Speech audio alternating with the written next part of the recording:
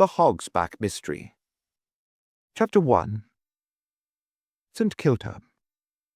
Ursula, I am glad to see you. Julia Earle moved forward to the carriage door to greet the tall, well-dressed woman who stepped down on the platform of the tiny station of Ash in Surrey. "Julia, this is nice." They kissed affectionately. Then the new arrival swung round to a second woman who had followed in the wake of the first. "And Marjorie, my goodness, Marjorie." They also kissed. "When I remember the last time I saw you, I declare we haven't met since Bolsover. How many years ago is that?" "Let's think. You're not much altered, Ursula. I should have known you easily. Or you, wonderfully little." She turned back to the first woman. "And how's the world, Julia?" The interchange of reunion was interrupted in order to superintend the removal by a porter of Ursula Stone's 2 suitcases from the carriage, and their conveyance by the same agency to a waiting car. "Where will you sit?" went on Julia. "In front with me, or behind with Marjorie?" "Oh, in front. I always like this drive. A lovely country, isn't it, Marjorie?" "In its way, yes. Of course, where I'm living is much finer, but this Surrey landscape is more restful. I forget your headquarters now, Marjorie. San Remo, isn't it?" "Roquebrune. Close to Roquebrune, that is. You know it, perhaps, just beyond Monte Carlo. I passed it in the train. I love all that coast." Meanwhile, Julia had started up the Morra Saloon, and they were soon bowling along towards the ridge of the Hog's Back, which presently came into view as their southern horizon. Julia Earle and her husband, a retired doctor, had settled down in the heart of wild Surrey, though, as they were only some 4 miles from Farnham, a little more from Guildford and Godalming, they could not be said to be entirely divorced from civilization.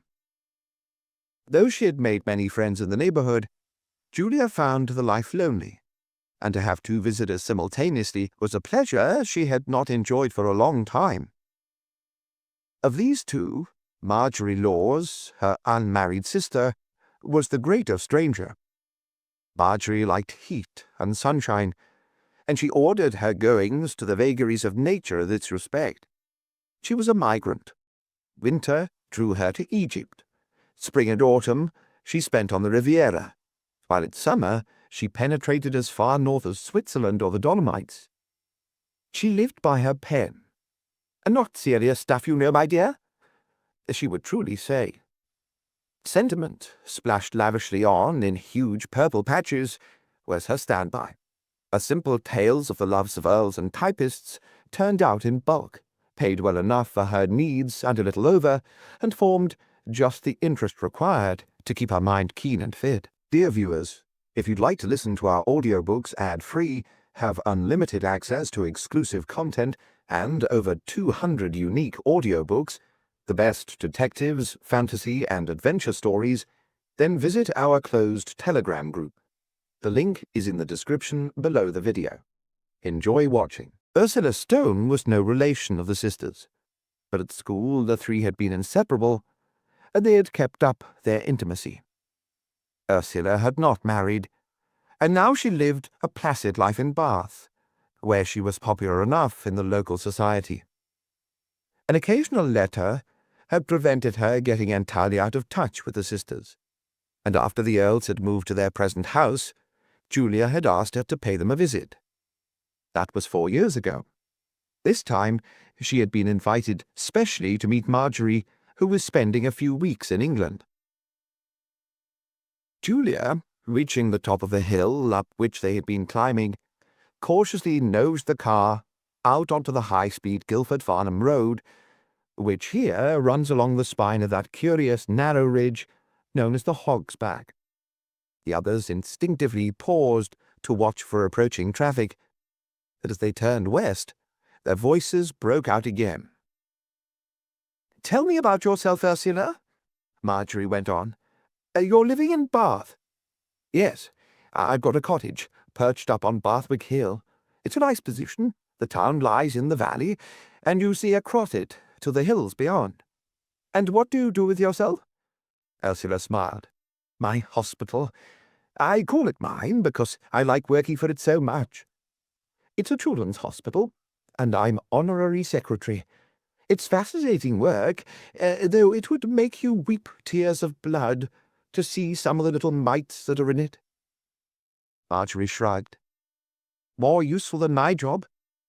But then I couldn't afford it. Tell me, have you ever come across the Bantings? And the talk went back to school days. Except from the point of view of age, none of them would see 35 again. The three women contrasted both in appearance and manner. Ursula Stone was tall and slight, with a facial angle approaching the vertical. All her lines indeed were vertical. Her narrow forehead was high, and instead of retreating, seemed to project further forward as it rose. Her nose was thin and aquiline, and a pointed chin was set well forward. Good features, all of them. With her very erect carriage and well-cut clothes, she was an interesting, indeed a striking figure. Her manners were old-fashioned, courteous and unworldly, and she had the air of living in an age that is gone. Julia Earle was also a handsome woman, tall, fair, with a commanding presence, and extremely well-dressed. She was the sort of woman whom men turned to look at in the street. She did not look her age, not by a dozen years. A kind of competence radiated from her. One felt instinctively that she would hold her own in any company and deal efficiently with any situation that might arise. There was indeed too marked a hardness in her face, a hardness notably absent from Ursula's. Her sister, Marjorie Laws, was neither so good-looking nor so well-dressed. It gave an impression of greater kindliness. Marjorie was smaller and thinner, and had grown slightly wizened. Her skin was darkened from southern suns, showing up more prominently her greying hair. She was the only one of the three to wear glasses, through which gazed out upon the world a pair of extremely intelligent, greenish-grey eyes. They had turned south from the Hog's Back, through the quaint old-world village of Seal, and now were passing through the dense pine woods of Hampton Common. At a crossroads they turned to the left through a still thicker wood of oak, beech and ash, with plenty of birch and nut trees, an almost impenetrable thicket. Presently Julia slowed down. "Here we are," she said, turning the car into a narrow gateway which bore on a plate the name St. Kilda. A short curving drive brought them to the house, a typical modern south-of-England cottage with lower walls of purple brick, upper story and roof of antique red tiles, and steel-framed casement windows. In front, and at both sides, the trees had been cleared back to leave room for a small garden. All round was the wood. The place had struck Ursula, on her one former visit, as small but fascinating, and immediately she felt, once again, its restful charm. But what had most impressed her then, and now, impressed her more than ever, was the isolation of the house. As far as appearances went, it might be the only dwelling in the world. "Oh, no," Julia said, when she commented on this. "Colonel Dagger lives just down the road, and the Foresters are close to him. There are plenty of houses about, but you don't see them because of the trees." Ursula was tired from her journey. It had been good up to Reading, where she had changed, but the local train through Farnborough took a leisurely interest in the surrounding country, stopping whenever possible, and being in no hurry to restart. Not till she came down, dressed for dinner, did Ursula see her host. Dr. Earle was a small, rather insignificant-looking man of about 60, with a round face of that high colour so often associated with heart affections. He had lived and practised in Godalming until some 6 years earlier. Then he had come into a little money, and hating general practice and loving research, he had obtained a partner, the Dr. Campion, to take over the heavy end of the work. He had bought St. Kilda for himself, intending to devote himself to writing a book on some abstruse theory he had formed on the culture of germs. Before, however, he had moved out, he had met with an accident and gone to Brighton to recuperate. There he had met and married Julia Laws. Now he greeted Ursula with a shy cordiality which somehow convinced her that he was really pleased that she had come. "So glad to see you again, Miss Stone," he said with a smile. "I hope you had a comfortable journey." Ursula reassured him, and they began to chat. On her previous visit, she had liked James Earle. She had found him unassuming and retiring, and anxious to do what he could to make her visit pleasant. Also, though surprisingly ignorant of books other than scientific treatises, he was fond of light reading, and she'd enjoyed the appreciation he had shown when introduced to some of her favourites. "Oh, what have you been doing with yourself lately, Dr. Earle?" she asked. "Nothing very much, I'm afraid," the little man smiled. "A little golf, a little writing, some work in the garden, still unhappily a few patients. I've tried to get rid of them without success. Some books, particularly some books. Have you read?" And they seemed, quite naturally, to slip into their relations of 4 years earlier. But it didn't last long. Julia and Marjorie soon came in, and they moved to the dining room. During dinner, Ursula realized, with some small feeling of regret, that what she had anticipated during her previous visit had come to pass. Then the Earles had not long settled down at St. Kilda. It was just a couple of years since their marriage. They were both advanced in age. They'd been very much Mr. and Mrs. Newlywed. Julia was evidently new-fangled and amused with her unwonted position, and was fond, in a maternal sort of way, of her elderly boy, for James Earle was just a grown-up boy.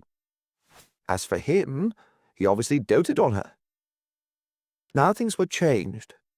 Earle clearly had not stood up to his wife, with the result that she had taken command and now appeared to give him but little consideration. Inevitable, Ursula thought, from their respective temperaments, but rather distressing.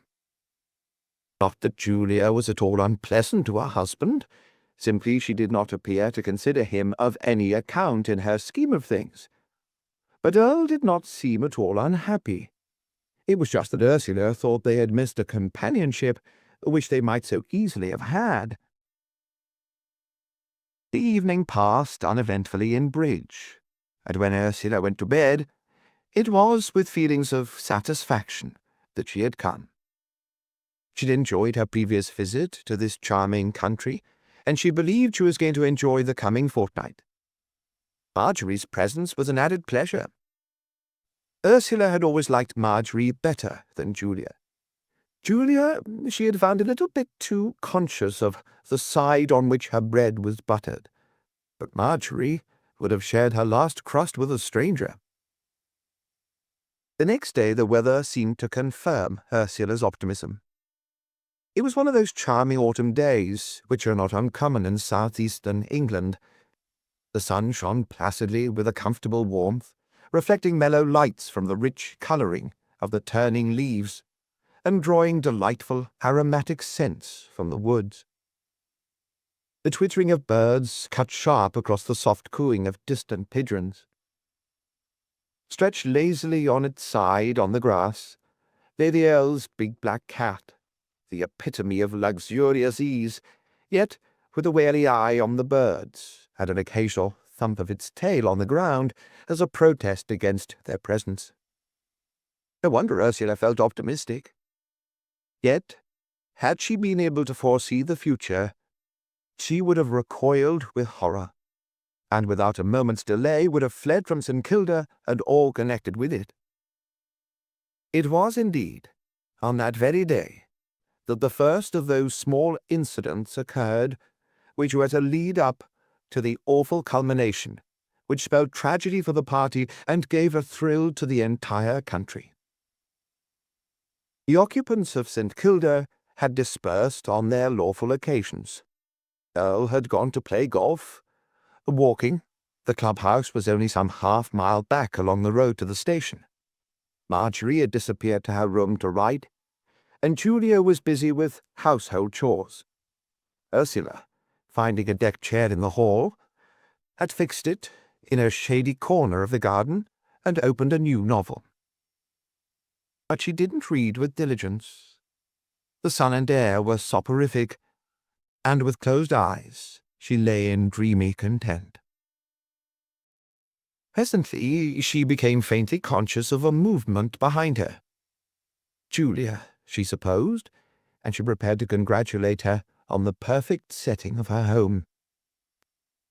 But the movement ceased, and Ursula sleepily imagined she had been mistaken.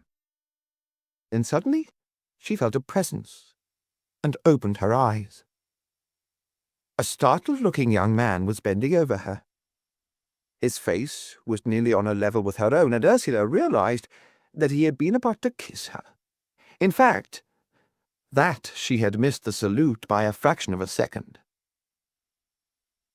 He was a tall young man, tall and thin, and rabbit-faced, with protruding mouth and retreating forehead and chin. He was obviously very much perturbed. "Beg pardon, I'm sure," he muttered, drawing hastily back. I thought it was—" He checked himself quickly, adding, "someone else." "Oh," said Ursula frigidly. "Yes," he went on, regaining confidence. "Only saw your feet, you know. Your face was hidden by the back of the chair, and that red dress—" Again he broke off in confusion. I mean, it was an accident. Sorry and all, had—" "There's nothing to be sorry about," Ursula said very distinctly. "No. No, of course not," he agreed. Ursula could have boxed his ears. "But I waked you up, you know. Shouldn't have done that. By the way, my name's Slade, Reggie Slade. I live next door. You know," he pointed vaguely to the trees ahead. "Do you happen to know if Mrs. Earle's about?" "I don't know where Mrs. Earle is," Ursula answered unhelpfully.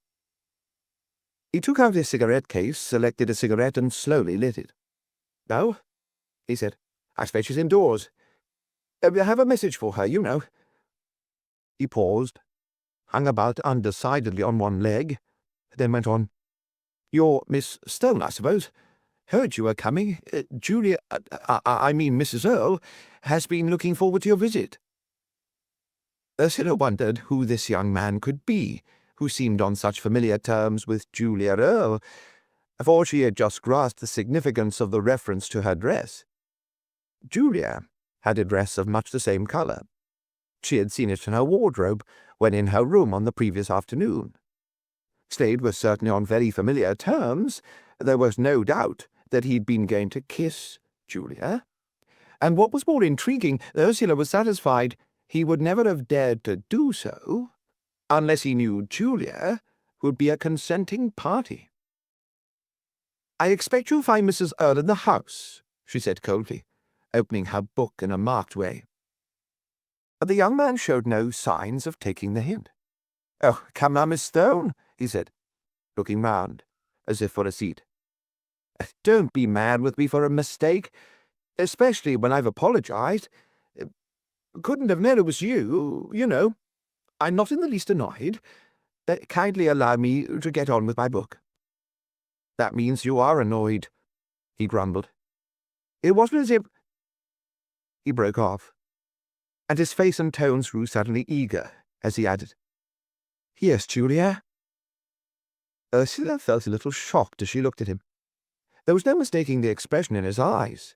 They had the adoring, worshipping look of a dog which fawns on its master. Whoever, or whatever, Reggie Slade might be, one thing about him was certain. He was utterly, overwhelmingly, in love with Julia Earle. Julia took no notice of him at first. She spoke cheerily to Ursula, asking her if she was cold, and saying that if so, there were rugs in the hall. Then she glanced at her other visitor frowningly. "What on earth do you want?" she asked unpleasantly. "It is my husband. He's gone out." The rabbit-faced young man looked so crestfallen that soft-hearted Ursula was sorry for him, in spite of herself. It was only," he stammered, "that I've got the Benty back. I've just been into Farnham for her. She's going better than ever. I wondered if perhaps—" "Oh, you were going to take James to play golf," Julia mocked. "Well, he's gone already." "Then there was that book," the young fellow pleaded desperately. "Oh, yes. The financial book for Colonel Dagger. Yes, I'll get it for you, if you come in. Sure you're all right, Ursula?" "In heaven," Ursula declared dreamily, and the others disappeared. Ursula felt more than a little distressed at this development, though not wholly surprised. She was not taken in by Julia's manner. That Julia had encouraged and was encouraging the young man, she hadn't the least doubt. Probably, thought Ursula, not at all cynically, but with the humorous toleration with which she had trained herself to look at life, Reggie Slade was bestowing that self-same kiss at the present moment. Probably also he was receiving value for it. Julia had always been like that, ever since Ursula knew her. She couldn't live without male admiration. Admittedly, wherever she went she received it, and yet, until James Earle appeared, no one, so far as Ursula knew, had wished to marry her. Men were ready enough for a flirtation, but when things began to grow serious, a bar to matrimony invariably appeared. Sometimes it was an existing wife, but usually that they suddenly found they had no money. For all of them knew that a poor man's love was no good for Julia. Ursula had indeed been surprised to hear of her friend's marriage. She wondered, as she had wondered before, if it was Earle's money which had proved the attraction. Earle was by no means rich, but he was comfortably off.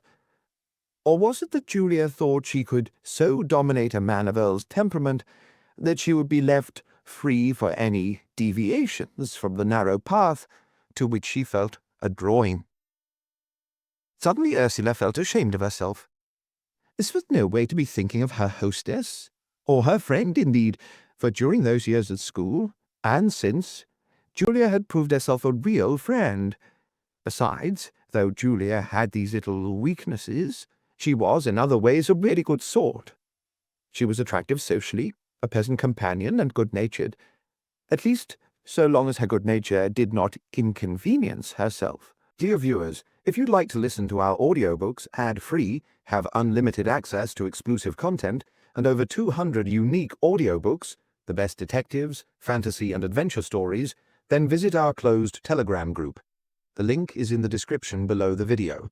Enjoy watching. All the same, Ursula could not help feeling extremely sorry for James Earle. At his age, and after his life of uncongenial work, he must have wanted to settle down and have a home.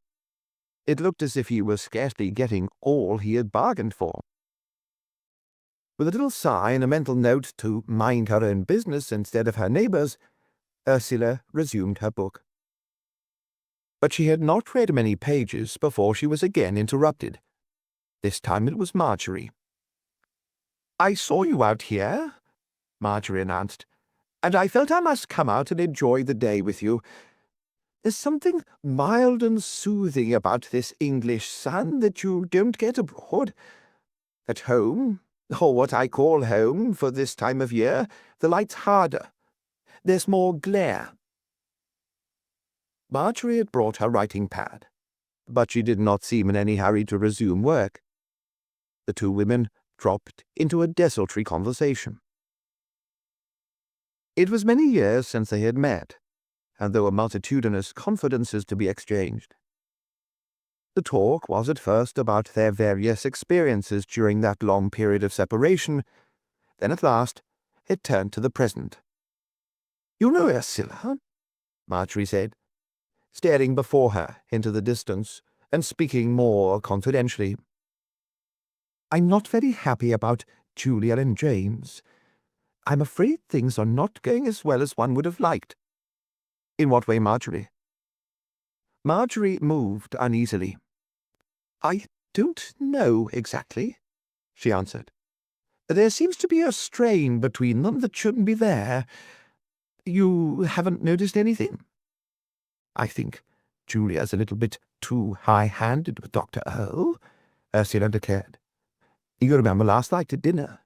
He wanted to go up to town to some meeting, but no, he couldn't do so. She wanted him to go with us to East Grinstead so that he could drive to that nursery for the shrubs while we were seeing the Leathams. It seemed a pity to me. And there was no hurry about the shrubs. And why couldn't he have gone to his meeting if he wanted to?" "It isn't that. James didn't mind about that. As a matter of fact, I happen to know he wasn't really particular whether he went off to that meeting or not. Besides," she paused and glanced sideways at Ursula, "James is not so meek and mild as you think. He can be quite nasty to her if he wants to. I've heard him. Quite nasty. I was surprised." Ursula smiled. "You don't say so. I shouldn't have believed it. But it's quite true.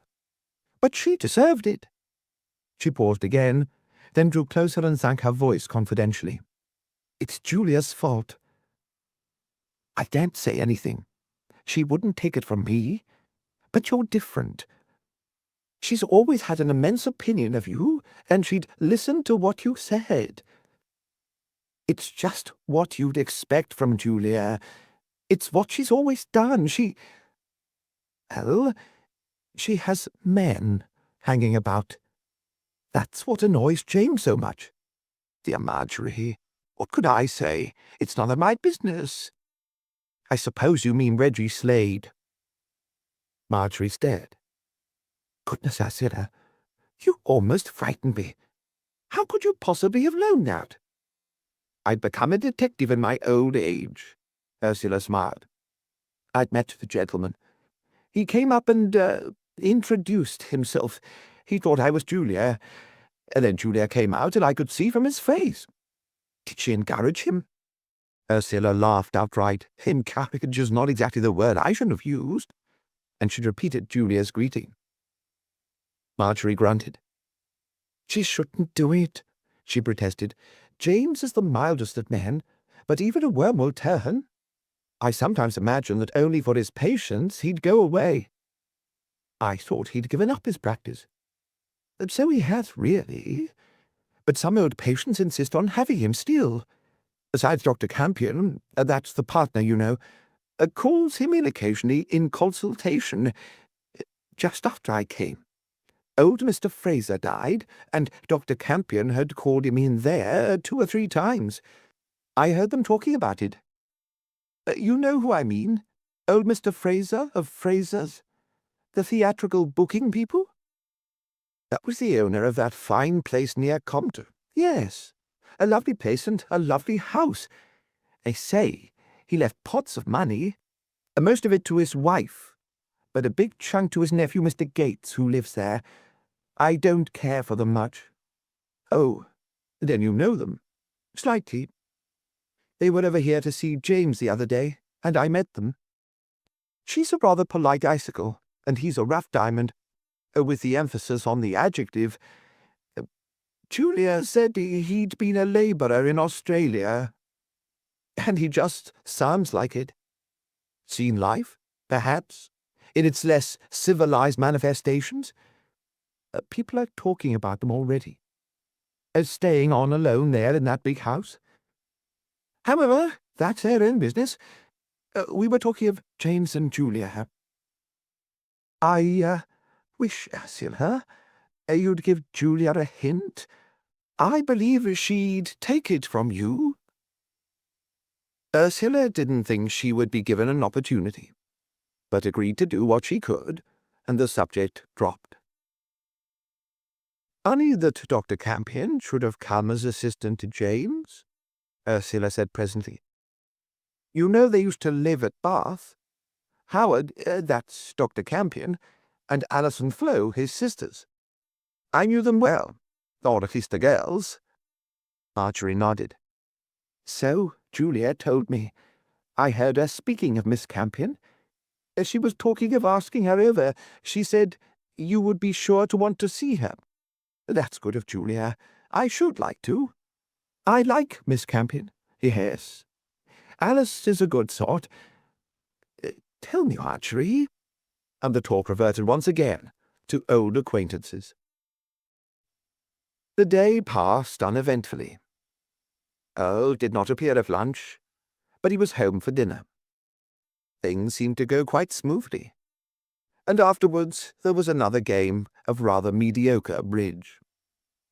They retired early, and next morning Ursula felt that she had quite settled down, and that she was going to enjoy her fortnight with her old friends. She little knew what the next few days would bring forth. Chapter 2. The Red Cottage. It happened that Alice Campion was unable to come to the Earls on the afternoon on which Julia had asked her. A couple of days later, Ursula took advantage of a visit of Julia and Marjorie to Dorking to go over and lunch with her old friend.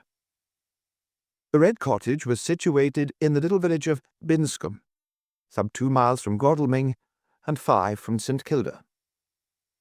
There was no direct railway, but the bus which passed St. Kilda ran within half a mile of the Red Cottage. In little more than half an hour after starting, Ursula rang the bell. Alice Campion was unfeignedly glad to see her visitor. "I'm so sorry I couldn't go over to St. Kilda," she explained. "Some people were coming here, whom I couldn't very well put off, but I all the better pleased now, for I have you to myself." Miss Campion was small, stout, round-faced, and jolly, good-tempered, a great talker, and a staunch friend. When Ursula could get a word in, she asked after Dr. Campion. "Howard will be sorry to miss you," his sister answered. "He's out on his rounds, and always lunches at Godalming, but all the better for me again. Now, tell me what you've been doing with yourself since I saw you. Let's see, how long ago is that? Why, it must be 4 years since you were here. The Earls went to St. Kilda 6 years ago. That's 2 years before we came out here.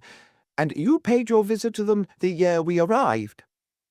Dr. Campion had, in fact, followed Dr. Earle's example in taking a partner to live over the surgery in Godalming, while he moved out into the country at Binscombe. Alice rattled on, not waiting for a reply. Ursula, who was really attached to her, sat smiling and putting in a word now and then, not to stem, but to direct the torrent. Listening indeed, with somewhat wandering attention to the flow, Ursula presently became aware that she was being asked a question. "How long am I staying?" she repeated. "Till Monday week, I think.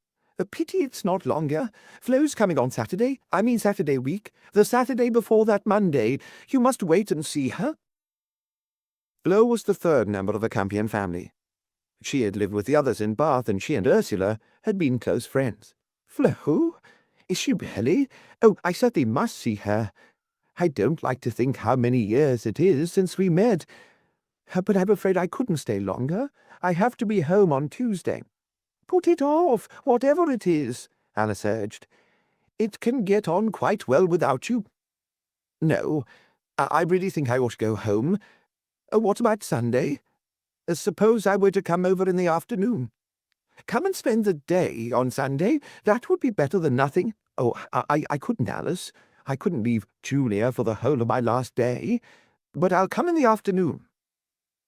After some grumbling on the part of Alice Campion, it was arranged that Ursula should go over in time for tea and stay for the evening, when Dr. Campion would run her back to St. Kilda. "You must see the house," Alice declared. I don't think we were settled in last time you were here." They went through all the rooms, of which Alice was evidently extremely proud.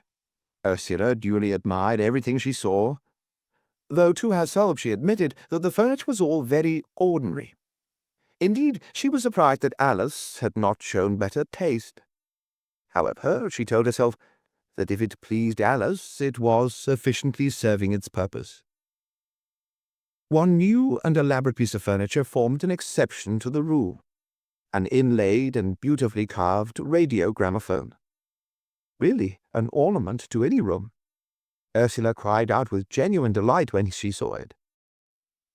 "Say that to Howard," Alice answered. "He's just finished making it, and it's the apple of his eye at present. If you praise it, he'll take you to his heart at once." "Making it?" Ursula repeated in astonishment. "You don't mean that he made that case?" "He made everything you see and fitted in all its works. And it has a very good tone, too. Listen." She turned the switch, and the room was filled with the sickly pulsating throbs of a cinema organ. "You must see his workshop," Alice went on, "only he'd like to show it to you himself. He really can do anything with his hands, but of course he's got good tools. I don't know what that place hasn't cost him." And she produced further samples of Campion's skill. Ursula was fond of anything mechanical, and she took a mental note to remember to see the workshop on her next visit. In discussing old times, the day slipped quickly away, and evening had come, and Alice had driven her guest to the St. Kilda bus before they had finished half of what they wanted to say. Ursula was enjoying her visit to the Earles. She had quite settled down into their ways, and she had the freedom to amuse herself that she so much liked. In the forenoon she lay about and read, while Marjorie added page after page to the latest tale of love and longing, and Julia busied herself about the house. In the afternoon they usually went exploring, either in the car or on foot. James Earle spent a good deal of his time on the golf links, but sometimes he stayed working in his study, or amusing himself in the most leisurely way with odd jobs about the place. After dinner, they usually played bridge. No discord had so far marred the visit. On several other occasions, Reggie Slade had put in an appearance, after which he and Julia generally somewhat mysteriously vanished. In spite of Marjorie's request, Ursula had not spoken to Julia on the subject of Slade. She felt it would be a useless impertinence. It was not as if Julia were a girl. She was a woman of nearly Ursula's own age, and she knew what she was doing and how far she intended to go without advice from any other person. Ursula, indeed, felt that her interference would cost her her friend, and she did not see why she should pay this price for no adequate return. Then one day a trifling but unpleasant incident took place, which worried Ursula, and made her fear that affairs at St. Kilda were in a more parlous state than she had supposed. It occurred towards the end of her visit, on a Thursday, and she was leaving the following Monday.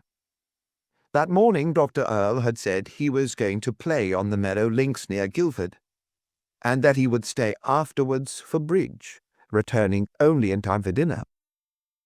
This had happened twice before since Ursula's arrival, and the intimation was received without further comment. Shortly after breakfast he set off in the car. He had scarcely gone when Ursula was called to the telephone. A great friend of hers, whom she had not seen for years, was passing through London that day on her way from South Africa to Yorkshire. Would Ursula come up and lunch with her? Ursula would. Nothing special had been arranged for that afternoon. Julia, however, was overwhelmed with regrets.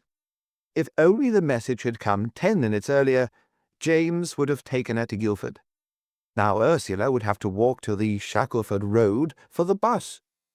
She could, of course, get the train at Godalming, and she would be in plenty of time, but it was too unfortunate that the car had gone. Ursula really did not mind in the least. She reassured Julia, said she'd be back to dinner, and started off. Again, it was a lovely day, and she enjoyed her journey. At Waterloo, her friend met her, and, as it was early for lunch, they decided to carry out one or two small commissions first. One of these took them to Marylebone Station, and it was when they were returning to the Marble Arch that the incident happened. They were walking along the east side of Seymour Place, when near the crossing of Upper George Street, a car overtook them, travelling at a very slow speed. Ursula glanced at it casually, and instantly became rigid. The car was Dr. Earle's, and in it sat Earle himself. For a moment Ursula could not believe her eyes, and almost stopped staring. But she had not been mistaken.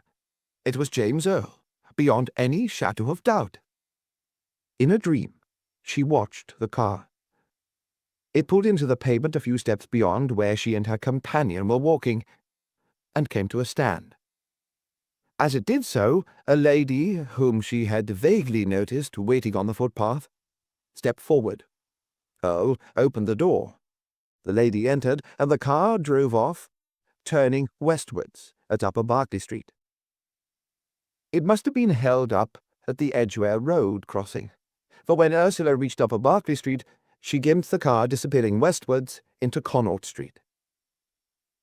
The little incident had taken place not more than a dozen feet from Ursula, and she had a good look at the woman. It was someone she had never seen before. She was young and rather plainly dressed in grey, and was good-looking after the classical Grecian fashion. She seemed to know Earle well. Scarcely hearing the "someone you know" of her friend, Ursula gazed after the retreating vehicle. James Earle, that quiet, meek little man, with his uncomplaining acceptance of his wife's vagaries, his shy friendship with herself, and his unobtrusive interest in books. Here was another side to his character. She could not have imagined his taking the law into his own hands like this. There was, of course, no earthly reason why her host should not come up in his car to town, meet a lady, and drive her wherever she wanted to go. If that were all, neither Julia nor anyone else could have had the least objection. But the fact that Earle should have thought it necessary to hide his action made all the difference. He had said that he was going to spend the day playing golf at Merrow. That statement changed an innocent meeting into a guilty one. He would have had no need to tell that story unless he had something to hide. For Julia, Ursula had no sympathy whatever. Julia had only got what she very richly deserved. At the same time, Ursula was sorry. She had no special moral scruples on these subjects, but her experience told her that such a state of affairs could lead only to unhappiness. Ursula wanted everyone to be happy, and it hurt her when she saw possible happiness being missed. However, the affair was no business of hers. Dismissing it from her mind, she lunched with her friend, saw her off to the north, and returned to Waterloo. But in the train, the matter occurred to her. Gradually she began to wonder, could she not have been mistaken? There really was something in that theory of doubles. She remembered how on one occasion at a musical festival in Cheltenham, several people had come up and spoken to her, calling her Miss Oliphant. A strange and disconcerting experience. Probably this was a similar case. The man was exceedingly like Earle, but he was not Earle. Of course, on the other hand, there was the car. Then Ursula thought that she was merely making a fool of herself, building up this vast edifice of distrust and suspicion on no real foundation whatever. Why should not the same thing have happened to Earle as happened to herself? Why should not he, too, have received an unexpected message requiring his presence in town? This, she felt, was the explanation of the mystery.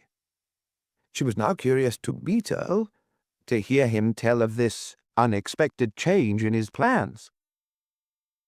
When, however, they met for dinner, Earle made no reference to his day.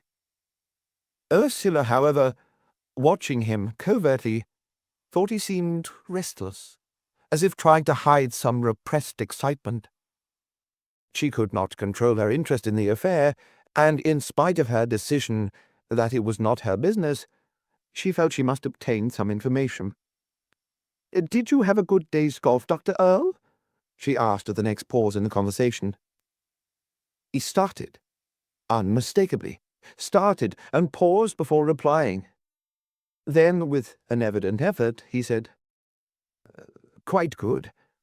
In fact, though I feared who shouldn't, I covered myself with glory in going round in 3 less than I had done before.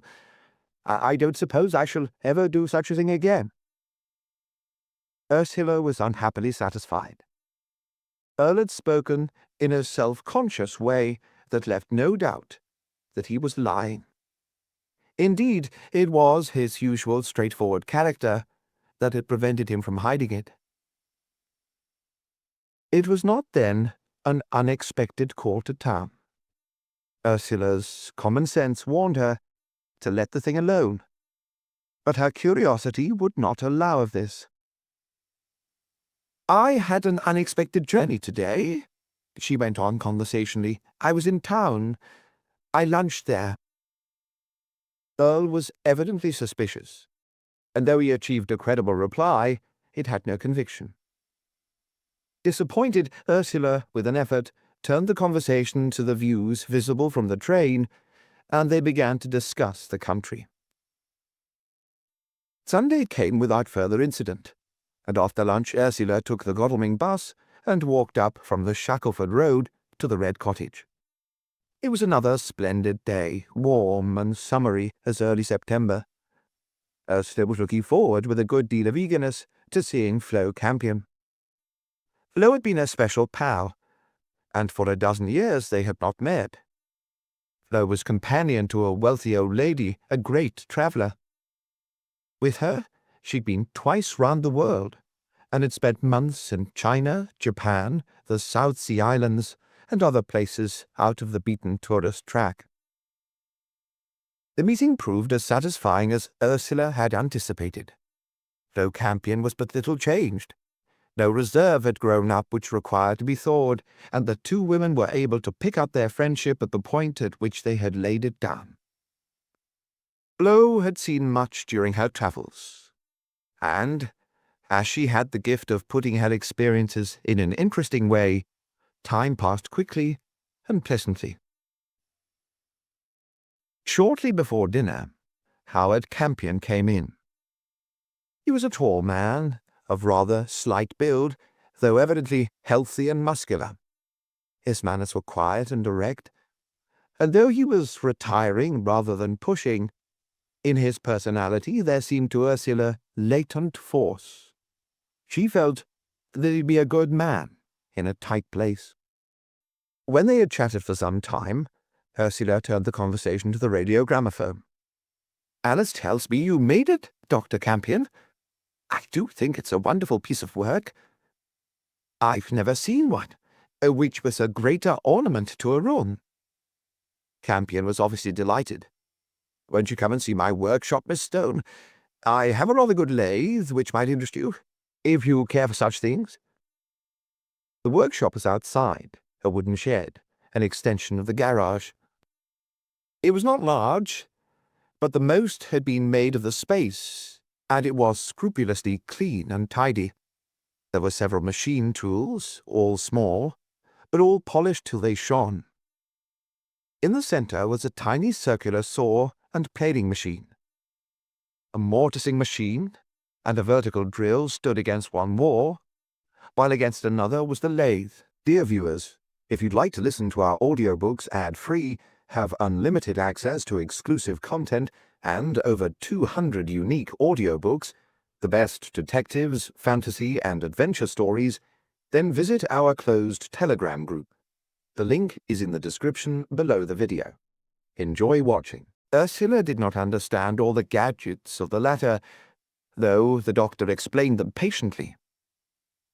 But she could see that it was a beautiful piece of work, and admired it accordingly. Beside the circular saw, was a well-equipped bench, with above it rows and rows of shining tools. As they moved round, Campion picked up a brown paper parcel from one of the shelves. "Ah," he said, "I've forgotten all about this. It just occurs to me that you might like it." "I, Dr. Campion? What is it?" He unwrapped the paper. Within were some strangely shaped bits of free plywood, tiny hinges, and other small metal objects, together with coloured and patterned papers. "It's a doll's house," he explained. "One of those packets that the handicrafts people put out. You know, the Weedington Street people, NW3. You have nothing to do but stick the pieces together. Here are the parts of the house, the windows, doors, and so on, and this is brick paper for the walls and tile paper for the roof. I got it for a patient, a little girl of 6, but before I could put it together, the poor little mite died. Now it occurs to me that you might like it for your hospital." Ursula was genuinely grateful. "Oh, Dr. Campion, how good of you," she said warmly. "I'd be just delighted. But can you send it after me? I'm afraid I'm going home tomorrow." "No need to do that. I'll slip it together after dinner." "Can you really? In so short a time?" Campion smiled. "Bless you, yes. It's nothing of a job. I use a cold glue that sets very quickly. I'll do it after dinner, and you can take it with you." He put down the bits of wood and pointed to a half-finished frame. "Yes, something that may interest you also. It's supposed to be a combined tea table and cake stand. The tea will be here." And he went on to describe the affair, which folded, and which was evidently an idea of his own, of which he was very proud. Ursula was interested, and she talked about the scheme till Alice came out to say that dinner was ready. Campion had not much to say at meals. Indeed, neither he nor either of the visitors had much chance to say anything. Alice's tongue seldom ceased. Ursula indeed wondered how she was able to eat anything and keep the flow of conversation going. But all that she said was both interesting and kindly. Ursula enjoyed listening to her, though how long she would continue to do so, she would not have prophesied. After dinner, the women returned to the drawing-room, while Campion went to his workshop to assemble the doll's house. Ursula got into an argument with Alice as to how she should go back to St. Kilda. "I will not have Dr. Campion take out the car," Ursula insisted. "There is a bus about 9, and I'll go by it. Why shouldn't I?" "Indeed, you'll do nothing of the kind. You mustn't go so early, for one thing. Of course Howard will run you over. That was the arrangement from the beginning." Ursula gave in, and they settled down to chat. Flo was full of a new tour her old lady was about to undertake. She was certainly a wonderful old woman, nearly 70, and with the wanderlust of a girl of 20. She wanted, it appeared, to cross the Andes before she died. It had been a dream with her for many years, and now she was going to do it. She would go direct to Buenos Aires, then cross the continent to Valparaiso, and so up the coast, returning via the Panama Canal and New York. Presently the doctor came in. He was carrying the assembled body of the doll's house, but without windows, fittings, and decorative papers. "This'll give you an idea of what it's going to look like, Miss Stone," he said. "I wondered if you would like a brick house and a red roof, or a stone house with slates. I've got paper for both. Personally, I like the brighter colours, but I think in Bath the others are the rule. What do you say?" Ursula was delighted with the tiny structure. "Oh, how splendid!" she cried enthusiastically. "The children will simply love it. It is good of you, Dr. Campion." She turned to the others. "See what I'm getting for the hospital. What do you think? Bright colours or dull? Bright, I suggest." "You should have a red cottage," said Flo, "to remind you of where it came from." a suggestion which was unanimously agreed on. "I'm running you over in the car, of course," Campion said, pausing as he reached the door. "Don't forget that. And try and slip off by the bus." "She was trying," Alice put in. "In fact, she wanted, right or wrong, to go, but I wouldn't let her. I told her you'd run her across." "Of course. It won't take any time." "Very good of you all, I'm sure," Ursula declared as Campion disappeared. "There now," said Alice, who never missed an opportunity of proving herself in the right. "You see, you couldn't have caught the bus, even if you'd wanted to. You'd have had to leave now, without your doll's house." Ursula admitted it. I took advantage of the change of subject to urge Alice and Flo to visit her at Bath. "Run over in the car," she begged. "Even if you only stay the night. Let's have a walk over some of the old places." They both said that they would love it. Alice promised she would try to do it in the summer, and Flo when, if ever, she got back from South America. This restarted the matter of the tour, and they discussed routes and ports of call and shore excursions, till Campion again entered, this time with the completed house. When the little building had been duly admired, Ursula said she must go. "We'll all go," Alice declared. "It's not a very big car, but we'll manage it. Come on, Flo. You needn't put on a hat. Bring round the car, Howard. Have you got your things, Ursula?" That was Alice all over, arranging everything and everybody. But no one minded, and presently they all packed into the Doctor's small standard and started on the 5-mile run to St. Kilda. Chapter 3. Missing from his home. It was fine but cold as the party set out. The sky was clear, and a brilliant 3/4 moon blotted out all but the brightest stars and threw the shadows of the trees black as ink across the road. There was no wind, and save for the purr of the car, everything was still.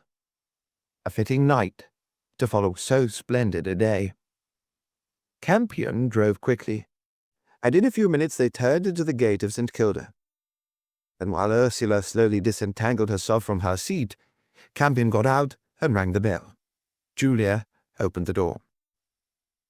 "Oh, is it you, Dr. Campion?"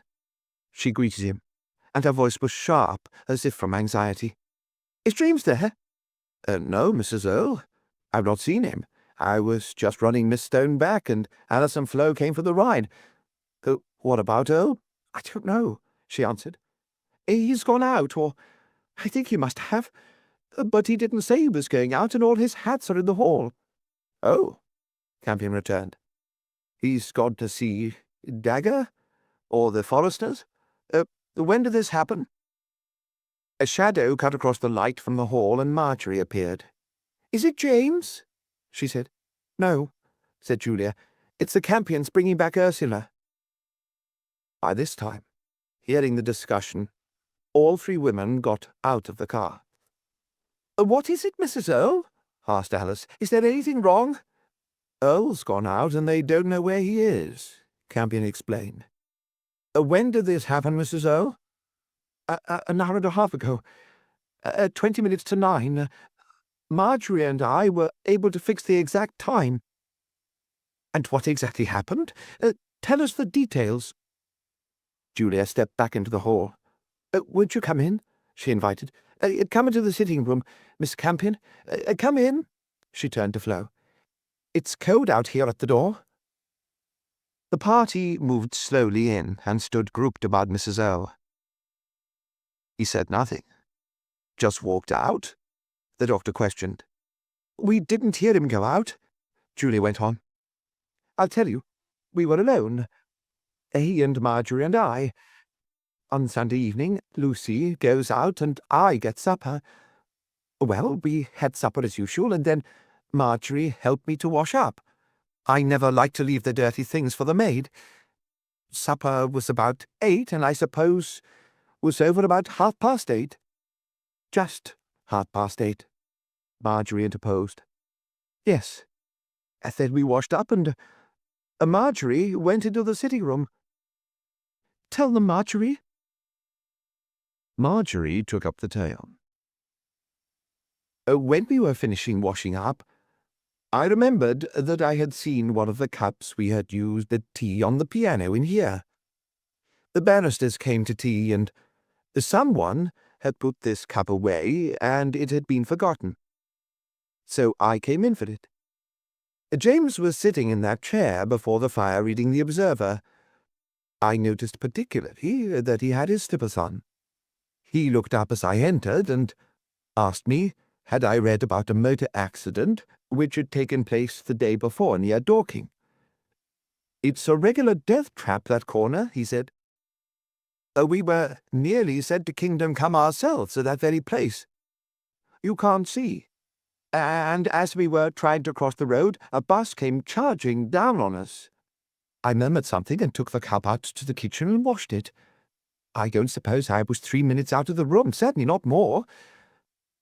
As I came in again, I went on talking about the accident. I said, 'Is that the corner near the school, where we met Janie Holt?' There was no reply, and when I looked over, James was gone. His newspaper was there on the chair, but he was gone." She paused. "And what did you do?" Campion asked. "I didn't do anything. Why should I? I thought it funny just for a moment, you know, but I didn't really pay any attention to it. I supposed he had gone upstairs, but then, when he didn't come down again, Julia—" "When I came in 10 minutes later," Julia interrupted, "I asked where he was, because once he sits down to read the paper, he usually doesn't move till he's finished it. After another half hour, he hadn't turned up, and I said again, 'Where can James be?' At first we thought he had gone upstairs, but Marjorie said she had not heard him pass the kitchen door, and you know, you could scarcely go upstairs without being heard. However, we supposed he must have done so, but as time still went by, and he did not come down, I got anxious and went up to look. He wasn't upstairs. I both called and looked. Then we thought he must have gone out, but I looked and found that all his walking shoes were upstairs and all his hats in the hall. If he had gone out, it must have been without a hat and in his slippers. All the same, we went round the place calling, but we could find no trace of him. He was not in the garage, nor the greenhouse, nor anywhere about." "Some patient?" Campion suggested. "Are you sure the telephone didn't ring?" "Absolutely certain. We couldn't have helped hearing it. Besides, with slippers and no hat." "He's gone into Daggers, or the Foresters, as I said," the doctor remarked again. "Ring them up on the grounds that he's wanted on the telephone." "Yes. Do, Mrs. Earle," Alice exclaimed. "You'll find that's what has happened. You see, it's such a lovely night that he might easily walk a short distance in slippers, and without a coat or hat. You'll find he'll turn up directly." "I don't want to make a fuss about it," Julia declared, "because he'd be so annoyed. What you suggest is a good idea, Dr. Campion. I'll ring up." "I don't like it," said Alice in a low voice, as Julia left the room. "I don't like it at all. I never liked his colour. You know, heart. That high, florid sort of colour always means something's wrong in the heart. He's gone out, and fallen somewhere, and not been able to get up again. You'd have to search, Howard." The doctor made a gesture of impatience. "My dear Alice," he grumbled, "do for pity's sake control your imagination. Can't a man go in to pass the time of day with a neighbour without raising the entire country? He's all right. Don't make such an unholy fuss." "It's not making a fuss to take reasonable precautions." She turned from her brother. "Don't you see, Ursula? Don't you see, Flo? What I say is not making a fuss. It's most likely. No one goes off like that without a word. You wouldn't do it? I wouldn't do it. Even Howard wouldn't do it. Would you, Howard? Would you go—" "He's not at the Foresters," came Julia's voice from the hall. "I'll try Colonel Dagger." Campion moved out into the hall, possibly to escape his sister's catechism. The others slowly followed. "Oh, is that Colonel Dagger?" they heard. "Is James there by any chance? Someone wants to speak to you on the telephone. He's gone out, and I rather imagined he was going in to see you." "No? Oh, well, it doesn't matter, thanks. So sorry to have troubled you." "He hasn't been there," Julia went on, as she replaced the receiver. "Where else could he have gone?" Campion asked. "What about the golf club?" "He would never have gone to the club in his slippers," declared Julia. "But I'll ring all the same."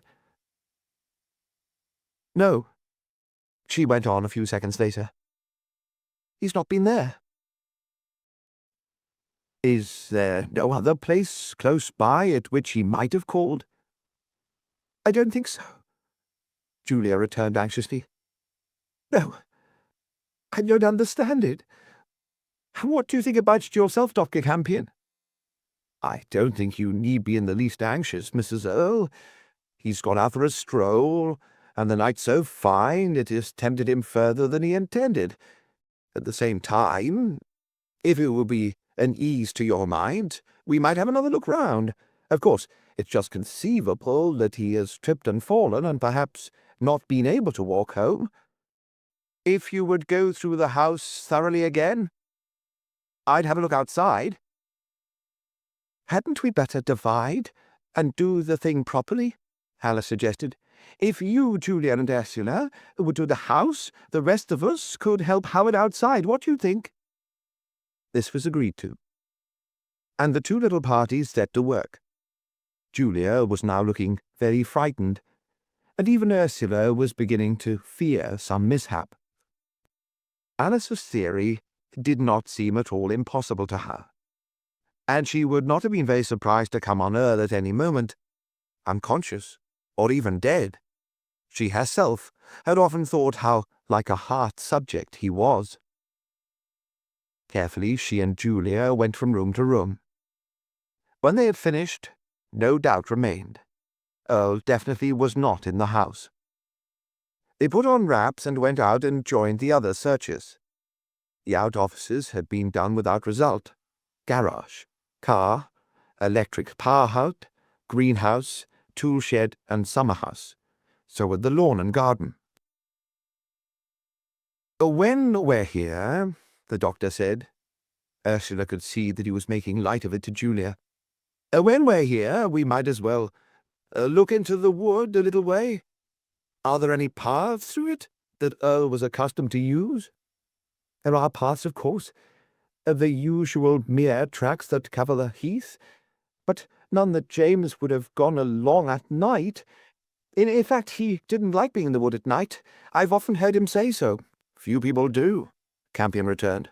"All the same, the fine night might have tempted him. We'll just have a look." He divided the surrounding wood into areas, and his party into twos, allocating an area to each party. He himself undertook the road. "I think we'd better have the car," he said to Ursula, who chanced to be his partner. "If I ran slowly, you could examine the near side of the road while I looked at the other. He might have gone for a walk and felt faint and be resting on the bank." They went for a couple of miles in each direction, returning to find that a search of the wood surrounding the house had yielded no better result. None of the party now made any pretense of being free from anxiety. "It's 11:30, said Julia, "and he disappeared at 9:20, merely 3 hours ago. Something dreadful has happened. I'm frightened. What should we do?" It was easier to ask the question. It was anything but easy to answer it. Everyone thought of the police. No one liked to suggest calling them in. "Has he ever gone out like this before?" Flo Campion asked, as if in an effort to postpone the inevitable question. "Never," Julia declared. "James is good that way. He always says when he's going out and when I may expect him back. and if he can't come, he always telephones." "I cannot help thinking he has gone into some house," Campion put in.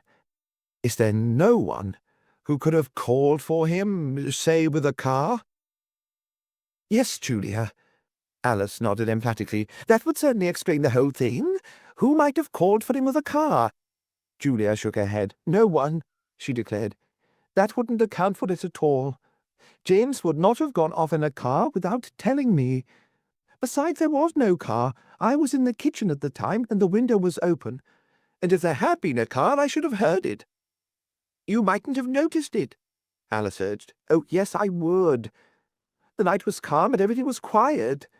I should certainly have heard it. Marjorie agrees with me." "Oh, yes," said Marjorie. "There wasn't a car. I should have heard it too. And there simply wasn't one." "Don't you lock the French window at night, Mrs. Earle?" Campion asked. "You're sure it was open when he disappeared?" "Oh, yes, it was open. That was one of the first things we tried. We do lock it, of course, but not necessarily at dinner time. Often it lies unfastened in the evening, but James always locks it before going to bed." Campion cleared his throat nervously. "I hardly like to suggest to Mrs. Earle," he said, "but I'm not sure that it mightn't be well if I were to run into Farnham and tell the police. We mustn't shut our eyes to the possibility of Earle's falling over something in the dark and perhaps twisting his ankle and being unable to return. The police would help in making a search in case something of that kind had happened. What do you think?" "I think he should go, Mrs. Earle," Alice said at once. "I think we all felt that the police should be told, but none of us liked to say so. What do you think?" Julia appeared unwilling to take so drastic a step. "I'd simply hate having the police in," she declared. "But if you all think it's the right thing, let's do it. You haven't said anything, Ursula. What do you think?" For a moment Ursula did not reply. An unpleasant suspicion had for some time been shaping itself in her mind, a suspicion founded on the knowledge she had so unexpectedly gained during her visit to London. Had Earle really left St. Kilda? But voluntarily? Had he slipped away according to some prearranged plan to join the woman of the car? Was it really a case of desertion that they were considering? This solution had not occurred to the others because they didn't know what she knew. But if she were right, if Earle had quietly departed, would Julia want the police to be called in? Would she not rather wish to keep the unhappy affair private? Would she not prefer to give out that Earle had been called away on business and perhaps afterwards herself move to some other locality, where she would be a stranger?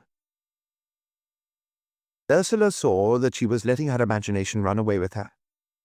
She had no real reason to suppose her idea correct. Alice's theory of a heart attack was much more probable. However, she thought she ought to put the point to Julia before this decision about the police was taken. Could she get her alone? "I think you should look again in his room before you make a move. There might be a note in an engagement book or something." She got up. "Come along, Julia, and I'll help you. We won't keep you others a moment." Alice and Marjorie stared, but neither spoke, and Julia suffered herself to be led from the room. They went into Earle's study, and Ursula, summoning all her courage, closed the door and turned to her friend. "Dear Julia," she said, "I asked you to come away from the others because there's something that you should know before you decide about calling in the police." She hesitated. In spite of Julia's own little failings, it wasn't going to be easy to suggest to her that her husband was unfaithful, nor that he was callous enough to leave her in this cruel doubt as to his fate and her own. Suddenly Ursula saw that she had been wrong. Earle would never have done it. If he were infatuated with that other woman, He might desert Julia for her, but he would at least have left a note telling his wife the truth. But it was too late to change her mind now. Besides, Julia ought to know in any case. I'm afraid, my dear, you'll be very much hurt and upset by what I have to tell you, but I do think you ought to know. I don't think it has any connection with this affair, but it just possibly might have. When I went up to London last Wednesday—" and she went on, and told, in the simplest and most direct way, just what she had seen. "What I thought, Julia, was this," she went on. "If by any chance he was momentarily overcome by his infatuation, it's just conceivable he might have gone off to see this woman, and in that case, would you like the police to be brought in? I thought you should know about it, so that you might be able to decide." Ursula was surprised at the way her friend took the news. "Dear Ursula," she said, "how you must have hated telling me that. But you needn't have minded. I didn't suspect anything of the kind, I admit, but I can't blame him. I may tell you now that we're talking in confidence, that our marriage was a mistake. I don't think it was our fault, just we didn't suit each other." She paused, then went on in a burst of confidence. "If he hadn't looked elsewhere, I might have."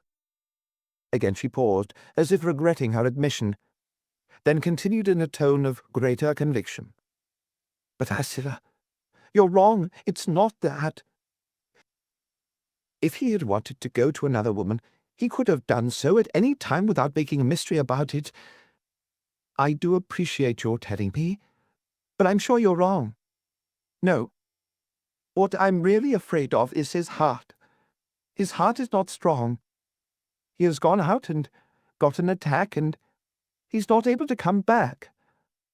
I think we should tell the police, and I think we should organize a more thorough search." Ursula, so far as she was concerned herself, was profoundly thankful. She'd done a horrible duty because she believed it was her duty, and she had not lost her friend. "Then by all means ask Dr. Campion to go at once," she agreed. "If you feel that way, there's no time to be lost." They returned to the others.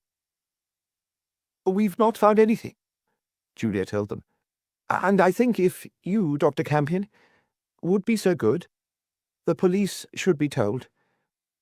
As I was saying to Ursula, James's heart is not very strong, and he may become faint and be unable to come back.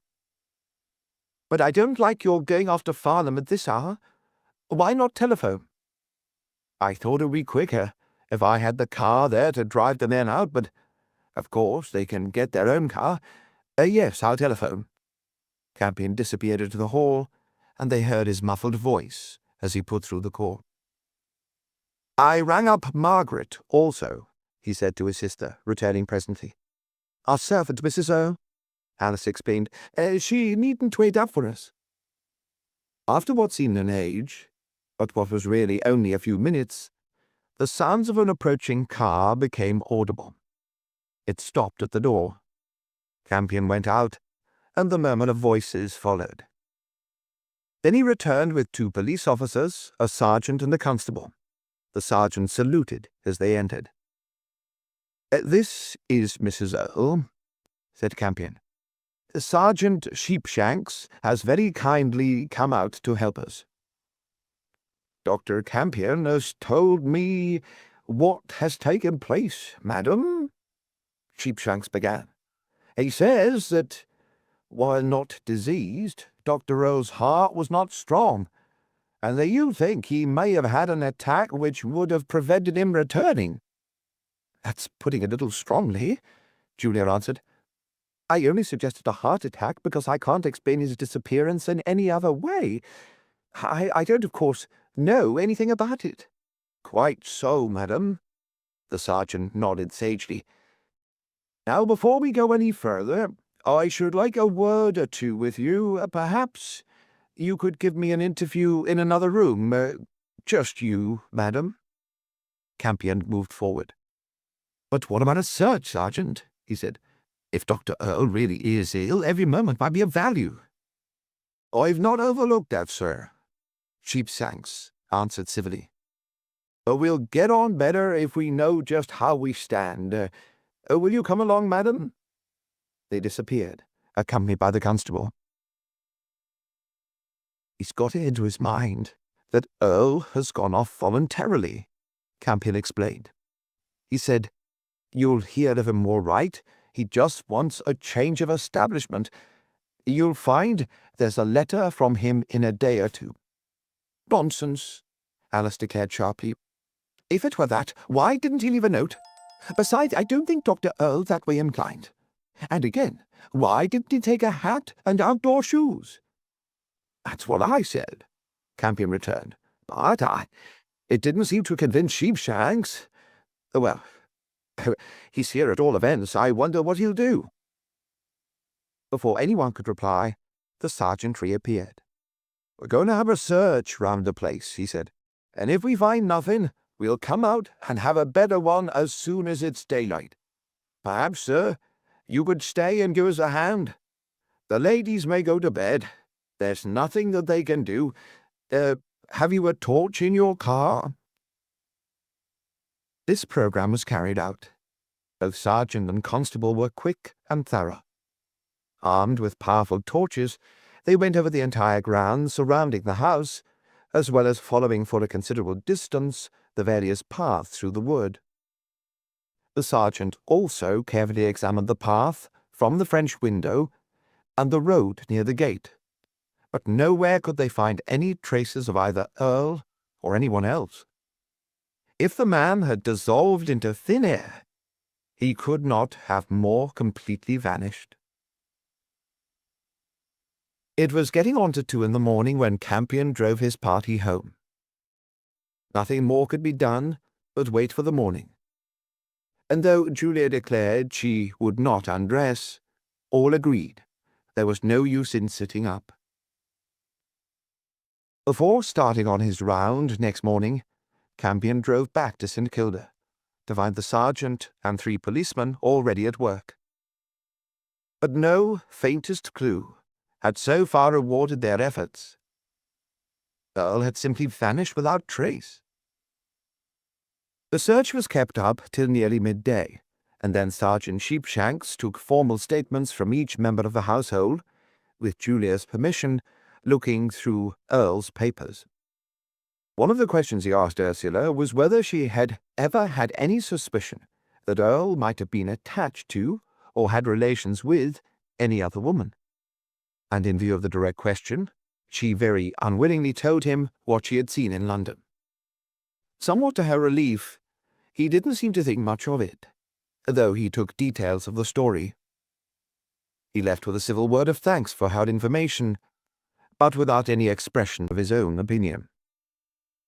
Slowly, the hours of that day dragged away without bringing to light the slightest information about the missing man.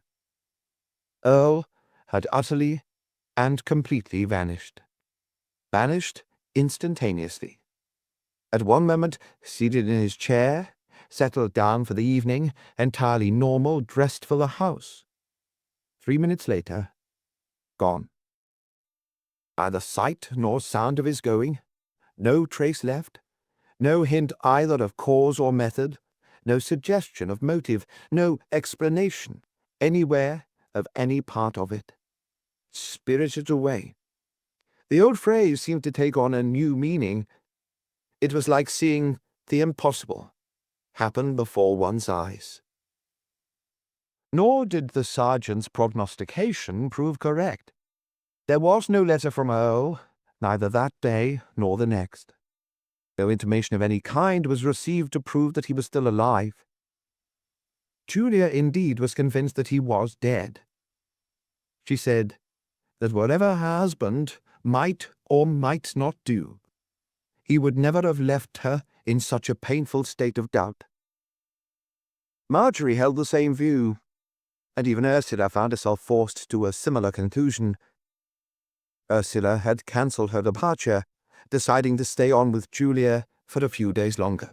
Dear viewers, if you'd like to listen to our audiobooks ad-free, have unlimited access to exclusive content, and over 200 unique audiobooks, the best detectives, fantasy and adventure stories, then visit our closed Telegram group. The link is in the description below the video. Enjoy watching. What the police were doing, if anything, the ladies did not know. The sergeant had returned after lunch to Farnham, saying that he would keep them advised how things went on. But he had told them nothing. 2 days later, however, they found that the police had not been idle after all. A pleasant-looking, keen-eyed man of slightly under medium height called.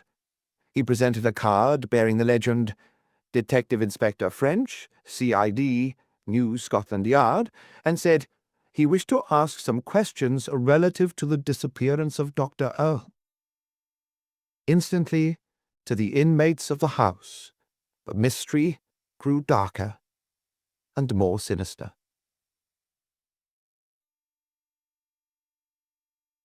Chapter 4. Inspector French Takes Hold. About 10 o'clock on the morning of the same day, Inspector Joseph French had alighted from the train at Farnham Station and turned his steps towards police headquarters. He knew the town well, as also the local officers, having worked with them only a few years earlier in connection with a number of burglaries which had taken place in the surrounding country, and which were supposed to be the work of a gang from the East End. He had had rather a humdrum existence, since in the beginning of the year he had investigated that nasty case on the witness widening. That case, in spite of its puzzles and anxieties, he had enjoyed. The railway atmosphere in which he had worked was to him a new and fascinating feature. He had become interested in the technical work of the widening, and had liked watching the slow progress of the job. Moreover, in spite of his calling, he had found the people down there in Dorset pleasant and friendly, and the hotel had been particularly comfortable. The weeks spent on the case had formed a welcome relief from the somewhat drab routine of town. So much indeed had he liked the district, that when the blissful time of his summer holidays came round, he and Mrs. French had spent them at Redchurch. There he renewed his acquaintanceship with Lowell and Brenda Vane, now Mrs. Lowell, with Bragg, Pole, Ash, Mayers, and the other people whose acquaintance he had made in the winter. Also, he had a walk over the widening, admiring what had been done since his previous visit, and now seeing the raison d'etre of a good many things he had not then understood. Except for the break of the holiday, he had been engaged in London ever since the widening case. For seemingly endless months, he had spent on a case of forged 10-shilling notes, thousands of which were passed out before he and his fellow labourers succeeded in laying their hands upon the forgers. Then he had been on a murder in Whitechapel, a sordid affair, without any features of interest, requiring for its clearing up dogged hard work, but neither skill nor intelligence. Lastly, he had just recovered £2,000 worth of jewels stolen from a Mayfair flat. Now he welcomed the instructions, which seemed to promise a change of scene. On reaching the police station, he was smilingly saluted by the constable on duty, and shown at once to the room of Superintendent Sheaf. "Hello, Inspector. Here you are." Sheaf greeted him, holding out a hand massive as a Netstein carving. "It's what I always say. No one who had ever been to Farnham can keep long away." "Always glad, Super, to come and give you a lift when you're in trouble," French rejoined slyly. They become good friends, these two, and liked and respected each other. "Oh," Sheaf returned. "So you think you're coming down to teach us our job, do you? Well, so that there'll be no mistake, I better tell you at once that you're not. You're coming to do a job for the Yard in London. We'll tell you what to do, and then you can go and do it." The superintendent held out a cigarette case. "Seriously, I think our trouble may lie in town. It's not, I may tell you, a very satisfactory case. There may be nothing wrong, but there are certain suspicious circumstances, and after consulting with the chief constable, we've decided it's worthwhile having the thing looked into. A disappearance, isn't it? Yes, a man called Earle. Lives, or rather lived, about 4 miles out in the country. Sergeant Sheepshanks was sent for in the night to help to look for him. There's mighty little evidence of any kind. There's a certain amount of suspicion. We'll have Sheepshanks in, and he'll tell you about it." Superintendent Chief rang, and presently the sergeant made his appearance. He also smiled at sight of French, and shook hands with some warmth. "How, Sergeant?" said Chief. "The inspector knows nothing of the case. Get ahead and tell him about it. Have a cigarette." The sergeant deposited his huge bulk on a chair, took and lit a cigarette, and addressed himself to French. "About 12:15 on Monday morning last, sir, I was called out of bed by a phone from here. There was a message from Dr. Campion, who lives at Minscombe, a couple of miles from Godalming. It stated—" and Sheepshanks repeated the story and described his visit to St. Kilda, his search there during the night, his return next day, and the further inquiries made. "There, sir," he handed over some typewritten sheets, "are the statements of those concerned so far as I was able to get them." The man had spoken well, and French was able to visualize the happenings almost as if he had been present. "That's very clear, Sergeant," he said. "Were you able to check up these statements?" "In a general way, yes, sir. At least as far as I was able to. I found no discrepancies." French nodded, and Chief struck in. "Better read the statements, French, and then we'll talk about it." French did so, while the local men conversed on other business. At last French signified that he had finished. "Well," said Chief, with a keen glance, "what does it look like to you?" This was the sort of question which on principle French never answered. He was certainly not going to give an opinion until he had had time to think over the facts and come to a reasoned conclusion. "I don't know," he said cautiously. "At first sight, I should say this Earle has gone off to his lady friend in town, but I see there are some objections to that theory. That is, assuming that all these statements are true. You're not going to commit yourself too irrevocably, are you? Still, speaking quite broadly, does nothing strike you about it?" "In what way, Super?" "Nothing does, you mean?" "Well, now, look here. Is it likely? The whole story, I mean. Just think of it. Assume first that Earle intended to disappear. Would he go off in his house shoes and without a hat or coat? Would he go off without saying where he was going to? I mean, telling some plausible story? More important still, would he not have gone away openly, say for the night? Do you see what I'm getting at?" "You mean that he was making things unnecessarily difficult for himself?" "Quite. Much more difficult than they need have been. According to this story, he chose a method which would arouse suspicion and cause inquiry. At once, I mean. Why should he do that when he could equally easily have got 12 or 24 hours start, or even a week? He would know enough to understand that the hotter the trail, the more likelihood of its being followed up." French crushed out the stub of his cigarette and produced his own case. "It's a point, certainly," he admitted, as the others helped themselves. "If you or I had been Earle and had wanted to make another start, what would we have done? I fancy both of us would have said to Mrs. Earle, 'I'm going to play golf today,' or 'I'm going up to town and won't be back till dinner.' That would have given him another 12 hours. You see the difference?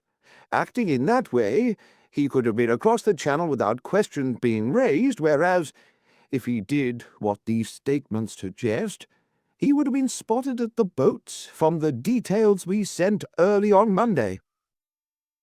French amiably agreed that there was a good deal in the superintendent's argument. He was always pleased to engage in discussions of this kind, for he found that in allowing other people to theorize on his cases, he occasionally came on an idea of value. The more thought Sheaf had put into the affair, and the more he could be induced to air his conclusions, the more of the preliminary spade work French would be saved. "There's a good deal of testimony backing up Mrs. Earle's statement," French asserted, to draw the superintendent further. Chief shook his head. "That's just what there's not, French. Don't you see? There's only the sisters. The maid was out, and the visitor, Miss Stone, was with the Campions." French hesitated. "You don't mean," he said at last, "that you suspect those two ladies of making away with the man?" "I suspect no one," Sheaf returned. "But, wait a moment. When Sheepshanks came in that Monday morning, we had a talk about it. We considered these points. I told him to go out again and have another look round. As he's told you he did so, I don't think he's told you all he got." Sheepshanks looked up with a protesting expression. "No, you didn't," the superintendent insisted. "But I will now. First of all, he got what you've seen in the statements from Mrs. Earle, unwittingly, that she and her husband did not always see eye to eye about things. Then from the maid that relations were often very strained indeed, and Sheepshanks imagines that was putting it mildly. From Miss Laws, the sister, that she was very fond of her sister, and that she was a novelist, and of course that business in London from the visitor, Miss Stone." "What has Miss Laws being a novelist to do with it?" French asked, for the first time not seeing exactly where the other was leading. "Probably nothing. But don't be in such a darned hurry. Now here's what Sheepshanks, for some reason best known to himself, didn't tell you. It'll throw light on what I've been saying. He got permission from Mrs. Earle to look through Earle's papers. He found a will. Earle had left everything to his wife." Sheepshanks, covered with confusion at his lapse, muttered an apology. French at once passed the affair off with a joke, thereby winning the sergeant's undying goodwill. "I don't think anything follows from that, Super," he continued once again to draw the other. "It's not uncommon for a husband to make a will of that kind." "Quite. And it's not uncommon for a man who is running another woman to change that sort of will." French shook his head. "I don't follow exactly. Does that not mean that you suspect Mrs. Earle?" "No. But I tell you what it means. It means that there is enough suspicion to make it necessary that we should be sure." "I agree. And yet does it not occur to you that the mere improbability of the story tells in favour of the ladies? They would never surely have invented these unlikely details. They would have said nothing about the affair for a considerable time. Then perhaps would have explained that Earle had gone to London for a few days, but that his return was overdue. It's the argument you used yourself about a deliberate disappearance. They would have waited till the scent grew cold." "I realize that, all right," Sheaf returned, "and you may be quite correct. That, however, is where the sister's writing may come in. If she is good at inventing plots, she might have foreseen the argument of yours, and raised a fuss and advised us simply as a safeguard. If they had found a good place to hide the body, it would have been a pretty good safeguard, too. I don't push that, it may be nonsense. All I say is as a case for inquiry." "I agree," French repeated. "On the other hand," Sheaf went on, "Earle may simply have deserted his wife for the other woman, and that is where your connection with the yard comes in. We couldn't handle that part of it here. Right, Super, I'll carry on. I think all I still want to know is what steps you've actually taken. You said you were having the cross-channel boats watched? Yes. We sent a description to the PRN, also a general description to all stations. You better check that. You may be able to get more details. That's all we've done. You haven't touched the man's finances? No. It'll be interesting to know if he had withdrawn any considerable sum recently. Quite. That's up to you. Any help you want, you'll get to the best of my ability. Now, if you want to have a talk with the sergeant, go ahead. Only take him away out of this. Come along, Sergeant, said French. We're not popular here any longer. I don't know that there's very much I want to ask you, he went on, as they settled themselves in another room. What's your idea about the affair? He's gone to that woman in London, if you ask me, sir. I don't think Mrs. Earle and the sister have done him in. But of course it's possible. Tell you the truth, sir, I don't know where they could have hidden the body. You don't? I thought that might be a difficulty. Tell me, how complete was your search? Did you go over much of the wood? I went over it carefully close to the house, say 100 yards in from the boundary fence all round. It's a slow job, you know, sir. The place is full of thick undergrowth, and it's hard to push one's way through. But I went along the path for half a mile or more, further than those women could have carried the body. No sign of anything being dragged through the undergrowth? No, sir. I looked particularly for that. Had the car been taken out? I don't think so, sir. I felt the radiator and it was cold. Who is this man, Campion? One of the Godalming doctors, sir. He's a partner of this Dr. Earle, who's disappeared, though Earle has practically given up the practice. Campion took another partner some years ago who lives in the town and does the night calls, and Campion moved out to the country at Bingscombe. I'm told they have a good practice between them. French got up. Well, Sergeant, if there's anything else I want, I'll come to you. I'll go out to the place now and have a look round. Can you lend me a bicycle?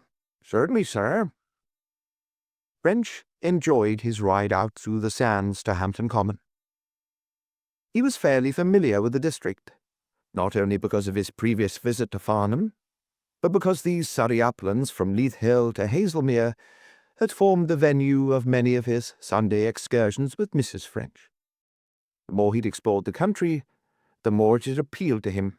He loved the tree-edged outlines of its successive ridges, showing up solid one behind the other like drop scenes in a theatre. He loved its quaint villages, with their old red-roofed half-timbered buildings, and their still older churches. He liked following the narrow, twisting, deep-cut lanes. But most of all, he delighted in the heaths, wild and uncultivated, areas of sand and heather and birches and pines, over which one could wander, as entirely cut off from sight or sound of human habitation as if one was exploring a desert island. On reaching St. Kilda, French began work by making himself familiar with the house and grounds.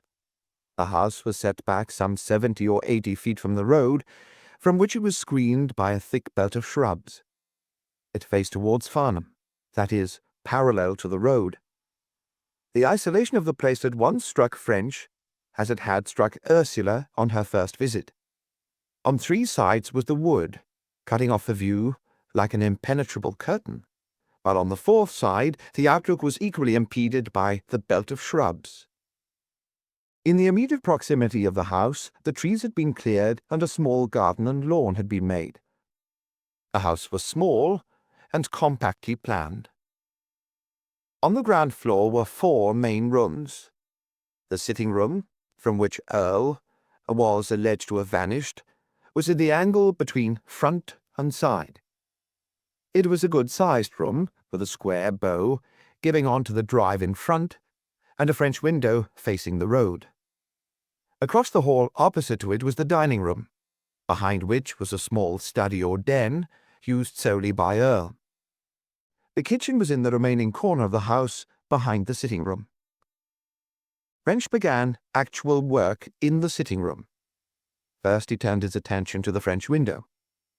It was unlocked, as it had been on the Sunday evening, and he found he could open and close it silently. Earle could, therefore, have passed out without being heard by the ladies. "Were the curtains drawn?" he asked. "Were they, Julia?" Marjorie repeated. "Yes, they were," she went on. "I remember. The curtains of the French window were drawn, but not those of the bow." "That's correct," Julia confirmed. "We usually pull the long ones, because you can see in a bit from the road through the bushes, but no one can see in from the front, and we seldom covered up the bow." French nodded. If, then, someone had called secretly for Earle, he could have seen that no one else was in the room before attracting the man's attention. "And your kitchen?" French went on. "Were the curtains pulled there?" "No. It looks out at the back towards the wood." "Were this room and the kitchen the only two lighted up?" "And the hall?" "Yes." "I'm afraid I shall have to look over the house, and, if I may, over Dr. Earle's papers." "You can go anywhere you like. And if you want us, we'll be here." After a hasty lunch of sandwiches, French began a detailed search of the house. He was soon convinced that Earle's body could not have been hidden there on the Sunday night. Miss Stone had searched, as well as the sisters, and it was impossible to conceive of all three of them being privy to a murder. If, therefore, Earle had been done to death by his womenfolk, they had managed to dispose of the body outside the house before the arrival of a Campion party at 10:10. French did not waste time examining the grounds or wood. He felt that any improvement on Sheepshanks' search would involve a proper organization and a considerable number of men. He therefore went to Earle's study and began to go through the man's papers. There was no safe, but in one of the drawers of the small roll-top desk, French found a steel dispatch box, the key of which was in another drawer. In it was the will, Earle's bank book, a cheque-book, some miscellaneous papers, and £14.10 in notes. Having checked Sheepshanks' statement as to the contents of the will, French turned to the bank book. It had been made up to a fortnight previously, and French put it in his pocket, intending to get the entries brought up to date. Then he went through the miscellaneous papers, but without coming on anything of interest. All he found, both in the bank book and elsewhere, was just what he might have expected to find in the case of a man of Earle's position. Seating himself at the study desk, he then called in each member of the household and formally took their statements. This unavoidably overlapped what Sheepshanks had already done. But French preferred to have the whole of his information at first hand from the start.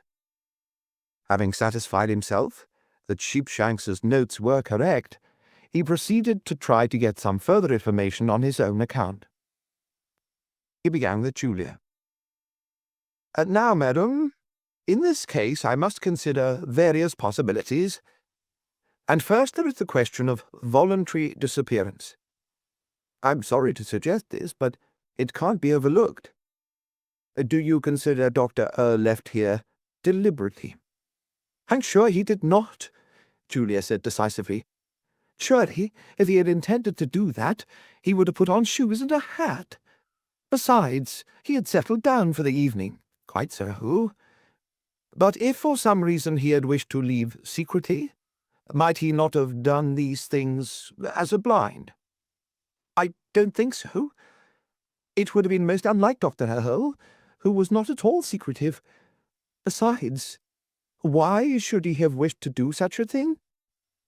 "Well, that's what I was going to ask you," said French. "Can you suggest no motive?" "None whatever." "Probably you're right, madam," French said smoothly. "Now tell me, did you recently notice anything abnormal in Dr. Earle's manner?" Julia hesitated.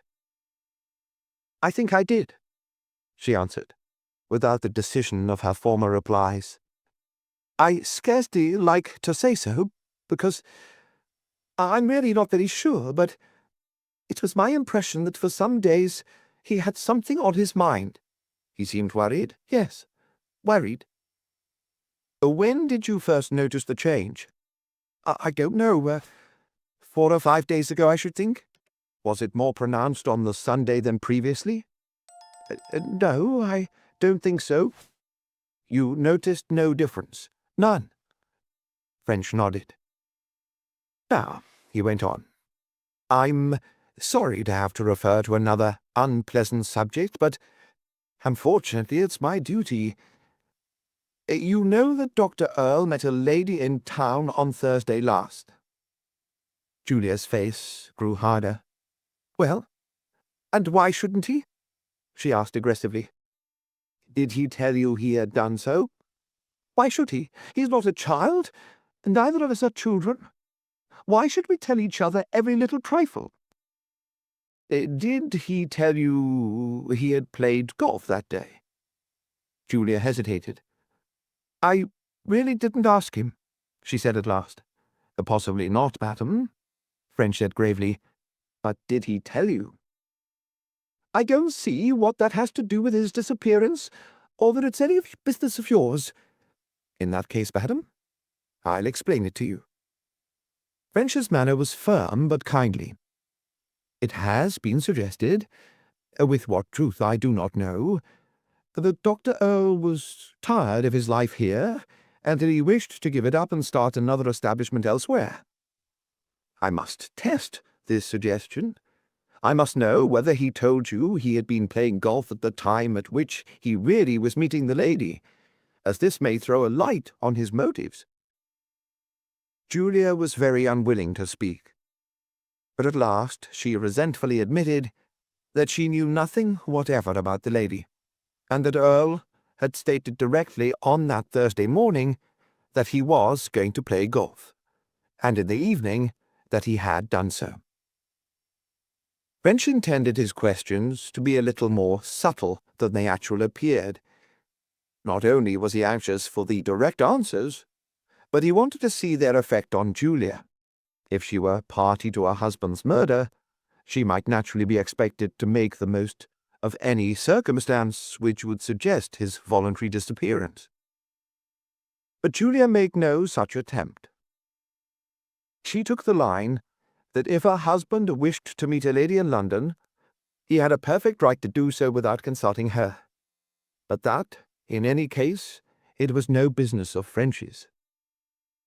Was there, or had there been recently, any disagreement or unpleasantness between your husband and yourself? Went on French. Nothing of the kind, Julia answered sharply. If you think Dr. Earle left home because he wasn't happy here, you may put the idea out of your mind. You'll only be wasting your own and everyone else's time. That's really what I want to be sure of, French returned soothingly. Very well. That's one point dealt with. Now another. What about money? Was there any financial trouble which might have been weighing on Dr. Earle's mind? I don't think so. Not that I know of, at all events, but I can't answer you there, because Dr. Earle looked after his business himself. Why don't you go to his bank? They'll tell you. I'm going to ask you, madam, for an authorization to the manager to give me this information. Yes? I don't mind letting you have that. Thank you. Now, I should like to know what letters or other messages Dr. Earle received during the last day or two before his disappearance. Can you help me there? I don't think so. I didn't notice his receiving any unusual letters, nor did he tell me of such. You can look in his desk. I've done so, madam, without success. Then I'm afraid I can't help you. You don't know if he received a telegram or telephone message? Not to my knowledge. Then callers, madam? Can you let me have a list of everyone who came to the house, say, on Friday, Saturday, and Sunday? To see him? To see anyone, if you please. No one came to see him? I don't see how my callers affect the matter. I don't expect they do, madam. but it's a routine I'm bound to go through. If this information was not given in my report, my superiors would want to know why." "Oh, very well. On Friday there was no one. I don't suppose even you want details of the calls of the milkman and the various errand boys. That day we went to see some people at Eastbourne, and my husband came to drive, as I don't like driving in the dark. On Saturday—" She paused in thought, or apparent thought. "On Saturday, I don't think there was anyone either. Oh yes, Mr. Slade, who lives next door, looked in for a moment with a book he had promised to lend me. He only stayed a minute or two. Then on Sunday the Campions came, a doctor, and the two Miss Campions. Thank you, madam, yes, I've heard of their call. That was all. One last question. You said, I think, that Dr. Earle was reading the Observer just before he disappeared. Do you happen to have the paper?" "I think it's still in the sitting room," Julia answered. "Nothing has been disturbed in any of the rooms, in deference to the request of the sergeant. Perhaps we might go in and look." They went into the sitting room and found the paper still on the chair in which Earle had been seated. "Thank you, Mrs. Earle. That's all at present. Now, could I see Miss Laws?" To Marjorie, French repeated practically all the questions he had asked Julia. He made it a practice in all his cases to ask the same questions of everyone concerned. It was tedious, of course, but he believed there was always the chance of learning something fresh from the comparison of the different viewpoints, apart altogether from the possibility of exposing a lie. In this case, as it happened, he found his method justified. From Marjorie he obtained two involuntary hints. The first was what Sheepshanks had already learned, that conditions in the household were not of the happiest.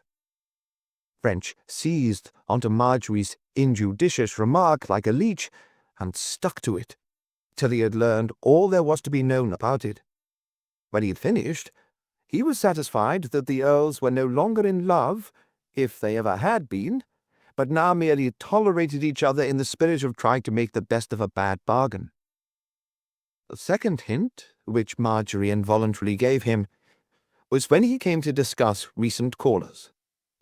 At once, he saw that she did not like Reggie Slade. With an almost automatic reaction, French seized on this point also. Who was Mr. Slade? Had she seen much of him? Oh, as much as that? Then how often had he called, say, in the last fortnight? 7 times. To see Mrs. Earle? He liked Mrs. Earle? Yes, and she liked him. But surely, if she didn't like him, she wouldn't have seen him so often. Oh, if it was business, what had he called about? Something about his car on one occasion? Oh, his car. Quite so.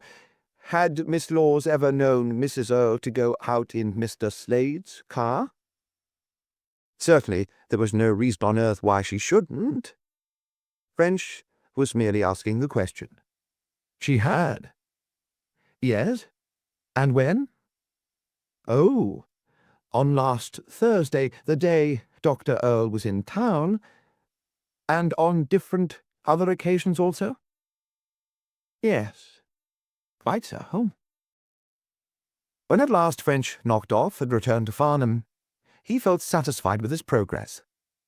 It looked as if at least the motive for the affair would present no difficulty. There was unhappiness at home. There was the matter of the lady in London. And it might well be that this Reggie Slade would prove a further factor in the case. But was Earle the prime mover, or the victim, in the affair? Up to the present, French had obtained no light on this fundamental question. As he went up to bed in the local hotel, he fully realized that he was, in point of fact, only at the beginning of his troubles. Chapter 5. The Problem. Next morning, French rode out again to St. Kilda to resume his interrogations. This time, Ursula was the sufferer. As before, he began by repeating the questions he'd already asked. But from Ursula he obtained no fresh information. "Have you met a Mr. Reggie Slade?" he went on. "Once I met him, yes. Only once." "Where was that, Miss Stone?" "In the garden, here." "Was Mrs. Earle present?" "Not at first, but she came up afterwards." French had this elaborated, then continued, "You know, I suppose, that Mrs. Earle and Mr. Slade are very close friends." Ursula didn't know anything about that. French raised his eyebrows. "This is a serious matter, please, remember, Miss Stone," he said gravely. "You may have to swear in court to everything you are now saying." "Do you really mean to tell me that you had no idea that those two were, to put it mildly, particularly interested in each other?" Ursula was no match for him, and the whole scene in the garden came out. The look she'd surprised on Slade's face, Julia's treatment of him, even Marjorie's remarks later on. French noted everything systematically, then went on to Ursula's visit to town and her seeing Earle driving with the lady. "You will see, Miss Stone," he explained, when he'd obtained her statement, "that we shall have to find this lady. She may be able to throw some light on Dr. Earle's disappearance. Will you please describe her as best you can?" "She was rather ordinary-looking, if the truth be told, youngish. 30, I dare say, or perhaps less. As far as I could see, she looked both pleasant and clever. Her nose was good, very long and straight with a high bridge, Grecian, in fact. Her chin was rounded. That's in profile. I didn't see her full face. I'm afraid that's all I noticed. What you've told me is quite helpful. How was she dressed?" "She had a round grey hat with a red brooch in front, rather more of a toque shape than is worn now. Her coat was of grey cloth, and she had grey shoes and stockings." "Wealthy-looking?" "By no means. Quite the reverse." Fetch was pleased. This description was better than he could have hoped for. The Grecian nose would be a help. It was something distinctive, not like the usual medium height with dark hair and eyes, which covered about a third of the women in the country. And a lucky thing that she had been seen by a woman. A man might have vaguely noticed the grey clothes, but he would never have assimilated the semi-toque with the red brooch. "That's excellent, Miss Stone," French approved. "Now, can you tell me how Dr. Earle was dressed?" "As he left that morning. A sports hat and yellowish-brown overcoat." From the servant, Lucy Parr, whom French next interrogated, he obtained little, except some further confirmation that relations between the master and the mistress were often a good deal strained. Her sympathies, French was interested to note, were entirely with Earle and against Julia. According to Lucy, Earle was kindly and unassuming, and always ready to smooth troubled waters, even to the extent of giving up his rights. Julia, on the other hand, was dictatorial and overbearing, and very exacting. Evidently, Lucy thought Earle had a pretty thin time with his wife. She also believed that he knew all about the Slade affair, and was very much worried by it. This completed the preliminary taking of statements. Before turning to the next business, French made sure that he had all the usual routine information, a detailed description of Earle and the other members of the household, with photographs, samples of Earle's handwriting, lists, so far as these could be compiled, of his friends and acquaintances, a note of how he spent his time, and the places he was in the habit of visiting, In fact, all those commonplace sort of details which might at some future part of the inquiry become important. Earle's bank and his solicitor, French, already knew, from the bank book and the will, respectively. The day was slipping quickly away, but there was still a good deal that French wished to do at St. Kilda, and he hurried on with his work. Going to Earle's bedroom, he made a rapid search, but without results. When, however, he continued this process, with the overcoats hanging in the hall, he found a scrap of paper which he thought might be useful. It was in the right side pocket of a yellowish-brown overcoat, the only yellowish-brown overcoat that was there, and was rolled into a tiny ball, the result evidently of the absent-minded movement of the owner's fingers. French carefully unrolled it. It was of thin yellowish paper, about 2.5 inches by an inch, clearly the torn-off end of some docket. The other top was a number, printed by a stamp, not fount type, through which the paper had been torn, but of which the last 4 digits were 1153. Below that, in faint pencil, was the latter portion of a date, the current month October, and the year being given, but the day of the month being torn off. Below, in heavy capitals, was printed the word fee, with, after it, in a little square, and also in heavy black, the amount 6pence. In small type near the bottom of the docket were the ends of 3 lines of printing, reading respectively, "Onus entire, responsible for any, owe every care." Evidently, some note about liability. What was it? Not a railway cloakroom ticket, as this would have been required to obtain the deposited articles. Not a ticket of admission to some show. It would have been handed up on entrance. Besides, such tickets were usually of thicker paper. A shop receipt? Somehow it didn't look like one. French could think only of a parking ticket. Most parks charge 6pence for 2 hours parking, and the dockets bear a serial number, usually printed by an automatic hand stamp. All bear a place for the date, and all a phrase about cars being left at the owner's risk.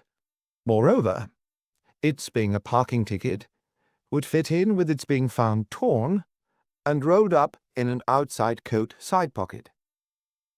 On parking, Earle would naturally have thrust the docket in his pocket, because though the sum was small, it was a receipt for his money.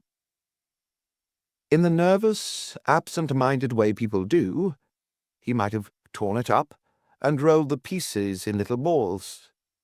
In drawing out his hand, some of these little balls might easily have been carried out, leaving the one which French had found. As French put the fragment away in his pocket-book, he felt particularly pleased. If he could find the park, and he was sure he could, it might prove a valuable clue.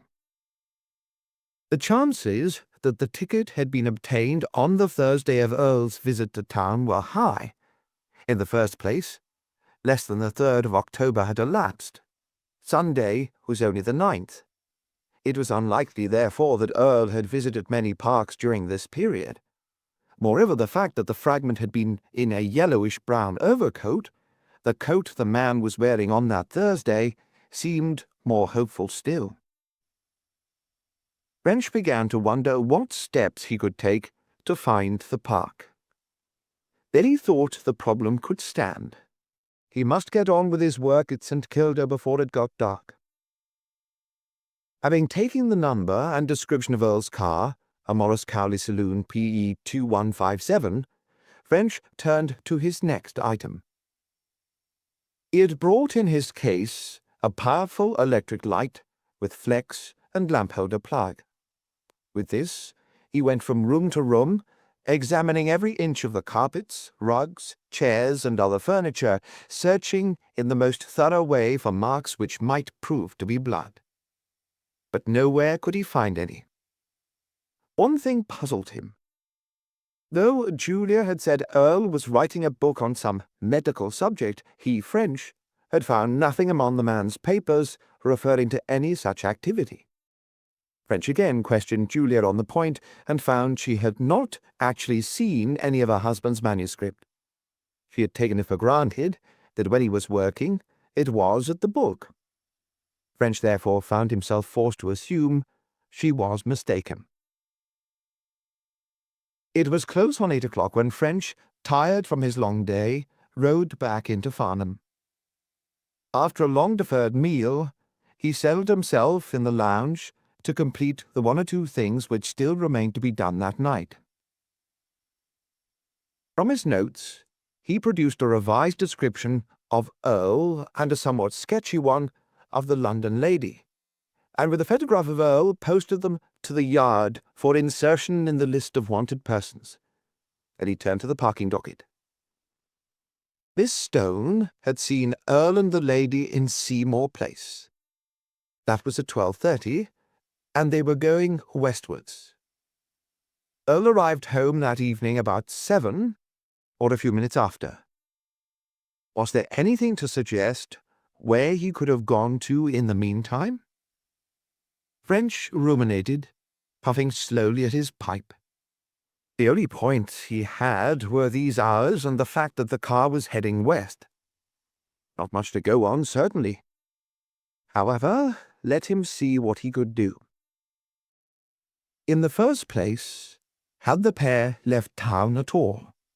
French thought so. First, because of the general balance of probabilities, and second, because the parking ticket was paper. He remembered that the tickets of most London parks were printed on thin card. Neither of these arguments was conclusive, but both indicated a preliminary search outside London. Falling back then on the question of time, from 12:30 to 7 was 6.5 hours. What had to be fitted into that period? Well, he thought it was not too much to assume that Earle had brought the lady back to town before he left for home. Now, Earle's return journey from London to St. Kilda would take him about 1.5 hours. Deduct that from the 6.5 hours, and it left 5 hours from London to London. Then, what about meals? During this 5 hours, it was pretty certain that the travellers had had lunch and tea. How long would these take? Not less than an hour for lunch, and half an hour for tea, and probably longer for both. However, say 1.5 hours for meals, that from 5 hours would leave 3.5 hours. French smoked slowly on. And then another point occurred to him. It seemed reasonable to suppose these meals had been taken in an hotel or restaurant. Earle might, of course, have bought luncheon and tea baskets, but most elderly men considered these a nuisance and prefer properly served meals indoors. On the whole, French thought an hotel more likely. But if they had gone to an hotel, why had Earle paid for parking? Hotels and restaurants park free of charge the cars of customers. Therefore, did it not look as if the travellers had, after lunching, driven on to some other place at which they carried out their business? For some time French thought over this. It did not seem to be leading anywhere. Then he dropped it and considered another point. It was unlikely that Earle would pay for parking for a shorter time than, say, an hour. This was, of course, guesswork. Still, see where it led. An hour off the 3.5 left would reduce it to 2.5. If then French were correct, 2.5 hours only were left for the journey to and from London, or say roughly a little over an hour each way. This meant that the parking place must lie within about an hour's run from London. An hour's run in the crowded traffic of the suburbs would not mean much more than 30 miles. To the west, this would include Windsor or Maidenhead, or at the outside Marlow or Henley, or places correspondingly situated more north or south. French decided to try these districts first. If a search of them failed, a more extended area could be embraced. Finally, he wrote another letter to the Yard asking that a copy of the ticket fragment be sent to all the police stations within a radius of 30 miles of London to the northwest, west, and southwest. The police were to try to find the park from which it had been issued, and if they succeeded were to check their work by seeing if the car, number PE2157, appeared on any of the carbon blocks for the date in question. Feeling he had done a good day's work, French went out to post his letter. Then, after a look at the evening paper, he turned in. Next morning he was early at it again. The most urgent thing now was to try and get some light on Earle's finances, and as soon as the banks opened, French presented himself at Floyd's in Farnham, and asked for the manager. The letter which Julia Earle had given transformed Mr. Clayton into a valuable ally. He made no difficulty about telling French all he knew. Unfortunately, this did not amount to a great deal, and yet it had its value. Everything Mr. Clayton had to say was negative. Earle got most of his money from investments, though the small remains of his practice still produced a little. Dividends and warrants had been coming in regularly ever since Earle had transferred his account from Godalming some 6 years earlier. Beyond the drop in values, universal during the slump, there had been no recent change in his income. The man's outgo had also remained normal. In fact, from the financial point of view, there was nothing to indicate that Earle had contemplated any drastic or unusual action. His current account stood at some £100, and there were 700 odd on deposit receipt. In the ordinary course, a fair sum was shortly due. Certainly, no large sum had recently been withdrawn, as would have been likely had Earle intended to disappear. Of course, this did not prove that Earle had not realized his capital, but French had come across records of a number of dealings with a stockbroker while going through the man's desk, and none of these suggested anything of the kind. This, of course, was not conclusive either. Earle might have secretly consulted some other broker, but French did not see why he should. If the doctor had realized his capital, there was nothing to be gained by employing one man of business rather than another. Systematically, French turned to his next inquiry. Taking a bus to Guildford and thence to Merrow, he found the secretary of the golf club and showed his credentials, asked for a little confidential information. Could he tell him whether Dr. James Earle of St. Kilda, Hampton Common, Farnham, had been on the links on the previous Thursday? The secretary knew Earle. He was not a member, but had played as a visitor on different occasions. The secretary did not, however, know whether he had been there on the day in question, but he would find out. He vanished, returned presently, and said that no one had seen Earle. It was impossible, he added, that the doctor could have been on the links unknown to his staff. Up to the present, the actions taken by French had either been dictated by routine or were such as were obviously required by the circumstances. But now he had reached the end of these enquiries. He felt, therefore, that the time had come to take a preliminary survey of the case, so that he might decide the most productive lines on which to continue working. Accordingly, he returned to his hotel, lit the fire in his room, and settled down to take stock of his position. So far as he could see, there were 3 possible solutions to the mystery. Earle had either disappeared voluntarily, or he had met with an accident, or he'd been kidnapped, or murdered. The accident theory seemed to him most unlikely, but for the sake of completeness, he summarized his conclusions on the matter.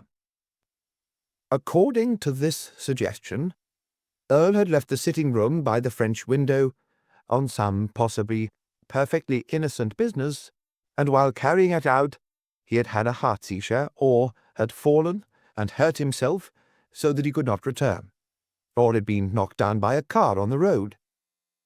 Any of these mishaps were of course possible, but French rejected them all on the same ground, that they did not account for the disappearance of Earle's body.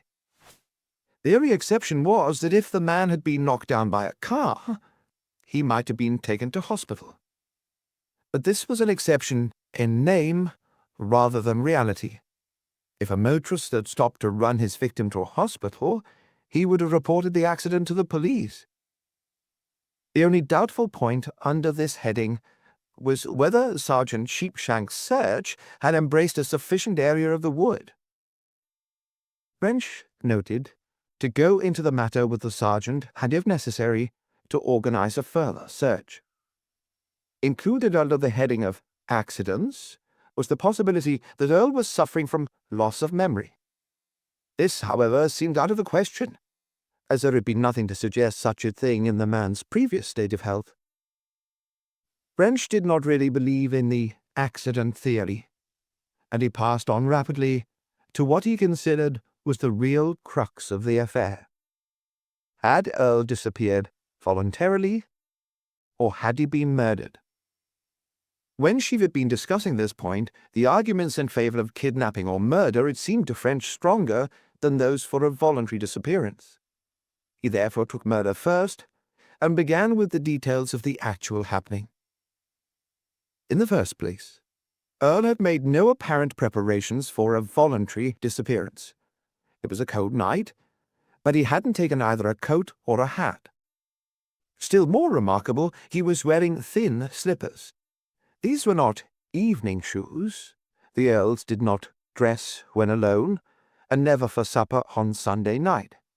They were heelless slippers of soft brown leather, quite unsuitable for walking on anything but a carpet or boarded floor. It was inconceivable that Earle could have intended to go any distance in that get-up. This argument was strongly reinforced by French's researches into the man's finances. A voluntary disappearance meant starting life all over again in some new place. For such a start, Earle would require money, a substantial and regular income. But all the evidence French had yet obtained indicated that Earle had made no such provision. Then there was the argument which Superintendent Sheaf had used, that if Earle had intended to disappear, he would have gone off openly, saying that he would be back at a given time. The man must have known that the longer he could postpone inquiry, the safer he would be. He could have reached the continent or even America before his disappearance was reported. Why, then, should he have adopted a plan which would have raised an immediate hue and cry? French simply did not believe that he would have done so. Lastly, there was the question of Earle's manner. If he'd intended to take such a revolutionary step as to disappear, surely some excitement would have shown in his manner. All concerned had noticed that he had been depressed or worried for some days beforehand, but all agreed that this was not more marked on the Sunday than formerly. Could Earle have so completely hidden the fact that on that evening he was about to undertake something of tremendous importance? Yet again, French did not believe he could have done it. Provisionally, assuming then that Earle had been kidnapped or murdered, could French think of anyone who might have had a motive? In this at least there was no difficulty. His wife, Julia Earle, had a double motive, if not indeed a triple motive. First, if she was really carrying on a serious flirtation with this man Slade, she would want Earle out of the way. Secondly, and this was even more convincing, if she knew that Earle was in love with the lady in London, and wives do know these things, she would be afraid that he might alter his will in this stranger's favour. Thirdly, Julia might have been utterly fed up with Earle, and have hated the very sight of him. This, of course, was mere guesswork, and French gave it no real weight. And if Julia had motive, she most certainly had opportunity. She was alone with her sister in the house. The servant was out. The visitor had gone over to these people camping. What easier than to give her husband poison or a narcotic in his food at dinner, and when he should be helpless, to carry him out into the wood, and there, where no marks would be left on carpets or chairs, kill him with some heavy tool and hide his body. Julia Earle was a strongly built woman, and her husband small and of poor physique. Alternatively, if Julia had not committed the murder, was it not possible that Slade had done so? If Slade were the kind of man he had been pictured, and if he were really so much in love with Julia as had been suggested, he would in all probability have murdered her. And so far as French knew to the contrary, Slade would also have had opportunity. Could he not have come to the window on that Sunday night, and seeing Earle was alone in the room, have beckoned him out, knocked him on the head, and carried him off, disposing of the body somewhere in the wood? All this, of course, was the purest guesswork. But it represented a necessary line of research, and that was all French wanted at the moment. He noted that he must find out a lot more about Slade and check up his movements on the Sunday evening. So much for the possibilities of murder. French next turned to consider the question of a voluntary disappearance.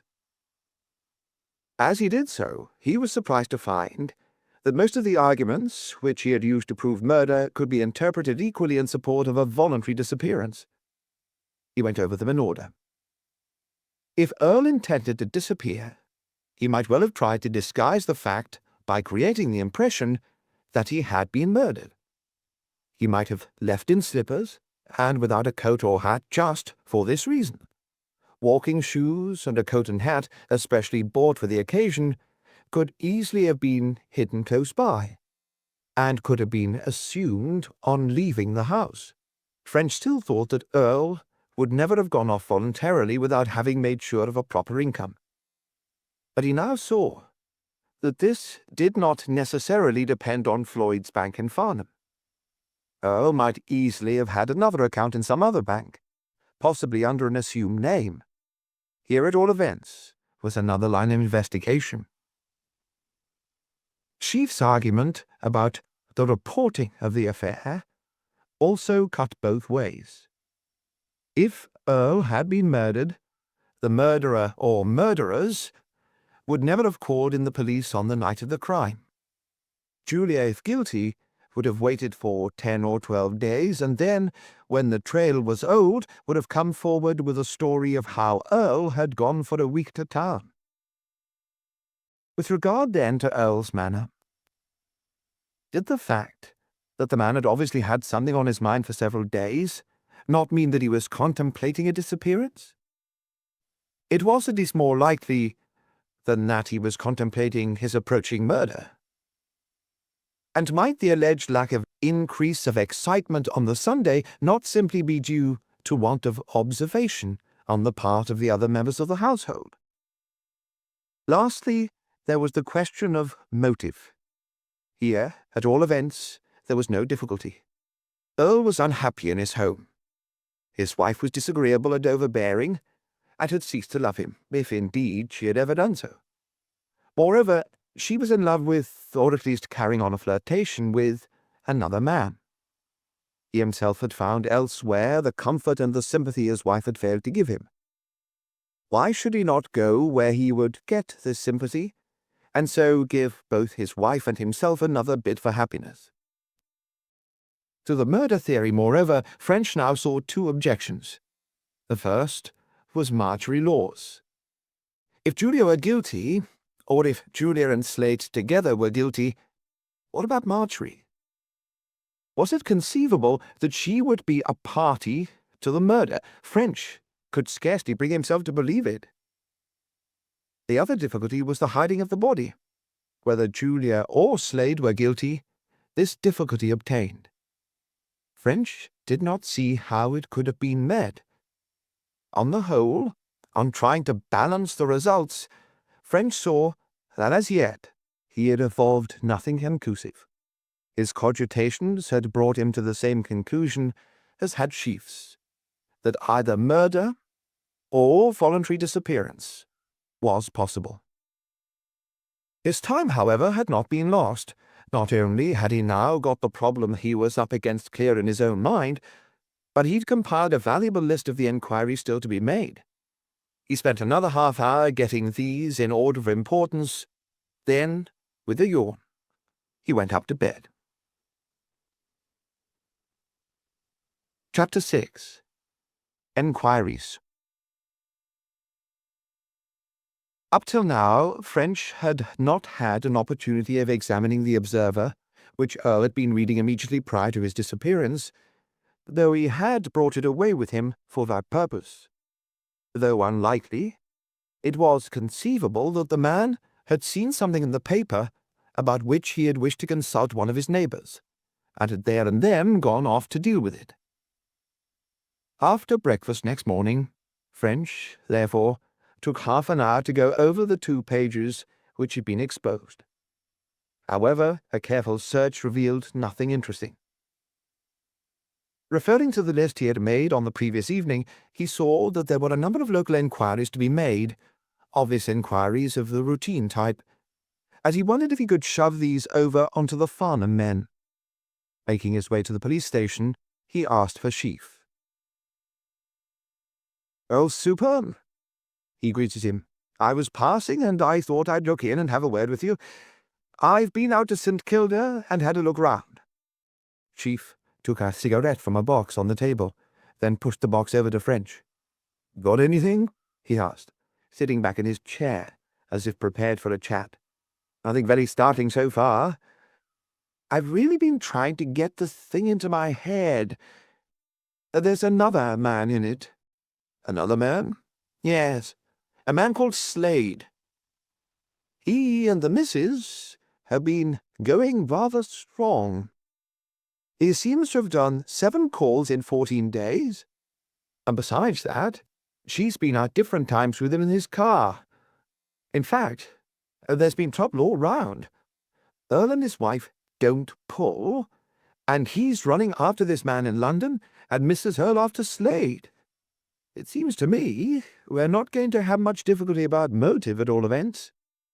"A motive for what?" Sheaf asked innocently. "For what's happened?" French answered with a twinkle in his eye. Sheaf grinned. "And what's that?" French grew serious again. "I'm hanged if I know," he admitted. "I had a bit of a think over the thing last night, and I'm hanged if I could tell whether it was murder or voluntary disappearance. You could make a tolerably decent case for either. We'll have to get a deal more information before we know." "I thought so myself. What are the special points that struck you?" "There are a lot of points which cut both ways," French answered, leaning his arms on Sheaf's desk.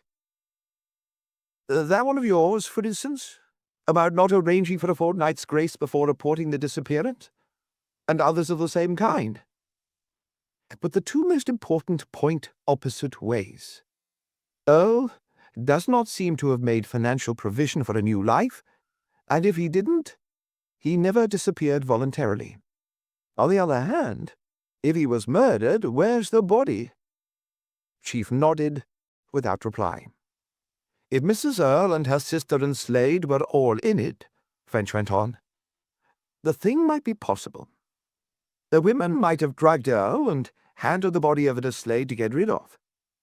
Otherwise, I don't see just how it could have been done." "That means a deal of inquiry," said Sheaf. "It does. And that's really what I called in about. Some of these inquiries are purely local and could be best done by men who know the district. Others I could do better, such as the finding of the woman Earle met in London. What I want to know is, can you take on any of the purely local ones? I thought there was something behind all this palaver, Sheaf declared darkly. There's always something behind everything, French somewhat enigmatically explained. Yes, but what's the good of getting a dog and then barking yourself? You needn't bark, French pointed out, though I'm sure no one could do it better. All I want is one or two other little things, an inquiry or two along the roads and so on. Sheaf made a hopeless gesture. Let's hear the worst, he invited. French opened his notebook. I took it that the first point we had to settle was, did Earle leave the neighbourhood that Sunday night? I jotted down a few inquiries that I thought we might make between us. Go on. First of all, there's the question of whether he was seen along any of the roads. Your people would know who might have been out on a Sunday evening. Your own patrols, doctors, domestic servants, perhaps members going to or from the golf club house. Will you do the local inquiries? And I'll fix up a broadcast. Right, said Sheaf, making a note. Then, French went on, was he picked up by a road vehicle?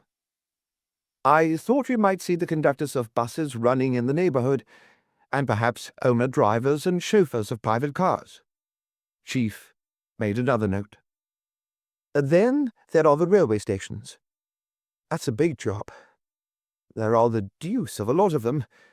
You see, we'll have to cover a radius of the longest distance the man could have walked. Of course, only the largest stations are likely. I should say Guildford was the most likely of all. Earle, I suppose, might be known at Farnham Station. Might not. I understand he generally travelled in his car. Well, we'll do our best.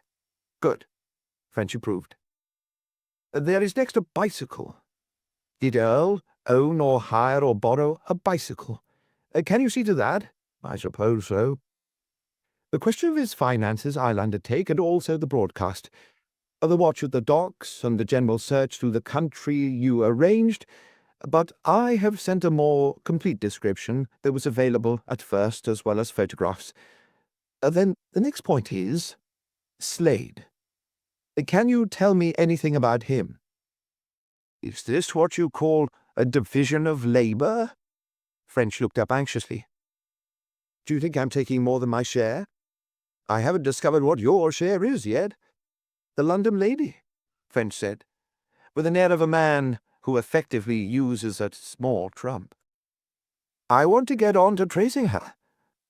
But if you can't see your way to look after these one or two little matters I've mentioned, I'll have to stay here and do them. Have you mentioned them all? All I have note of, French admitted. Can you think of any other line we should follow up, Super? No, and don't you either. You've thought of quite enough things. Are you going back to town now? I'm going out to have a chat with Slade. If nothing comes of that, I'll go back to town. Now, Super, you have not answered my question about Slade. Can you tell me anything about him? Chief pressed a button. I don't know him myself, but Constable Black lives out there somewhere. We'll have him in. He may be able to help you. The constable wasn't able to help very much after all. His father had a small farm at the edge of the wood, not far from Altadore, Colonel Dagger's house. Slade was Mrs. Dagger's brother. He was not thought highly of in farming circles. He was a good judge of horseflesh, but there his excellences appeared to begin and end. He attended every race meeting in the country, and was supposed to lose huge sums of money. He and Dr. Campion from Binscombe, and Mr. Gates from Polperro, near Compton, were a trio, all friends, and all keen on betting, and all believed to be hard up. Crime? Oh, that was a different matter. He didn't believe Mr. Slade would stand for serious crime, though, for all the constable could say to the contrary, he might take a short cut with cards if he saw the chance. Yes, the constable's only guessing about that. He knew nothing of the man's card-playing abilities. Yes, sir, he understood that he should only refer to what he actually knew as a fact. None of this was very illuminating, but it did to some extent prepare French for his coming interview. He decided, however, he would first pay a call at St. Kilda, and followed the constable from Sheath's room.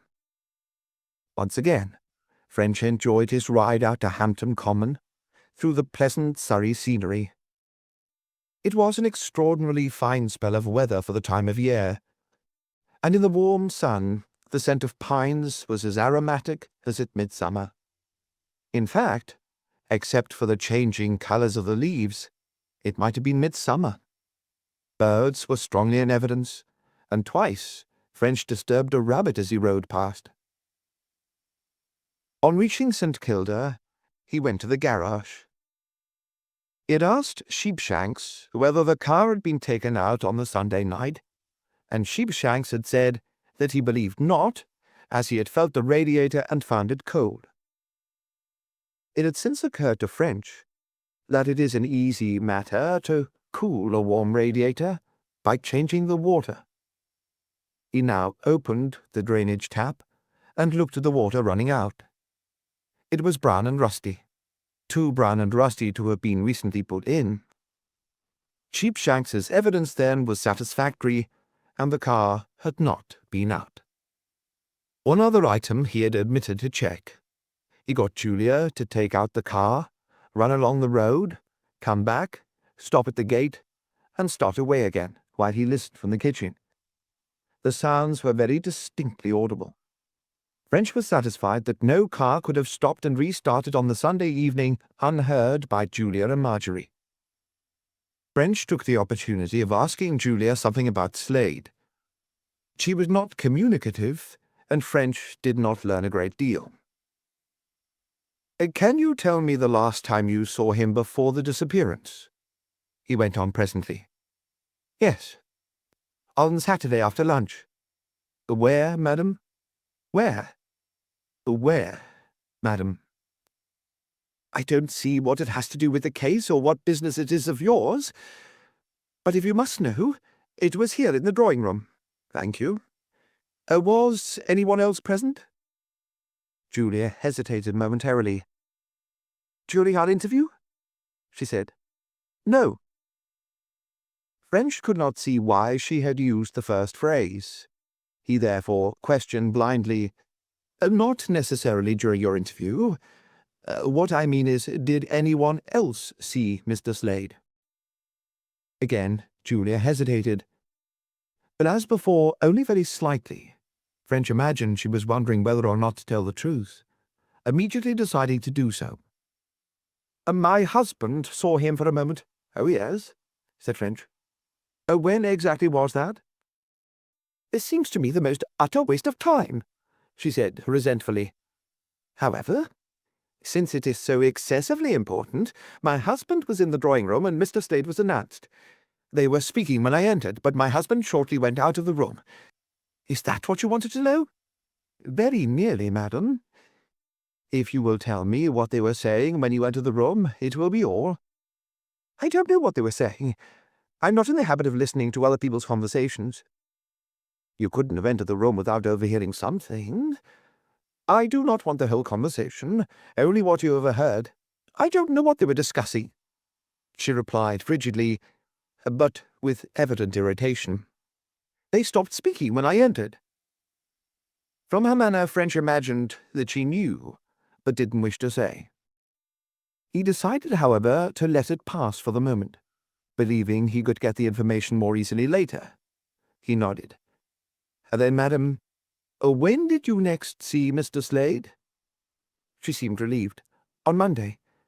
He heard of my husband's disappearance and came down to offer help." "Then you didn't see him on Sunday?" "No. I should have thought that followed from my previous answer." "In this sort of question and answer, it's very easy for misunderstandings to arise," French said smoothly. "I am much obliged to you, madam. That is all I want." He next went to the kitchen. He had been extremely polite to Lucy when taking her evidence, and the result now was that she smiled when she saw him enter. "Well, Lucy," he said with an equally satisfactory smile, "here I am to bother you again. Do you think you could give me a glass of water? It's a thirsty day." "I can get you a bottle of beer," she answered. "If you wait half a sec—" "No, thanks. Don't mind the beer. A glass of water's all I want. Very good of you all the same." She let the tap run for some seconds to get, as she explained, the water cold. While she was doing so, French continued chattering. But when he had had a few sips of water, he turned to her and spoke more seriously. "I want you to tell me, Lucy, about the unpleasantness between Dr. Earle and Mr. Slade on Saturday night." It was a barefaced bluff, and yet he thought a legitimate enough deduction from Julia's manner. But bluff or no bluff, it worked. Lucy stared. "How did you know?" she asked, with something like awe in her manner. "Oh," said French, "I know all about it.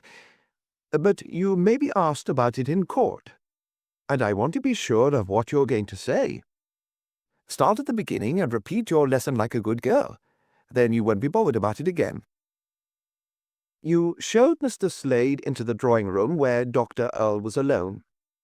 Isn't that what happened?" He completed her discomfiture by producing his notebook and writing at the top of a fresh page in large characters, "Unpleasantness between Dr. Earle and Mr. Slade on the 8th of October. Miss Lucy Parr's evidence." "Now, Lucy, if you please," he encouraged her. A story didn't amount to a great deal after all. Slade, it appeared, had asked for Julia, and Lucy had shown him into the drawing-room in ignorance that Earle was there. She knew that Earle disapproved of Slade's visits, and she always endeavoured to keep them from meeting. When she opened the drawing-room door, she did not see Earle. Then she was horrified to hear his voice asking in very unpleasant tones, "Well, what do you want?" Slade had been taken aback, and had not replied at first. But before she closed the door, Lucy heard him stammering something about returning a book that Mrs. Earle had lent. She could not bring herself to return instantly to the kitchen, and she therefore heard Earle's reply in an equally unpleasant but somewhat louder voice.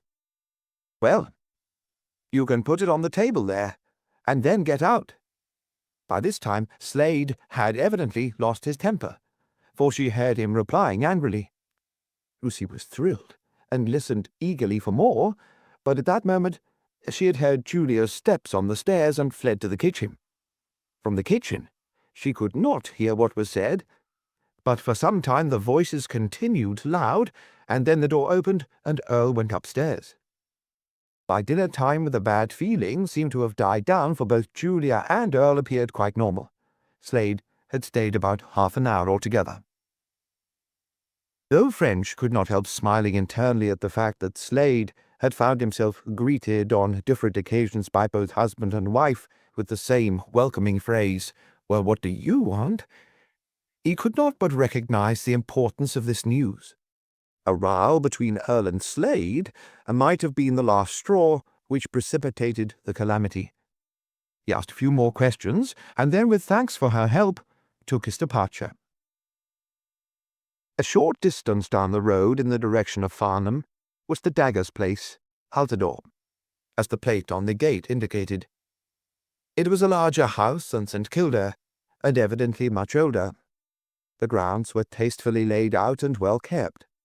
Here even the grass was good, which, as French had by this time learned, was something of a triumph on this sandy soil.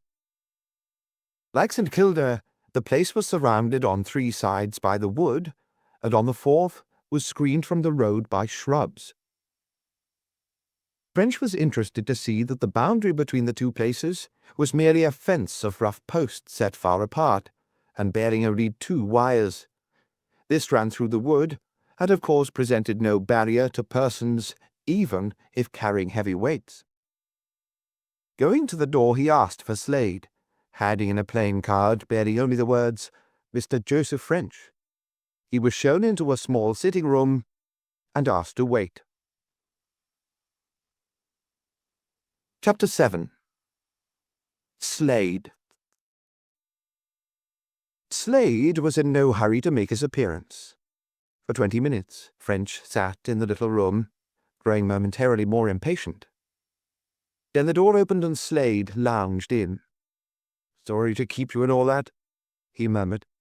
"You wanted to see me?" "I did, sir. But before I state my business, I should tell you who I am." He handed over an official card. "I know who you are," Slade returned, scarcely glancing at the card. "You're the Scotland Yard man. I heard about you next door." "Then," said French, "you know my business. I'm investigating the disappearance of Dr. Earle, and I call to ask you to kindly give me any information you may have which might help me. Not easy, when I haven't any.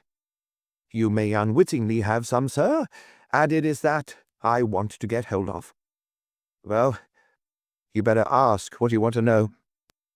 This being good advice, French took it systematically, working through the points on which he desired enlightenment. The house, Slade said, was owned by Slade's brother-in-law, Colonel Dagger, a retired officer who was a figurehead director on a number of small companies. There were no children, and Slade lived with them.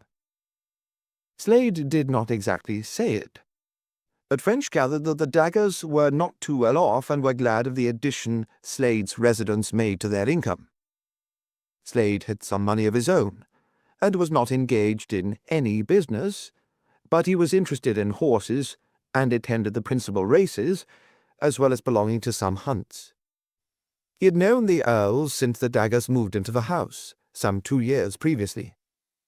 Yes, he liked Mrs. Earle, who was always very decent to him, although of course there was nothing in the slightest degree serious or improper in their relations. He did not care much for Earle, not because he had anything against him, but simply because he was not in his line. He had seen Julia Earle on the Thursday and the Saturday before the disappearance. On the Thursday she had gone for a little run in his overhauled Bentley, just down to Arundel and Bognor. On the Saturday he had simply called to ask if she was all right after the run. Yes, he had seen Earle on the Saturday's call. No, there was certainly no unpleasantness. He did not care for Earle, nor Earle for him, but they were always polite to each other. "Did Mr. Earle ask you why you had come?" As the interrogation proceeded, Slade was obviously getting more and more nervous. "Yes," he answered after a pause. "What's wrong with that?" "Nothing," said French. "Did he invite you to go?" Slade was evidently more unwilling to reply. "I don't know what you're getting at," he complained. "Are you accusing me of kidnapping the man?" "Don't be silly, Mr. Slade," French returned. "You might know I'm accusing you of nothing. If I were doing so, I should have cautioned you. But you've got to tell me what you can, or else come round to the station and see the superintendent. You can't make me answer you if I don't want to. Not if you're under suspicion, I agree. But if in a possible murder case you hold back information, you'll find out we're not so helpless as you seem to think. Now, please don't let us waste any more time. Did Mr. Earle invite you to go?" Though loath to admit it, Slade was evidently impressed. He sulkily admitted Earle had told him to get out, and that he had replied that he would do so when Julia asked him. Julia had then come into the room, had wanted to know what the trouble was, and had asked Earle if he was aware that this was her visitor. Earle had said in a nasty voice, "Your visitor, is he? Well, I hope you're proud of him," and had gone out of the room. Julia had then told Slade not to mind what Earle had said, that he got fits of bad temper, but would be all right presently. French turned then to the Sunday evening.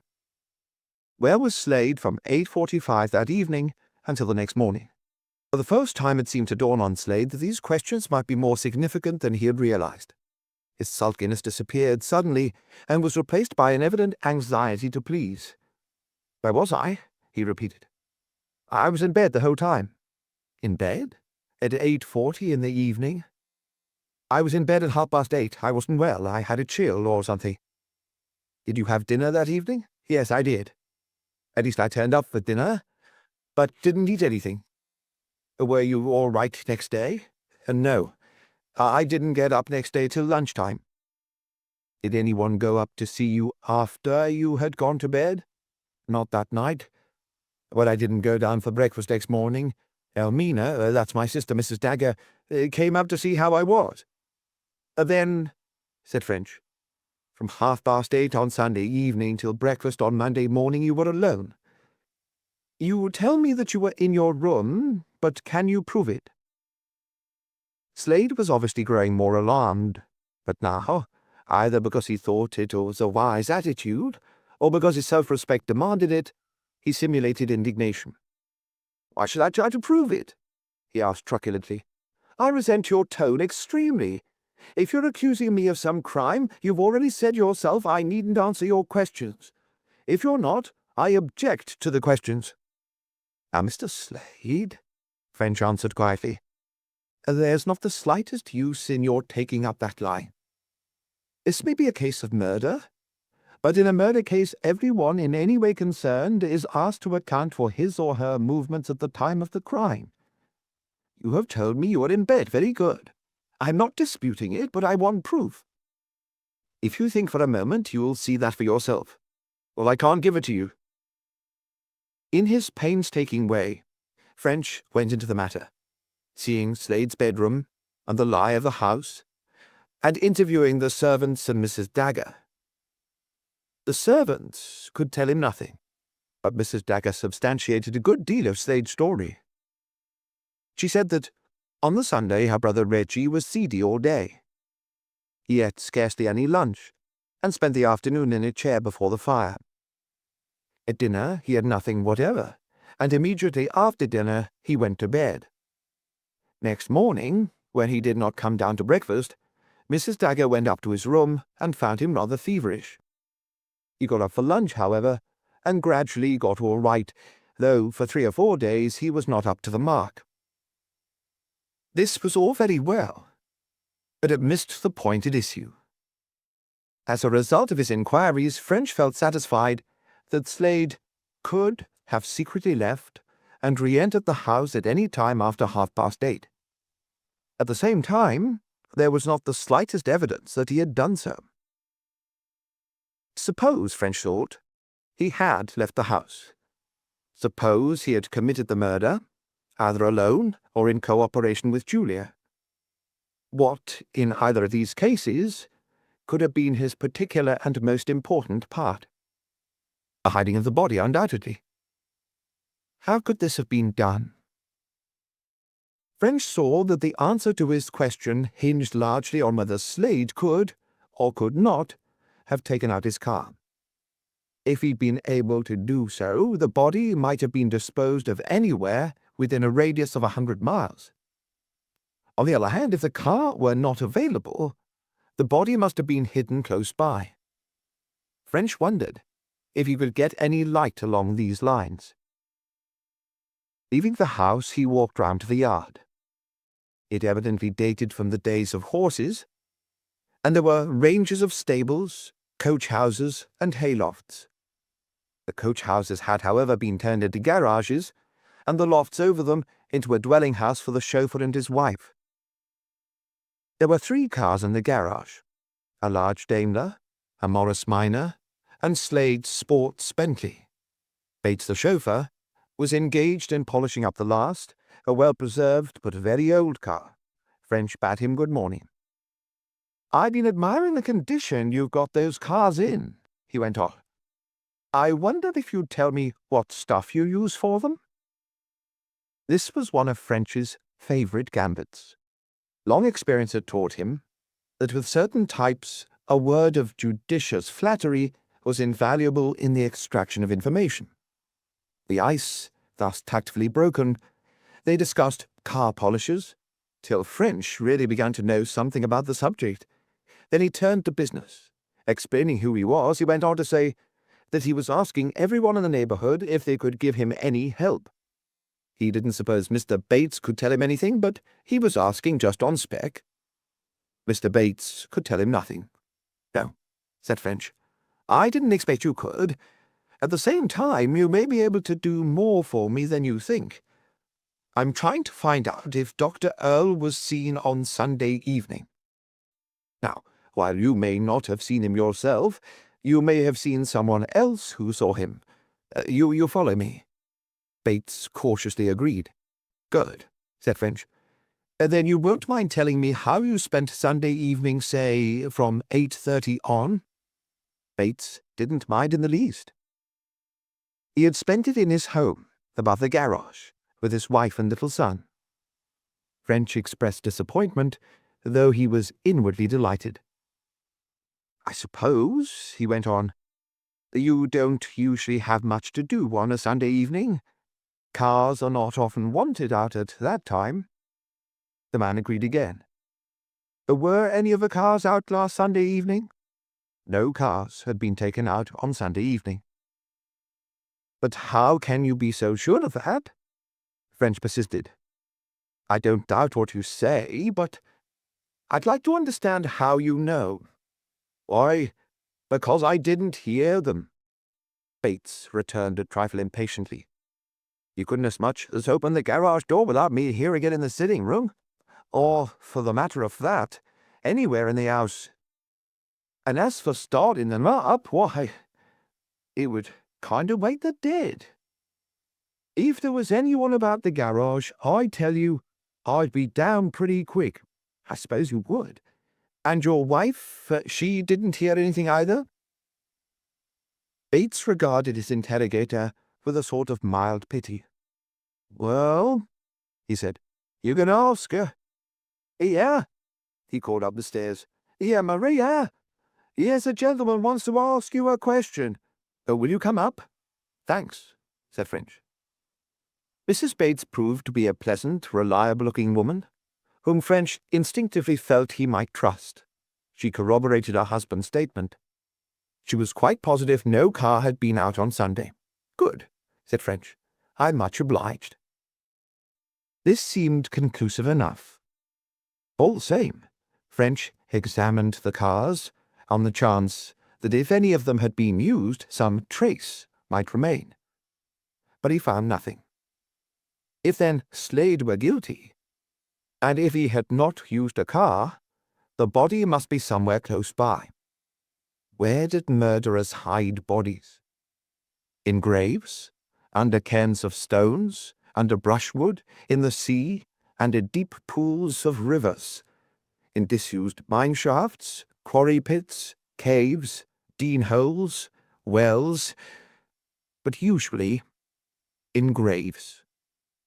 Here, on this Surrey common, there were practically no stones, no water except the Tarn, a small lake in private grounds about a mile from St. Kilda, no mine shafts, quarry pits, caves or dean holes, and very few wells. There were, however, plenty of dogs, which would quickly find a body concealed beneath brushwood.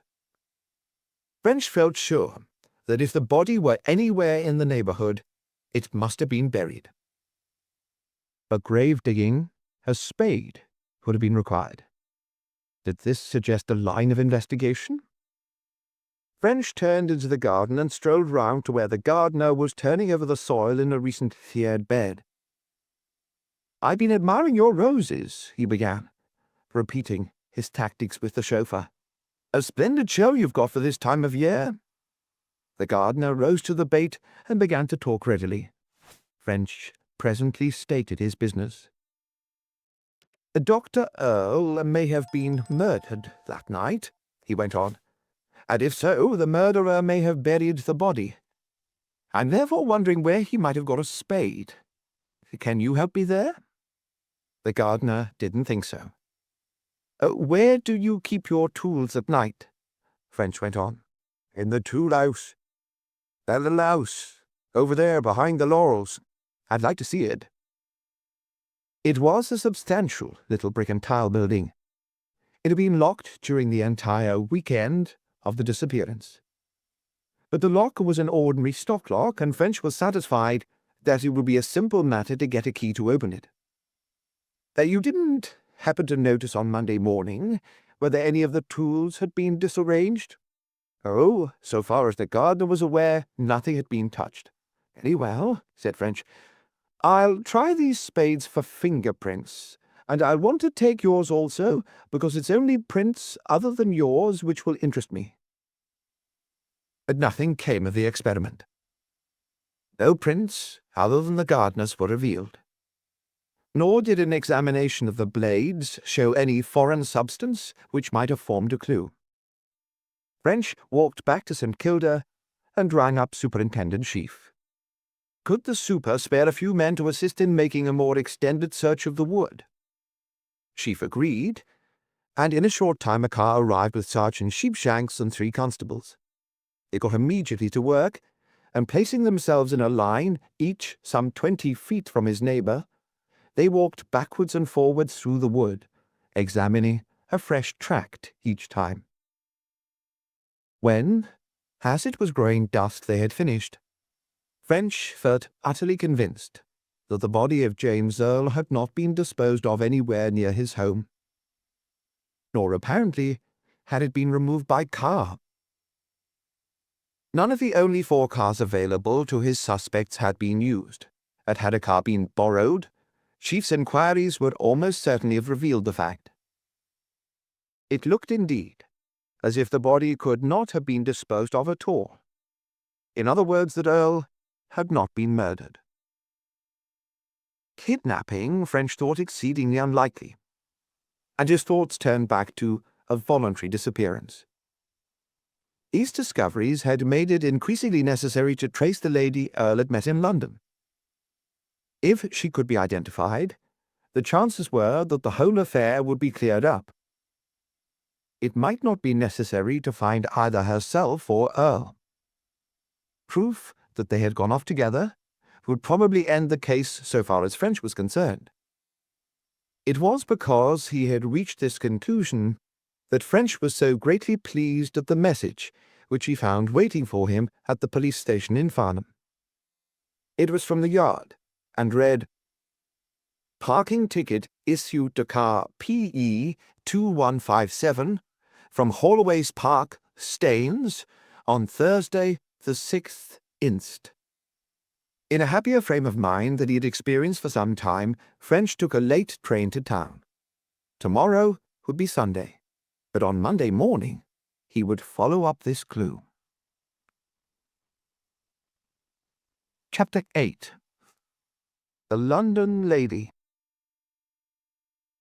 The fine weather of the last few days had held, and the sun was shining with soft brilliance as on Monday morning French made his way to Staines. Travelling down in the train was like setting out for a day's holiday. French, thinking of his recent job at Whitechapel, congratulated himself on his good fortune.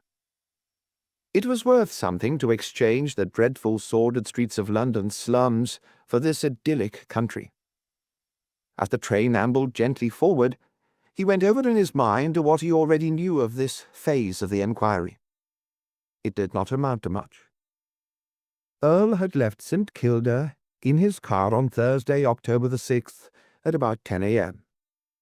At 12:30 p.m., he was seen by Ursula Stone picking up a lady in Seymour Place, and then driving westwards across Edgware Road. About 7, he arrived home. That was all. But French felt with satisfaction that the Staines discovery justified his deductions as to the distance the two had driven from London, and with a good deal of eagerness he looked forward to testing the correctness of his other conclusions also. On reaching the historic little town, he called at the police station, partly to express his appreciation of the work the local men had done for him, and partly to learn where Holloway's Park was. 5 minutes later, he reached the park itself.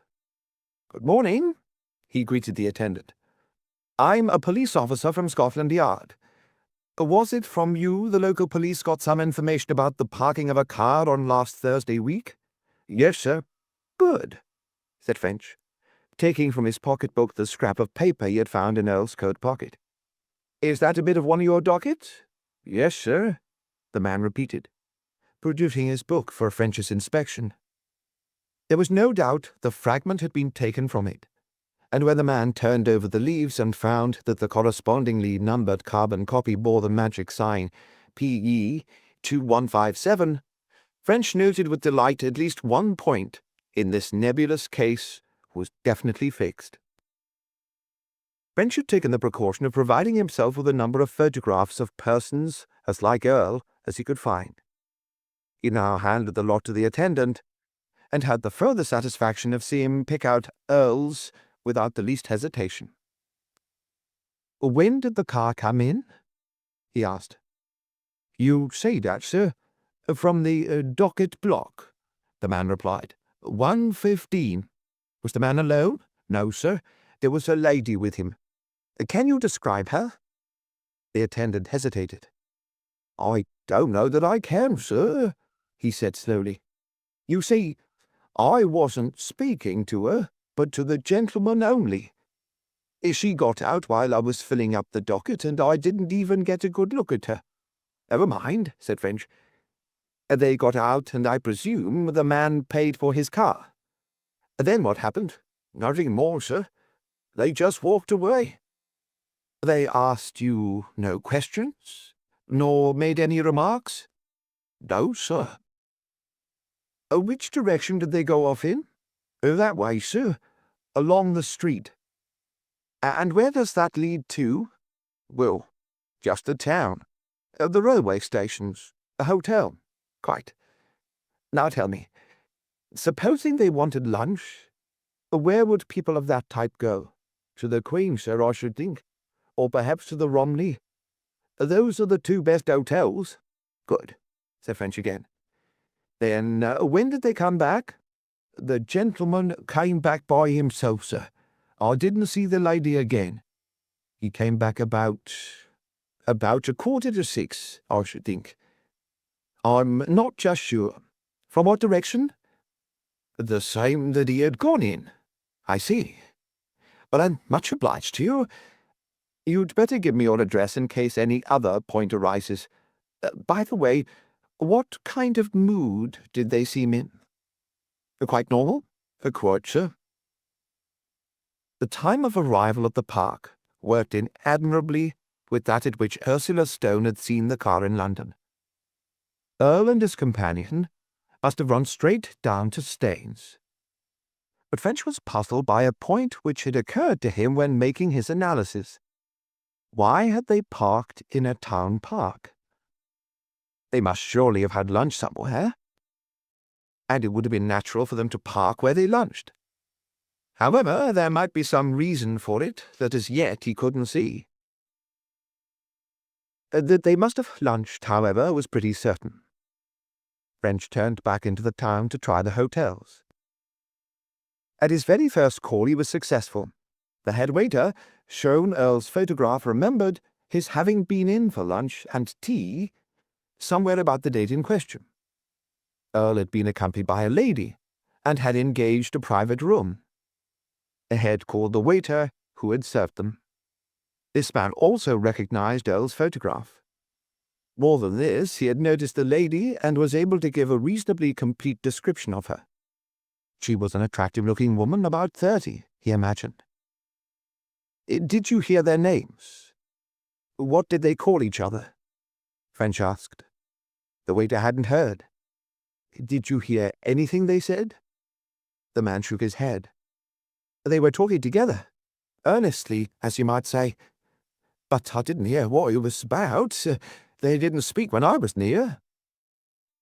One interesting and suggestive point was that the parties had appeared anxious to avoid being seen together.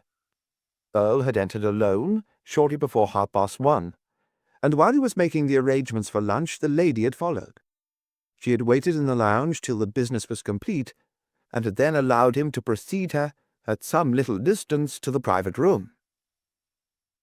They had left in the same way, separately, Earle slightly before the woman. About 5 they'd returned, gone back again singly to the private room, had tea, and left in the same way about 5:30. From this it was clear to French why they had used the public park. Evidently, it was this fear of being seen together. The chances of being recognized were of course much greater in the case of a hotel than of a town park. Between 5:30 then, when they had left the hotel together, and 5:45 when Earle had returned alone to his car, the friends had parted. Where had the lady gone? French saw that if Earle was at Staines at 5:30, and had reached home by about 7, he would not have had time to drive via London. The lady must therefore have returned to London by herself, if she did return. Was there a train or bus between 5:30 and 5:45? French found a timetable in the lounge. 2 trains left for London at 5:45, a Southern reaching Waterloo at 6:16, and a Great Western reaching Paddington at 6:27. Buses left at 5:30 and at 6. "How far is it from here to the stations for town?" French asked the waiter. "About 7 or 8 minutes' walk to each, sir." "And how far from the stations to Holloway's car park?" "About the same from the Southern station, and perhaps half of it from the Great Western." If, then, the lady had gone by train, the times would work in exactly. 5:30, leave the hotel. 5:37 or 38, arrive at the station, take the ticket, and get into the train. 5:45, the train departs, and about 5:50, Earle reaches the park. The bus times, on the other hand, wouldn't work in so well. But by which line might the lady have travelled? Surely Great Western, if she were returning to where she had been picked up. It was a long way from Waterloo to Seymour Place, but Paddington was comparatively close. Convenience and economy suggested Paddington, and as far as time was concerned, French thought there would be little in it. He would try the Great Western line first. If that failed, he could fall back on the Southern. He walked down to the station and saw the station master.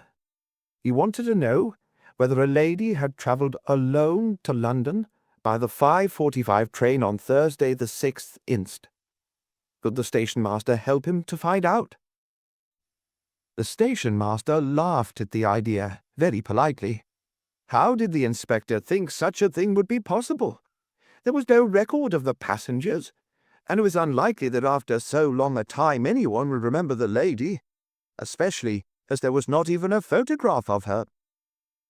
"Well, let's see the booking clerk at all events," said French, whose reaction was always to proceed in the routine way when no special clue exhibited itself. The clerk could not remember any individual bookers, but had a record of the bookings.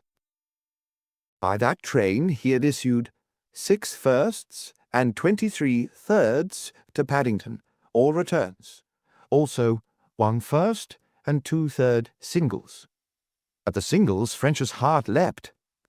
"Do you issue many singles?" he asked. "Very few," the clerk returned. "Most of the bookings are returns, and one-day returns at that."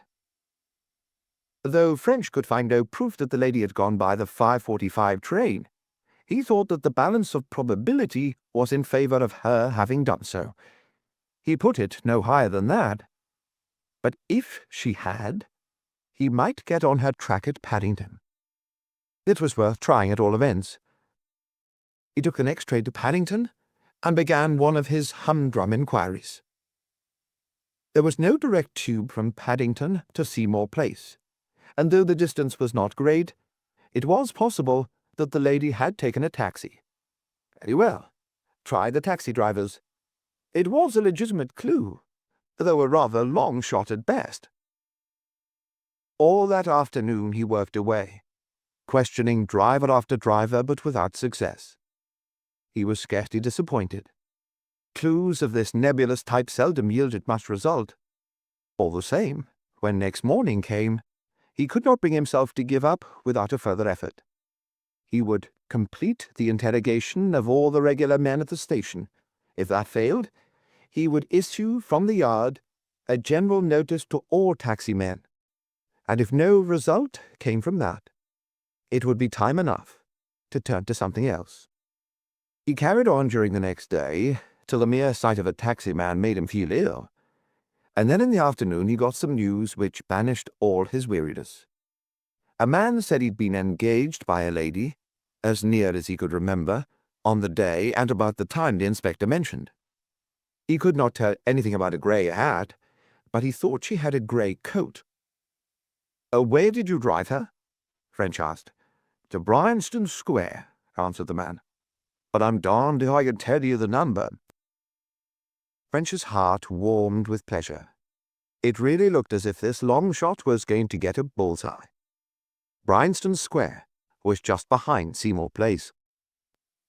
Try and find it again, said French, getting into the vehicle. In Bryanston Square, the driver suddenly pulled into the curb and stopped. It was in this here block, he declared, but I'm blessed if I can say which house. All right, French said, after giving him time for thought. If you can't, you can't. Try and fix limits for me. Go a little further in each direction than it could have been, so as to make sure it lies between the two places. This was more successful, and French dismissed the taxi with the belief that the unknown lady had entered one of a group of 9 houses. A very familiar phase ensued. He began calling at house after house to inquire for a lady with a Grecian nose and a grey coat and hat, and who was away from the house between the hours of 12:30 and 6:30 on the 6th inst. At the 5th or middle house, number 129B, he struck oil, showing what an extraordinarily good guess the taxi-man had made. Here the door was opened by an inquiring maid. I'm a police officer from Scotland Yard, said French, entering upon his little saga. I wish to make some inquiries about a lady. The girl stared. Who's that? She interrupted. Surely not another. Why, the other man got everything. It was now French's turn to stare. I don't follow, he said. What other man? Why, the other officer, she declared. Inspector Tanner, his name was. He came and got all the particulars. It was something unexpected. Is a good old friend, Tanner, on the same job?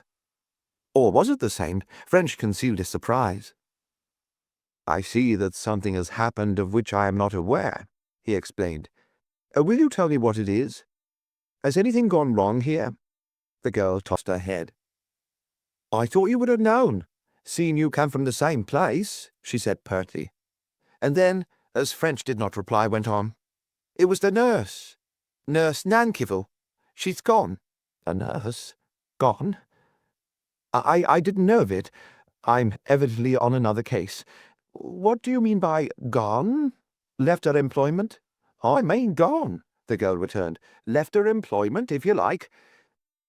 She's just gone, and nobody knows where she's gone to. Oh, said French, with a sudden thrill. You mean disappeared? Anything you like. I called it gone, and I calls it gone still.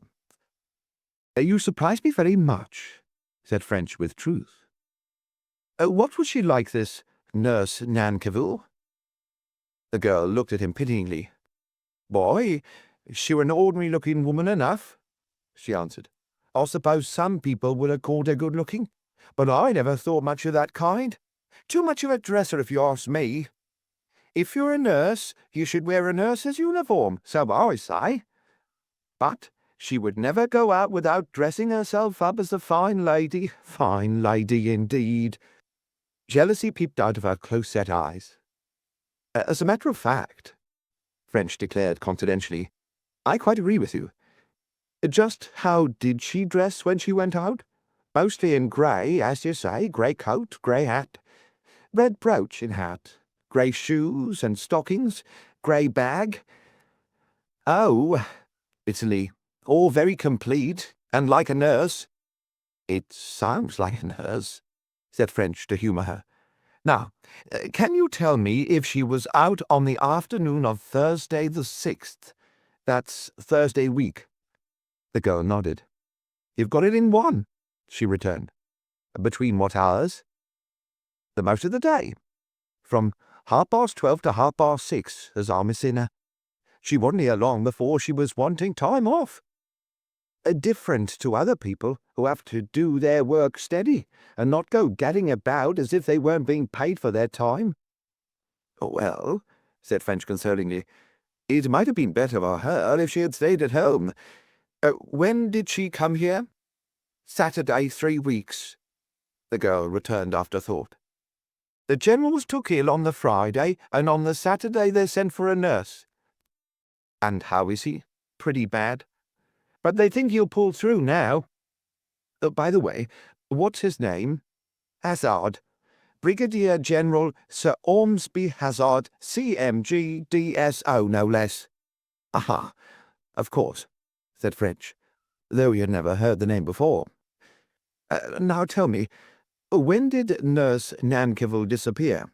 "Sunday week." French felt a further little thrill of interest. "On Sunday week she went out after lunch. It was a day out, I suppose, though after the Thursday anybody'd have thought she wouldn't have wanted another day so soon." She gave a contemptuous sniff. "She went out after lunch, and she just didn't come back. Nice way to leave her ladyship. She was up all that afternoon and evening with the General, and then the next morning she rang up the nursing home for another nurse." "And you never heard anything more of Nurse Nankivel?" "Never another word." "And who applied to Scotland Yard?" "Ask me an easier one." "How should I know? The next thing was this Inspector Tanner was here, and asking every kind of fool question that came into his head." "Like me," said French. The girl looked at him sulkily, as if not sure whether this was a joke. "I suppose you know your own business best," she answered at length. "I suppose so," said French, "but I'm not always sure. Well, miss, I'm much obliged for what you've told me. I'll say good-bye for the present." He smiled, raised his hat, and left her looking sulkily puzzled, as if this was the strangest specimen of a policeman she had ever seen. As he took a bus to the yard, French was keenly delighted with this new development. There could now be little doubt as to what had happened at Farnham. Earle and this nurse had gone off together. On the Thursday they had met to complete their plans, and on the Sunday they had put them into effect. Now that he had identified the woman, proof should not be hard to get, and proof once obtained, his case would be done. Though he could not refrain from putting the question he had to Brigadier General Sir Ormsby Hazard's unpleasant servant, French was in hopes that no investigation would be necessary in so far as the nurse was concerned.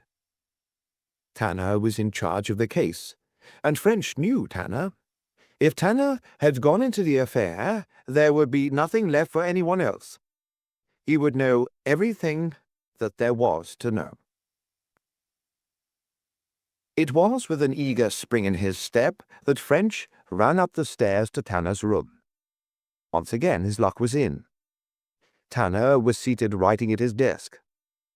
"Hello, old son. What brings you here?" he greeted French, glancing up from his work. "Thought you were down at Farnham." "I was down at Farnham," French admitted. "I came up when I found you were sneaking my case." "I like that," said Tanner, sitting back and putting down his pen. "I wouldn't touch your childish little case with a barge pole. What's bitten you? Ever heard the name of Nankivel?" French asked, striding up and down in pleasurable excitement. "Oh, you have you? Well, she's mine." "Good Lord!" Tanner looked shocked. "And what about Mrs. French?" "On Sunday evening, the 9th inst," French went on, ignoring his question, "Dr. James Earle of St. Kilda, Hampton Common near Farnham, disappeared. On a Sunday evening, the 9th inst, Nurse Nankivel, employed at 129B Bryanston Square, disappeared. On Thursday, the 6th instant, 3 days earlier, Dr. James Earle and Nurse Nankivel had a long and more or less secret interview at Staines. Now do you know what's bitten me?" "Good Lord," said Tanner again. "I say, French, That's very interesting. Of course it's interesting. Isn't it my story?" Tanner took a cigarette case from his pocket and held it out. "Show me," he invited. "The very words I was going to use to you." French produced a lighter, operated it without result, cursed, and struck a match. "There's never any petrol in this confounded thing," he remarked, continuing, oblivious of Tanner's inquiry as to why he didn't occasionally fill it. "It's you who must tell the story, Tanner. I finished mine. It's about the nurse we want to know. What happened to her?" "I don't think this interest in the nurse is seemly for a married man," Tanner said severely. "However, I'll tell you all I know. It isn't much." He turned and took a loose-leaf cover from a shelf, turning to page 1. "Her name," he went on, "is Helen Nankivel, and she comes from Cornwall, some little village near Redruth. She is aged 30 and trained in the usual way. Details herein. 2 years ago, she went on the staff of Sister Austin's nursing home at 25 St. George's Terrace, Redhill Road, Chelsea. She's a good nurse, competent at her job, no fool, liked by her patients and the staff. There was no trouble with her, no undesirable acquaintances, to give Miss Austin's phrase. A nurse with a future, if you understand me. The last nurse in the world to go and make a break with an elderly doctor. She nursed in the home at times, but was generally out on jobs. Miss Austin, in fact, looked upon her as one of her best nurses, and she was sent to important cases." French chuckled. This was Tanner. He had known that if Tanner was in charge, the spade work would all be done. "On Tuesday morning, a week ago today," resumed Tanner, "a phone came through from the nursing home to say that one of their nurses had disappeared, and they would like a man. I wasn't doing more than 6 or 8 jobs at the time, so was sent. I saw Miss Austin, who seems a good enough sort of woman, and she told me that on Saturday, the 24th of last month, Saturday, 3 weeks, a phone had come in from Dr. Clark, address and qualifications herein, saying that General Hazard of 129B Bryanston Square was ill, and to send a nurse at once. It happened that the Nankivel had just returned from a case, and she was sent. They had the usual reports, and everything seemed to be going swimmingly. I've seen Dr. Clark, and he was satisfied with her in every way. A paragon, French suggested. In brief, a paragon, Tanner agreed. All the same, there appears to have been something not entirely right about the woman. Some curious little incidents happened which aren't very easy to explain. The first occurred 5 days after she went there. On that day, something upset her. Up till then, she had seemed slightly depressed or anxious, nothing remarkable, but from then, she was undoubtedly a good deal worried. I tried, of course, to find out what had upset her, and I came to the conclusion it must have been a letter. At least, I couldn't find anything else. She'd had a letter that day, the housemaid thinks. Unfortunately, the girl's not sure. I had a look for the letter, but couldn't find it." "Did that depression continue till she disappeared?" "No," said Tanner, "it didn't. On Thursday week, 6th instant, she obtained leave of absence to attend to urgent private business. She left the house about 12:30 and returned about 6:30. I didn't know where she had gone, but you tell me it was to meet Dr. Earle at Staines. That meeting cured her, or partially cured her at all events. Lady Hazard told me she noticed that after it a great deal of the depression and worry seemed to have gone. But instead, the Nankivel was excited. She seemed to be on edge, expecting something to happen. Of course, Lady Hazard may have been talking through her hat, but that's how it seemed to her. This state of excitement continued until the nurse left after lunch on Sunday week. That is, left for the last time." French took another cigarette. It doesn't seem so hard to account for that, he suggested. She and Earle are in love. On that first day, she gets a letter from him suggesting a mutual disappearance to a more salubrious clime. She hasn't made up her mind, and it worries her.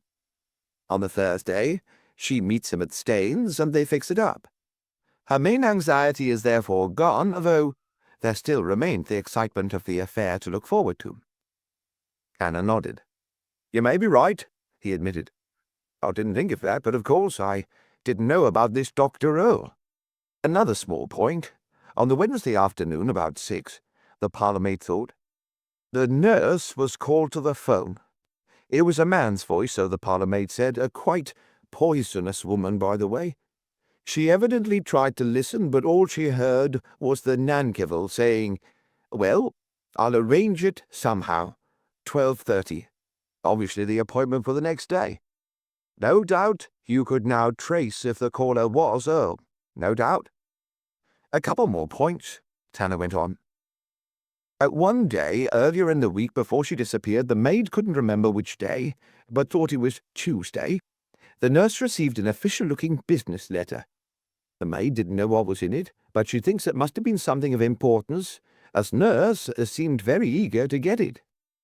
Of course, that may be only the girls' talk. Then, on the Saturday evening, just before dinner, a telegram came for her. You might get a trace of that, particularly if it was from Earle about Sunday. "I might," agreed Finch. "You haven't gone into any of these things?" "No. I put out a description, and the chief thought we'd give it a chance first. I suppose you'll do it now." "I suppose so. We'd better see the chief, hadn't we?" "Right. But it'll be you, all the same." French ground out the stub of his cigarette. "Let's see that I've got all that straight first," he said. "This woman goes to nurse in Bryanston Square. She's in a slightly depressed frame of mind on arrival, and this persists for 5 days, when she becomes seriously worried, as the result, so you believe, but you have not proved, of a letter. On the Tuesday, a business letter comes for her, and she claims it with a great deal of interest. On the Wednesday evening, she receives a telephone message, presumably from Dr. Earle, to which she replies, 12:30, I'll arrange it somehow. On the Thursday, she spends the afternoon with Earle at Staines. On the Saturday evening, she gets a telegram, and on the Sunday, both she and Earle disappear. That right?" "That seems to be the sequence of events," Tanner admitted. "And what do you make of it?" "What you make of it, I think. I imagine we're investigating the completion of plans for a departure in company for another and more congenial sphere." French nodded. There's motive for it, so far as he was concerned. Unhappy at home, life uncongenial and running after another man and all that. "Come along, and let's see the chief, and I'll get started." 10 minutes later, Tanner was officially relieved of further participation in the case, and his folio was handed over to French. Chapter 9. Barnum. Again. French was tired, as, after a call at the yard to see if anything had come in, he made his way home. The last 2 days had seen real progress in his case, and he was correspondingly pleased, though he did not fail to note that his results were chiefly due to his own skill and pertinacity. He had also to admit to a certain element of luck. Certainly his clues had worked out well. Without finding that bit of the parking ticket, he did not see how he could ever have traced the nurse. Again, had she not taken a taxi from Paddington, he might have lost the trail. Had he known that she was a nurse, he could, no doubt, have got on her track. But he had not known this important fact. French indeed felt very well satisfied as to the way things were going. There could be little doubt, he thought, that Earle and this woman had decided to throw in their lot together and start life anew in fresh surroundings. The doctor's decision to do so he could readily understand. His professional career was over. and what he probably most desired was peace and a congenial companion, neither of which he appeared to have at his home. The woman's motives also were fairly obvious. She would doubtless want security. A nurse's life is both hard and precarious. If she were to fall ill, she would have nothing to look forward to. The settlement of a reasonable sum on her by Earle, an almost certain condition of any agreement between them, would mean security, or as much security as is obtainable in this life. And in the nature of things, she was unlikely to lose very many years of her freedom. At the longest, Earle could scarcely survive her own middle age. She had, in fact, much to gain and little to lose by the arrangement. But likely as this theory was, it had not been proved, and until either it or some other had been placed beyond question, the case was not over for French. However, a very few more inquiries, and he believed it would be complete. Next morning, accordingly, he was early at work. His first call was to the house in Bryanston Square, where he asked to see Lady Hazard. He did not expect to learn much from her, and his anticipation was justified. In fact, she told him practically nothing. She had liked Nurse Nankerville, finding her efficient as a nurse, pleasant to speak to, and but little trouble in the house. Her husband, the General, had also liked her. When the nurse had failed to turn up on the Sunday evening, they supposed she had missed a train. Lady Hazard sat with her husband till the night nurse came on duty. They fully expected that next morning the truant would return. When she did not do so, they telephoned to the home, and another nurse was immediately sent. They understood that the matron had reported the affair to the police. All the information Tanner had obtained had apparently come from Gladys, the maid, who had evidently hated the nurse and jealously watched her every movement. French had a long interview with Gladys, but without adding to what he had already learned. He also had a look at the room which Miss Nankerville had occupied, but as Tanner had already searched it, he did not give it much time. From Bryanston Square, French betook himself to the nursing home in Chelsea. Here Sister Austen, the head of the home, saw him at once. As Tanner had reported, she seemed an efficient and kindly woman. Certainly she was genuinely upset about her missing nurse, and asked French anxiously if the Yard had learned anything about her. When French tentatively mentioned the theory that she'd gone off with the doctor, the sister ridiculed it. Nurse Nankerville, she said, was not that kind of woman. It was much more likely that some accident had happened to her. In fact, that was the only way Sister Austen could account for her absence. The sister then repeated what she had told to Tanner. It was what French had expected to hear, and he would not have been disappointed if her testimony had ended there. But as it happened, his systematic inquiries produced something entirely unlooked for. Without in the least appreciating the importance of the question, he asked for a list of the recent cases on which Nurse Nankerville had been engaged. Her last case, the sister replied, was a rather long one. She was at it for 12 weeks. A very nice place it was, at Compton, near Guildford. That was with a Mr. Fraser. He died. A sudden thrill shot through French. Compton. Fraser. This was a bit of all right. Things were working in better than he could have hoped. In his inquiries at St. Kilda, he had learned that Earle had been called in as a consultant in this very case. This was how he and the nurse had met. Doubtless they'd been attracted to one another, and doubtless had had more interviews than at their patient's bedside.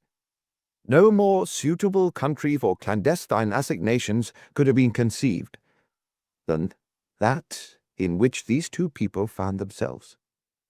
With its thick, almost impenetrable woods, and its comparatively sparse population. That interests me a good deal, French remarked.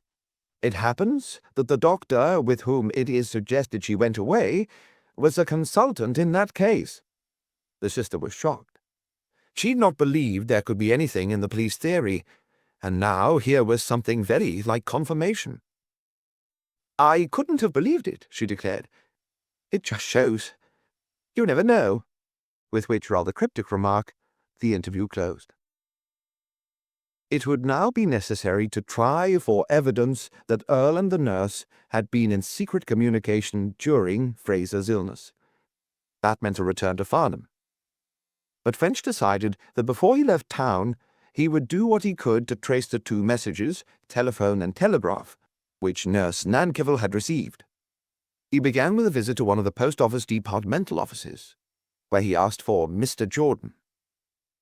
Jordan was a little man whom French had got to know over a case of burglary, in which the tracing of a certain message had become an essential feature of the prosecution.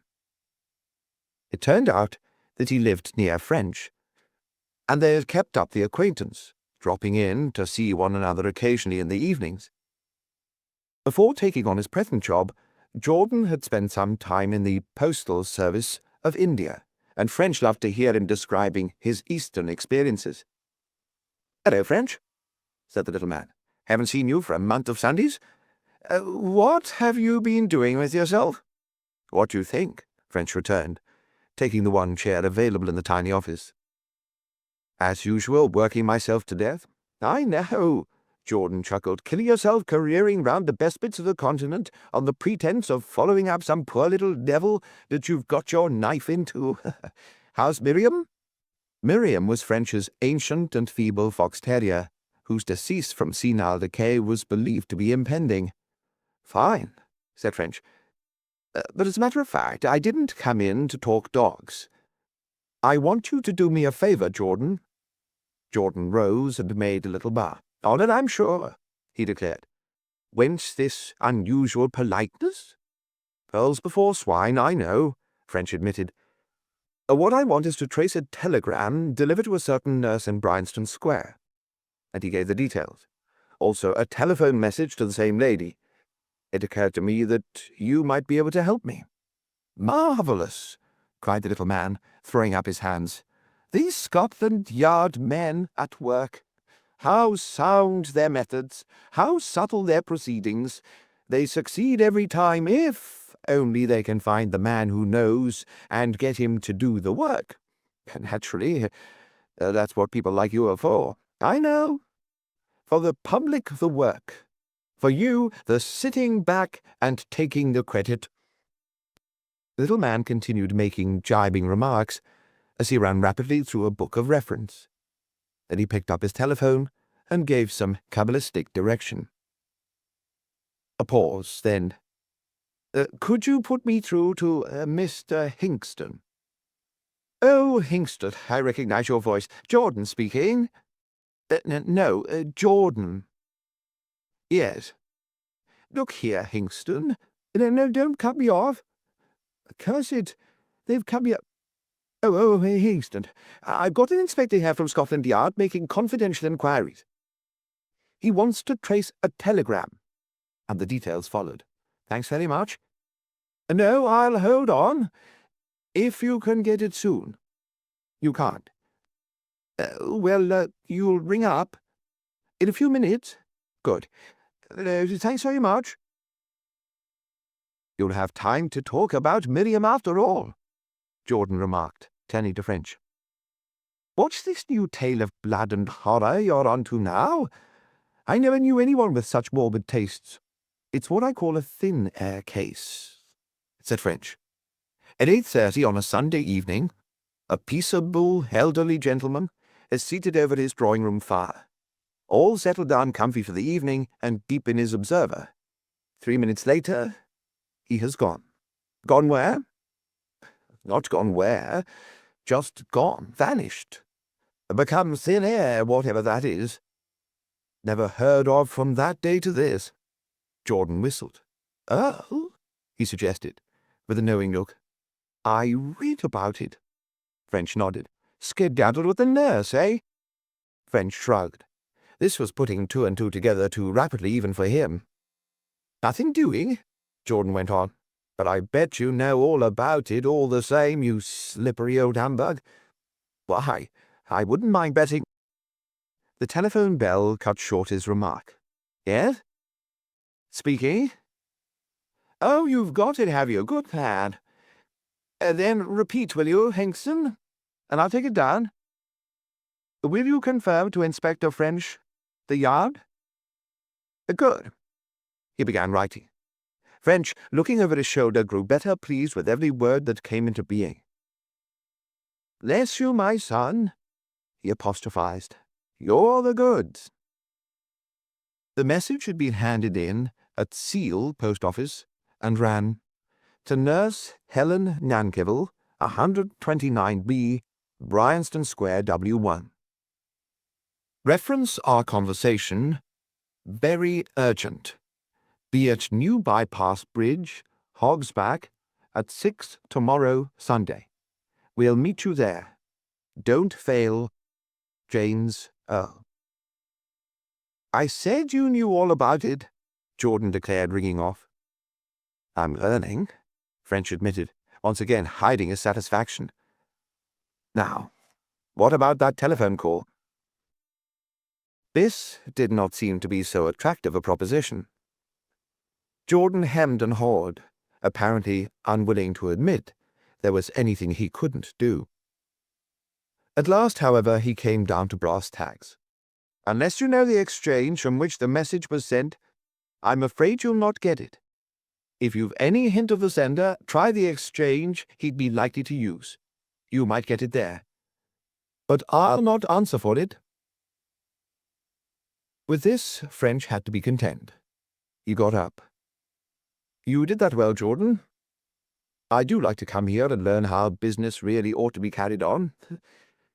When are you looking in? I'll wait till Miriam goes the way of all flesh, I think.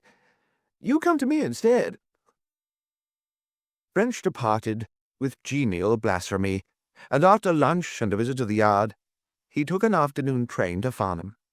That evening he invited Superintendent Sheaf to dine with him at his hotel, and during the meal he reported the results of his London activities. Sheaf was obviously impressed, though he said but little. Indeed, his final question, "What are you going on with now?" was his longest single contribution to the conversation. French had noted several lines of inquiry, and next morning he set to work on the first. He went to the post office at Seal, and showing the postmistress the copy of the Earle Nankivel telegram, he asked if she remembered its transmission. The postmistress remembered it very well, partly because she knew Dr. Earle, but also because of the unusual way in which she had received the message. It had not, she explained, been handed in over the counter in the customary manner. The postman had brought it. He had found it in a pillow box near the Hampton Common crossroads when making the usual 5 o'clock collection. The message, written on the proper form, was in the box, together with the money for its dispatch. This method of sending telegrams was not unknown, but it was unusual enough to fix the matter in her mind. French saw, however, that it was reasonable enough under the circumstances. From Earle's house to the post office was a matter of perhaps 2 miles, while the pillar box was within the 5 minutes' walk of his gates. Theoretically, of course, there was no absolute proof that Earle was the sender, for the simple reason that he had not actually been seen putting the paper into the box. But the thing had to be judged in harmony with the other facts of the case, and French had no doubt that Earle was his man. It was easy also to understand why Earle should have sent a telegram in this way rather than telephone the message to the post office or even direct to the nurse. Earle's telephone was situated in his hall, and if any members of his household were about, he could not have kept his message secret. From the post office, French rode to the telephone exchange. Here his rather wonderful luck held. When he showed his authority and gave the Hazard's number in Bryanston Square, the operator was able immediately to turn up the number from which the call had come. A note of the trunk call had been kept for revenue purposes, and the bill on which it would eventually find a place would be sent to St. Kilda. The operator, moreover, had recognized Earle's voice. he having attended her during a long illness. Here, then, was the desired proof that the message had come from Earle. The discovery conveyed no fresh information. French had not doubted the call was Earle's, but its proof was a step further in the case he was so satisfactorily building up. French looked at his watch. 11:15. Campion's was the next name on his list, and he wondered whether he would find the doctor if he were to ride over to the Red Cottage. He put through a call from the exchange, and the answer being that Campion was out, but was expected home for lunch, he once again mounted the sergeant's bicycle. He enjoyed the ride. It took him through Shackleford and almost into Farncombe, a suburb of Godalming, or indeed an adjoining town. Then turning back in the Compton direction, he reached the village of Binscombe. Here he slackened down, examining the names on the various gates. Presently he found the Red Cottage. It stood on one of the few plots of quite level ground in that undulating country. This was a much less characteristic district than that in which Earle had lived. Here the land was agricultural, and there were many more houses to the square mile. Campion's looked as if it had been built about the end of the last century. Its great feature was its gables, which jutted out in all directions from the main roof. The garden and grounds were tidy, but commonplace. French turned back into Godalming and had his own lunch. Then, when he thought Campion would have finished his, he rode out again. Campion was in his workshop. "Come in," the doctor called in answer to his knock. "Oh, it's the Inspector. Good afternoon, Inspector. You want to see me?" "If you please, sir," French answered, looking round with admiration at the beautifully appointed little shop. "You have a wonderful place here." "Yes, it's not so bad. Can't get time to work in it, though. Would you like to come into the consulting room, or will this place do?" "This will do, sir, perfectly. So far as I'm concerned, it's just a few questions arising out of the matter of Dr. Earle's disappearance. I won't keep you long. It's all right. I'm not in any special hurry. What is it you want to know?" "It's a rather delicate matter, sir," French went on. "It's about a nurse named Nankivel. I understand she was nursing a patient of yours." Campion seemed to stiffen slightly. French noticed it with some misgivings. He hoped professional etiquette was not going to come in to make his task more difficult. The man, however, did not hesitate. He nodded, answering, "Yes, she nursed the late Mr. Fraser." "So I had heard. Would you tell me, Doctor, what you thought of her? As a nurse?" "In every way, please." Campion shrugged slightly. "That's a largish order," he answered. "As a nurse, I thought highly of her. She was careful and attentive, and got on well with her patient. I had certainly no fault to find with her. As to other information, I don't know that I can tell you much. She seemed a quite ordinary, nice sort of woman, but I saw nothing of her otherwise than professionally. Why do you ask?" French bent forward. "You didn't know, sir, that she had disappeared?" Campion stared. "Good Lord!" he exclaimed. "You don't say so. Disappeared? When did that happen?" "On Sunday." French lowered his voice and spoke more impressively. "I'll tell you what I know, but please regard it as confidential." Campion nodded impatiently. "On Saturday evening, Nurse Nankivel got a telegram from Dr. Earle asking her to meet him on Sunday on the Hogsback. Whether she did so or not, I don't know. But after lunch, she left the house in Bryanston Square, where she was employed, and has never been heard of since." Campion swore. He stood looking at French with amazement in his eyes, which rapidly turned to a question. "I can tell you, Inspector. That's a surprise," he said at last. "Earle? You're not suggesting, I suppose?" He hesitated. "I'm not suggesting anything, Doctor. What I want to know, and what I'm going to ask, if you can tell me, is whether Dr. Earle and this lady were acquainted down here." Campion whistled beneath his breath. They were acquainted, of course, he answered. If you mean by acquainted, twice seeing each other while professionally engaged in the sick man's room. If you mean socially acquainted, I don't know. I never suspected or imagined such a thing, but of course I can't say definitely. You never observed anything between them of which at the time you thought nothing, but which now, in the light of what I have said, appears to you significant? Absolutely nothing. I understand, Doctor. Tell me, during what hours was this lady free? She was on day duty. She had a couple of hours in the afternoon. We had a second nurse for the night. The name of the other nurse, please, Doctor? She might have seen something. Most unlikely, I should say. However, it was Henderson. From the same home? Yes. Can you say how often Dr. Earle visited the case? Yes, I said so. Twice. And perhaps you tell me the circumstances which led to his being called in? Campion seemed a little unwilling, but his hesitation was only momentary. I've no objection to telling you, Inspector, though I don't fancy many medical men would do so. You probably know that Dr. Earle and I are partners. I've heard so, sir. The practice was Dr. Earle's. It's a very good practice in Godalming and the surrounding districts. Some 6 years ago, Dr. Earle came into a little money.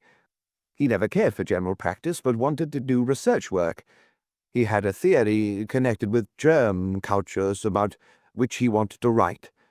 He therefore advertised for a partner, and I answered, and we came to terms. He moved out into the country, and I took over the work. But he did not entirely give up the practice. Certain of the older patients preferred him, and he always attended those. Also, in serious or important cases, I asked him to come in to check my opinion. This case of Mr. Fraser was a serious case. The man, as a matter of fact, was dying, and I asked him to come in, not that I had the slightest doubt as to the treatment, but simply as a satisfaction to the members of the family. Thank you, Doctor. That's all very clear. It doesn't affect my case exactly, but out of curiosity, would you tell me what the old gentleman died of? Well, he had gastroenteritis. But it was really old age and a weak heart that finished him off. He was 69. French made a move to go, then stopped. By the way, he said, you told me that Dr. Earle had intended to write a book on his germ theory. You don't know if he ever did so? He'd begun it. In fact, he had written a considerable part of it. I've seen his manuscript, and we've talked it over. It's a funny thing that when I was looking over his things, I never came across any papers connected with it. Where did he keep them? Do you know? Campion shook his head. I've no idea. When I saw the manuscript, it was on the table in his study, but where he put it, I don't know. This book and this theory of his meant a good deal to him, I suppose. They did, Campion answered. He was very keen. Then his face changed, and he favoured his visitor with a swift, questioning look. French saw that the doctor had divined his own thought. If at the time of Earle's disappearance this beloved manuscript had vanished also, was it not the final proof that that disappearance had been voluntary? The more French thought of this, the stronger the argument appeared. If the man had been so keen on his theory and his book, he would never have left the manuscript behind. On the other hand, if he'd been murdered, the manuscript should be at St. Kilda. The fact that it had gone undoubtedly settled this extremely knotty point. This, then, was all that was required from Campion. French slowly made a move to go. Then suddenly he started, as an entirely new idea flashed into his mind. Did this matter of the manuscript not mean something very different? Chapter 10. Olpero. The idea, which like a whirlwind had upset all French's previous assumptions, was very simple. Was it possible that Earle's theory and Earle's book were really valuable, so valuable that they would make the name of their author? Was it possible that Campion should have known this and stolen the manuscript? And to enable him to get the benefit of his theft, could he have killed Earle? Campion, guilty of Earle's murder. It was something to think about. Surely the idea was too far-fetched. Campion was a reasonably successful man, comfortably off now, and with an assured, if not a very brilliant, future. Yet surely too much to lose to run the terrible risks of committing murder simply to gain professional fame. French was not so sure.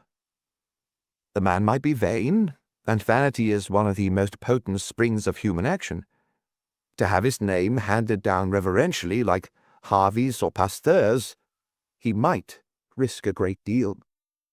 French rapidly considered, while, to cloak his concentration, he took out and laboriously consulted his notebook. To make sure, he had asked everything, and would not have to come back and trouble the doctor again. He saw at once that this theory raised again the old problem of the nurse. If Campion had murdered Earle, what had happened to Miss Nankerville?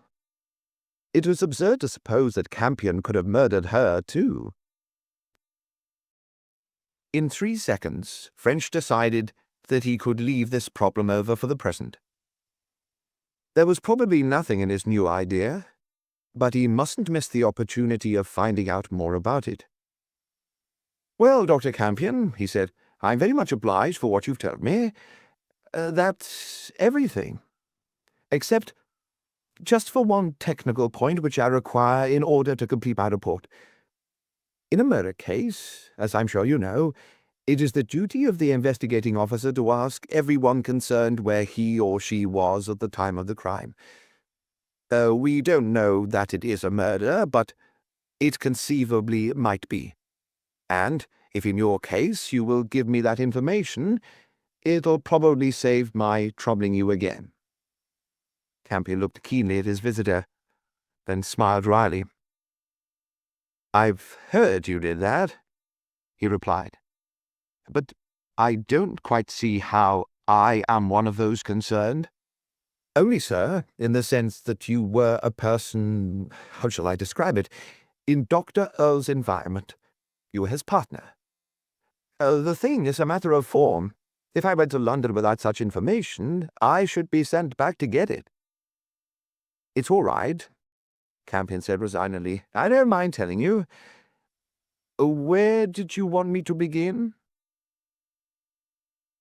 When he was about it, French might as well cover 6 o'clock, when the nurse was supposed to reach the Hog's Back. "Oh, I don't know," he answered, as if to make light of the question. "Say from lunchtime? What time did you have lunch?" "The usual time, I believe." "1:30. Very well," French agreed. "That gives us a start. What happened after lunch?" "I'm sure I don't know what you want this for. Seeing Dr. Earle was alive and well for another 6 or 8 hours. However, I suppose you know your own business." He took a small engagement book from his pocket and turned over the pages. "After lunch? I'm really not sure. I think I sat and read for a time, but I may have come out here. I had to pay some calls, and I went out. I'm not sure. After 3, I think I paid 1, 2, 4 calls in all, and then came back here. Miss Stone was spending the afternoon here, and I went into the drawing-room at once. Then, about what time did you get back here? Can you remember?" Campion paused in thought. "I can't," he said at length. "Somewhere about 6:30, I should think, but I'm not sure." "Where did you have tea, sir? That might bring the time to your mind." "With the Slaters, near Putnam. That was the last call I paid. They were going to tea as I was leaving, and they asked me to join them. I did so, and sat for half an hour chatting." "So that you drove home somewhere between 5:30 and 6:30? "Yes, so far as I remember." "Very good, sir. And then you came back here and went to the drawing-room. What happened then?" "I can tell you that," Campion declared. I remember it all very clearly. Miss Stone was spending the evening with us, as I said. Well, just before supper, she asked me if I would show her my workshop. My sister had been mumming about the cost and the splendor of my tools. I agreed, of course. Now, while I like Miss Stone personally, I abominate hen parties, and I looked round for some excuse to keep out of the drawing-room after supper. I noticed a packet of parts for a doll's house which I had intended to make up for a small patient who had died, and I offered to make them up for Miss Stone. You know, I suppose, that she's connected with a children's hospital in Bath. She was pleased with the idea, so after supper I assembled the thing. When it was finished, I went to the drawing-room, and almost at once we started off for St. Kilda, the whole party of us. They're very good, those doll's house packets. Which one did you choose? The Handicraft People's Romeo Special. A beautiful model, French commented. Now, can you tell me, Doctor, about what time you came to the workshop and returned to the drawing-room? I came here immediately after supper. I suppose that would be about 8. I reached the drawing-room at... let's see now. I don't know that I can tell you that. About 9:30, I think. No, earlier, because they took a solid quarter of an hour to throw wraps round their shoulders, and we arrived at St. Kilda at 9:45. I noted the time as soon as I heard about Earle. I must have reached the drawing-room about 9:15. From 8 to 9:15 or 9:20. And Earle disappeared at 8:40. Could Campion possibly... From 8 o'clock to 9:15 is the critical period, Doctor. I'm making no insinuations, but can you prove that you were in your workshop during that time? No, of course I cannot, Campion rejoined irritably. And why should I? Are you accusing me of kidnapping Earle? I told you, sir. I was accusing you of nothing. All the same, if you can prove where you were during that time, it would be so much to the good. Did no one see you at any time between those hours? Campion moved jerkily. What the hell difference does it make whether anyone saw me or whether they didn't? He asked angrily. If you don't suspect me, it doesn't matter. If you do, I'm not going to answer you. I don't see what you're getting at. French shrugged. Well, sir, you can take that line if you like. At the same time, I don't see why you should mind answering. If you refuse, of course, I automatically suppose you have something to hide. However, it's a matter for yourself. French's moderation cooled Campion down. I've not the slightest objection to telling you anything I know, he declared.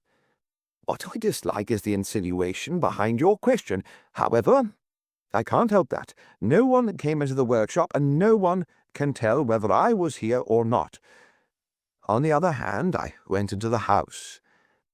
I went in to consult Miss Stone on how she would like the doll's house finished. What hour was that, Dr. Campion? I don't really know. Somewhere about halfway through the time, because the job was about half done. But I couldn't tell you exactly. That would be somewhere about 20 minutes to 9. I expect so. Sir? If you can't go nearer to it, you can't. Then you drove over to St. Kilda. Campion made a sudden gesture. Your saying that reminds me, he declared. When I went to the drawing-room, the question arose of how Miss Stone was returning to St. Kilda. She had wanted to go by bus, and I had said I would run her over.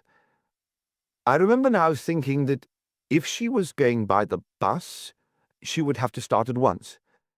The bus passes the end of our road about 5 minutes past 9, and it takes about a quarter of an hour to walk to the end of the road. She would have had to leave about 8:45. I must have gone in about 25 to 9 or a minute or two later. French saw that if this were true, Campion could scarcely have had anything to do with Earle's disappearance. Not, indeed, that he had really seriously suspected Campion, but still, Better to be sure than sorry. Very good, sir. That seems to clear the thing up. Then you drove over to St. Kilda. And he pursued his inquiries. Presently he thanked Campion for his information and went back to the house. Could he speak to Miss Campion for a moment? Alice Campion saw him at once. He explained himself and put his questions, then sat waiting while the spate of talk flowed over him. He had asked for details of what took place in the drawing-room between supper and the departure for St. Kilda. And he certainly got them, full measure, pressed down, running over. Her statement, which French implicitly believed, confirmed Campion's on every point. There was no doubt that Campion had been in his own drawing-room at the time at which Earle had left his house, over 5 miles away. And Flo Campion, whom French next questioned, told the same story with equal conviction. This testimony satisfied French. However, to make assurance doubly sure, he stopped at the first call office he came to and rang Handicrafts Limited to know how long it should take a skillful carpenter to assemble their Romeo special doll's house set. When he was told about an hour and a half, the last doubt vanished. Without a pang, he abandoned his theory that Campion had killed Earle for the manuscript. Indeed, he now saw that he had never really believed in it. Returning to Farnham, his way led past St. Kilda, and he called for a few minutes to try to find out where James Earle had been about 6 o'clock on the Sunday afternoon of his disappearance. He was the one most likely to have met the nurse, and proof that he had done so would be very acceptable. French, however, was unable to obtain any information on the point. Mrs. Earle thought the doctor was in his study. Miss Laws believed he was out, and neither Miss Stone nor the servant knew anything about him. French was disappointed. However, as he rode back to Farnham, he told himself he could not expect always to score a bullseye. Better luck tomorrow. Next morning was once again fine, and in a mood of reasonable optimism, he turned into the police station to see Sheaf. "Tell me," he asked after the usual greetings, "something about these Frasers, the old man who died recently and his family." "What's the trouble about them?" the super grunted. "Only that this nurse Nankiffle was there for the 12 weeks previous to Fraser's death, and I want to find out if she was meeting Earle during that time." Chief nodded, sat back in his chair, and produced the inevitable box of cigarettes. "I don't know much about them," he said, "except what's pure gossip. If you want anything definite, you'll have to get it for yourself. Compton's a good distance away and quite out of my district." "I understand that, of course, Super." "Well, as you know, the old man lived near Compton, between Compton and the Hog's Back. He had a nice place there, a fine garden and all that. Mrs. Fraser, I believe, was his second wife, and so far as I'm aware, there were no children by either marriage. The old boy is supposed to have led her a pretty dance, a crotchety, miserly old ruffian, according to the tales going about, and she seems to have had a hell of a time nursing him and looking after him, running messages for him. Pretty well-to-do old boy, too. Presumably that's why she married him. He's supposed to have left about 100,000. To her? Partially, according to the stories. I heard she got the house and about 2/3 of the income during her life. There is a nephew, he lives there and potters about the place. Apparently he gets the other third of the capital now, and all the rest at the wife's death. But you mustn't take any of this for gospel. If any of it matters, you'll have to check it up." "I don't think it does matter," French returned, "except to give me a general idea of the sort of people I'm likely to find." "Right, Super, many thanks. Will you be busy this evening before quitting time?" "Not especially." "Then if you don't mind, I'd like a chat about the case. I've an idea I've gone far enough." The Super nodded, and French went out. Once again, commandeering the sergeant's bicycle, he set off along the winding road through Seal and Putnam to Compton. Before reaching the latter village, he found himself reminded of his Dorset case. Here, earthworks were in progress. First, parallel to, and then crossing, the road and disappearing in the direction of the Hog's Back. The witness widening on a Lilliputian scale. The new bypass road, this must be. This work, which he was looking at, must continue to the new bridge under the Hog's Back, a bridge he had noticed many times, the bridge at which Earle and Nurse Nankerville were to meet on the Sunday of their disappearance. Wrench was a good deal more interested in the bypass than he would have been before his Dorset visit. He remembered what he had heard of it. It was to run from just north of Guildford to just south of Godalming, cutting out both towns. A very much-needed improvement, he thought, from what he had seen of the traffic in both of them. In a way, he would never have dreamed of doing a year earlier.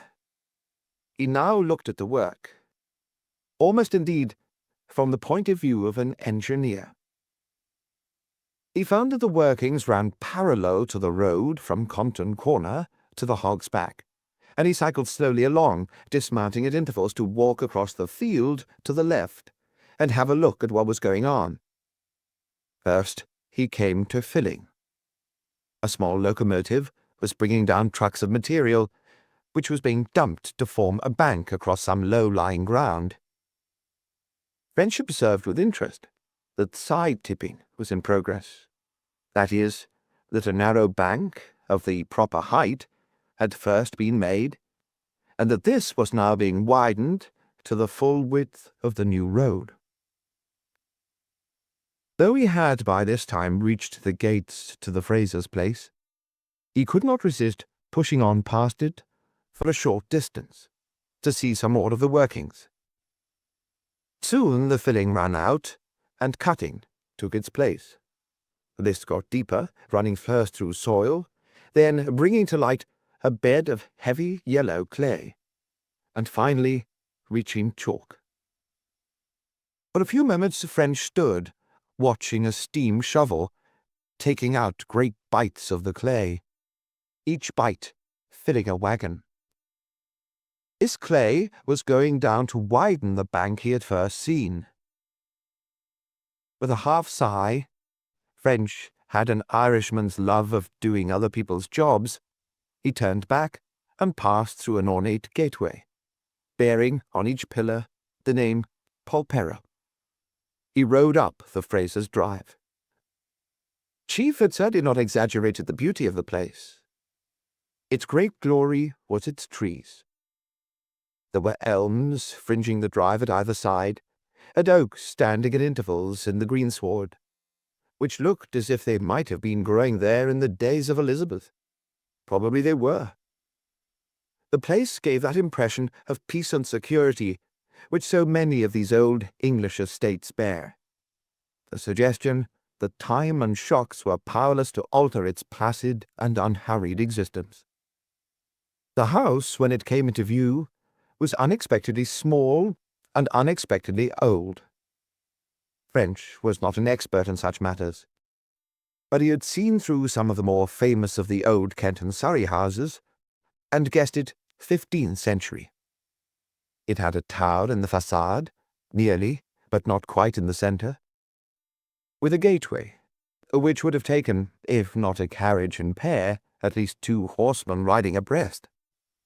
2 wings stretched out on either side of the tower, of different heights, different window spacing, and different lengths. The walls below were of old rubble masonry, with half-timbering above of black and twisted oak, leading up to a high-pitched roof of mellow brown tiles.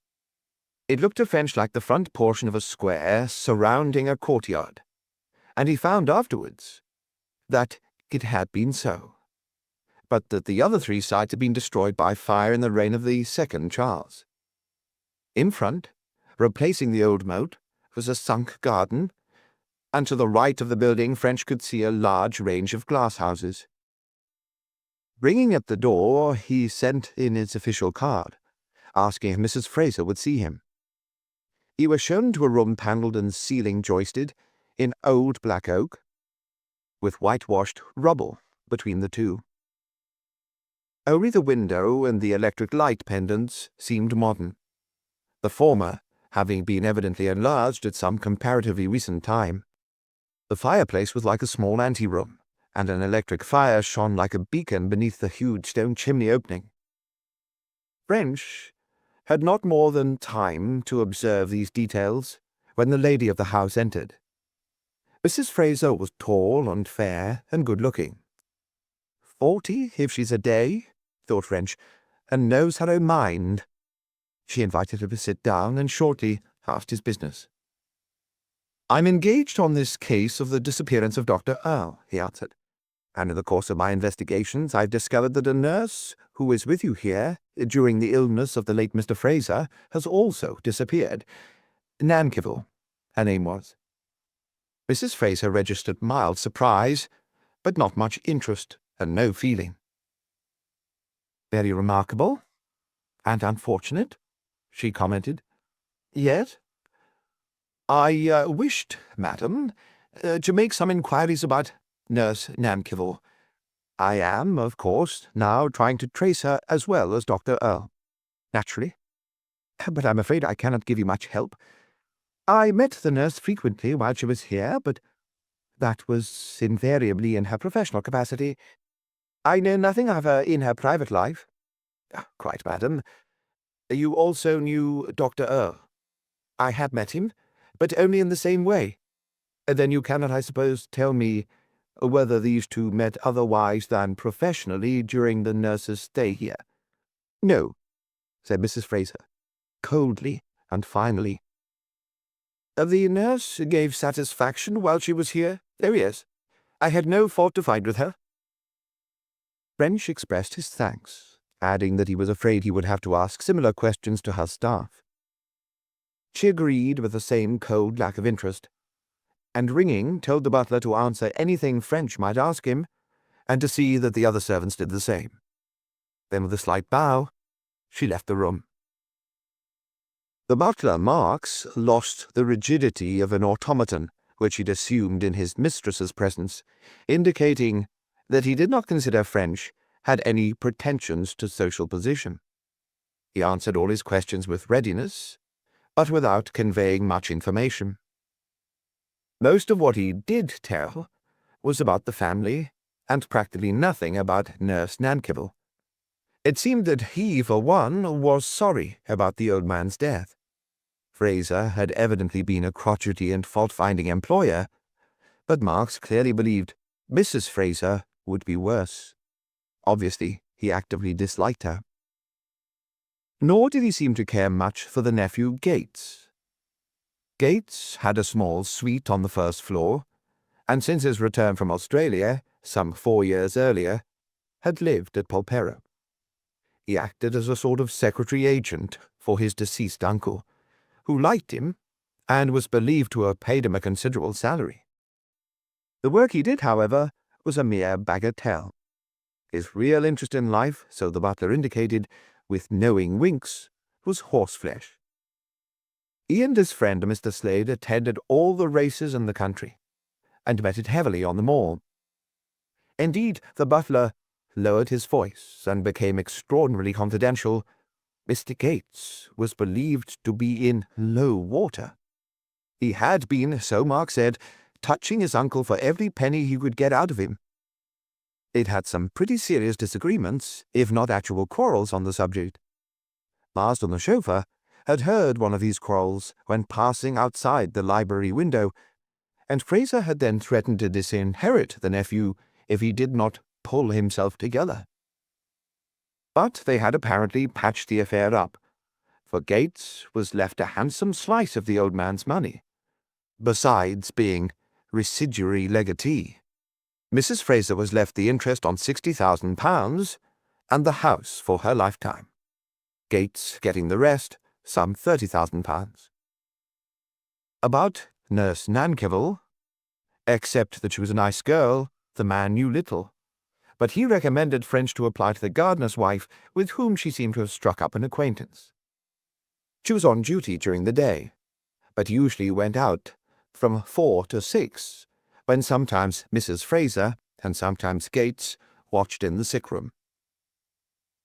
He had mentioned a Mr. Slade? Yes, it was the gentleman who lived at Altadore, Colonel Dagger's brother-in-law. He had been a frequent visitor both to Gates and the Frasers. All this was told with a very convincing air.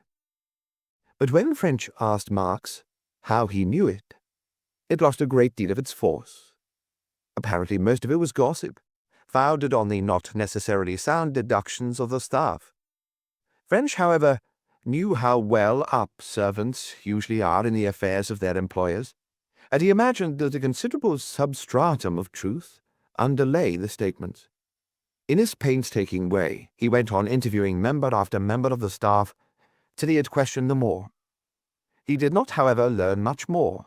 The chauffeur Marsden repeated the story of the conversation he had overheard between uncle and nephew. Mrs. Fraser was liked by no one, and Gates' sporting proclivities were common property.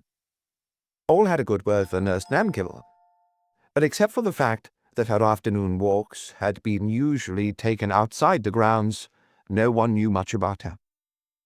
With one exception. When in the course of his conversation he interviewed the head gardener's wife, she told him a little more. Mrs. Carling had evidently been fond of the missing woman, and seemed glad to give any help she could towards her discovery. Nurse Namkivell, she said, was a pleasant, jolly girl, and she, Mrs. Carling, had enjoyed her frequent afternoon visits and the walks they had together. The nurse had been in good spirits all the time she was in Polperro, until about a week before Mr. Fraser died, when she suddenly became depressed and anxious-looking. Mrs. Carling had asked if anything was wrong, but Miss Namkivell had replied evasively. When she was saying goodbye, she had begged Mrs. Carling to write to her and keep her posted in the Polperro news. Mrs. Carling had done so once, but she had had no reply. Mrs. Carling was greatly distressed about her friend's disappearance, and did not for a moment believe that the girl's own actions had in any way contributed towards it. The mention of a letter at once interested French. Tana had told him that the nurse had certainly received one, and was believed to have received 2 letters while at Bryanston Square. The first one, the doubtful one, she was thought to have had on or about Thursday, the 29th of September, that is, 10 days before her disappearance. The second she had undoubtedly received on the Tuesday following, 4 days before the disappearance. Of these, the first was believed to have added a good deal to her perturbation of mind. The second she seemed to have been anxiously expecting. "When did you write your letter, Mrs. Carling?" asked French. The lady was afraid she could scarcely tell him. She thought 5 or 6 days after the nurse had left, but she wasn't sure. French thereupon got down to it. By dint of painstaking suggestions, he fixed the date. She had really written to tell the nurse about the funeral, and she described this and the reading of the will, and Mrs. Fraser's and Mr. Gates' reactions on becoming wealthy, all as described to her husband by the butler. This proved it was written on or after Tuesday the 27th, the date of the funeral. On the other hand, she had not mentioned a slight accident to her little son, which had taken place on the 29th, and she certainly would have done so had it then happened. The letter must therefore have been written on the 27th or 28th. This certainly looked as if it might have been the letter believed to have been received by the nurse on the 29th, and which had so much increased her anxiety. On the other hand, try as French would, he was unable to discover anything in Mrs. Carling's letter which could have so upset her. Taking leave of Mrs. Carling, French went back to the main house and asked to see Gates. He was laid up with bronchitis, it appeared, and in bed. French, however, sent up his card, thinking that as the man was probably bored he might see him. Whatever the reason, French's action was justified, for he was asked to go up to the bedroom. As he entered, Dr. Campion was leaving. "Hello, Inspector, still at it?" he called, as French stood aside to let him pass. "Got any further?" "Getting on, Doctor," French returned. "Slow, you know, sir, but terribly sure." Campion laughed. "I always back the snails and tortoises myself," he declared, as he went downstairs. Gates, who was sitting up in an armchair at the fire, was a big man, about the same height as Campion, but of heavy build. His fiery red hair and long moustache were greying, and his eyes were blue and dancing with intelligence. His rough-hewn features and massive chin suggested strength, and his manner gave French the impression of a man who would not be easily turned from his purpose. "Very good of you, sir, to see me when you're not feeling well," said French. "I just want to ask a question or two on the chance that you may be able to help me." "Sit down," said Gates, in a deep, booming voice. "I'm all right. I'll be out tomorrow. What did you want to ask me?" French explained about Nurse Nankill, until he was trying to find someone who had seen her on her daily walks or at other times when off duty. "I want to find out if she had made any local acquaintances," he went on, "and it occurred to me that you might possibly have seen her talking to someone." Gates hadn't. He knew nothing about her. He had seen her, of course, as he had frequently gone into the sick room to sit with his uncle. The nurse had been there, though she usually left them alone together. She seemed all right, but he had never taken much notice of her. French did not take to the man. He spoke in a loud, blustering way, and French was sure that if he was crossed, he would be nasty. After the subject of the nurse had been exhausted, French stayed for a moment chatting. "You must have seen life in Australia, sir," he suggested. And Gates, rising to this, told a few of his experiences. He had, it appeared, worked at most things out there. He had farmed sheep. He had dug for gold. He had knocked about on the waterfront of Sydney, apparently, at one time, being next thing to down and out. French would have liked to hear his story, but as his curiosity was only idle, he could not well ask for it. With a polite word of thanks, he therefore took his leave. His inquiries at Polperro had not been particularly productive. In fact, he could scarcely have learned less than he had. He wondered if the second nurse, Nurse Henderson, could tell him more. From the nearest call office, he rang up Sister Austin at the Chelsea nursing home. Could she tell him the present whereabouts of Nurse Henderson? "Oh, at Bramley, was she? Thanks very much." French felt he could not but take advantage of so wonderful a stroke of luck. Bramley was close by, not more than 5 miles from where he was standing. Without further consideration, he pedalled off. He had no trouble in running Nurse Henderson to earth. She was on duty and saw him at once. On hearing his business, she at once grew keenly interested, and he saw that she'd been much attracted to her missing colleague. She was younger than Helen Nankerville, probably by 4 or 5 years. French sized her up as a pleasant, unaffected girl, and by no means a fool. He thought it better to take her into his full confidence, and therefore told her of the suspected understanding between the missing woman and Dr. Earle. Nurse Henderson was scornful, indeed utterly sceptical of the idea. "Oh, no," she said. "Nurse was not that kind of woman." You've made a mistake there, Inspector." "I'm certain. You may be right," French admitted. "I'm only trying to get information to build a theory on. Tell me, have you got any theory as to what might have happened?" Nurse Henderson had none. To her, the disappearance was a tragedy. Terribly upset at a personal loss, she admitted her dread that her friend must be dead. "Oh?" said French. "Don't say it had. We have no information so far to warrant such a conclusion. You have a disappearance, the young woman returned. How else can you explain it? French did not repeat his explanation. He busied himself, without much success, in trying to get further information about the missing woman. According to Nurse Henderson, Helen Nankerville was happy and contented in her job. She had a little money, not enough to live on, but enough to make her reasonably comfortable when added to her nurse's salary. She had no worries, or none of any magnitude. Her health was good. She was not unhappy through any affair of the heart.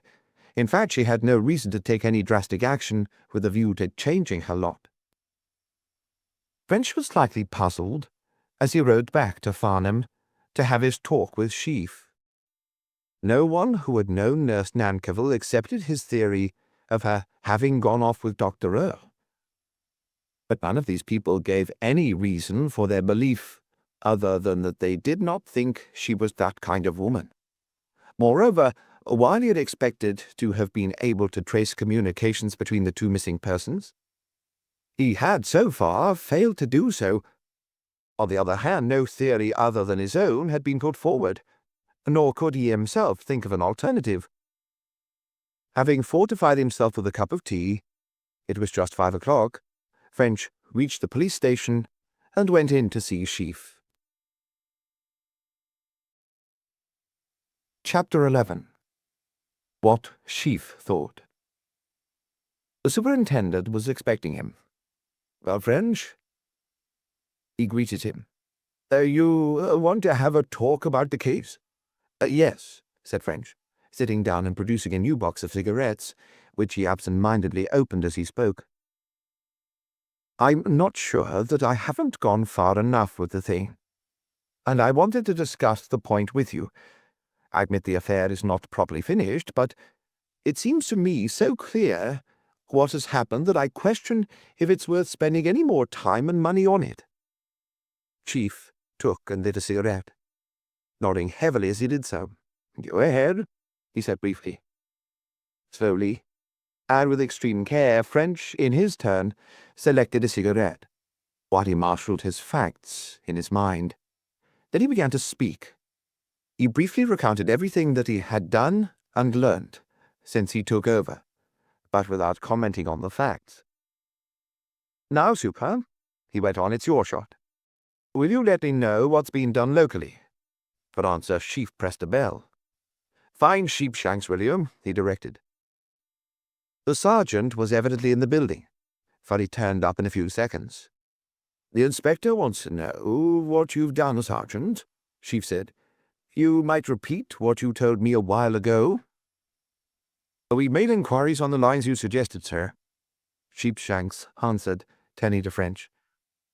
But we've got nothing. We've done the roads and the buses and any cars we could hear of, and the railway stations and the houses in the neighbourhood.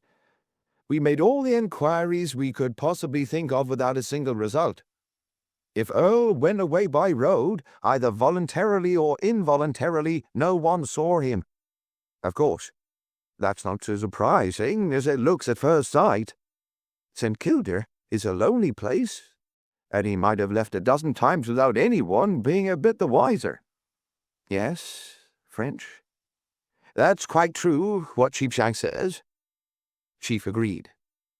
Because the man wasn't seen, it's really no argument that he didn't walk away openly from the house. I agree that we had to make the inquiries, but I'm not surprised at the result. I didn't hope for anything different. I suppose you're right, French agreed. All the same, it does seem a bit surprising that no one saw him. But of course, what you say is correct. The place is very exceptional. Chief moved impatiently. Well, you wanted to discuss it, he grunted. Suppose you go ahead and let's hear your ideas. Then if there's anything left to discuss, we'll discuss it. French grinned. I like your suggestion that when I've dealt with it, there'll be nothing more to say, he declared. Then, as Sheaf opened his mouth to reply, he went on hastily. Very well. I'll give you my conclusions, and if you think I'm not right, stop me. "You'll not get far on those terms," the super muttered, while Sheepshanks grinned painfully. "I'll go on as long as I'm allowed." French became serious. "So far, then, as I've been able to see, there are 4 possibilities in this case, which I, or rather, we, have investigated to some extent. I say to some extent because, admittedly, these inquiries are not complete. I suggest we take these possibilities in turn." Chief settled himself in his chair with an air of virtuous resignation, and Sheepshanks, who had been told to sit down, with one of interest. "I begin with Earle," French went on. "And to make the statement complete, I presume you agree that we may eliminate accident and suicide and confine ourselves to voluntary disappearance and murder." "I agree." "That's proved by the disappearance of the body." "Quite." "Then let's take murder first, in which of course I include kidnapping, because frankly, it's the case I don't believe in." Once again, Sheaf nodded. "Now, as to possible murderers, Julia Earle is the first. I don't know that I need go over the case against her. You know it as well as I do. The home was unhappy. She was running after this man Slade. The husband presumably was after this nurse Nankivel. There was a very real fear that he might change his will and leave her comparatively poor. You know all that." Chief put in his customary nod. "Then she had opportunity. She could have drugged her husband at supper, and she could have knocked him over the head in the drawing-room or outside, or she could have poisoned him. All that was possible. But there were 2 snags. First, could she have murdered him without the sister's knowledge? And second, could she have got rid of the body? I decided, rightly or wrongly, that she could have done neither. That's my first possibility. My second is, could the sister, Marjorie Laws, have been party to the thing? On the whole, I thought not. She didn't seem to me to have the character for it. She had no motive, and even with her help I did not believe the women could have got rid of the body.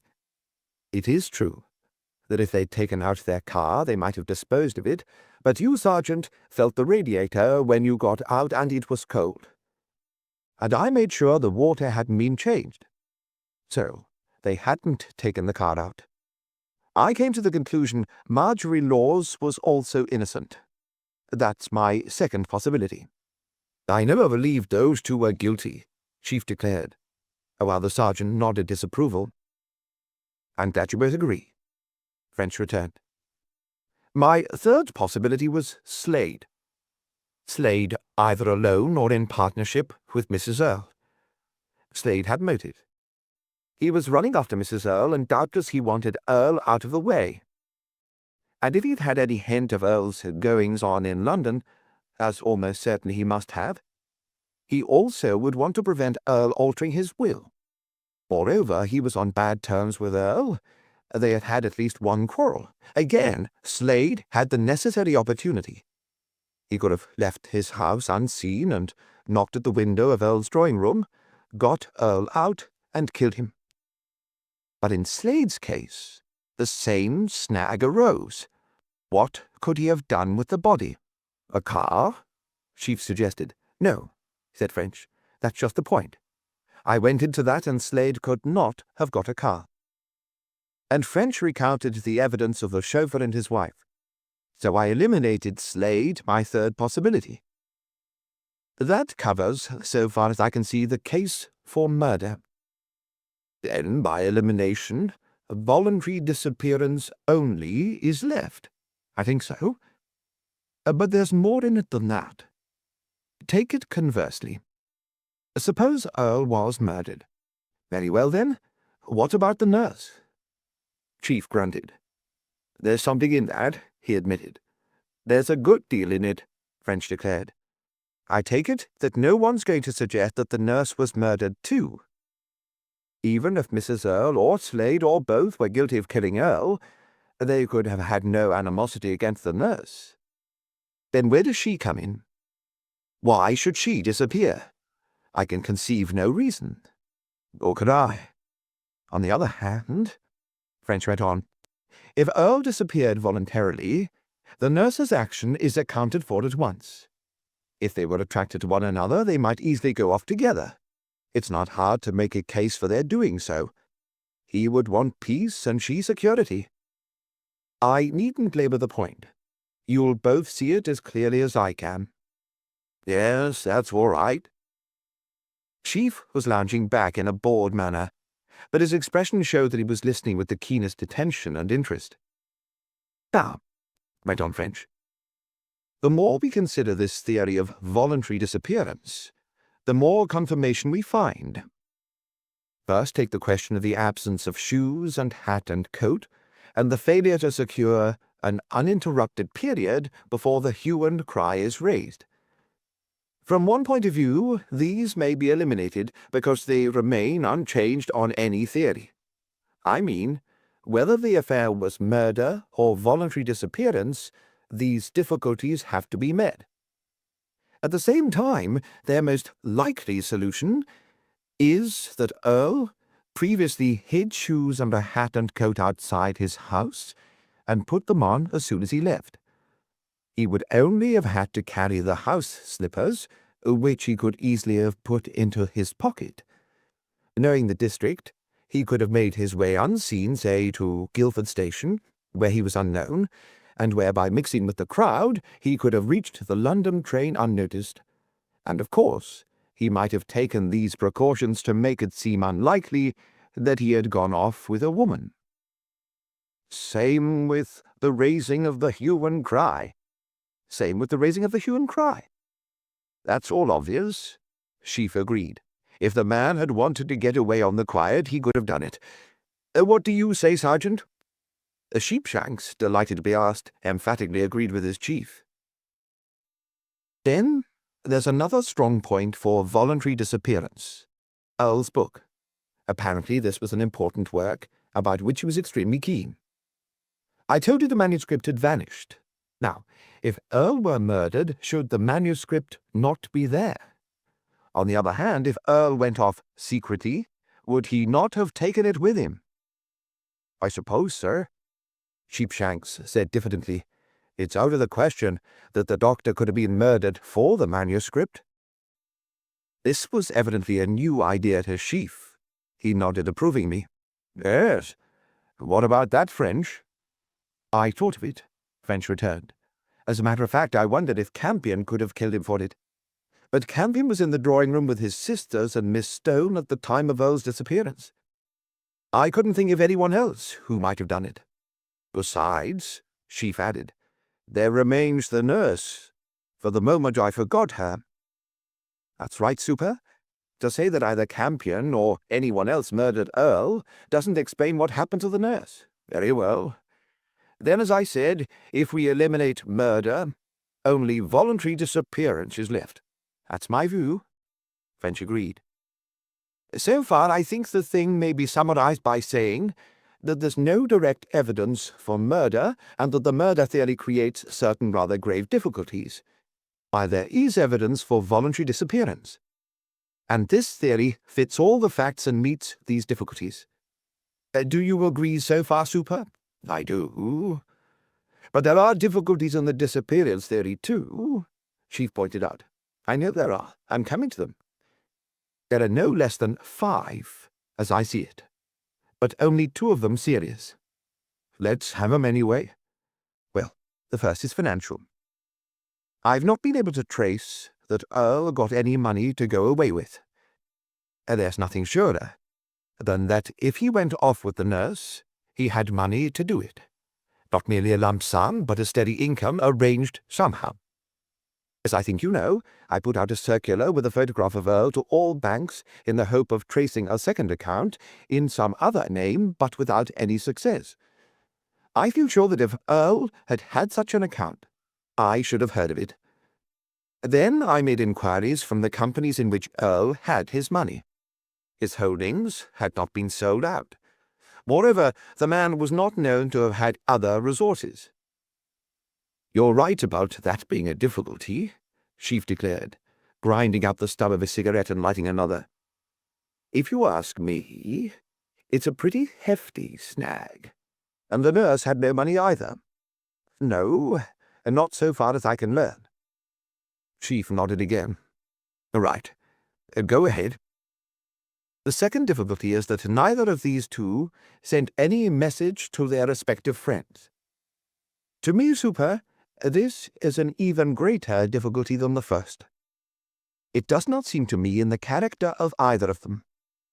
Mrs. Earle was convinced that if her husband could have let her know his movements, he would have done so. And that sister at the nursing home said exactly the same about the nurse. One can understand that they mightn't say anything about it beforehand, but when the thing had actually been done, there could be no reason against, and many for, relieving their friends' anxieties." "Curse it," said Chief. "You're right about that. I hadn't thought of it. Well, never mind, go on. The other difficulties are of less importance, but still I think they must be taken into account. The third is that no one who knew the nurse will believe that she would have acted as we are supposing. They all say she was not that kind of woman. Incidentally, the same applies to some extent to Earle also. These general opinions may not perhaps be very convincing, but they should have some weight." "Not a great deal," Chief declared. "Not a great deal, but some." "The fourth difficulty is that no information as to their leaving can be obtained. The entire police force of the British Isles is on the lookout for these two persons, and neither has been seen." "Nothing in that, French. All sorts of people disappear and are never found in spite of police search. You should know that better than I." "I do know it," French admitted. "But this should count when added to the other facts." "Very well. Let it go. Next point." "Passports," said French. "Earle had a passport, but he had not taken it. I found it in his desk. And Nurse Nankivel had never applied for one. Of course, they might both have applied under false names, but they would scarcely have succeeded in getting them. Police supervision over this matter may not be very rigorous, but it would be enough to stop that, and neither would have known how to get a forged copy. I take it, then, that they did not mean to go abroad. But if they remained in this country, their identity would be almost certain sooner or later to become known." Chief rubbed his forehead. "I don't think there's much in that. What do you make of it, Sheepshanks?" The sergeant had definite views. He thought they might remain hidden in London or some other big city. "Earle could fake an illness," he pointed out, "and grow a moustache. He'd probably never be recognized then, and if people have only seen the nurse in her uniform, they mightn't recognize her in ordinary clothes." The others looked at Sheepshanks with approval. Right or wrong, his view had been worth putting forward. "Then that's the other side of it," Chief said heavily, and the trio relapsed into silence. At last, Chief made an impatient movement. "I will admit, French," he declared, "that for a man who was proving this was a disappearance, you've been fair to the opposition." French shrugged. "Take care of the cons and the pros will take care of themselves," he retorted. "You know that as well as I do, Super. I've been as clear as I could about these difficulties, because the disappearance theory depends on them. If they can't be met, the theory's false. That's all." The superintendent grunted. "Can they be met?" he asked. "What do you say, Sergeant?" This time Sheepshanks was not certain. It did not seem to him a clear case. On the balance, he thought the facts pointed to a disappearance, but he didn't think this was conclusively proved. "I declare, French, I agree with Sheepshanks," the superintendent said at last. "You've made too good a list of difficulties. Tell me, would you really be satisfied yourself to leave the case as it is?" French laughed. "That's a nasty one." He thought for some moments. "I don't mind confessing," he went on, "that I'd rather have the thing cut and dried, and all these ends that seem to be over tidied away. But It's going to mean the deuce of a lot of work, for which I presume you'll pay. Under the circumstances, I think it's up to you to call the tune." Chief appreciated that, but he didn't want anything afterwards to come out which would indicate that the Farnham police and their superintendent had been caught napping. "I would suggest, French, if you're agreeable, that you stick it a little while longer. Let's see, this is Friday night. That's less than a fortnight since the thing happened. What about trying for another week, and then if nothing fresh has turned up, we can have another talk about it?" French agreed readily, indeed almost with enthusiasm. It was exactly what he wished himself. There was nothing he hated more than to leave a case incomplete. "Right then," he finished up. "I'll go up to town now, and tomorrow try and tighten up the general search, and on Monday I'll come down and have another shot here." Before Sheaf could reply, his telephone bell rang out. "Yes?" he grunted into the instrument. "Speaking?" "Oh, it's you, Super, yes?" "Oh, you have? Good.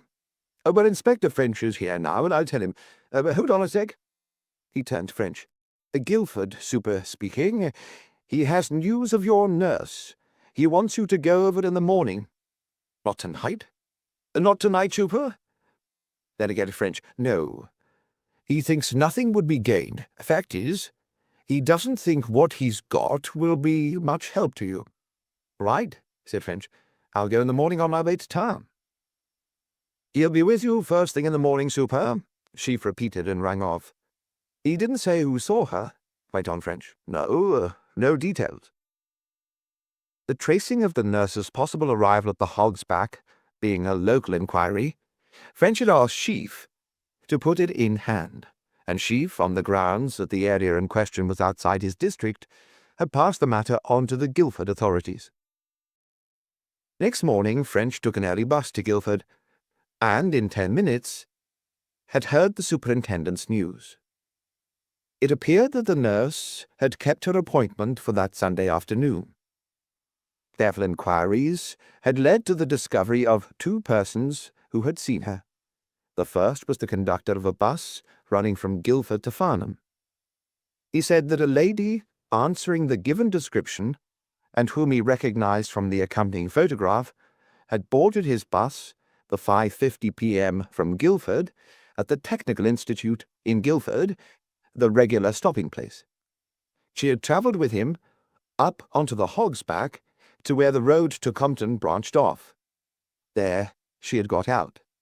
It was dusk at the time, and he had not seen in which direction she had gone.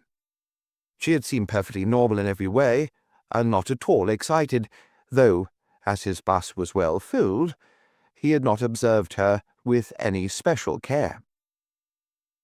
The superintendent had not been content with this result, and had continued to press his inquiries. These at last had resulted in the discovery that a Mr. Kenworthy of Guildford had also been at the place just before 6 o'clock, and had also seen the nurse. Mr. Kenworthy had been walking along the Hog's Back Road in the direction of Farnham, and was just approaching the Compton Road junction when a bus overtook him and stopped at the junction. A lady got out, and he was just near enough to see that she was dressed in some lightish colour such as grey. The bus passed on towards Farnham, and she walked in the same direction. Mr. Kenworthy followed some distance behind. At the Farnham side of the bypass underbridge, some 100 yards further on, a car was standing. As the lady reached it, a man got out and spoke to her. Then she got in, and the car moved off towards Guildford. Mr. Kenworthy had not, however, observed whether, when it reached the road junction, it went on towards Guildford, or turned down the hill towards Compton. Presumably, however, it had gone towards Compton, as the nurse would scarcely have been taken back to the place from which he had just come. "Fine, Super," French said warmly, when he had assimilated these details. "That's bound to be a help to us. This man, Kenworthy, wasn't able to describe the car." "No, but I didn't push him very hard. I thought you would probably like to see him yourself. As a matter of fact, he was with me here last night when I rang Sheaf up, and I told him you'd be over this morning and asked him to keep in touch. He said he'd be at his house all day, and the super gave the address. The house was up on a hill at the back of the old High Street. A delightful position, French thought it, as 15 minutes later he knocked at the door. Mr. Kenworthy was elderly, evidently a retired businessman, but he could not tell French more than he'd already told the superintendent. There is a footpath over the bypass bridge on the right side facing Farnham, and he, Kenworthy, was walking along this. When the lady got out of the bus on the far side of the road, she crossed and walked along the footpath a few yards in front of him. The car was standing at the same side of the road, facing towards them as they came up. The lady had got into the car, and the car had just started as Kenworthy came up. As to the man who had got out and spoken to the lady, Mr. Kenworthy could give no particulars. It was dusk, nearly dark, in fact, and he'd only seen him as a smudge. No, he couldn't be certain that it was not a lady.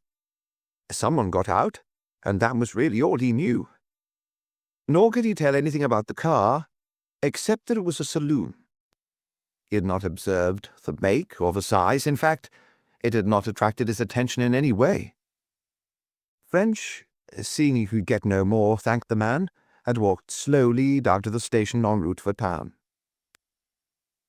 As he thought over what he had heard, he swore. This information about the nurse was damnably puzzling. The next step, he supposed, must be to find the car which had met her. But that wasn't going to be so frightfully easy. It meant the usual elimination. He must find out where all the possible cars had been at 6 o'clock, and the possible people also. And where had the nurse gone? Curse it all, he was sick of the whole confounded business. French realized that he had gone stale, and that what he wanted was a weekend away from the case. Well, he was on his way home now, and until Monday morning he wouldn't let another thought of the darned affair into his mind.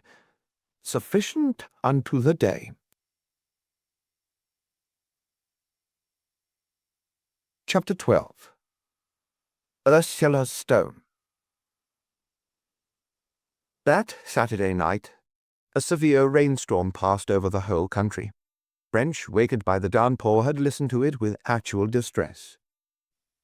For in furtherance of his design for achieving a complete change of thought, he had planned one of his usual Sunday excursions with Mrs. French. It was to be a rather special occasion, insomuch as they proposed to go farther afield than usual, or at least farther than was usual at this time of year. They had decided on the Romney Marsh.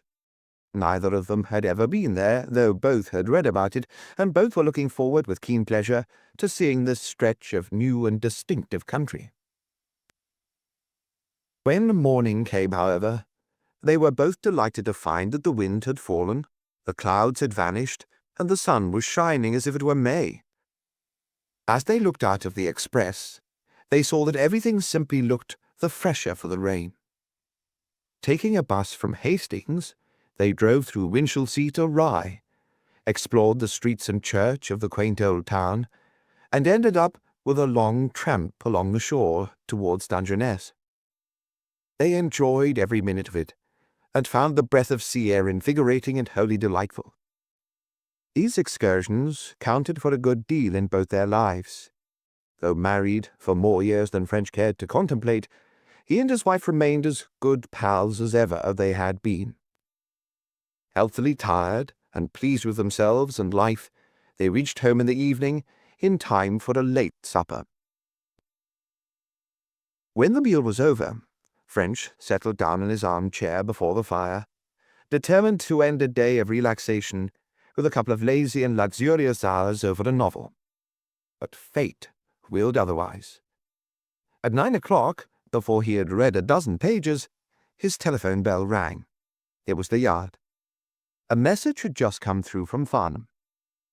The officer on duty read it in a dull, unemotional way, which threw French into a paroxysm of impatience.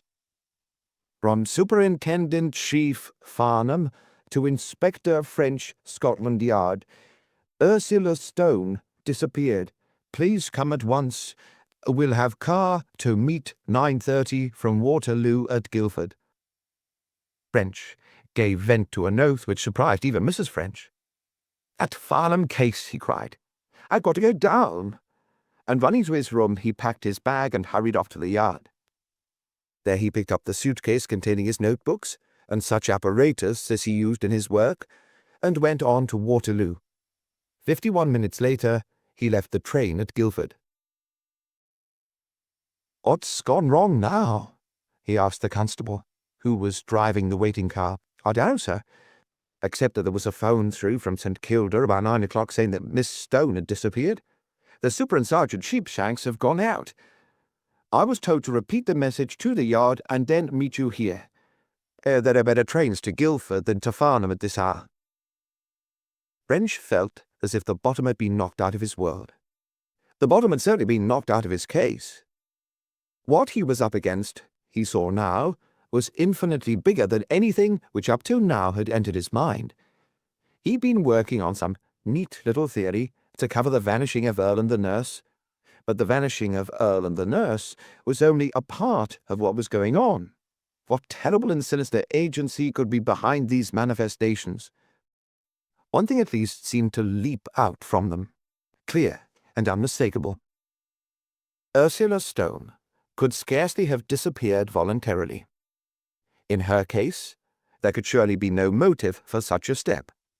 Besides, the coincidence of 3 voluntary disappearances coming so close to one another would be too remarkable to be accepted without the most overwhelming proof. No, this time it looked, at first sight, at all events, a definite case of murder.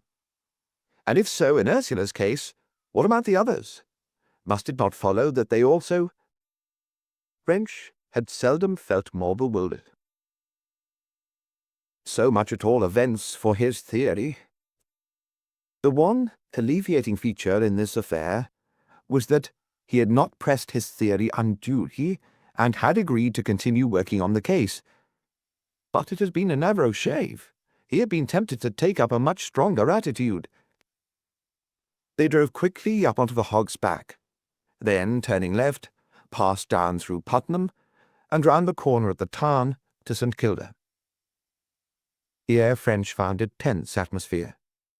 Chief was very obviously in command, and round him, pale-faced and trembling, were Julia Earle, Marjorie Laws, and Alison Flo Campion, while Lucy the maid hovered at the background.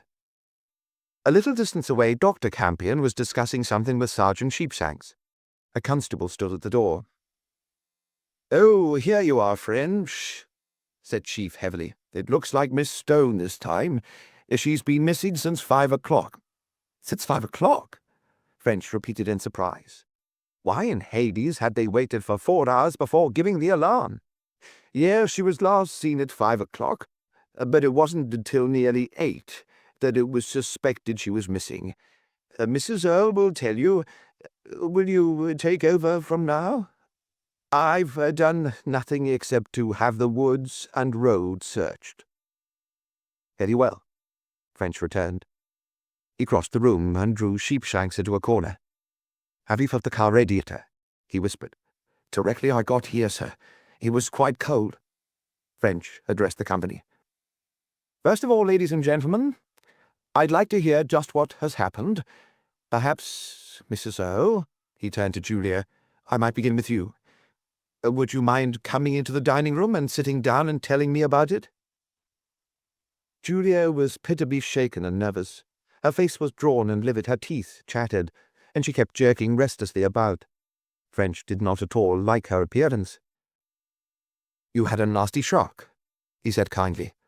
"Perhaps I might suggest a drop of whiskey? I think you'd feel better for it."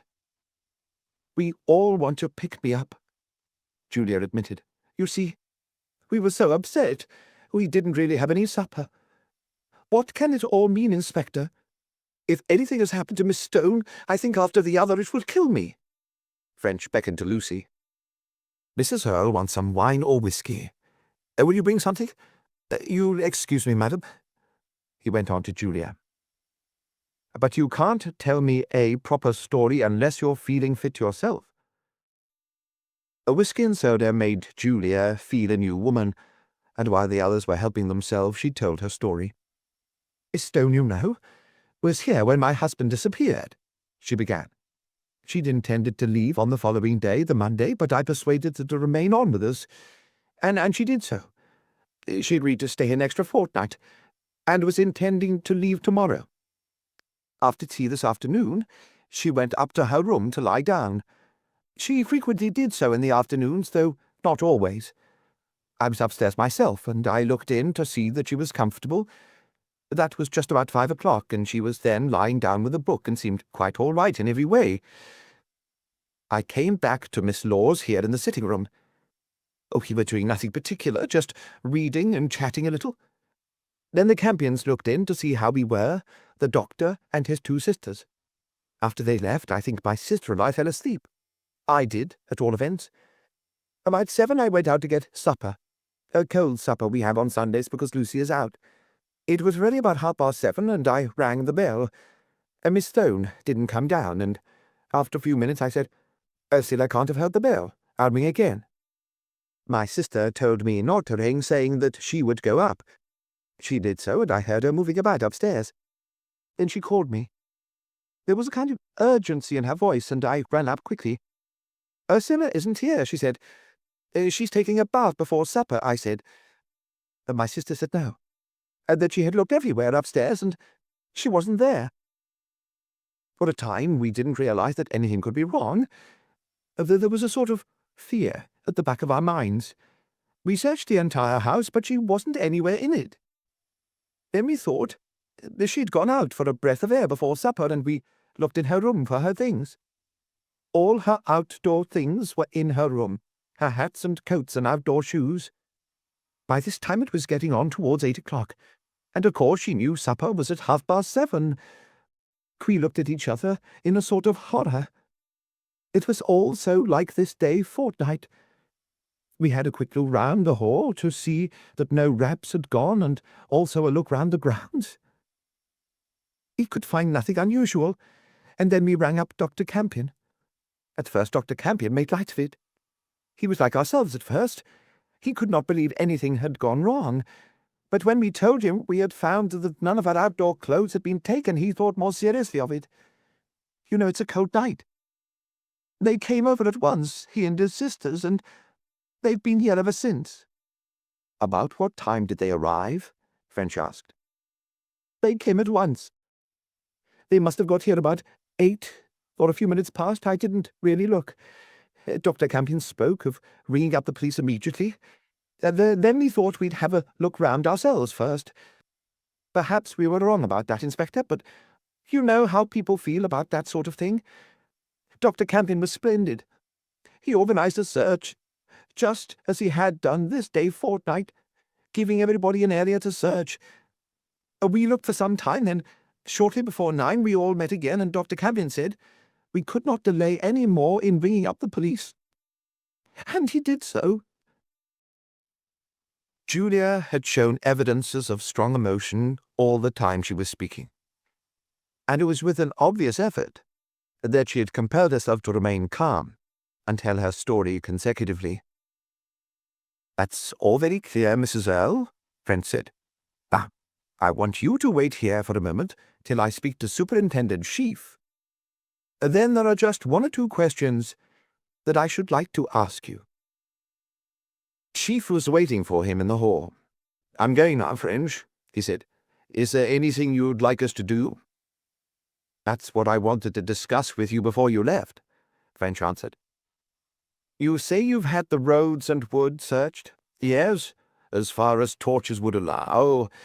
I don't believe much can be done in that way till we get daylight." "I agree with you, Super. Can you let me have some help in the morning for this purpose?" "Yes, I'll send you 6 men as soon as it's properly light, say at 7. Now, is there anything else?" French hesitated. It was scarcely his place to detail jobs for the Farnham men. "Don't you think we should make the same inquiries that we did in the case of Earle?" he asked. "I mean inquiries along the roads, at the stations, from bus conductors and so on?" The superintendent dropped his voice. They'd strolled out to Sheaf's car and were alone. "I'm afraid we must do so," he returned, "but I don't believe we learned anything. This is no disappearance, French. This woman wouldn't have wanted to disappear. This is murder. All these inquiries were based on the possibility of Earle's having disappeared voluntarily." French nodded. "That's what I thought, coming down in the train," he agreed. "But we might come on some trace of the murderer. Not a chance, I should say. The man that's done this thing knows his way round too well to be caught napping. All the same, I agree we daren't omit these local lines, and I'll take them on, same as I did in Earle's case. That'll leave you free to follow up. Anything special, you get on to. How's that? First-rate super? Nothing could be better. Just let's get out a description of Miss Stone, and perhaps you could phone it up to the yard for circulation. And then I'll stay here all night and give those fellas a hand to make their search in the morning." The description complete, Sheaf drove off with his men, while French returned to the dining room. It seemed to him that nothing could be done out of doors till the morning, and that he could best spend his time in getting the fullest details possible from the members of the household. "Now, Mrs. Earle," he said, "just 2 or 3 questions, if you please. I'll not keep you long, but I want to know everything you can tell me in as great detail as possible. At first, about Miss Stone herself.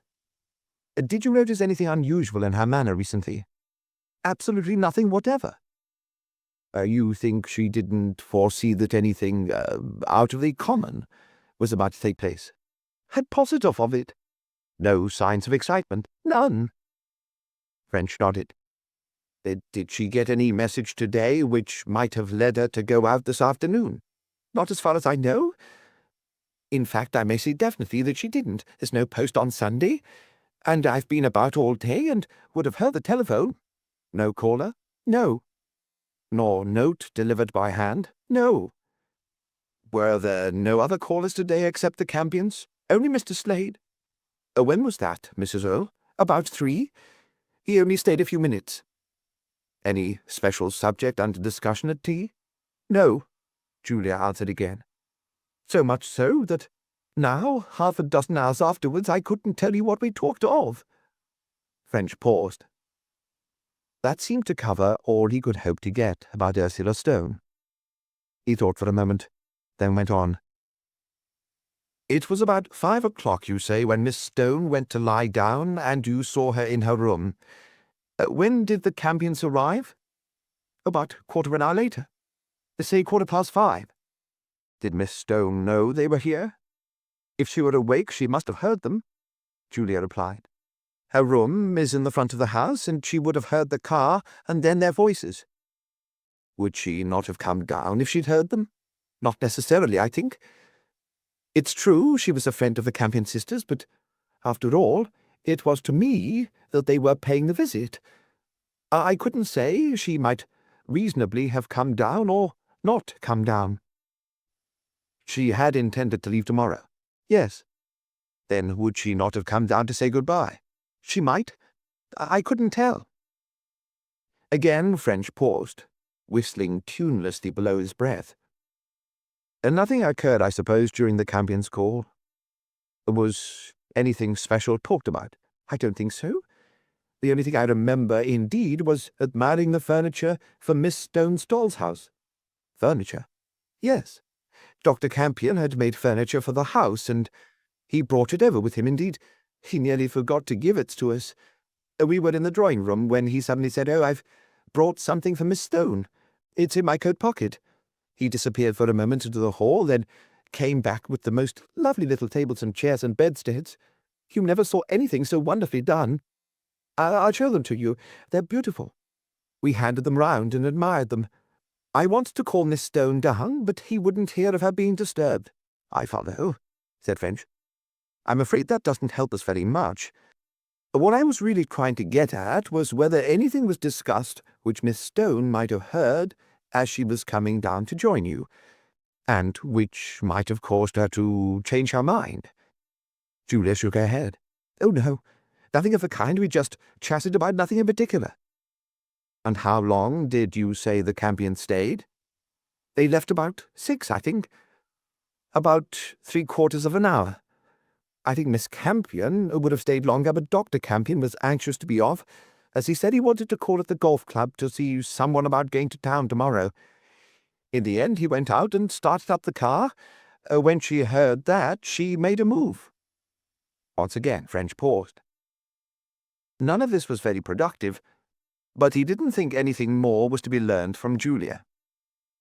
Now, let me see I've got these times right, he went on.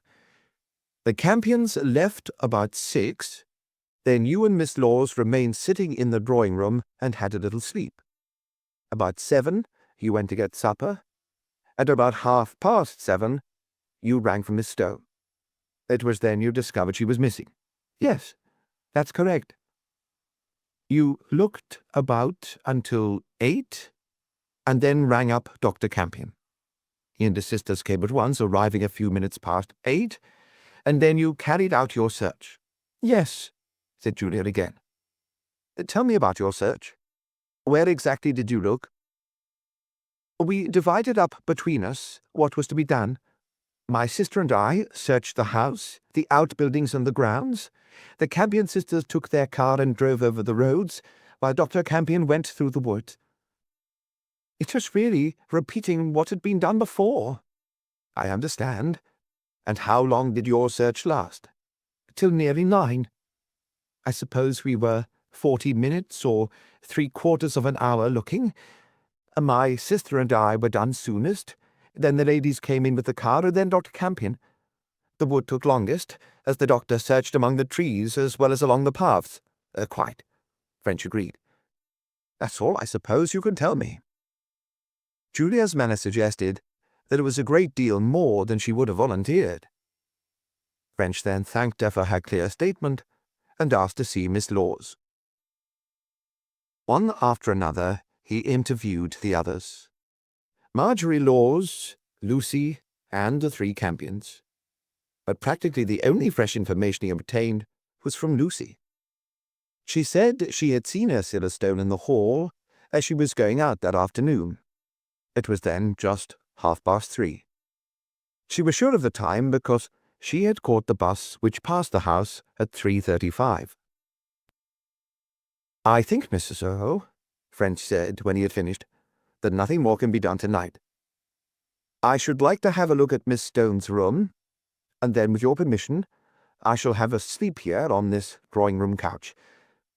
I suggest that at your convenience, everyone may go to bed. This was arranged. The Campions drove off, and Julia and Marjorie retired to their rooms. French made a provisional search of Ursula's room, though without finding anything bearing on the mystery. Then he went down to the drawing-room, turned off the light, and lay down on the sofa. He was tired, but he could not sleep. This utterly unexpected development filled his mind and kept it working actively. How on earth did Ursula Stone, a visitor to the household, and so far as he had been able to learn, not a very close intimate of any of its members, how did she come to be mixed up so vitally with whatever dreadful activities were going on below the surface of things in this quiet country retreat? And what was, in effect, going on? Why had first Earle, and the nurse, and now Ursula Stone been spirited away in this uncanny fashion? What was at the bottom of it? The only thing in the whole case of which French felt sure was that his conclusions on the previous disappearances were false. These 3 cases were so much alike that a common origin was irresistibly suggested. It was absurd to suppose that Ursula had disappeared voluntarily. The question reiterated itself, therefore, did it not follow that all 3, she and Earle and the nurse, had been abducted, or murdered, or both? French turned to details. If Ursula had been murdered, how could she have been induced to go out? In the case of Earle, it was possible to conceive of someone coming to the drawing-room window and beckoning him. But this could not have happened in Ursula's case. She was upstairs. Her room was over the dining room, and it had 2 bow windows, one looking out in front and the other at the side away from the road, that is, the side on which the study gave. But from neither could she see anyone beckoning unless she was actually in the window. Lying on her bed, it would have been out of the question.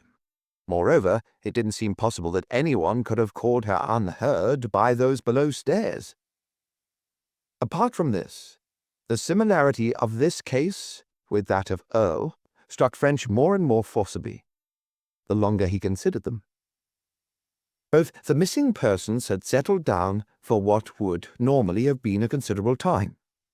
Earle with his paper, Ursula with her book. It was probable, indeed, that both would have dozed before they moved. Both had vanished without making a sound or leaving a trace, and without the slightest suggestion of a reason. Both had worn house shoes with thin soles unsuitable for walking even a little way outside. Though on each occasion the weather was cold, neither had taken any wrap or hat. Neither had left any note or message explaining their absence. French swore mentally as he thought of it. In such circumstances, one would have thought that only a perfunctory enquiry would have been needed to clear up the affair, and yet, as he thought of what he and Sheaf had done in Earle's case, he realized grimly that nothing could be further from the truth. The solution was very far indeed from being obvious. On the contrary, it was as hard to reach as any he had ever yet come up against. His thoughts turned back to the witnesses he had just questioned. Both Julia and Marjorie were looking extremely shaken and upset. He began to wonder, had the fate reserved for the husband been meted out also to the guests? Could it possibly be that these two women were responsible for what had taken place? In considering this idea, French began slowly to grow sleepy. Gradually his thoughts became nightmarish. Dark pictures invaded his mind of dreadful ways of disposing of bodies. The thrilling tale of the lodger recurred to him, but here was no stove, like that in the kitchen of that awful house. What, however, might not be found beneath the concrete of the cellar floor? He had read of a body being built into a pillar of a house or an entrance gate. He couldn't remember which. That pillar would never dry out. There was a well-known cave where the fish ate anything thrown in. Quicklime had been used. Who could say what ghastly things lurked in quarry holes or the shafts of disused mines? Had not the remains of what had once been bodies been found? A sudden knock awoke French. Daylight was streaming into the room, and at the door stood Sergeant Sheepshanks and 5 policemen. Chapter 13. The Two Depressions. A few minutes sufficed to settle a program for the search, which would cover all the ground.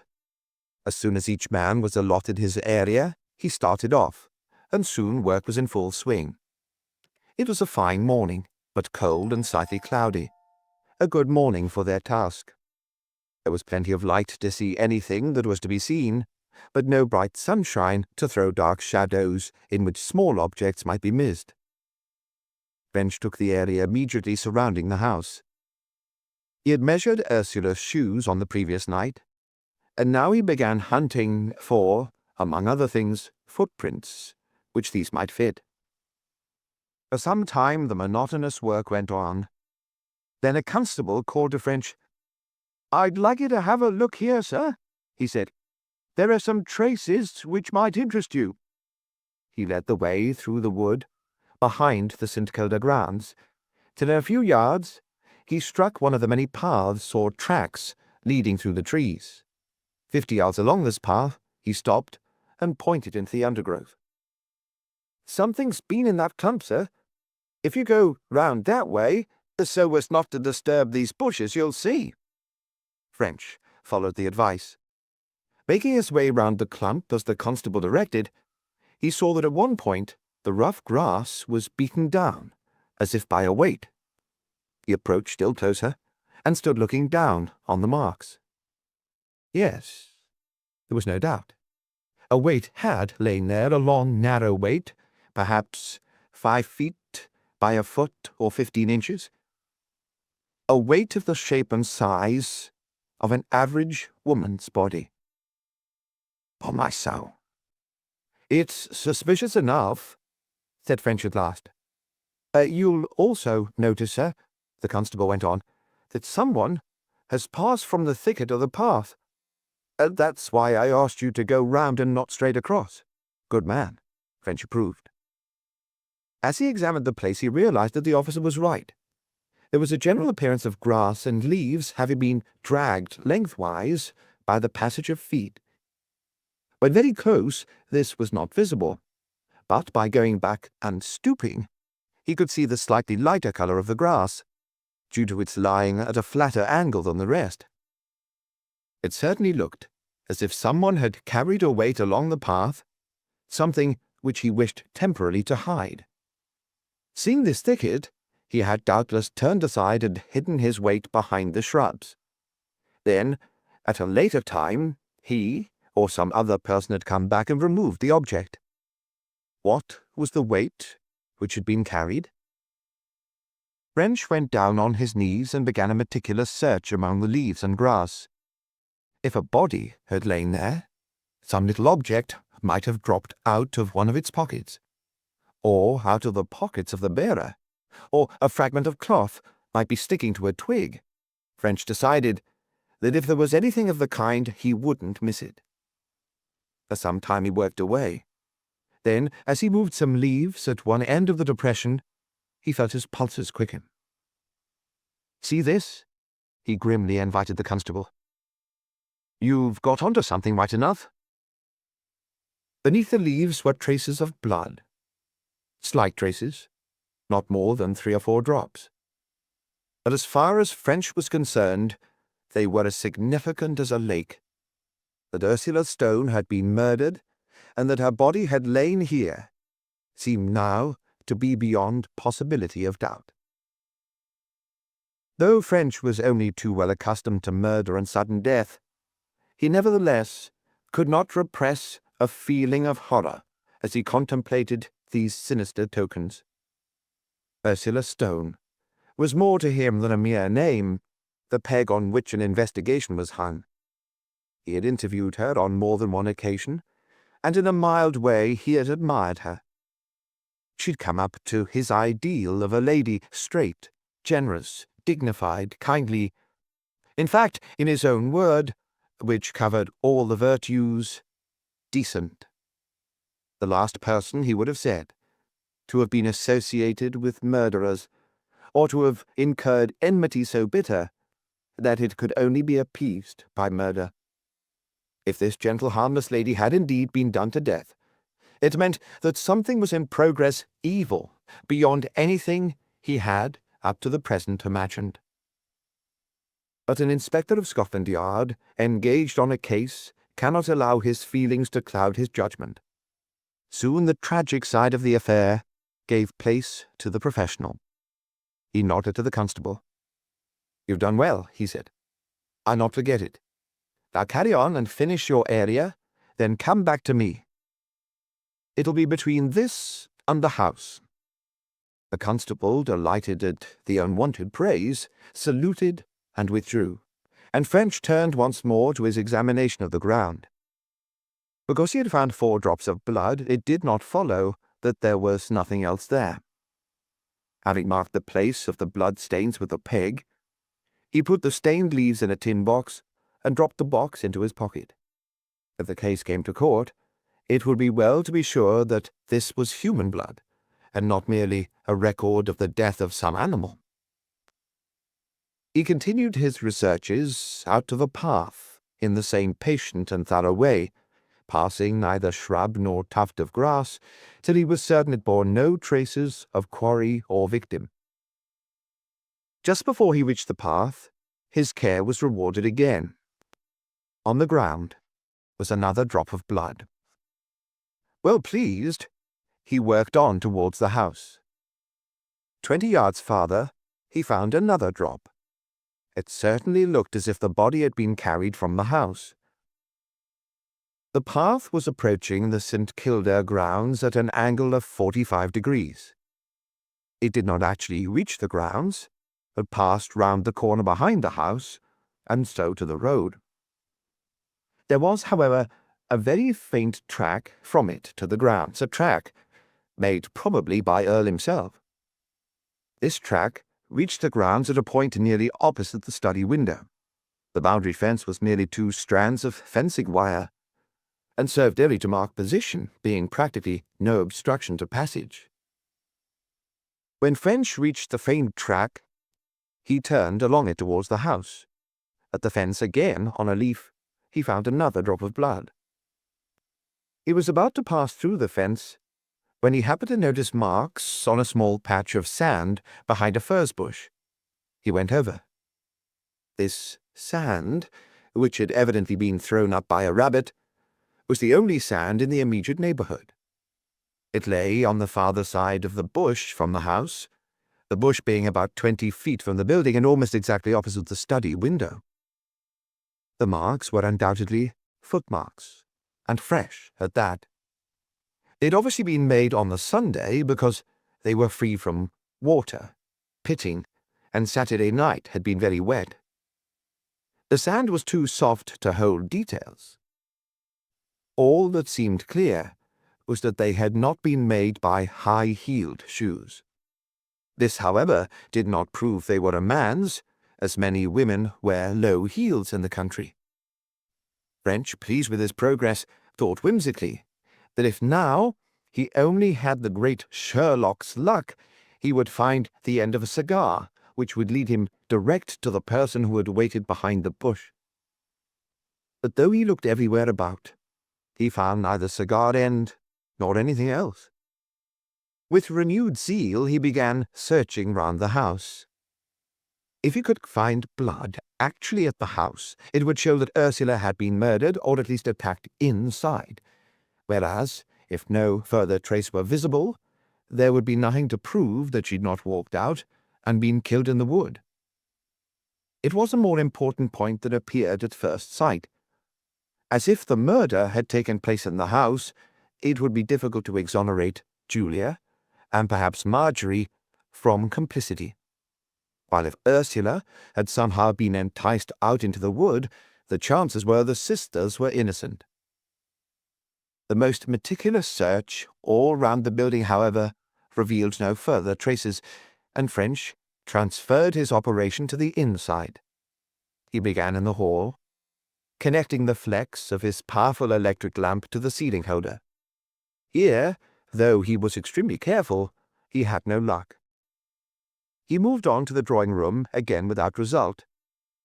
Then he thought that of all the rooms in the house, Ursula's own bedroom was the one most likely to have been the scene of the tragedy, and he went up and made a much more thorough examination of the floor and furniture than he had on the previous evening. But again, he found nothing of interest. A good deal disappointed, he turned his attention to the stairs. No result. Then doggedly he set to work to complete the house. He did the dining room, again no result. Next he moved to the study. And here, almost immediately, he found more blood. Locking the door, he began systematically crawling over the floor with his lamp. Yes, here was a drop of blood. And another. And another. 3 drops of blood on the carpet. The study was a small oak-panelled room about 10 feet by 12. In one of the shorter sides was a bow window, the centre portion forming a double-doored French window. Facing into the room from the window, the fireplace was in the middle of the right side, and the door to the left of the wall opposite. On the left wall, opposite the fireplace, were bookshelves. 2 of the drops were close together in the corner between the fireplace and the door. The other was just inside the French window. French stood, gazing down at them, thinking deeply. Was there not something suggestive in the position of these drops? The single one near the French window was easy to understand. It had probably fallen while the body was being carried out. but the other two were not, as might have been expected, in the line between the door and the window. They were much too near the corner. They had certainly not fallen while the body was being carried through the room. It did not rather look as if the murder must have been committed in the study itself. For a few moments French continued standing in thought, then, registering the idea for further consideration, he continued his search. But almost at once he stopped again, and began whistling tunelessly. He had withdrawn to the corner of the room and was glancing about in the hope of seeing something suggestive, when he noticed what he thought were sandy footmarks on the carpet. When bending over the carpet with his lamp, he had missed these, but now, looking from a distance, they showed faintly. Stooping down, so as to look along the surface, brought them out more clearly. Yes, there was no doubt. Someone with sandy shoes had walked across the carpet from the French window to the corner where the 2 drops had fallen. He examined the marks as carefully as he could, but they were vague, and he could not even tell whether they had been made by a man or a woman. He brushed up some of the sand and put it in an envelope, also taking a sample of that behind the bush for comparison. His first thought was that these traces had been made by the murderer when entering to attack Ursula Stone. But in a moment he saw that the discovery was not necessarily so significant. The footprints need not have been connected with the murder at all. They might have been made in 100 perfectly innocent ways. However, it was a matter to be borne in mind. Before turning from this general inspection to examine details, French got out his dusting apparatus and went over everything which he thought might bear fingerprints, particularly the handle, key, and edges of the French window, and of the door between the study and the hall. On the latter he got prints, several of them, but the handles and key of the French window were absolutely clean.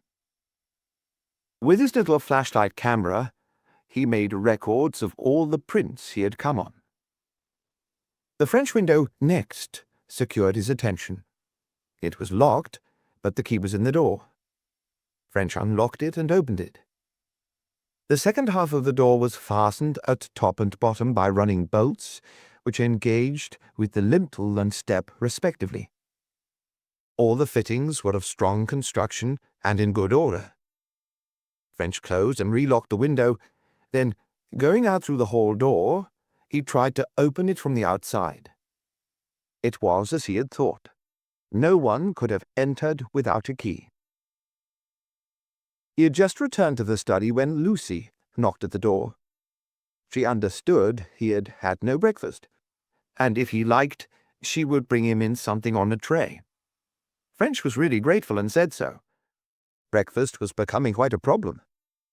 He didn't want to take the time necessary to go into Farnham for it, but he knew that when he grew hungry, the quality of his work fell off. On the other hand, he did not like to ask for anything in a house in which he was a potential enemy. He seized the opportunity of Lucy's arrival with the tray to make some inquiries. She had, she said, gone over the floor with a vacuum sweeper on Friday, and she was satisfied that no sand could possibly have been left on it then. At the same time, she had dusted the furniture. It was her business to see that the window was secured every night, and she'd always done so. The study was now but little used, and, so far as she was aware, the French window had not been unlocked for a week.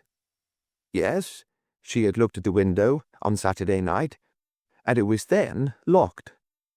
She had not actually touched it. It was not necessary. You could, she pointed out, see the bolt of the lock between the 2 doors. No, she had no objection to French taking her fingerprints to see whether they were the same as those on the door to the hall. His meal finished, French interviewed the other members of the house. At once he obtained important information. Julia told him that she had both opened and closed the French window on the previous day, the Sunday of the disappearance. She had gone into the study during the morning, She could not say the exact time, but she thought about 12, and it seemed to her stuffy and unaired. She had therefore opened both halves of the window. She had gone in again just before lunch, and she had then closed and locked both halves. She had not actually passed out through the window. She had merely opened and closed it. French then inquired if any other member of the household had passed in or out through the window since the floor had been swept on the Friday. No one appeared to have done so, except possibly unhappy Ursula Stone herself. This, however, was considered unlikely by everyone. French agreed with them for the simple reason that all Ursula's shoes bore fairly high heels, and it was therefore improbable that she was the person who had left the sandy traces. All this, if true, and French had no reason to doubt it, was significant. If Julia had opened and closed the window about lunchtime on the Sunday, her fingerprints should still be on it. As they were not, it followed that someone afterwards had opened and closed it, and, moreover, that this person had either worn gloves or had taken the precaution to wipe the handles after use. French, rapidly thinking over his next step, decided that he should spend no more time in the house. If other traces of the tragedy remained, they would last longer under cover than they would in the open. Better to see first if he could pick up anything more outside. Suppose Ursula had been murdered in the study and her body carried out and hidden in the thicket. Were there any indications as to the direction in which the remains might afterwards have been taken? French thought there were. If Earle had been murdered, and the method of this latter crime were the same as that of his case, the bodies would have been disposed of in the same way. Now, French did not believe that Earle's body had been hidden in the wood. The search had been too thorough. It must then have been removed by car, though the fact that he'd been unable to find a possible car was not really evidence that one had not been used. The same considerations would obviously apply in Ursula's case. The path past where the body had been laid ran out on the road just at the back of St. Kilda. Here the starting of a car would be clearly heard by anyone within. It was unlikely, therefore, that end of the path had been used. Nor did French think the other end would have been employed, as this debouched on a road more than a mile away, too far to have carried the body. But French remembered that another path crossed this one at right angles a little farther into the wood, and came out on the St. Kilda road 400 or 500 yards nearer Farnham. This was surely the most suitable place. These were the only paths near the house. French decided to try the end of this cross path before going farther afield.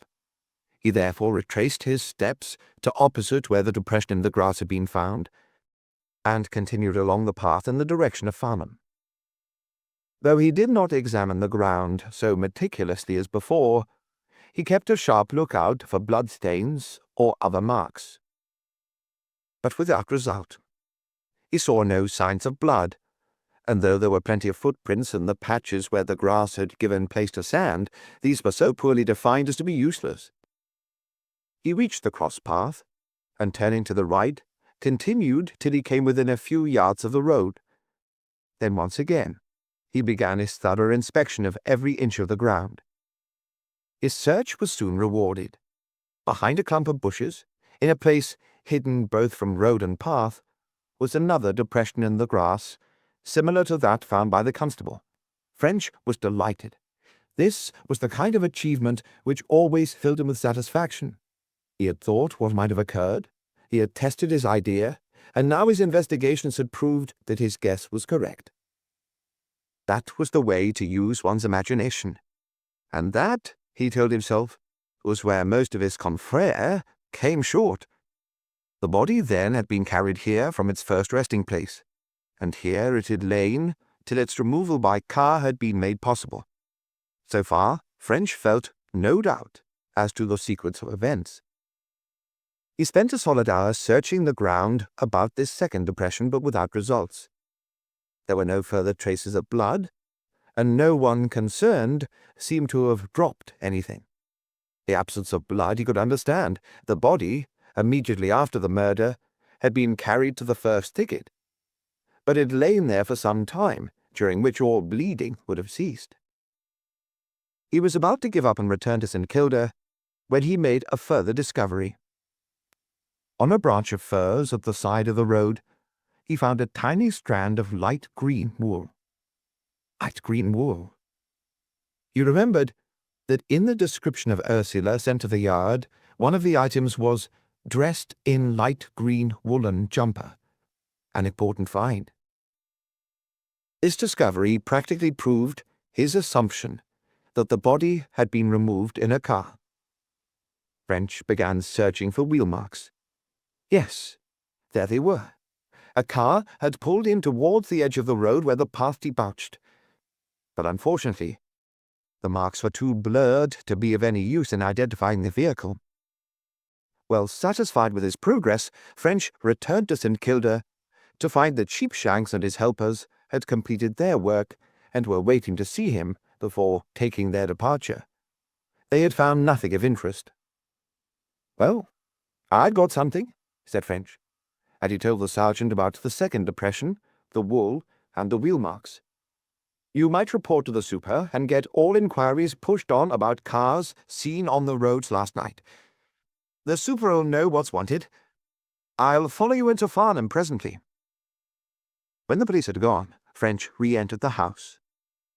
One or two small points still remained to be seen to. He asked for Julia. "Sorry to trouble you again, Mrs. Earle, but I wanted to get a little further information, this time about Miss Stone. Can you tell me anything of her general history and circumstances?" Julia told him what she knew. That Ursula had been at school with herself and her sister, that she was the daughter of a clergyman long since dead, that she had a little money, that she lived in a small cottage in Bathwick Hill, Bath, and that she interested herself in the local children's hospital. French, having noted these details, turned to his next point. Going once more to the garage, he examined the car with scrupulous care. He wondered whether it could have been the vehicle used. Sheepshanks had told him that one of the first things he had done on arriving at St. Kilda had been to feel the radiator. It was then cold.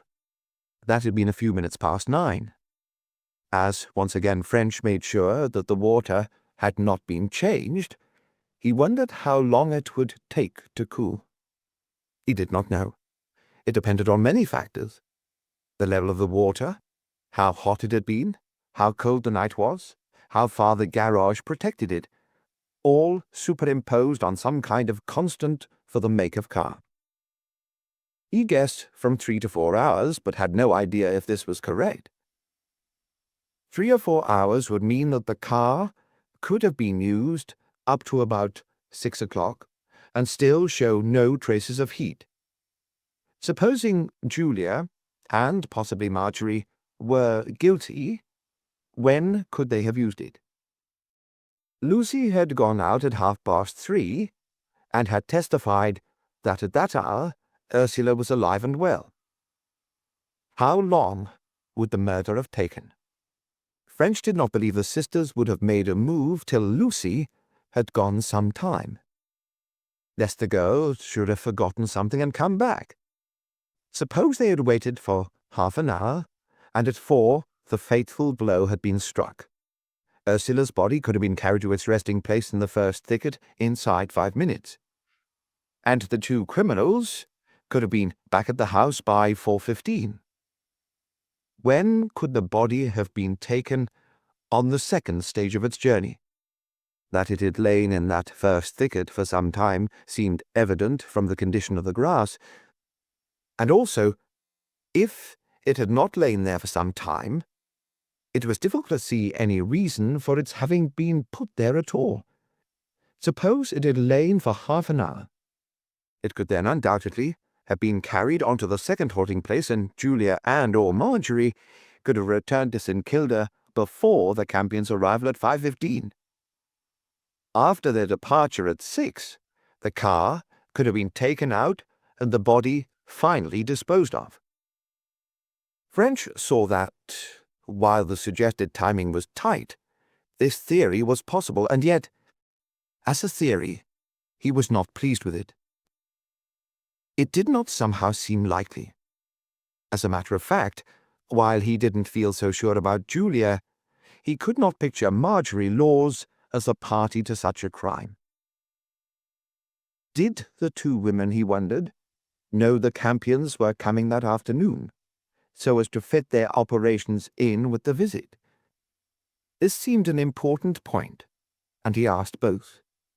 They denied it, convincingly enough. He took a note, however, to see the Campions on the matter. Reserving judgment on the possible guilt or innocence of the sisters, French decided that his most pressing line was the tracing of the car by which the body had been conveyed. He would slip into Farnham for some lunch, while he considered how this could best be done. Chapter 14. Slade's Sunday. As French drove through the pleasant Surrey lanes, his thoughts switched over from the Law sisters to another of his former suspects, Reggie Slade. Could Slade have had anything to do with this second mystery? He had, of course, thought of Slade directly he had heard of Ursula's disappearance, just as he thought of Julia and Marjorie. But now the possibility of Slade's guilt must be seriously considered. That Slade alone should have encompassed the kidnapping or death of Ursula, he didn't think likely. For one thing, he did not see how Slade could have entered the study. Nor did he believe Slade could have prevailed on Ursula to meet him there.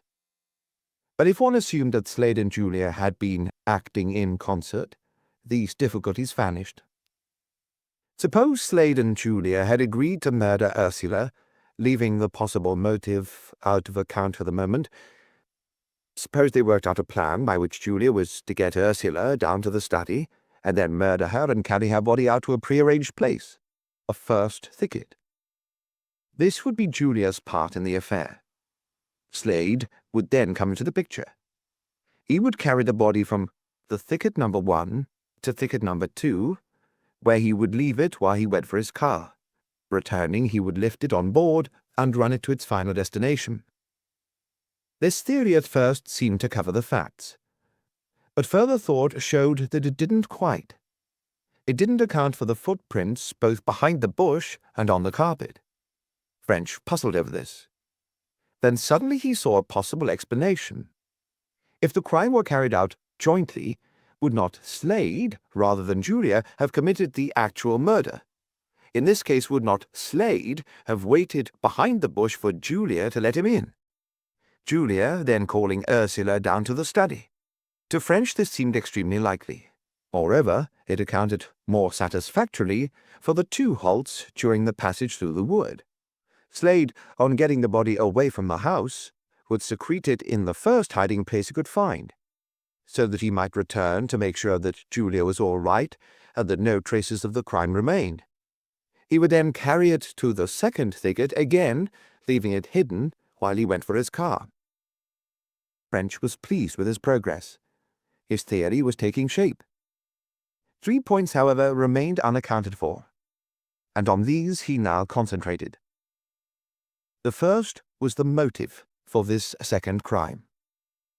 Why should anyone desire the life of this pleasant, kindly, harmless lady? Of all the people in the world, Ursula Stone seemed about the last to inspire feelings of fear or hate. But wait a minute. Was she so harmless as he had supposed? Suddenly, French saw that she might be anything but harmless. So dangerous indeed to these 2 people that they would have a very adequate reason for wishing her dead. Suppose in some way Ursula had discovered the truth about Earle's disappearance. If Julia and Slade were guilty of Earle's murder, this would mean nothing less than the hangman for both of them. If so, small wonder that Ursula was sacrificed. The second difficulty was comparatively trifling, the fact that he, French, had come to the conclusion that both these people, Julia and Slade, were innocent of Earle's death. But this did not weigh very much with him. His former conclusion was not divinely inspired. He might even have made a mistake. The third difficulty, however, was overwhelming. What about Nurse Nankivel? If Earle had been murdered, what had happened to the nurse? It was inconceivable that she also had been murdered. There could have been no motive. As French considered this argument, it seemed to grow slowly stronger and more unanswerable. It did not mean that Earle had not been murdered at all, but that he and the nurse had gone off together, as French had originally concluded. Why, he asked himself, had he changed his mind on this point? Simply because of the possibility that Ursula Stone had been murdered? Was this really convincing? On second thoughts, he believed not. Ursula's death, if she had died, might not have been connected in any way with Earle or his disappearance.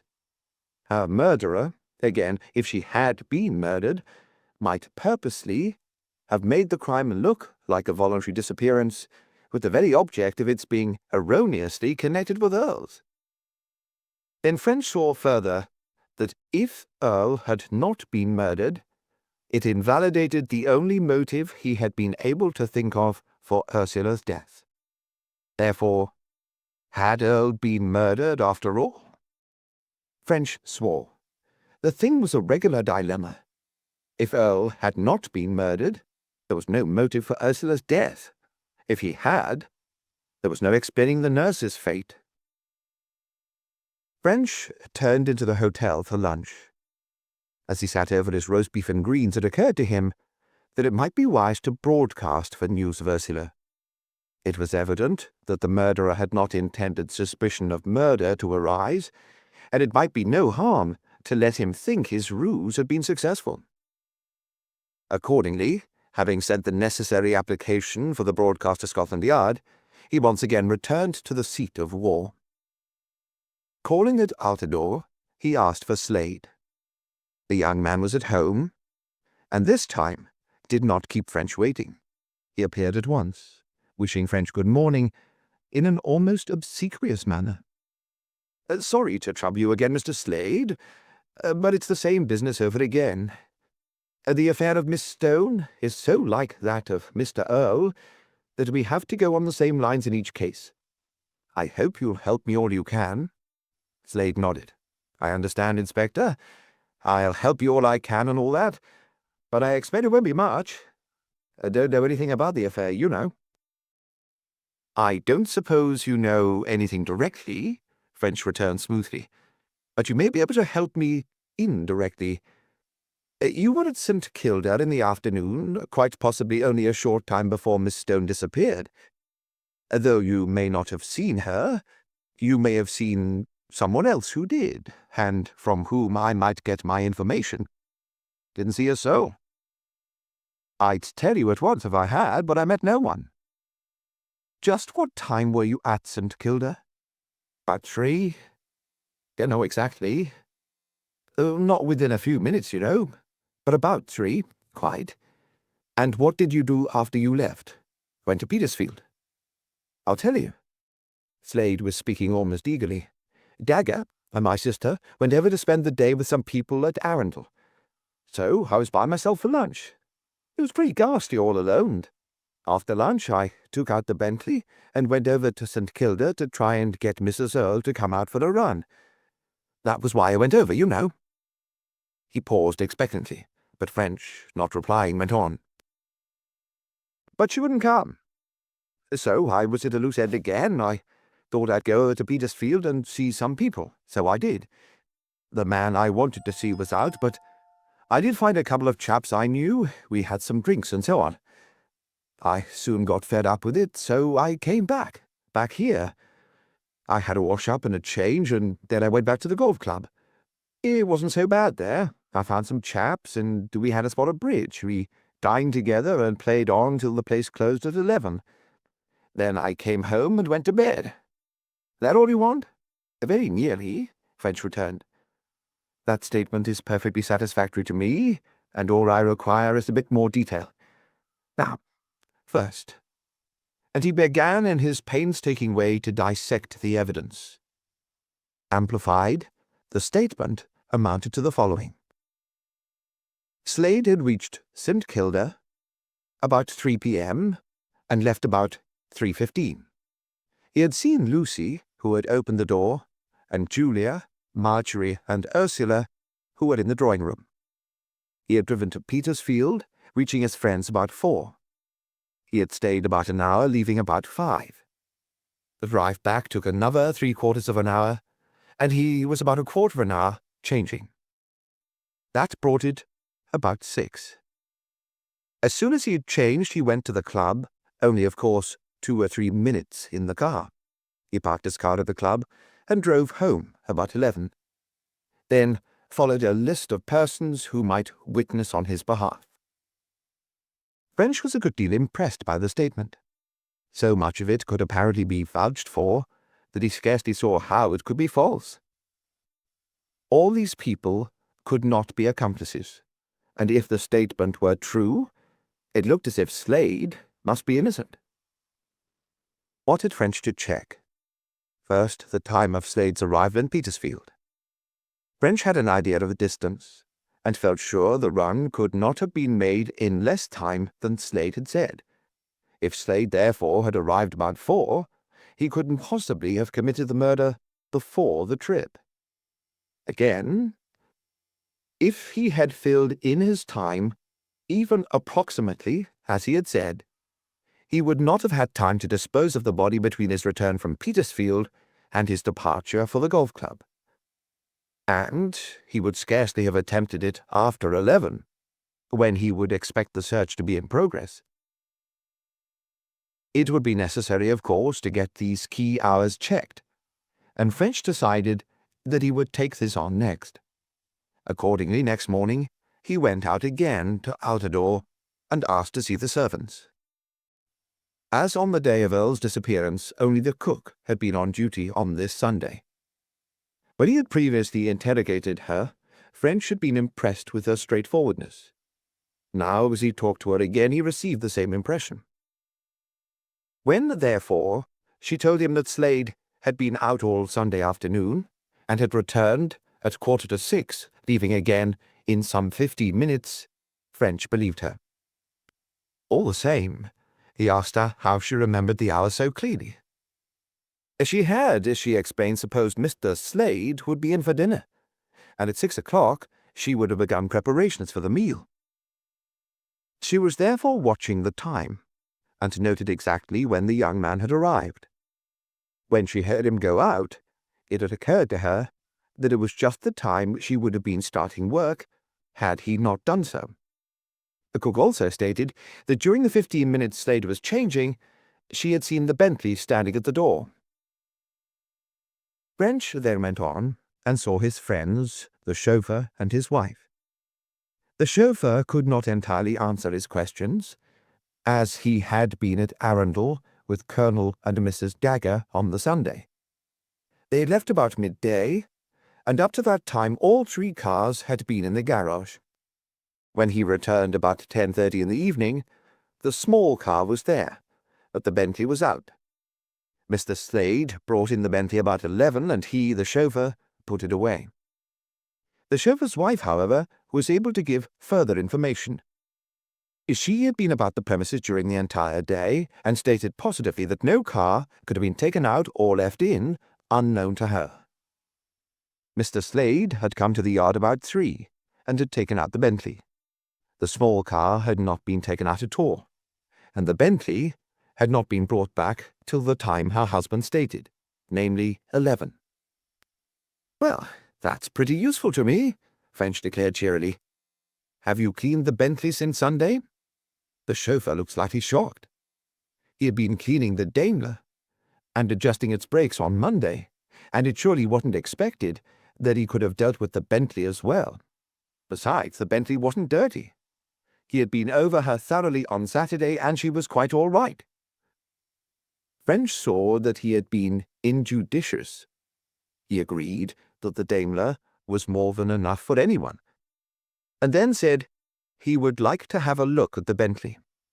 If Ursula's green wool would catch on twigs, a strand might stick to the cushions of a car.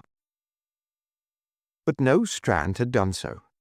French was very thorough in his examination, and he found nothing suggesting Ursula's presence. The only thing he noted was that Slade, at some time, must have been walking on muddy ground, as traces of yellow clay showed in the pile of the carpet at the driver's seat. So far, everything that French had learned corroborated Slade's statement. French, however, could not be content with corroboration of a part of the statement. He must check it all. A golf club was close at hand, and he would take it next. The tub house was situated on the road running between Hampton Common Crossroads and the village of Seal. It was a low, rambling house of mellow red brick walls and mellower red roof tiles, with half timbering on the upper story. It looked genuinely old, as if 2 or 3 cottages had been knocked into one. There was a U-shaped drive forming an entrance, a sweep before the door, and an exit. Round to the side of the building, hidden by a screen of trees, both from the windows and the road, was a macadamized area used as a car park. Between the drives was a grass plot with flower beds and shrubs. At the other side of the building from the park was the first tee. It happened that the secretary was in his office when French arrived, and he saw him at once. French had to put his questions delicately. He wanted to check the alibi of a man who was not under suspicion. Making official red tape the scapegoat, therefore, he besought the secretary's good wishes. Curiously enough, it happened that the secretary himself had seen Slade's arrival on the Sunday evening. He happened to be on the steps in front of the building when Campion drove up. Campion went into the clubhouse, remaining for a couple of minutes only. On his reappearance, the 2 men exchanged a few words, and while they were doing so, Slade arrived in his sports Bentley. He parked and entered the building. As he passed the others, he asked if certain other members were in the club, saying he had come for an evening's bridge. Campion then drove off, and the secretary went home. The latter reached his house a few minutes past 6, and as it was only 7 or 8 minutes' walk, Slade must have arrived at the club about 6. Though this was all the secretary knew personally, he continued to be extremely helpful. He called waiters and attendants, from whom French was able to get a conclusive testimony that Slade had remained in the clubhouse till it closed at 11. There remained now only the inquiry at Petersfield, and in the afternoon French took a bus thither. Here the information he obtained was equally conclusive. He interviewed 2 members of the family on whom Slade had called, and they confirmed the young man's statement on every point. He had turned up almost exactly at 4 o'clock, and had stayed for just an hour. All this testimony seemed to French to constitute overwhelming proof of Slade's innocence. At no time before 11 would he have had any opportunity either to commit the murder or to dispose of the body.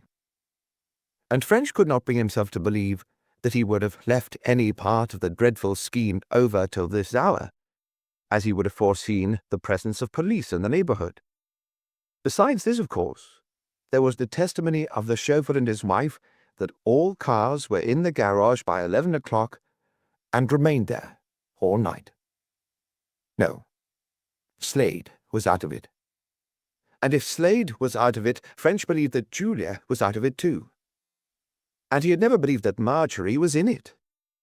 This whole line of suspicion must be erroneous, and the truth must lie in some totally different direction. What possible direction could that be? French recognized, creeping over him, that dreadful, baffled feeling, which had so often oppressed him when a promising clue petered out. He sighed. Curse it all. If Julia and Slade were innocent, who was guilty? French really suspected no one, but someone must have done it. What had gone wrong with him was that he was so bankrupt of ideas. He might not be able to obtain proof of guilt, but he should at least know whom to suspect. In the hope of something having resulted from the local men's activities, he went in to see Sheaf. Their results, however, could be covered by the one word: nil. No one, either walking or driving a car, had been seen on the roads or in the vicinity of St. Kilda, nor had anything affecting the case been discovered. Pessimistically, French returned to his hotel to write up his notes. Chapter 15. Oak Panelling. A night of sound sleep and a bright sunny morning raised French's outlook once again to the optimistic level. To be held up in a case was no new experience. Again and again in the past he had reached a deadlock, and always, or at least very nearly always, these checks had proved temporary. He would find a way out, as he had so often before. Moreover, as he considered his day, he saw that he had been wrong on the previous night. He was not really held up at all. A deadlock was not yet in sight. It was true that progress on the Ursula Stone problem had been checked. But fortunately, or unfortunately, the Ursula Stone problem was only a part of the case. He had still to trace the car and driver who had met Nurse Nankerville on Hog's Back at 6 o'clock on the Sunday on which he had disappeared. He would get on to that at once. A bit of luck with it might solve all his problems.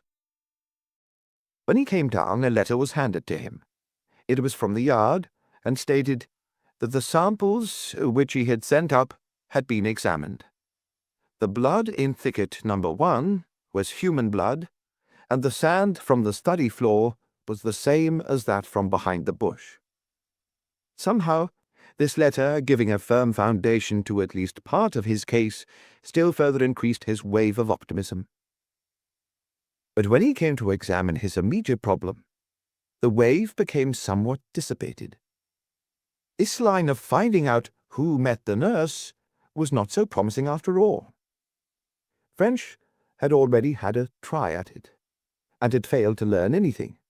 Because of the telegram and the journey to Staines, Earle was the likely man, but no one had been able to tell him where Earle was at the time in question, or whether the St. Kilda car had been out. Earle, therefore, remained a possibility, though there was no proof that he was anything more. Julia, Marjorie, and Ursula Stone. French had checked up, satisfying himself they were all at St. Kilda. On the other hand, Campion, by his own admission, might have been near the bypass bridge at 6 o'clock, and therefore could have met the nurse, but there was no reason to suspect Campion. Nor did French believe there was any reason to suspect Slade. He had not, however, inquired into Slade's whereabouts at this time, and he decided to do so at once. Once again he rode out to Altadore and looked up his friend the chauffeur. Would the man carry his memory back to Sunday fortnight, when Dr. Earle disappeared? The chauffeur and his wife both carried their memories back. Their effort, however, didn't help French. Both were positive that at 6 o'clock on that Sunday afternoon, all 3 cars were in the garage. This was only what French had expected.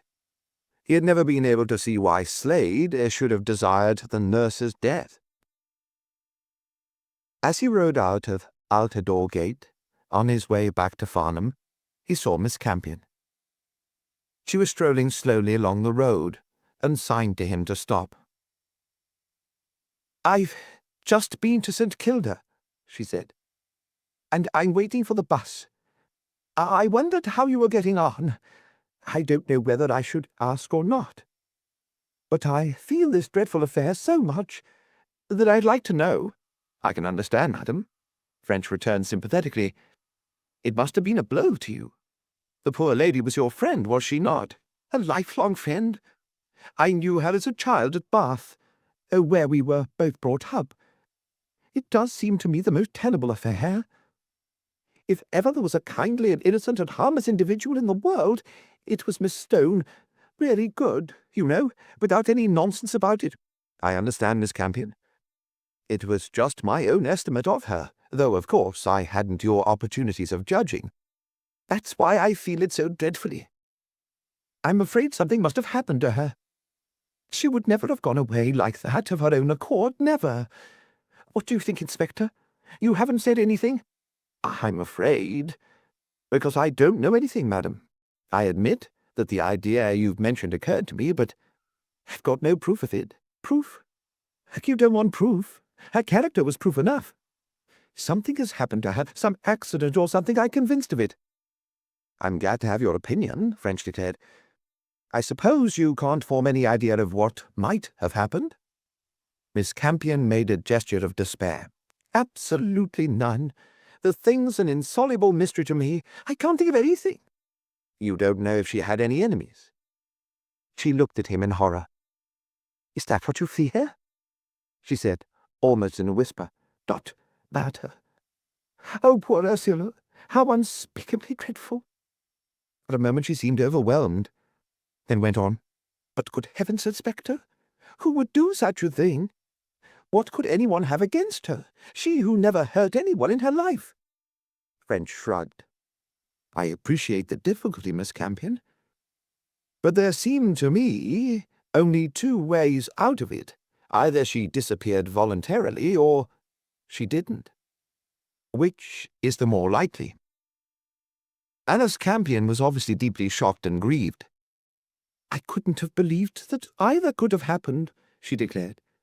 Oh, if someone is to blame for this, if someone— She boggled over the word, then forced it out. If someone has murdered her, how I hope you'll get him.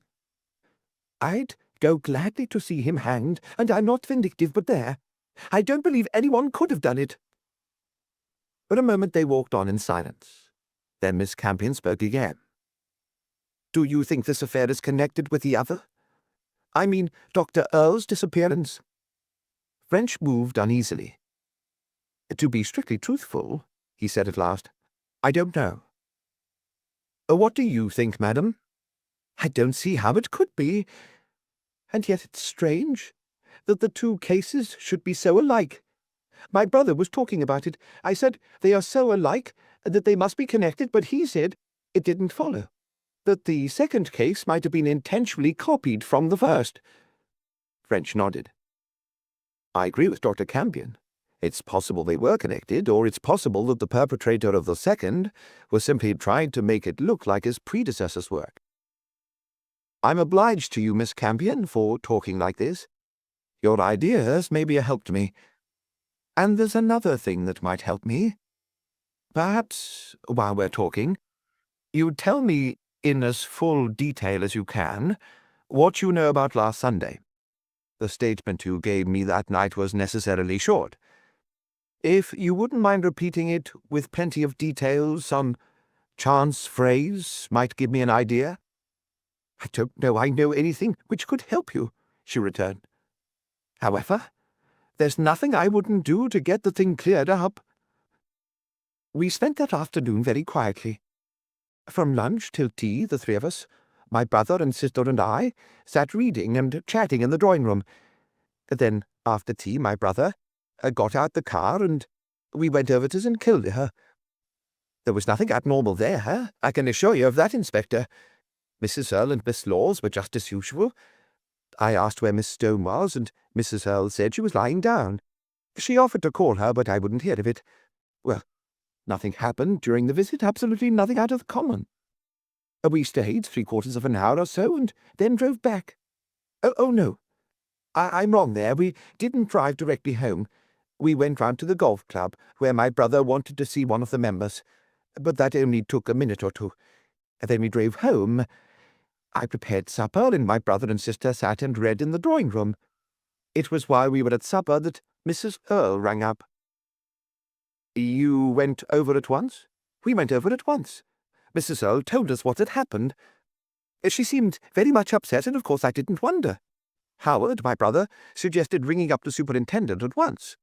Then he agreed with us. We might have a look around ourselves first. I think we all see now that we were wrong, but you can understand. I don't mean any discourtesy, that application to the police is distasteful and is usually made as a last resort." "It's natural, madam," French said smoothly. "We organized a search, or rather my brother did. But when we met without having made any discoveries, we agreed that an application to the police could no longer be delayed. We rang up Farnham, and I think you know the rest." "I think so," French agreed. "Well, madam, I'm glad we met here, and much obliged for your ideas." The bus turned up presently, and French saw the lady into it. She had not really told him anything he had not known before, and yet it was interesting to find her so convinced that only foul play could account for Ursula Stone's disappearance. French had by this time completed all those obvious and local inquiries which the tragedy of Ursula Stone had suggested. He was worried by the question of whether or not he should run down to Bath and have a look over the missing woman's house. He did not think there was the slightest chance of learning anything useful from such a visit, and yet he doubted the propriety of omitting it. Finally he decided to go, and after sending a wire to the Bath police, he set off to Reading to get the afternoon express. A thorough search revealed just what he had expected. Nothing whatever. And with only the consciousness of work well done, he returned to Farnham on the following evening. During dinner that night and afterwards, as he sat smoking in the lounge, he brooded somberly over the case. What he particularly wanted was to have his programme for the next day settled. But for the life of him, he could not see on what line to concentrate. Every direction in which he turned seemed to lead to a deadlock. At last, wearied and disgusted, he picked up a novel, which he had brought down to finish, but with which, up to now, he had made but little progress. He found, however, that he could not concentrate on the story. Again and again his thoughts strayed back to the case, and presently he threw the book down and gave himself up to a renewed mental search for other lines of attack. It was while he was thus desultorily reviewing the evidence that he found himself trying to picture just what must have taken place in the study at St. Kilda at the time of Ursula Stone's murder. There were one or two points about the study business which were not altogether clear. Why the study, in the first place? Why had the murder taken place there, if it had? Was it simply because that from the study there was a convenient exit to the wood? On the other hand, was the choice accidental? If so, how had Ursula been induced to come down there from her bedroom? And most puzzling of all, if neither Julia, Marjorie, nor Slade had been concerned in the murder, who on the face of the earth had been? As French sat smoking and pondering these conundrums, he began to wonder if there was not, in the selection of the study, some deeper and more fundamental motive than he had as yet contemplated. Could there be here something that he had missed? Or was he just wasting his time in fanciful nonsense? The line of soundy footsteps recurred to him. Whose were these? How disappointing it had been that he'd been unable to learn something more about them. If he'd even been able to say whether they belonged to a man or a woman, it might have been a help. But they showed no detail. Wait a minute, though. Did they not? They had position. Was not their position at least interesting? French recalled exactly where they had appeared. The owner had evidently entered by the French window and had walked across the room. To what part? So far as it had been possible to ascertain, to the corner to the left of the fireplace. Was there a reason for this? Or was it a mere accident? French recalled the furnishing of the room. There was no furniture at that place, nor was there anything on the wall. What could the visitor have gone there for? Just an accident, he thought. And yet he was not wholly satisfied. Had there been a table or a bookcase, it would have been easier to understand, but there was neither. Impatiently, French dismissed the affair from his mind and turned again to his novel. But a mental picture of the study seemed to intrude between his eyes and the page. With a muttered oath, he threw the book away and let his thoughts roam where they would. And now he recalled a fact which he had noted at the time with some small feeling of surprise. The walls of the study were expensively panelled in oak. It had struck him then, and now it struck him again, that this elaborate decoration was a little out of keeping with the remainder of the house. In fact, the decoration in the study must have cost more than that of the whole of the rest of the house put together. Why? Well, there had often been a reason in the past for panelling, but of course such a reason would not apply today. All the same, French could not get the idea out of his mind. Wondering if he was altogether a fool, he determined that, as he was at a loose end, he might as well run out once again to St. Kilda and have a look at that panelling. As soon as he reached this decision, his subconscious self seemed satisfied. Thoughts of the case vanished from his mind, and he became immersed without effort in his book. Next morning he was early at St. Kilda, and going into the study he locked the door and settled down to his problem. He had measured exactly where the footsteps had gone, and he now marked the place with a couple of books. Yes, he had been right. They went close to the wall, but at the place there was neither furniture nor pictures, only the panelling. He moved across and began to examine the panelling. It was an exceedingly good job with fine, well-fitting joints. French took out his lens and began slowly passing it along these joints. In most of them the wood touched, and where it didn't, they were full of dust. Clearly, no movement had taken place since they were made. Then suddenly, a little tremor of excitement passed through French. Here, just opposite where the footsteps had stopped, was a joint entirely clear of dust. It was very narrow, not more than the 64th of an inch in width, but quite clean.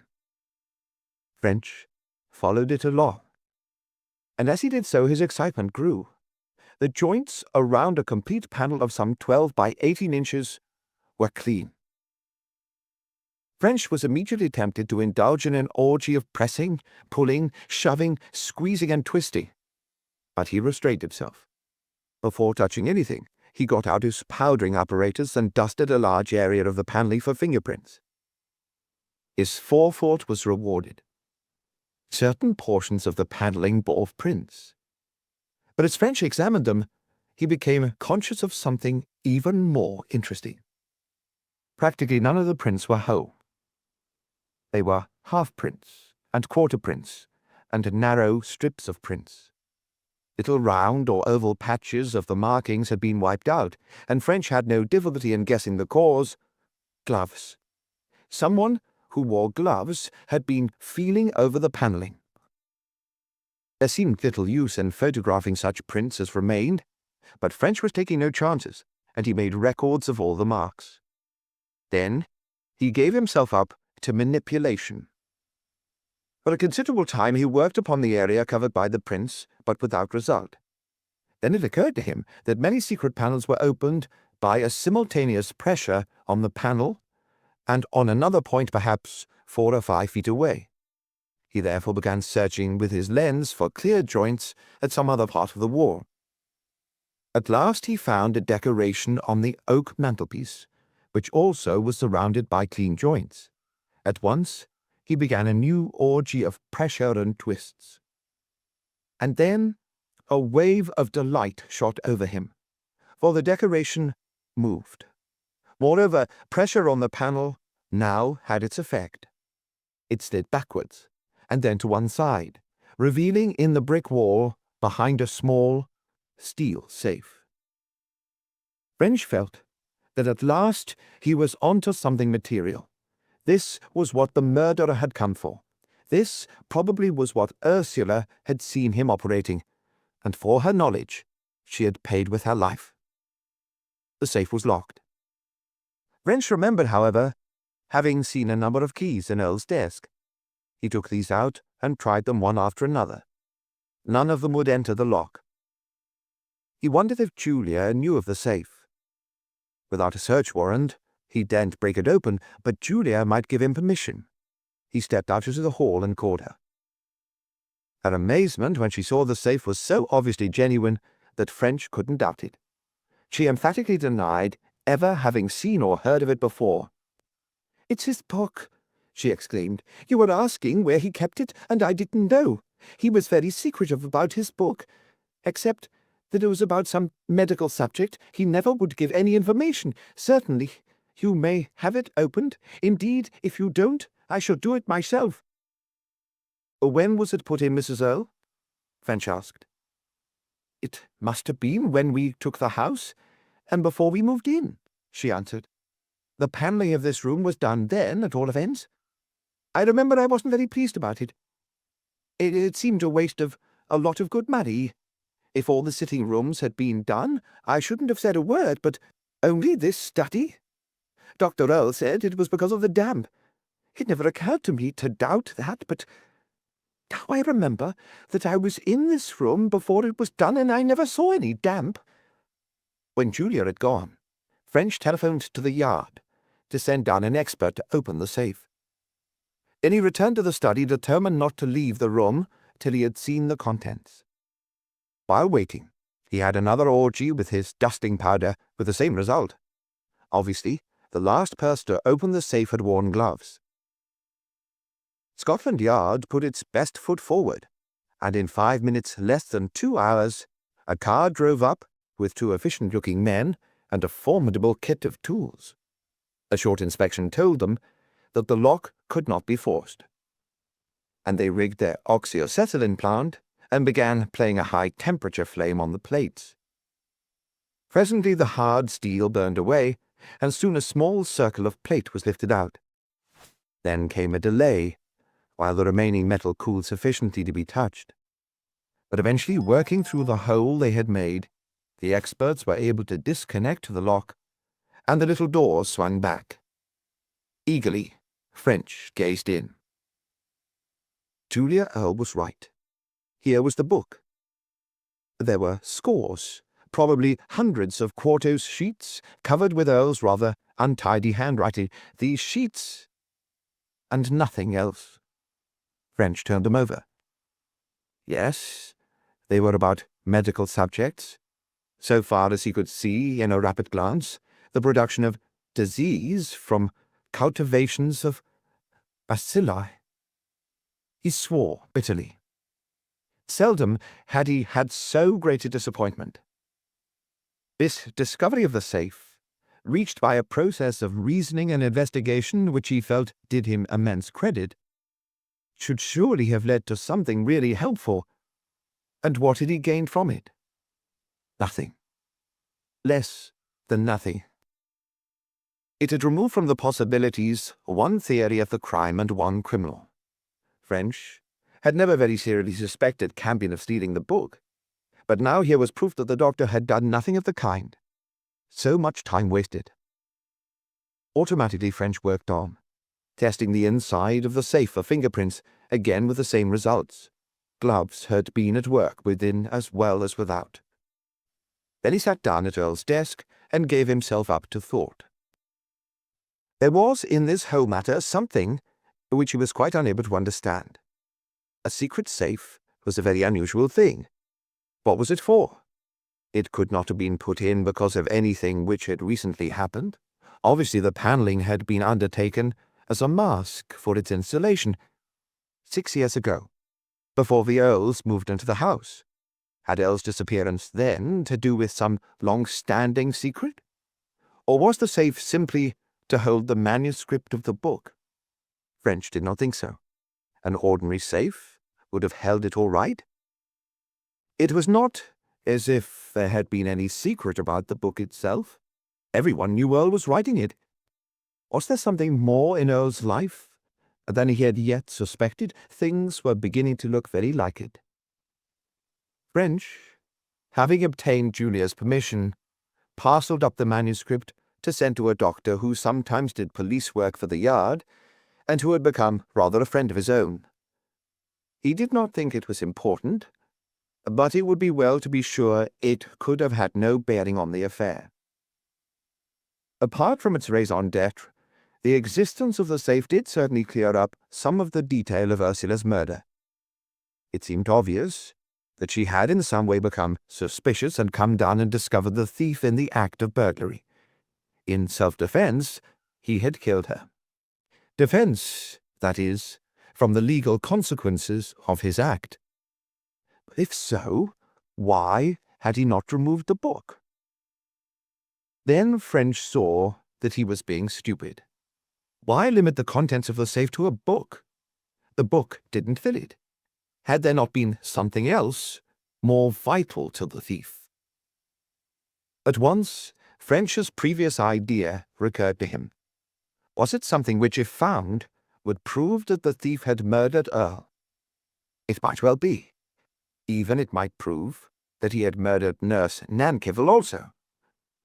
French was puzzled, and for the moment he didn't see how he was to settle the point. The whole affair was confoundedly exasperating. Then still another idea flashed into his mind. What if the space in the safe had been filled, not with proof of the murder of Earle, but with money? What if here had been what he had so long sought under the guise of a second banking account? What if Earle had not been murdered at all, as he, French, had just been supposing? What if, taking from this safe a large sum of money, or negotiable securities, Earle had after all gone away with Helen Nankivel? Was there any evidence for his death? There was not. French had assumed it, partly because Ursula had been murdered, but principally because he had taken no money with him. Suppose he had taken money with him. How would the question then stand? Again, was there any evidence of Helen Nankivel's death? There was not. Was there any motive for it? None. Why had he ever thought of such a thing? Simply because he had been driven to assume Earle's death. Now was that assumption not invalid? French swore. Instead of clearing up the case, this discovery of the safe was making it 100 times worse confounded. Its foundations were cracking. He now knew no more what had happened to Earle than on the day of his first visit. And if this idea of the money were correct, what had the thief been after? And why had Ursula been killed? Damn it all, had Ursula been killed? For all the evidence there was, she might merely have been rendered unconscious in the study and then kidnapped. She mightn't be dead at all. Overcome with exasperation and disappointment, French rode dejectedly back to Farnham. Chapter 16.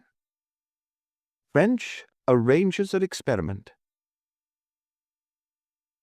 French's mood lasted all evening, and all evening his thoughts remained busy with the case. What was to be his next move? Rack his brains as he might, he couldn't think of any line which he had not already explored.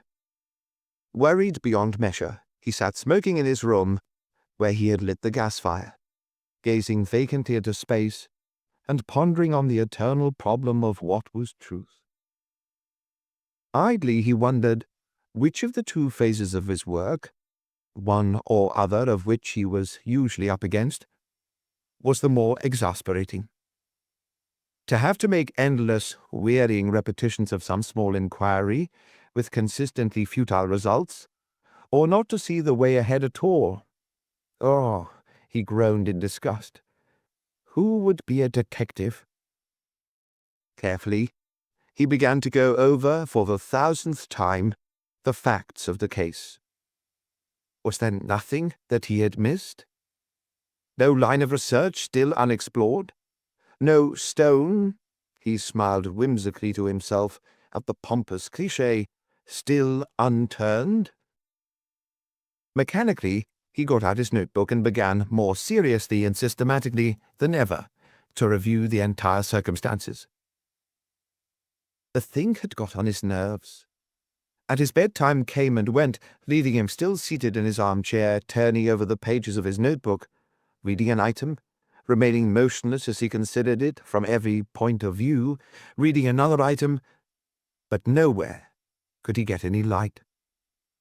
Again and again he told himself that he must give up for the night, but his mind was so restless that he could not do so.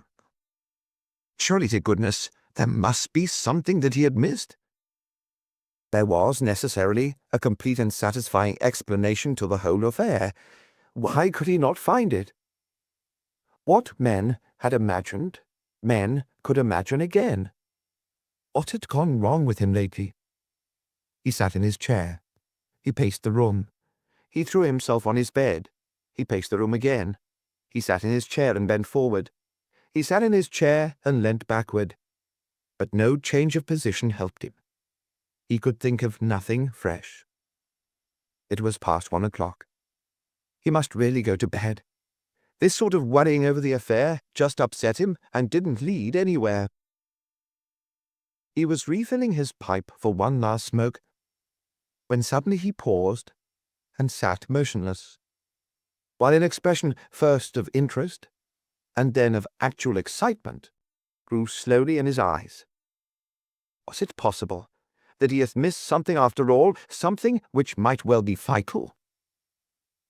He put down his pipe and began whistling softly under his breath. That clay in Slade's car. Was not that his clue? Was it not the most important thing he had yet discovered, or was he being more silly than usual? That clay, where had it come from? He recalled exactly what he had seen.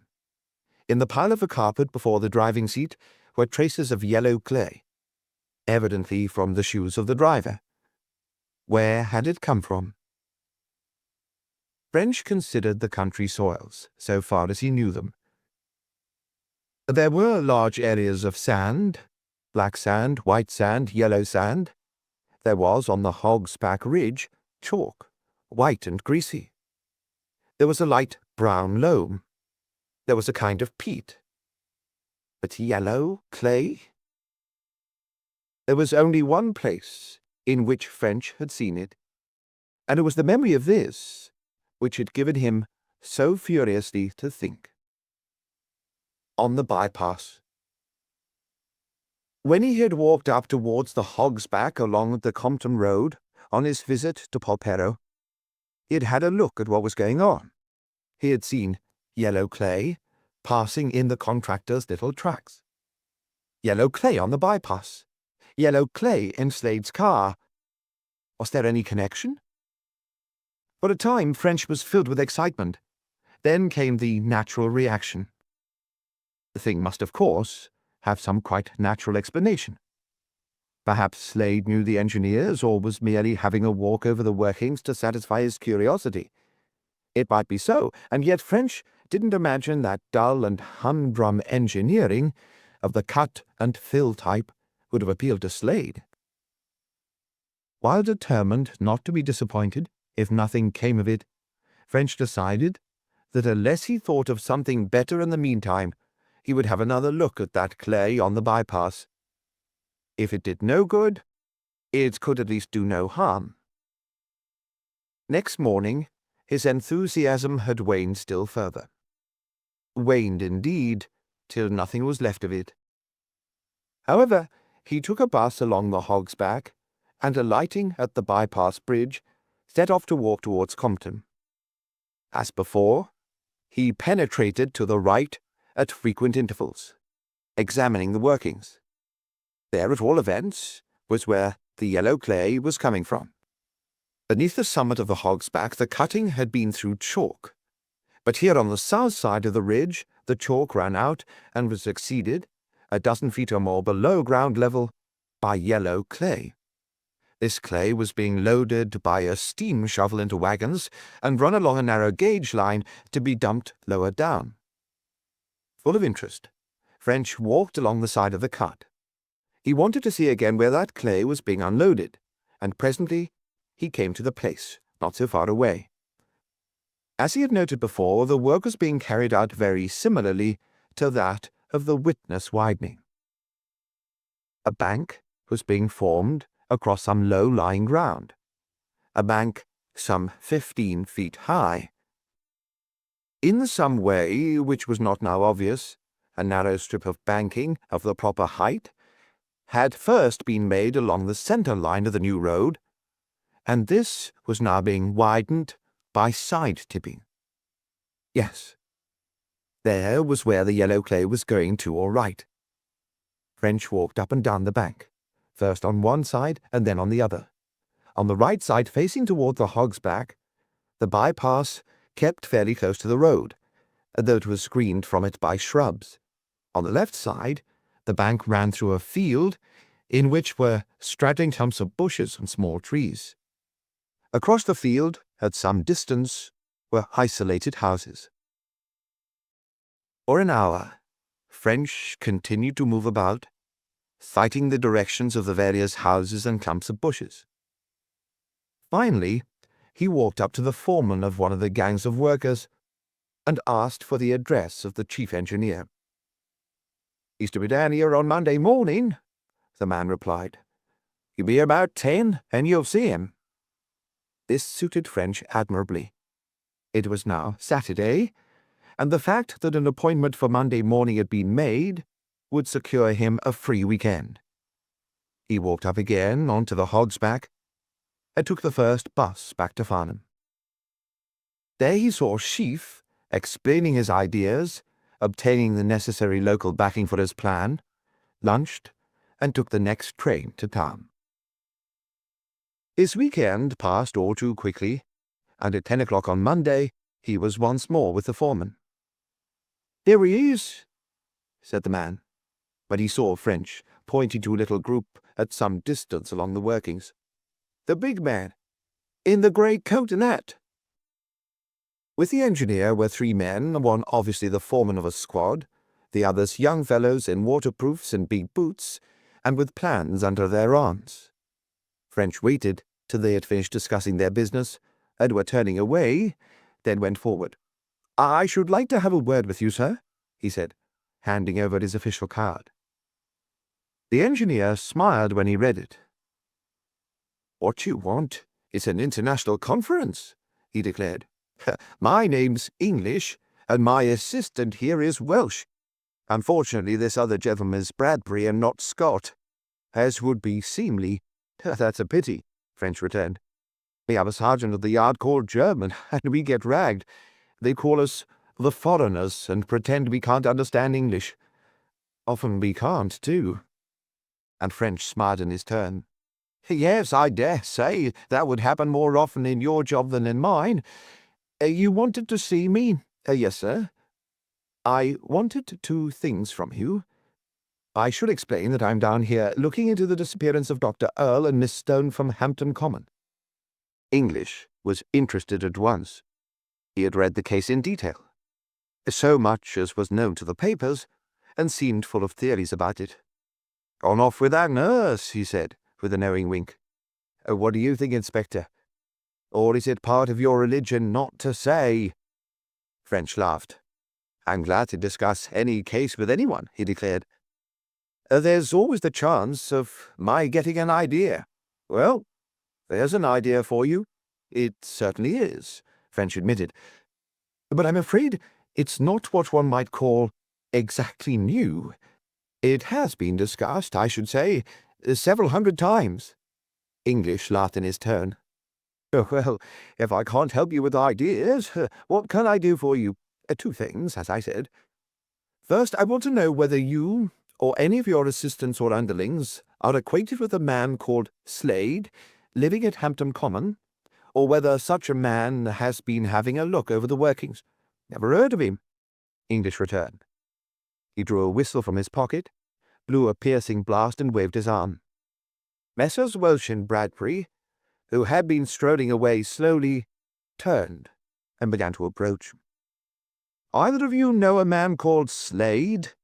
English asked when they came up. Neither knew him.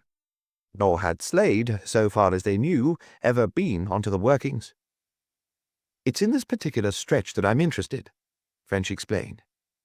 "If you've had any men working just here, perhaps you'd ask them."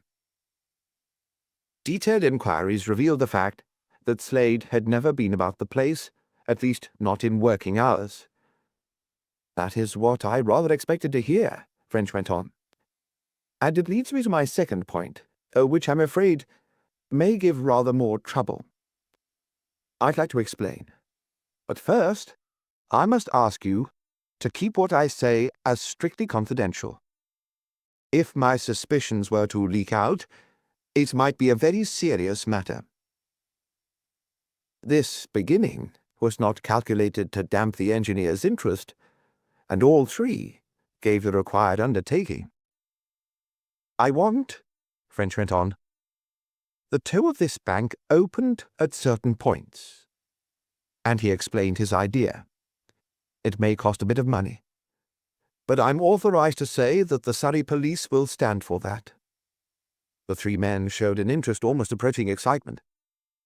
"I'm sorry," said English, "that I can't be here personally to see it done, but Bradbury will do all you want. Better let's have some further details." "Certainly. If you gentlemen will come down to the toe of this bank, I'll show you what I mean." Rain had fallen during the night, and the heavy clay was greasy from the water. As with some difficulty they climbed down the rough slope of the dump to the toe or bottom edge, French went on explaining. "You understand, of course, that at best this whole affair is only a guess. My idea may be a washout, but there's a chance of it coming off, and I daren't neglect the chance." The engineers grinned. They fully appreciated French's point. Indeed, their looks of admiration indicated something more than mere appreciation.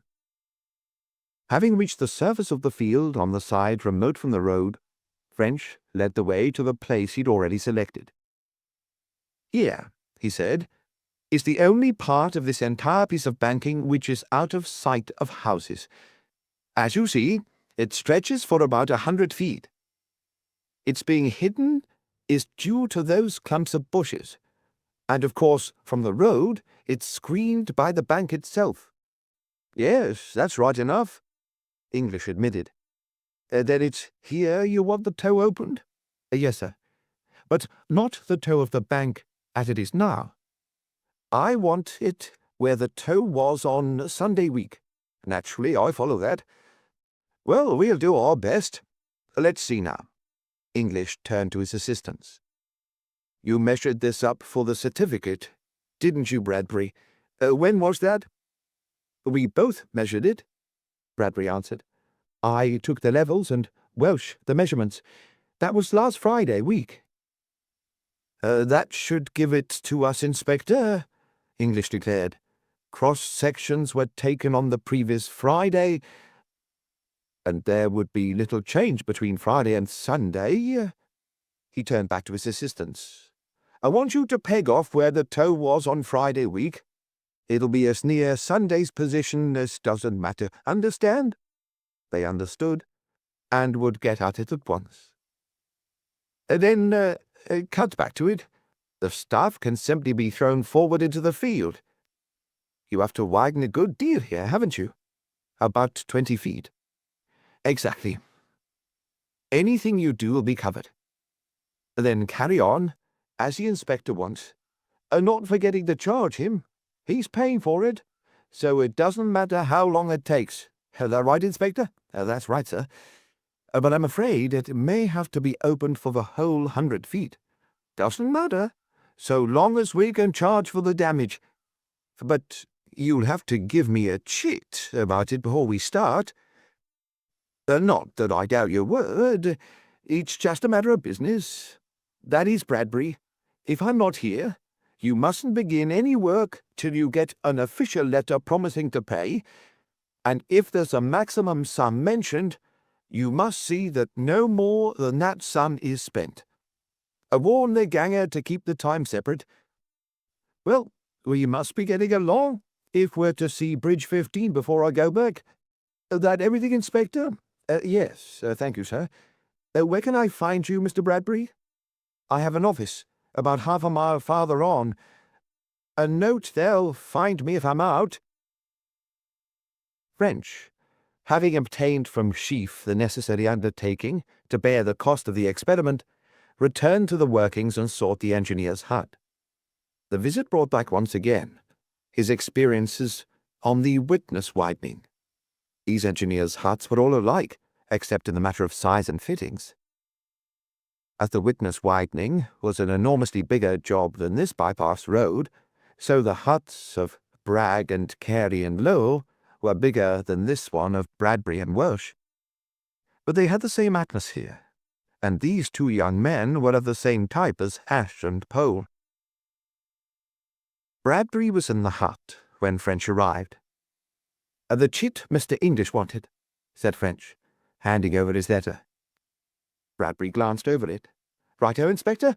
When would you like us to start? We could do it any time." French did not answer directly. "Tell me," he said, putting his head on one side, "do you think there'll be any chance of doing this job secretly?" "If there's nothing in my idea, it doesn't matter. But if there is, I'd rather no one knew about it. You can understand, Mr. Bradbury, that it would be wiser not to put anyone on his guard." Bradbury was obviously thrilled. It was a new experience to be taken into the confidence of an officer of the yard engaged on a murder case, and the young man reacted suitably. He was out, he said, to help the inspector, and he would do the work as unostentatiously as he could. "I don't think you know that we can keep the thing quiet if your man is about and watching developments," he declared. "If he's there, he'll see it. But I believe we can prevent our men smelling a rat. I'll tell him a roll of essential plans were forgotten here and got covered, and we have to find them. But of course, if we get what we're looking for, the fat'll be in the fire." "That's just what I'm considering, Mr. Bradbury," French said slowly. "I'm inclined to think it would be better to do the work with policemen, and at night." Bradbury looked disappointed. "Could they do it?" he asked doubtfully. "Shoveling this heavy clay is no joke if you're not accustomed to it."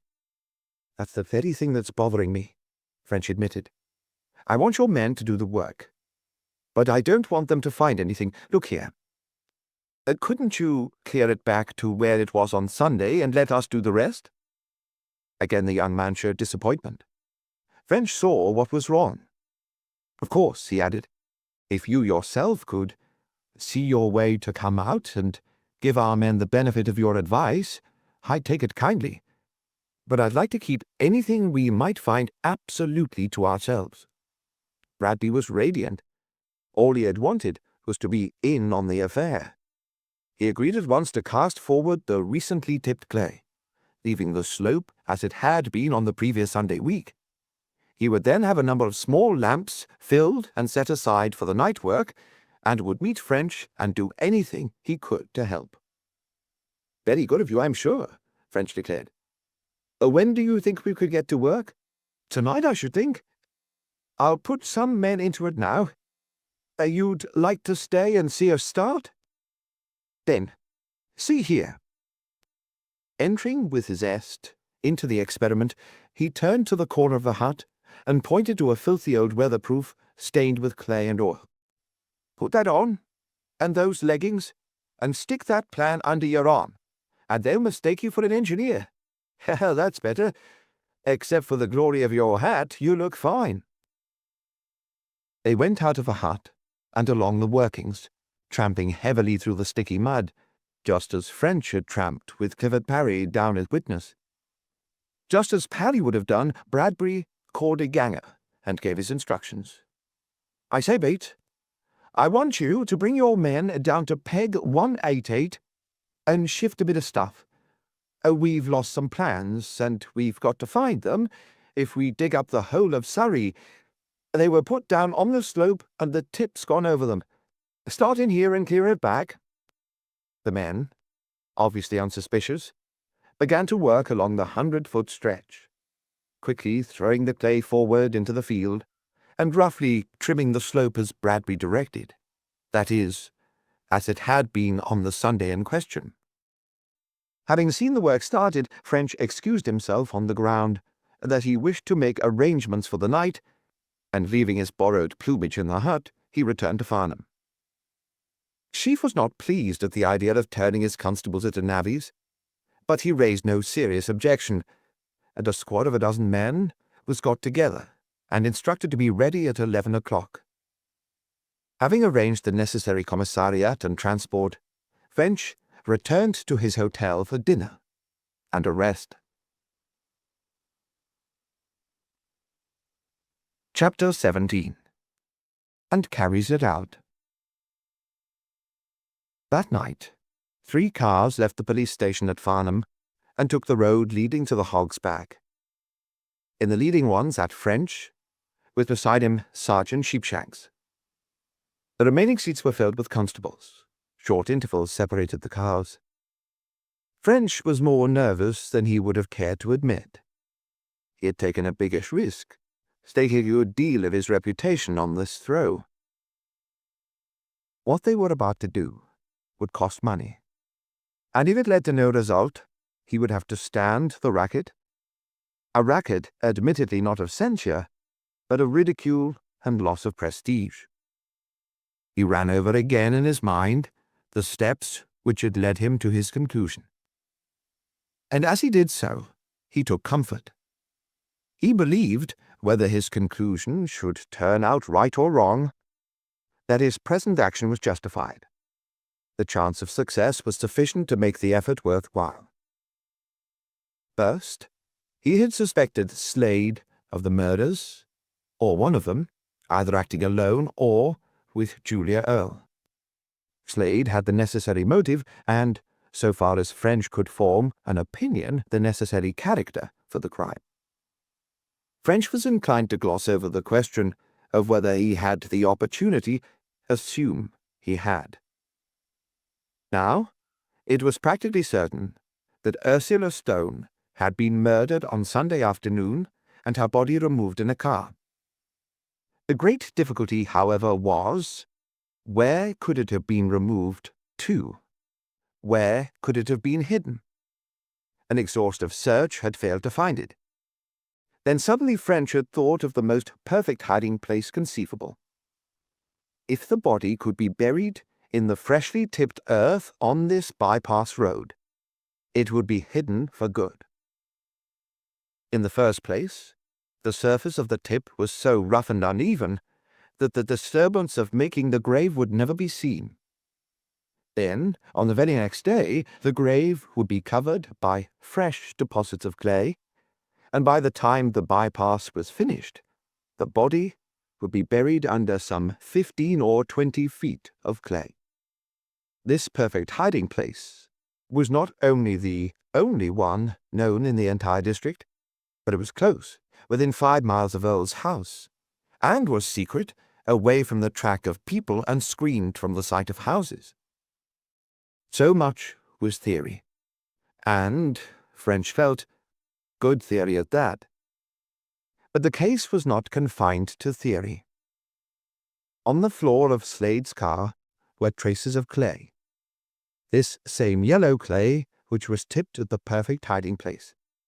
It was, so far as was known, the only yellow clay in the entire district. Moreover, Slade was not known to have been at the bypass on any legitimate business. All this seemed entirely convincing. But French could not forget Slade's alibi. He had undoubtedly tested it pretty thoroughly, and had found it watertight. Alibis, however, were notoriously unreliable. While French did not think that the existence of the alibi should prevent the experiment being tried, he was a good deal worried by it.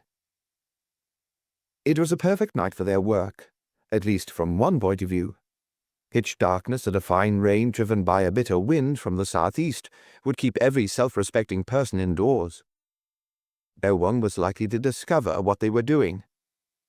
On the other hand, it wouldn't be very pleasant, Everything would be wet, and the clay especially sticky and hard to work. Having discharged their passengers at the nearest point, the cars were driven a mile or so along the road, so that their appearance should not lead the curious to inopportune explorations. Not wishing to show lights on the Compton side of the embankment, French led his little band out in the darkness onto the uncharted wastes of the field. They reached the bank, with many a slip and stumble managed to climb it, splashed across the top, and slid down the other side. In the field at its base was Bradbury, and with him a dozen hurricane lamps. French found that a perceptible portion of the bank had been trimmed back, the clay removed, being thrown forward into the field. On the ground was a little pile of shovels and picks. "You're ready for us, Mr. Bradbury?" he greeted his friend of the morning. "Fine." He turned to Sheepshanks. "Now, Sergeant, get the men to work with you. The sooner we begin, the sooner we'll be through." "I could have got you a couple of acetylene flares," Bradbury explained when the men had started. "But they're very bright. They would have lit up the whole country, and I thought you'd rather be private, even if it meant going a bit slower." "That's right," French agreed, going on to point out that he considered the young man's arrangements perfect. Bradbury took out a pipe and pouch, and bending forward with his back to the rain began to fill the bowl. "I suppose this is a bit out of your line, Inspector," he went on. "About as much as if I set to work to find the taxi man who had picked up a certain fare." French also began to make preparations for smoking. "Not so much as you might think. Curiously enough, my last big job was on works like this, bigger than this." Bradbury looked as if he was slightly doubtful as to whether any works could have been bigger than this. "Where was that?" he grunted. "Redchurch, Widnes. A railway widening." "Oh, gee, yes, I know about that. Do you mean to say you were on that case?" "Ever come across a chap called Poe?" "Dozens of times. I knew Mr. Poe quite well. We were at college together. Good chap, Poe." "They were a very good crowd of men altogether," French declared. "Well, perhaps, except... There are exceptions to every rule, Mr. Bradbury. I suppose there are. I'd like to see the work down there. Tell me something about it." French did his best. His descriptions of things did not seem quite right to himself, but this keen young man seemed to understand them all right. "It's really a very interesting job," he went on. "You should go down and get Mr. Poe to take you over it. You'd enjoy it." They chatted on till presently Bradbury made a move. "I'm cold," he declared. "I'm going to have a whack at this job." He seized a pick and began thrusting it vigorously into the soft clay. French somewhat gingerly took a shovel and began shifting stuff. It was harder work than he had bargained for. The clay was just in its most unpleasant and obstructive state. To get the shovel into it wasn't easy to start with, and then it wouldn't cast. It stuck to the shovel, and had to be carried to where it was to be placed and scraped off, and all the time it was slippery and abominable to walk on. The men were doing their best, but progress was slow, and once or twice French found himself regretting that he had not used the bypass labourers instead of police. Very little work was enough for French. He soon resigned his place to a burly constable and stood back to regain his breath. The scene was slightly weird. The faintly illuminated strip of earthy bank showing up out of the black darkness surrounding, the moving figures of the men taking up all sorts of distorted and unnatural positions in the dim radiance, the grotesque shadows dancing drunkenly, the driving rain, the melancholy sough of the wind. It recalled an episode in French's life when several years earlier in Thursby in Yorkshire he had stood by a reopened grave and watched the coffin of Markham Giles being uncovered and raised to the surface. That was in that horrible case at Starvel Hollow. Then his deduction had been justified. Would it be justified on this occasion? French paced up and down, lost in thought. A cut of more than 2 feet had now been made along the whole 100-foot stretch, and no signs of anything unusual had come on. However, a couple of feet wasn't a great deal. It was indeed too soon to hope for anything. He looked at his watch. It was just 2:30. The men had been working for 3 hours. It was time for a rest and a snack. Half an hour later, work was resumed. French made an alteration in his dispositions, concentrating the men at the center of the stretch. It had occurred to him that the middle, or place of greatest concealment, was most likely to have been selected, if indeed any place had been selected at all. Towards 4 o'clock, the wind died down, and the rain turned from a driving mist into a steady downpour. Everyone was tired and wet, and in a slightly uncertain temper. French was beginning to feel very depressed. His chances of success seemed to grow less and less with every moment that passed. He forgot that they were approaching that period of the night when health and energy are at their lowest ebb, the time when the outlook on life seems most hopeless, the time when the end comes to the sinking, the hour at which suicide is most common.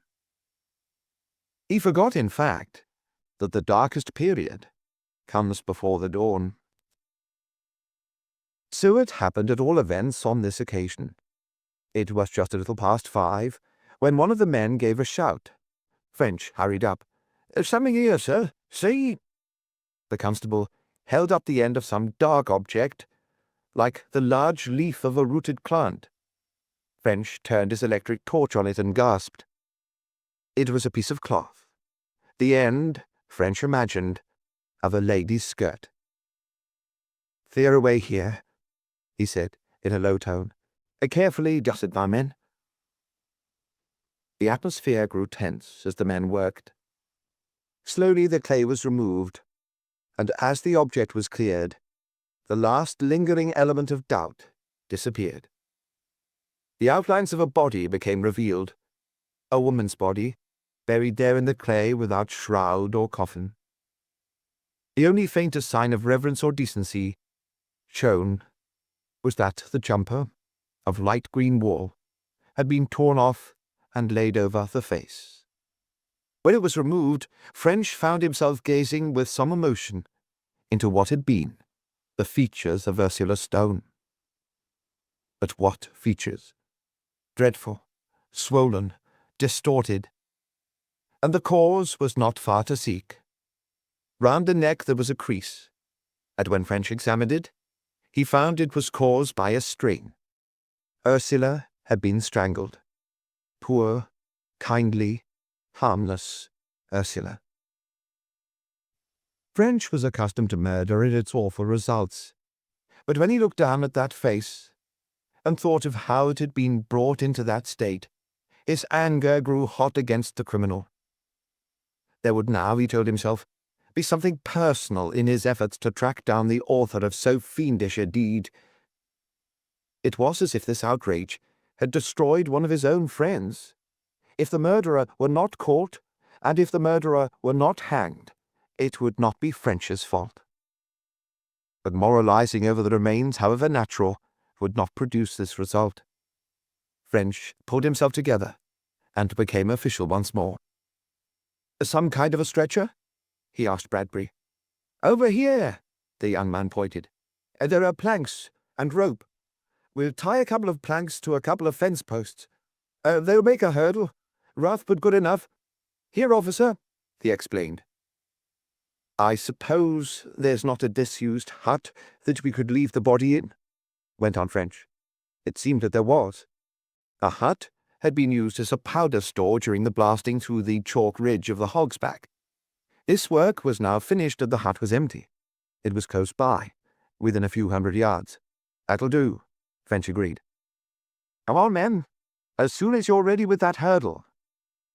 The remains, cleared now of clay, were with rough reverence lifted onto the improvised stretcher and borne along the bypass formation to the hut.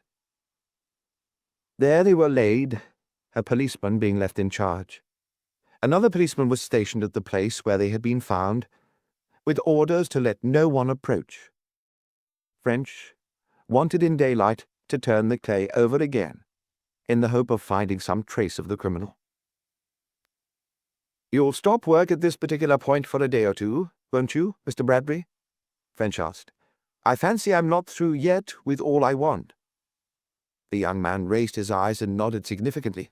"Of course, Inspector. And if you want to dig further in, we can do it for you, at any time." "That's what I shall want," French agreed. "Well, sir, much obliged for your individual help. I'll push off now, but I'll be back later. We needn't hope to keep this matter secret now, but the less of it gets out, the better. That's all right, Inspector. Trust me." French had sent the drivers for their cars, and soon the party of tired but excited men were on their way back to Farnham. "I'm going for a wash-up and a bit of breakfast," French declared. "And all of you men do the same. If you're a bit late turning up, I'll stand for it with the super." French, clothed and in his right mind, was at the police station when Superintendent Sheaf arrived. "Well, I hear you pulled it off." Sheaf greeted him with slightly less pessimism than usual. "Sheepshanks looked in on his way home. That should be a help." "I hope so, Super. It was that trace of clay in Slade's car that put me onto it. But it was a bit of luck finding the body so soon." "Sheepshanks told you that she'd been strangled?" Sheaf grunted assent. "Well, now you've got it, what do you propose to do next? Want to pull Slade in?" French glanced at his companion. Was Sheaf just a little bit jealous? For a moment French thought so. Then he felt sure he was mistaken. It was just Sheaf's manner. Sheaf had been very decent and considerate to him. In fact, he had done everything he possibly could to help him, and French meant himself personally and not merely the case. However, he thought it no harm to be diplomatic. "That's one of the things I came in to consult you about, Super," he said. "Slade has a rather awkward alibi. It may be faked, probably is, but so long as it stands, I'm not sure that we shouldn't hold our hand. Personally, I'd rather be a bit surer of my ground before I burned my boat, so to speak," French added, feeling his metaphor was slightly strained. "I'd stand for keeping him under observation, but I don't think I'd favor an arrest." Sheaf nodded. "I agree. Do you want me to do the shadowing?" "If you will, Super. I'll put a couple of men onto it." "What about the body?" "I would suggest that we have it brought into the mortuary here," French answered. "We can't leave it in the hut." "I agree." "You want the ambulance?" "Yes, please. Then I'll have that clay turned over again. Might find something useful." Sheaf nodded again. "Also, I want to go farther into the bank," continued French. Sheaf looked at him keenly. "Yes," he rejoined slowly. "I should have thought you would." He paused. "Well," he went on presently, "that should be easy. But now that the thing is going to be known, I don't see why those bypass men shouldn't do the work. What's the point of our doing it ourselves? None, Super. That, I'm afraid, was a mistake on my part. I wanted to keep private anything we might find.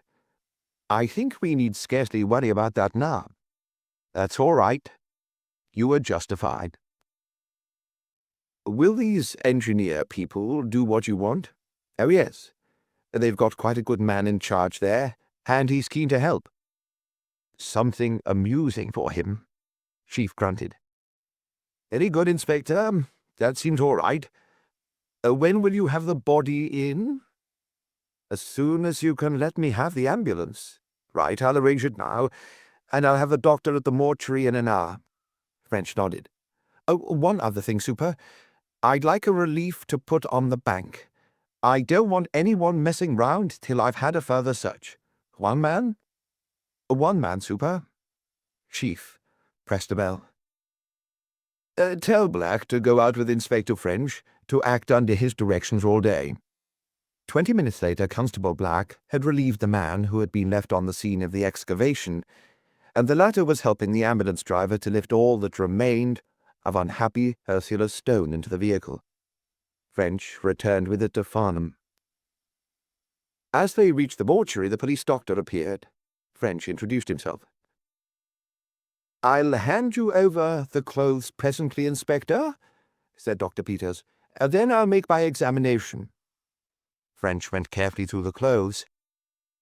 Beyond satisfying himself that the strand of wool found in No. 2 thicket was the same as that of the deceased's jumper, he learned nothing.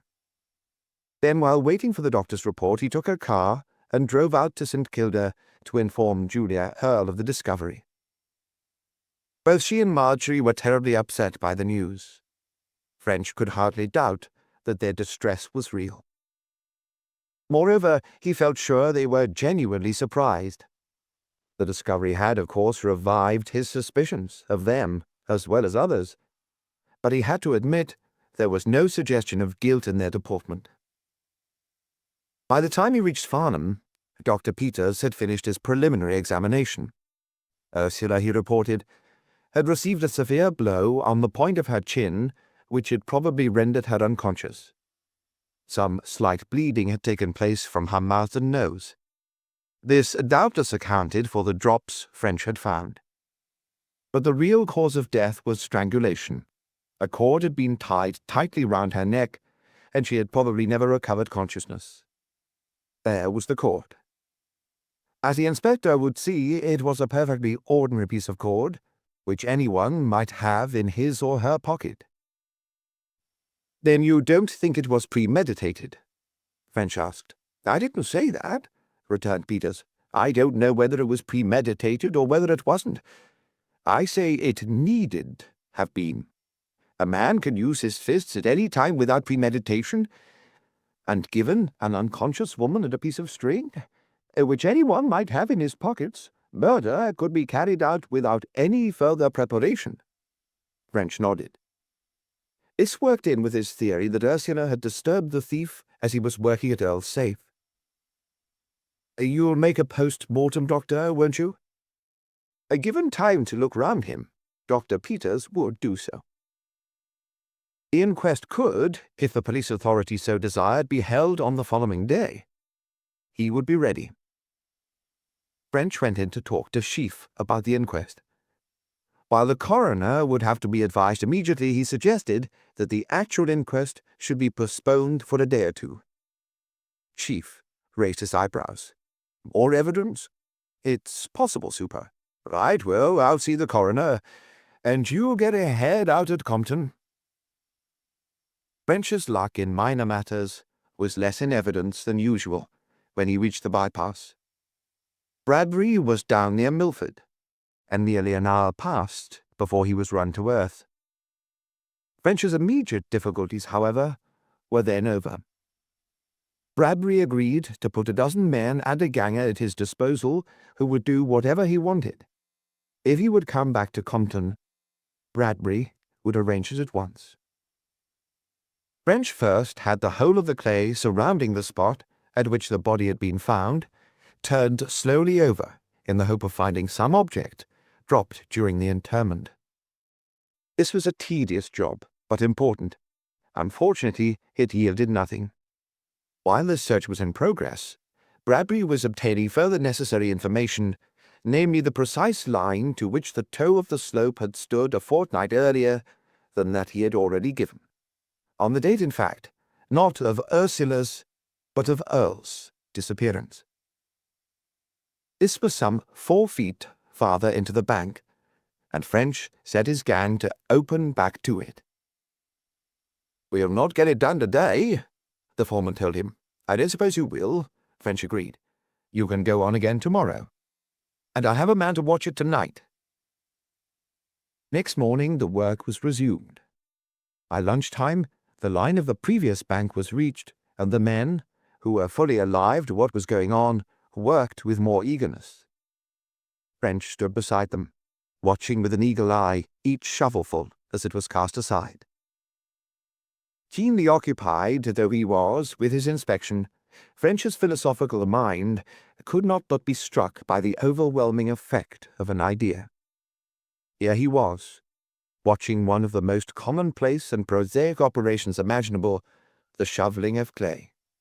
And yet he found the process exciting to an almost painful degree. He was thrilled to the marrow every time a workman had difficulty in driving in his shovel, or paused to examine the ground he had uncovered. And why? Simply because of the idea he had in his mind. He had concentrated operations on a stretch of a few feet on either side of where Ursula Stone's body had been found, and the men were placed as close together as they could work. Progress was consequently as rapid as was possible with such sticky clay.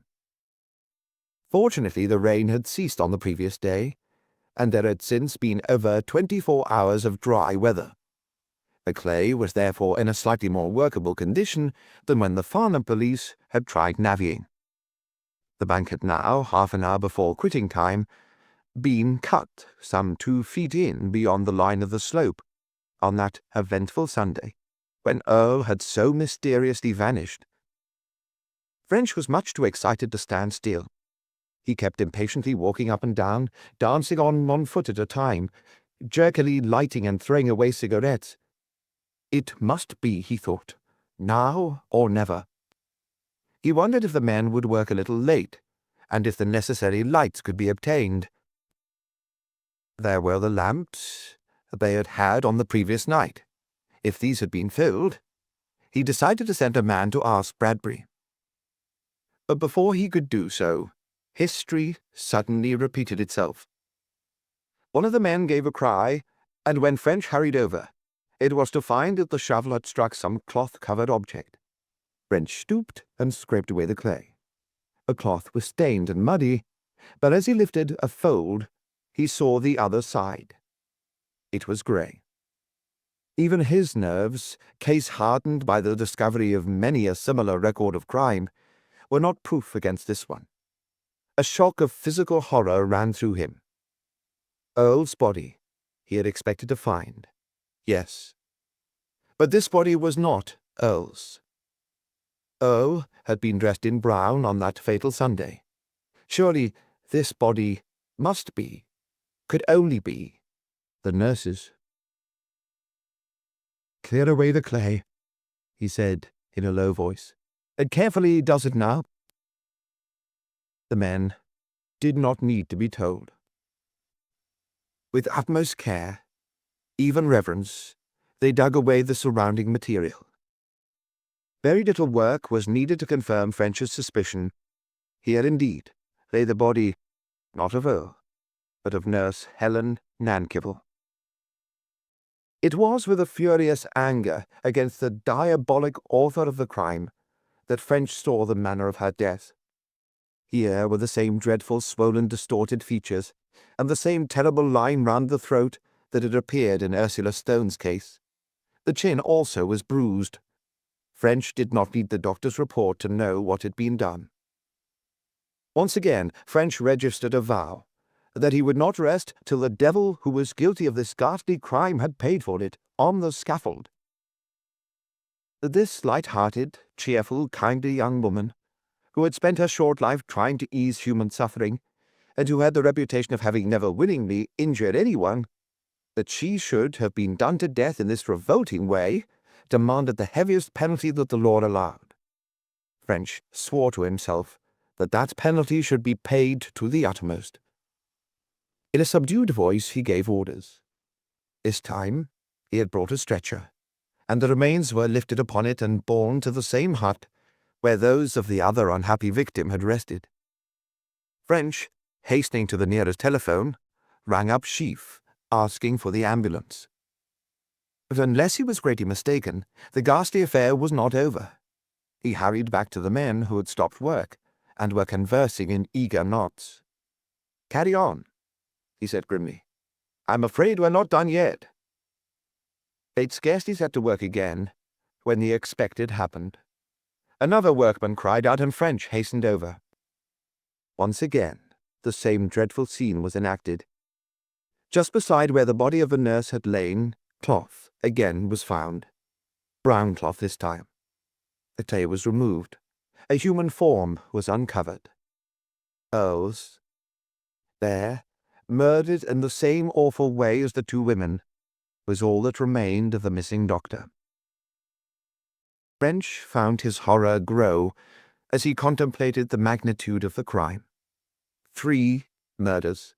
3 persons done to death to gratify someone's greed or lust or hate or fear.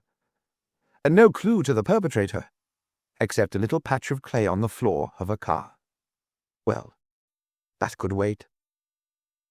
For the 3rd time the ghastly ritual was gone through. Earle's body was taken to the hut, and when the ambulance arrived, the remains of both victims were carried off together. French went with the vehicle into Farnham and saw Sheaf. Dr. Peters was advised. Then French rode out once more to St. Kilda and carried out the terribly distressing duty of telling the news to Julia and Marjorie. Next day the inquests on the 3 bodies were opened. Formal evidence of identification was taken, and in each case the proceedings were adjourned to enable the police to make further inquiries. Till this had been done, French was too busy to sit down and think over the position with the necessary detachment. But as soon as the immediate requirements were over, he set himself to consider what still remained to be done. He almost smiled as he remembered his suggestion that he should drop the case. Drop it. No matter what time and labor were involved, he must not now rest till he had found the criminal, until justice had been satisfied. Chapter 18. The Case Twists. It did not take French long to settle on his first line of investigation. This dreadful discovery of the 3 bodies had been brought about in a very simple way, by his observation of the clay in Slade's car. Obviously, the first question to be gone into was, how had the clay got there? He wondered if Slade could account for it. If he could, there was no case against him. But if not, the inference was damning. After a deal of thought, French came to the conclusion that he must ask Slade the question. This would have the unfortunate result of putting Slade on his guard, were he guilty. But French did not see how he could help that. He could not risk wasting a lot of time on what Slade might be able to clear up in a sentence. He looked at his watch. It was still early in the afternoon. No time like the present. In half an hour he was knocking at the door of Altador. Once again he was lucky in finding Slade at home, and once again the young man's manner was obsequious. "It's just one more question, Mr. Slade," French began. "You will understand that points keep arising in a case like this, and it is not always possible at a single interview to cover all you want to know." "That's all right, Inspector. What is it?" "I'll tell you, sir. I understand you did not take your car out on Saturday week at all. Is that correct?" "Saturday week? A day before, Miss Stone was killed." He paused, apparently in thought, and evidently anxious. "That's right enough. I stayed in, both the morning and the evening, and had a round of golf in the afternoon. A walk to the club, you know." "Quite so, sir." "On the Sunday you had it out from about midday till about 11 at night?" "Yes." "That was the only time on the Sunday you had it out?" "Yes." "The only time. Now, on the Sunday, did you happen to give anyone a lift?" "No, I did not," Slade declared. "This is rather important, Mr. Slade, important to you as well as to me. Excuse me, therefore, for stressing it.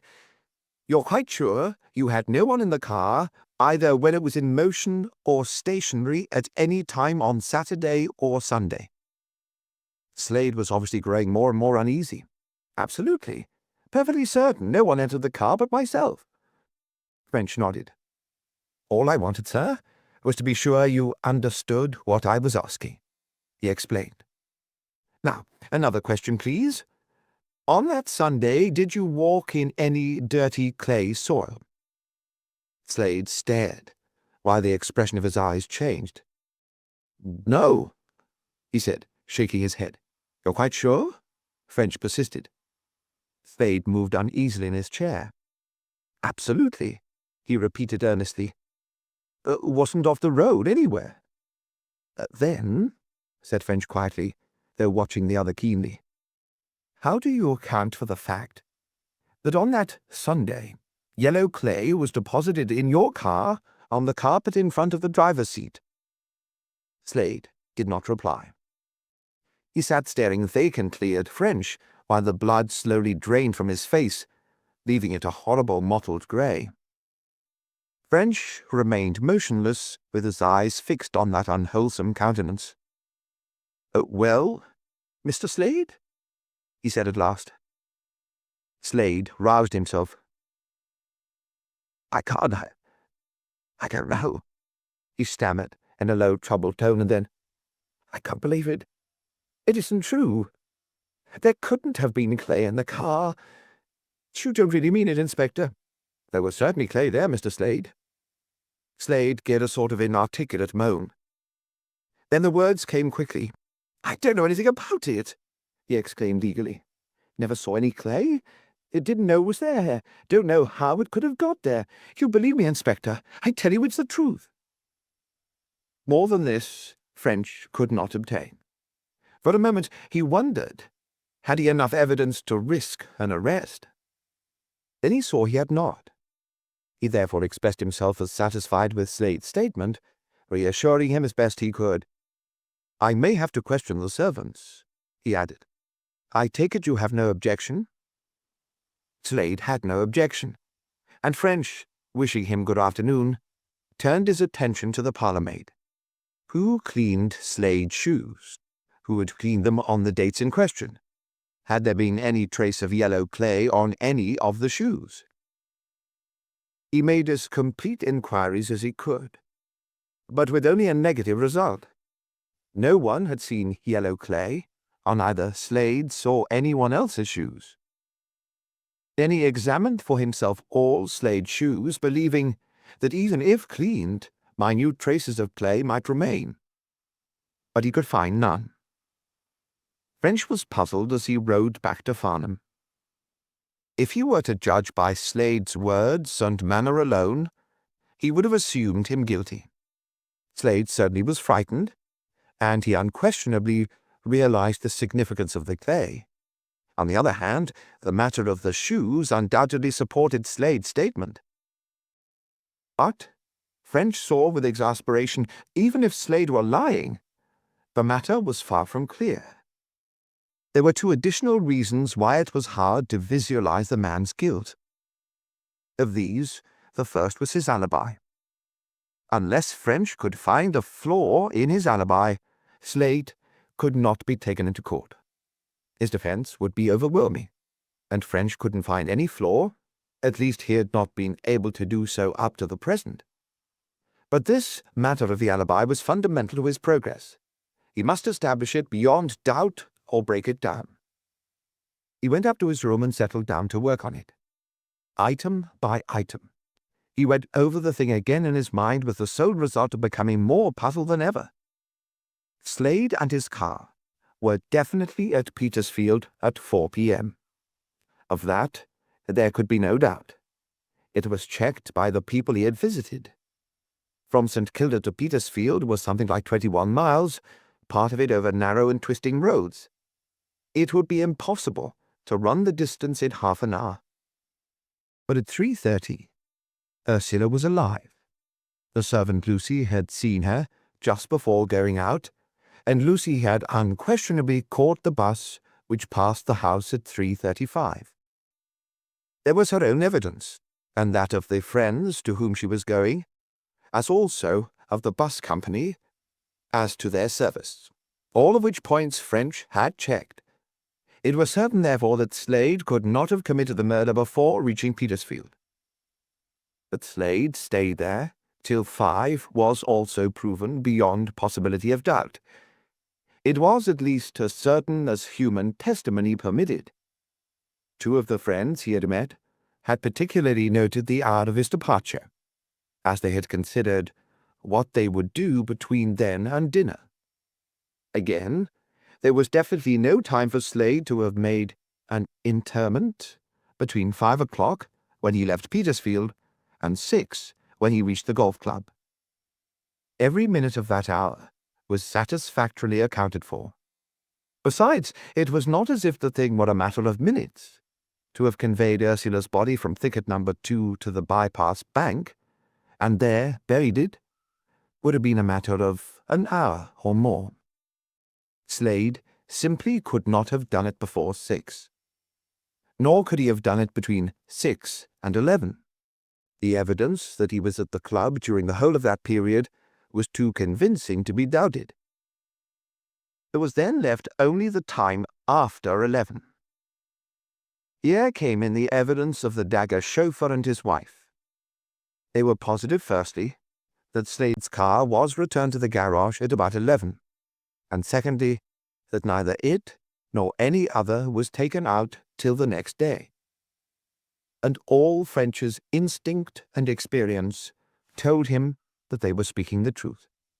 Besides, after 11, St. Kilda and its surroundings were in the hands of the police. It did not, of course, follow that Slade would have been seen had he then attempted to dispose of the body. But French did not believe he would have attempted it. He would have known that both the paths in the wood and the roads were being searched, and the chances of his being seen would be considerable. This admittedly was not convincing, but the evidence of the chauffeur and his wife was. But if the alibi made a difficulty in the theory of Slade's guilt, French's second consideration involved an even greater difficulty. He believed that if Slade had murdered Ursula, whether assisted by Julia or not, it could only be because Ursula had got hold of evidence that one or other was guilty of the first murder. Now, Slade and Julia might have had a motive for murdering Earle, but what possible motive could either have had for killing Helen Nankivel? French couldn't imagine any. Did it mean, then, that Slade was out of the affair? It would seem so.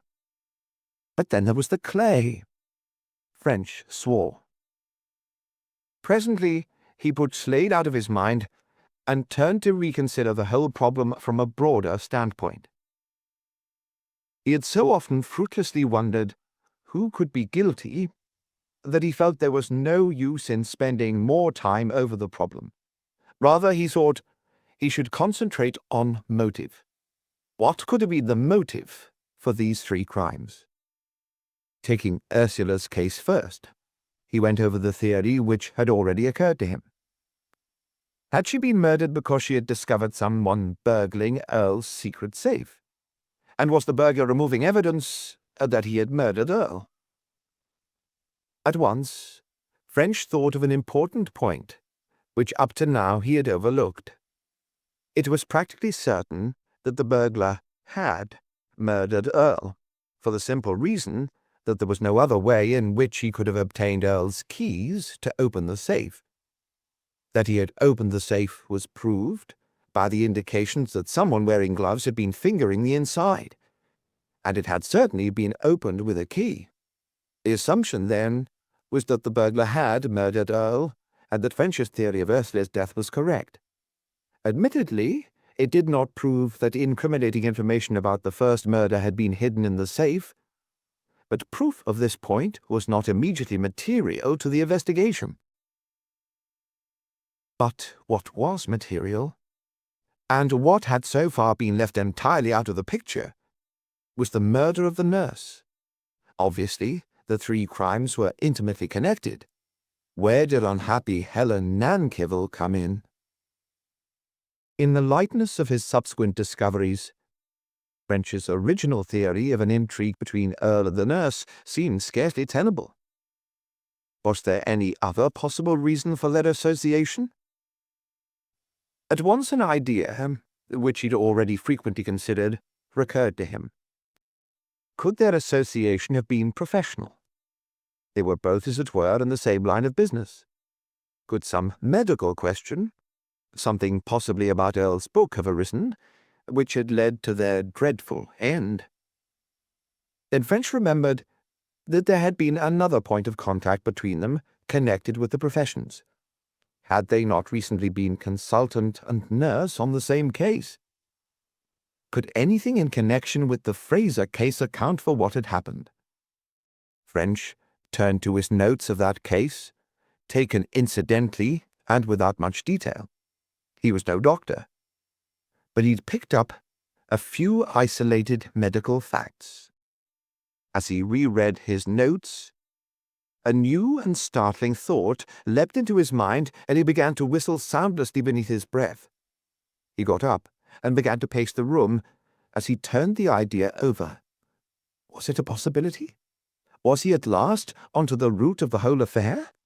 He could not tell. His knowledge did not enable him to say. He must have advice.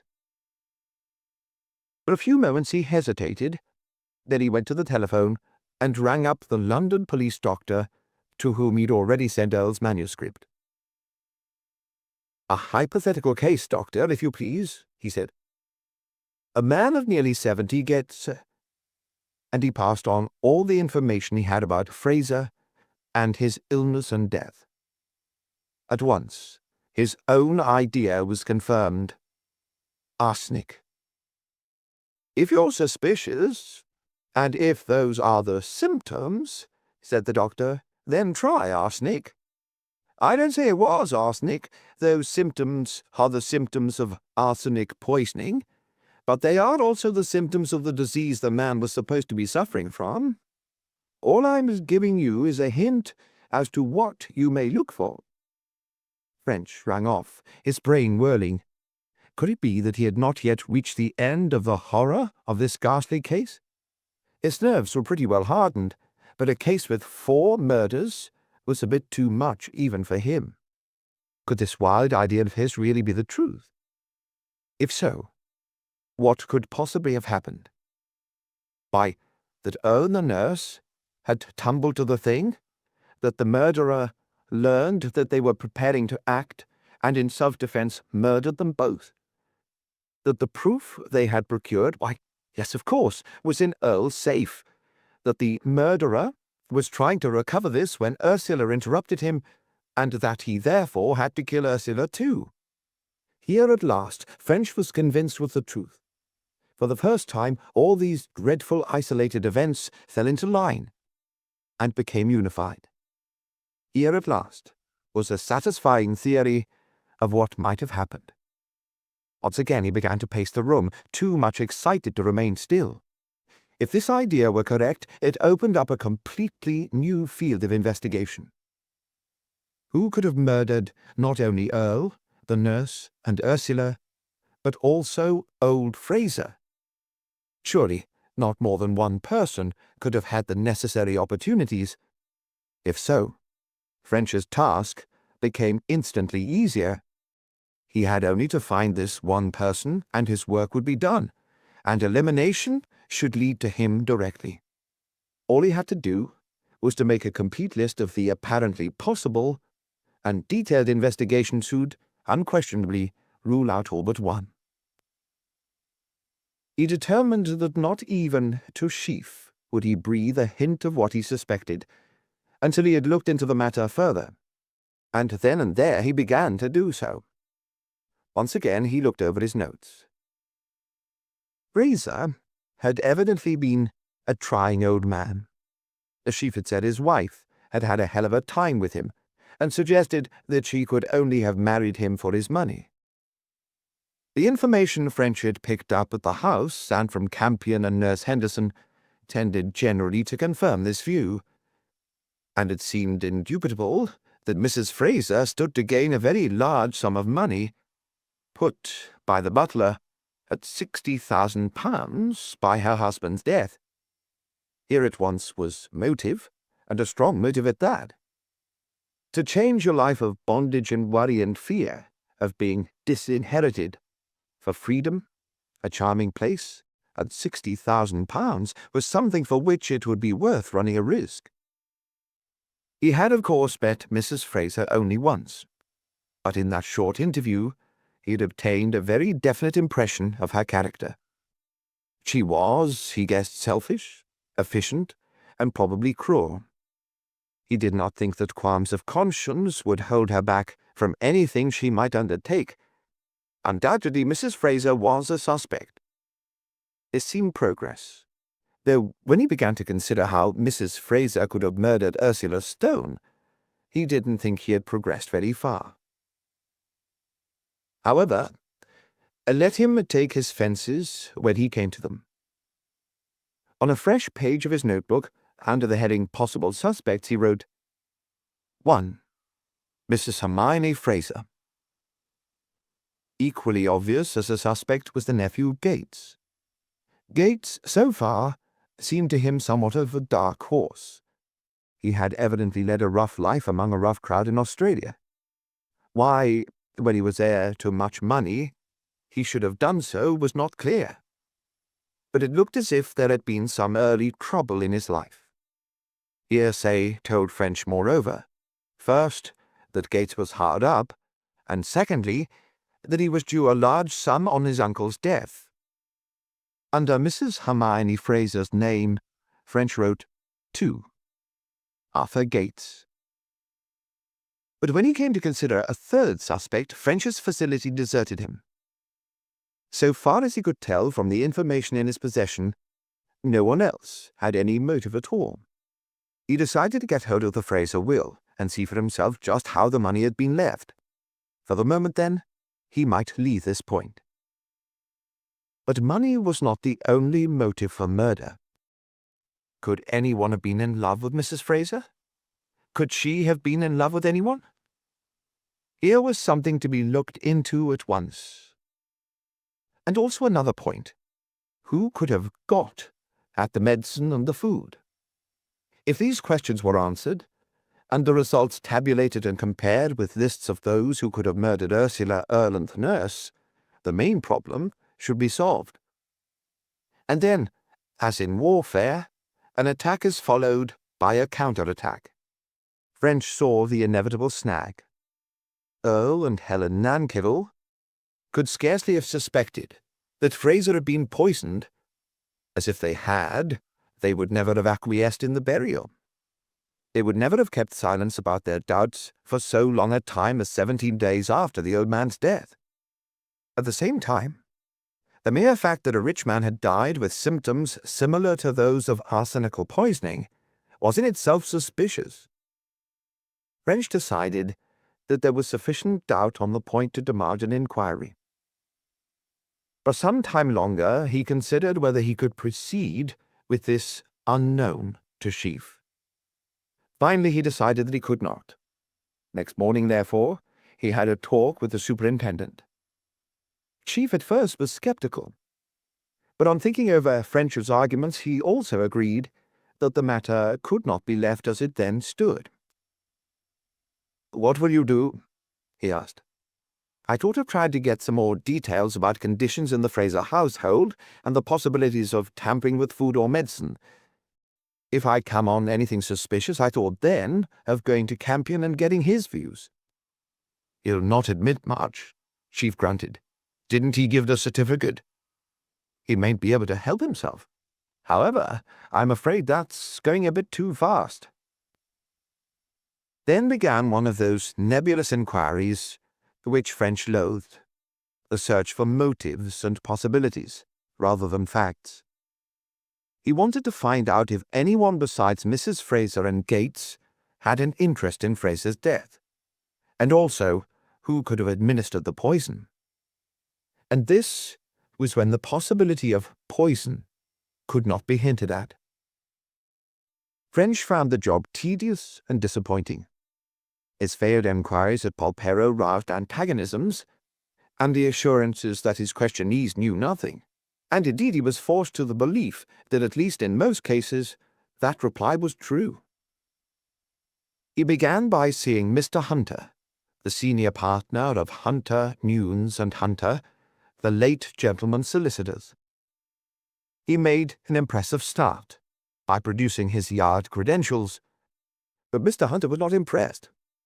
The only information the solicitor would give was that he was now acting for Mrs. Fraser. As to Mr. Fraser's will, that would be made known in due course, but was now confidential. If the inspector wished to see it and produce the necessary authority, it would at once be handed over. In the meantime, if that was all the inspector wanted, he wished him a very good day. Polperro, practically the only thing he learned was that both Mrs. Fraser and Gates had had ample opportunity of tampering with the deceased gentleman's medicine, as one or other sat with him, while Nurse Nankivel was out in the afternoon. Apparently, however, any other member of the household could have done the same, as in the course of their business both nurses occasionally left the sick room during their periods of duty, and towards the end, old Fraser was too exhausted to observe who might enter. The same pretty well applied to the question of food. The cook and the nurses could, of course, have doped it, and French believed so could anyone else. There was, moreover, in the tool sheds any amount of weed-killer containing arsenic, and any member of a household could have secretly helped him or herself. But French learned nothing to indicate that any of these things had been done. He thereupon widened the mouth of his net. Since coming down to Farnham, he had made a number of acquaintances, local people at the hotel, shopkeepers, postmen, occupants of houses near Hampton Common. Now he made it his business to meet these people accidentally. When he did so, he was expansive, ready to give information due in any case for the newspapers. In the hope of getting further details, these people willingly prolonged the conversations, which somehow always turned on the Frasers. French was extraordinarily skillful at what might be called the painless extraction of information, but here his most persistent efforts brought him little result. One thing which seemed certain was that there had been no illicit love affair in the case of Mrs. Fraser. At least, if there had, she had been extraordinarily discreet. About Gates, French found it easier to obtain information. Gates was a well-known member of the sporting community, and plenty of comment had passed on his doings. Judicious inquiries revealed the fact that he had had pretty expensive dealings with moneylenders. One of these gentlemen, anxious to remain on good terms with the police, produced documentary evidence that a part of Fraser's money was entailed, and that Gates was expecting its reversion. In fact, his testimony bore witness to the accuracy of Constable Black's incidental statements when he was asked about Slade.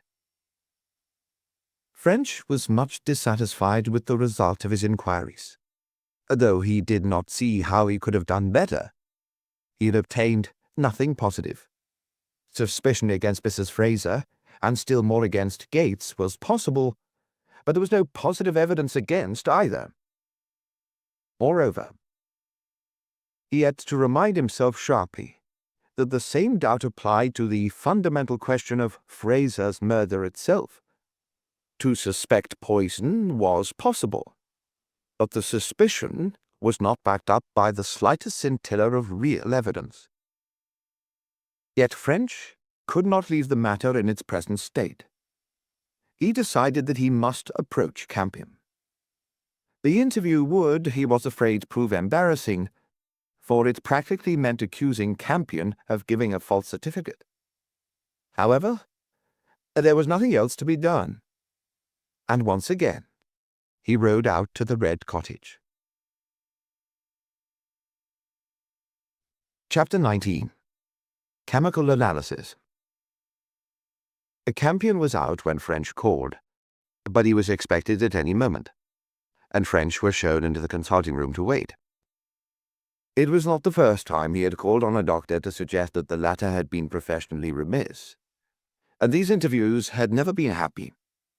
Campion, however, seemed a sensible sort of man, and he would probably be able to see something besides his own dignity.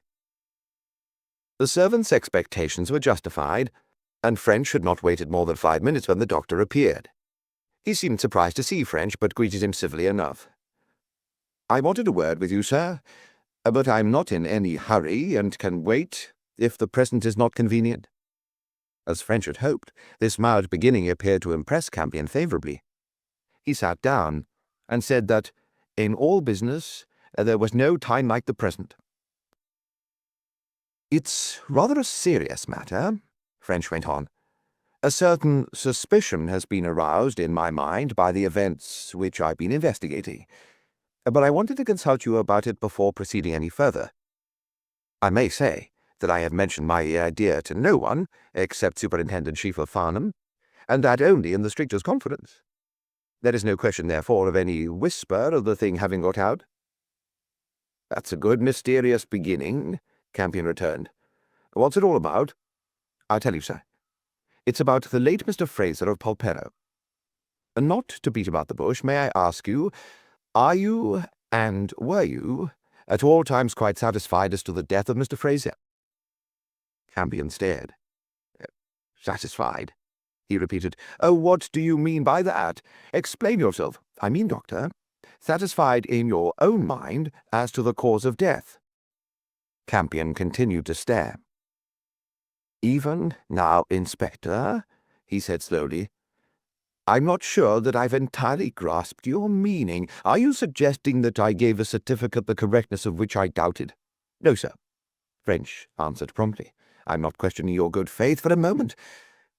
But you know as well as I that many a certificate has been signed in the best of good faith, which, owing to later information, has proved not entirely correct." Campion made a gesture of irritation. "For goodness sake, Inspector, get down to it. What are you questioning? Are you suggesting the certificate was wrong?" "Not necessarily, sir.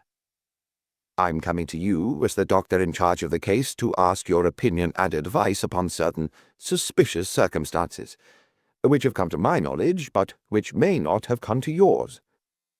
Campion looked bewildered as well as exasperated. "As I said, you're very mysterious. What are these suspicious circumstances you speak of?" "The first one is, and this is where I want your opinion and advice, the first one is that the death had all the symptoms of arsenical poisoning. Now, tell me, Doctor, am I right or wrong in that?" A light seemed to dawn on Campion. "Oh, so that's it, is it? Poison, no less." He laughed shortly. "I'm afraid, Inspector, you've allowed your calling to run away with your imagination." Then, more gravely, "But that's a very serious suggestion you're making. I take it you're not by any chance pulling my leg?"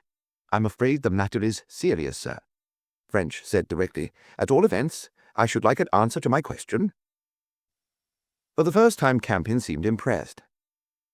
"Ah, I take it you wouldn't say that unless you had something to back it up. It's a very nasty suggestion." He paused, then went on. "As to the symptoms, of course they were like those of arsenical poisoning. That is because Fraser had gastroenteritis. Everyone knows the symptoms are similar, but that's a very different thing from saying the man was poisoned." "Quite so. I appreciate that, Doctor. But I should like to ask this. Was there any symptom inconsistent with death from arsenical poisoning?" Campion sat back in his chair and squared his shoulders. "The man was suffering from gastroenteritis," he said firmly, "and had been for some considerable time. He died from gastroenteritis plus old age and a weak heart. There were no symptoms inconsistent with death from arsenical poisoning. There aren't in that disease. But, as I said before, there's no reason to suspect poisoning. Why," he warmed to his subject, "the whole idea is ludicrous. Do you mean seriously to tell me that there's no such disease as gastroenteritis, That everyone who is supposed to have died from it was poisoned with arsenic? Because that's really what you're arguing, unless—" His manner changed suddenly. "You've got some further information up your sleeve. Have you?" French shrugged. "My other points are really confidential," he returned. "Just as I came to you about the symptoms and kept this point secret from everyone except the super, so I do not think it fair to discuss with you what may concern other people. But 2 points you can see for yourself. The first is that Mr. Fraser was wealthy and had to leave his money to someone. The second, that mysterious death has overtaken 2 of the persons concerned with that illness. Come now, Doctor, you can see for yourself that without mentioning names and other facts, of which there are a few, that I am justified in making inquiries. In any case, the matter is out of my hands. Superintendent Sheaf has agreed it must be gone into." Campion was visibly impressed. "That's all very disquieting, Inspector," he said anxiously. "Very disquieting indeed. If you're right, it means that I've given a false certificate. Not a very pleasant thing to contemplate. But I can't and don't believe it. I need scarcely say such an idea never for a moment occurred to me. And looking back now, I can't see anything about the case in the slightest degree suspicious." He moved uneasily. "The idea's damnable, but I don't believe it, not for a moment. You're on the wrong track, unless you know a darn sight more than you've told me." Campion paused, then before French could speak went on again. "There's another thing. Dr. Earle saw Mr. Fraser twice. The last time just 2 days before he died, and Dr. Earle was satisfied. If he had had the slightest doubt, he would have raised the question. He would never have allowed the burial to take place if he had suspected poison. The same applies to the 2 nurses." He sat back as if relieved. "No, Inspector, I'm afraid this time you're barking up a wrong tree. Besides, who would do such a thing? No one." French gave a crooked smile. "Now you're going a bit too fast for me," he declared. "I've not got the length of considering possible criminals, but I suppose I may take it from your question that poison is not impossible." "My God!" Campion cried, twisting about in his chair and striking the table a heavy blow with his fist. "Of course it's not impossible. There was no evidence, and is no evidence, that it was anything but gastroenteritis. I said gastroenteritis in the certificate, and I stick to it. There's no reason to think anything else." "I agree," French declared smoothly, "that, at the time, there was nothing in any way suspicious. I suppose every other doctor would have acted exactly the same as you did. But now things are different. Information has been obtained which was not at your disposal, and this information makes all the difference. Bless my soul, Inspector, who could have done such a thing? You speak of legatees, but there are only 2, Mrs. Fraser and Mr. Gates, and I know them both. And anything more absurd and iniquitous than attributing murder to either I never heard." "I'm very far from attributing murder to either," French returned. Suddenly it occurred to him to try a bluff, and he leant forward and sank his voice impressively. "What about the nurse?" he asked knowingly. Campion stared, and French continued. "Might not the nurse have slipped a little arsenic into the old man's medicine?" "But what for?" "For a consideration. If, for instance, the nurse proves to have come into money, it might be worth tracing where it came from." Campion laughed contemptuously. "What about your superintendent?" he asked with heavy sarcasm. "Have you thought of him? If probability's not to be considered, Sheaf's as likely as anyone else." "The super has an alibi," French said smoothly. "But seriously, sir, I want any information I can get. You said you knew Mrs. Fraser and Mr. Gates.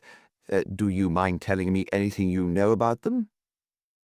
This proved too wide for the mark.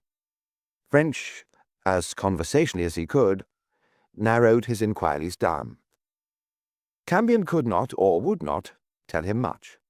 According to the doctor, Mrs. Fraser had been a model wife.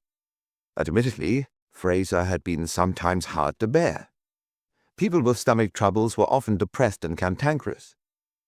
She had been unfailingly good to him, and it would be stupid as well as wicked to suspect her of such a crime. As to the innocence of Gates, which French next touched on, the doctor was equally emphatic. Gates was well known to the doctor. They had met, Campion told him, on many racecourses. Gates was a bit rough in his manner, but as good-hearted as they were made. Campion did not believe he was hard up, as he could have got all the money he wanted because of his expectations. In the end, French left the Red Cottage, convinced that Campion might have made a mistake, and that the man knew it. For some time the case dragged. It was indeed nearly a week before French made his next discovery. During that week he was by no means idle. He worked as hard as he knew how, trying to pick up information about the Polperro household, and particularly about Mrs. Fraser and Gates. Gates he saw on 2 occasions, on each seizing the opportunity to have a long chat, but he could learn nothing in the slightest degree helpful. The next discovery came from a quite different line of inquiry. He had returned to town on the Sunday, intending on the Monday to start a more complete investigation into Nurse Nankivell's life, in the rather desperate hope of coming on something which might give a new lead to his idea. He began by a call at Bryanston Square. Lady Hazard herself saw him. She appeared genuinely interested in the nurse and horrified as to her fate. With some eagerness she asked French whether there was any hope of the murderer being brought to justice. French did not so far know, but trusted this end would be duly attained. In the meantime, had anything of the nurses been left behind at Bryanston Square? Only, Lady Hazard returned a letter, which had come by that morning's delivery, and which she had been about to send to the nursing home. French, glancing at the address, Miss H. Nankivell, care of Brigadier General Sir Ormsby Hazard, CMG DSO, said he was going to the nursing home and would take it. Instead of the home, however, he went into Hyde Park, and sitting down on an empty seat, carefully slid open the envelope. It contained a bill for 3 guineas from Messrs. Morgan and Winterton, who described themselves as analytical chemists, and whose address was room 174, Ocean Buildings, Tabalet Street, WC2. There were no items, the charge being merely to account rendered. Tabalet Street, French knew, was in the neighbourhood of Covent Garden. In 2 minutes he was in a taxi on his way thither, and in another 15 he was knocking at room 174 in Ocean Buildings. Mr. Winterton was disengaged, and saw him at once. "I called, Sam," French began, "in connection with this account," and he handed over the contents of the envelope. "Ah, yes," said Winterton, "we shall be glad to have it settled. But how, Inspector, has it become a matter for the Yard?" "I'm afraid, sir," French returned with a faint smile, "I've not come to settle it. Unhappily, I am the bearer of bad news. I have to tell you that this Miss H. Nankivell has been the victim of a serious crime. In fact, I may say at once that she has been murdered." "Bless my soul!" Winterton exclaimed. "Did I hear you say murdered?" He was tall and thin, and curved his long back forward over the table, blinking at French like a draggled old bird. "I fear so, sir," French answered. "I'm in charge of the case, and I'm anxious to get some information from you as to the transaction for which this debt was incurred." "Quite so, very natural. But dear me, murdered? How very dreadful. Very dreadful indeed." He cleared his throat pompously. "I shall, of course, place any information I may have at your disposal." Presently he came to the point. He sent for a file, turned up a letter, and handed it to French. "We received that on the 30th of September last, as you will see, together with the enclosure. Better read the letter before I go on." French did so. It was written in a feminine hand, which French at once recognized as that of the dead nurse.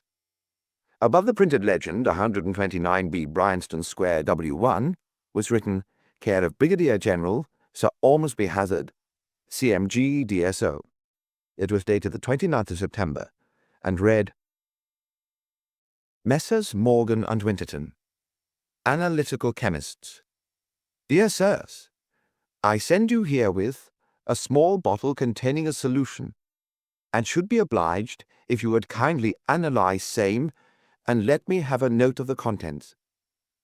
If you let me have your account, I will send the necessary amount. Yours faithfully, Miss H. Nankivel." "Yes," said French. "We carried out the analysis as requested," went on Winston. "Unfortunately, the bottle contained too small a quantity of the solution to enable a really accurate quantitative analysis to be made. Our work, however, was very close to the truth. We then wrote the following report." He delved in his file and handed across another document.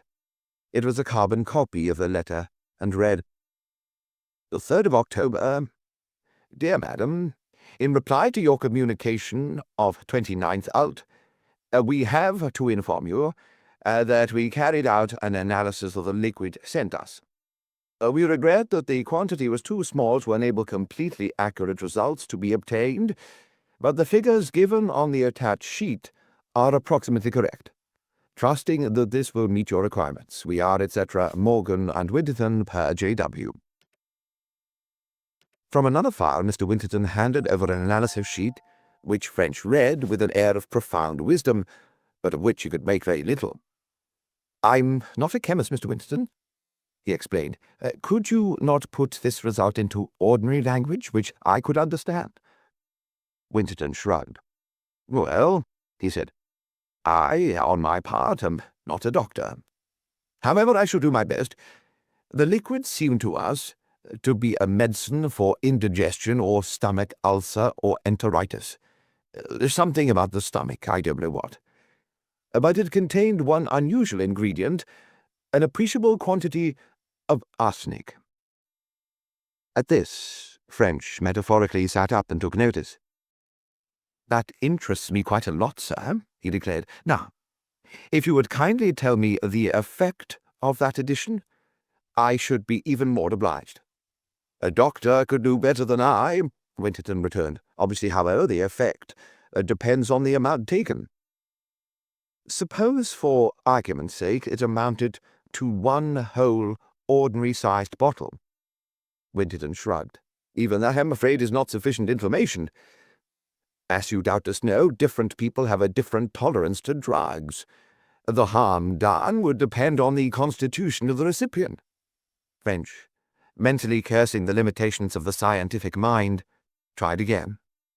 "I understand, sir, that you can only speak very generally. Assuming a purely hypothetical case, with a normal tolerance to the drug, could you tell me what might be expected? Hypothetically, I believe I'm safe in saying that the arsenic would certainly disagree very seriously with anyone taking it." "Would it poison him?" French asked him directly. "That," the old man replied, "is an extremely difficult question. One dose, I should say, certainly not. The whole bottle full?" He shrugged impressively. "Probably." "I see, sir. Then did that end the transaction? You sent the analysis to your client? Was there an answer?" "That most assuredly did not end the transaction," Winterton declared. And French saw that a ponderous joke was intended.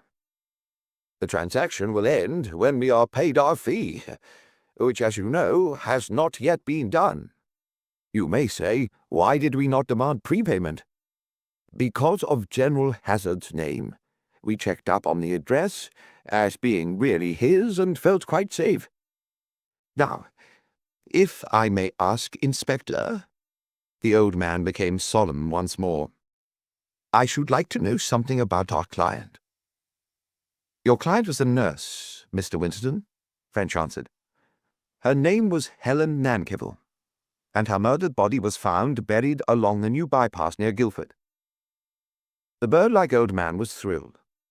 He had read the account of the discovery in the papers, but had never connected the H. Nankivel of the analysis with the murdered nurse. "If we'd had the slightest idea of her identity," he declared again and again, "we should instantly have communicated with New Scotland Yard. A really dreadful affair, Inspector." He would have kept French talking about it for hours, but French had other fish to fry. Accordingly, after thanking the old man, he took his leave. That he was now onto an important link in the case, French had no doubt. Though he didn't see exactly how it worked in, he believed a little thought would show him the connection.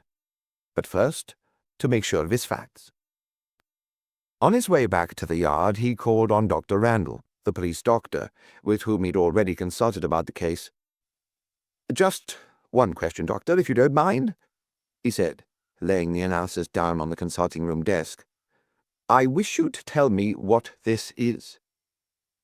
Dr. Randall glanced at the paper. Then he shook his head. "I don't know," he admitted. "A medicine made up by an imaginative lunatic, I should think.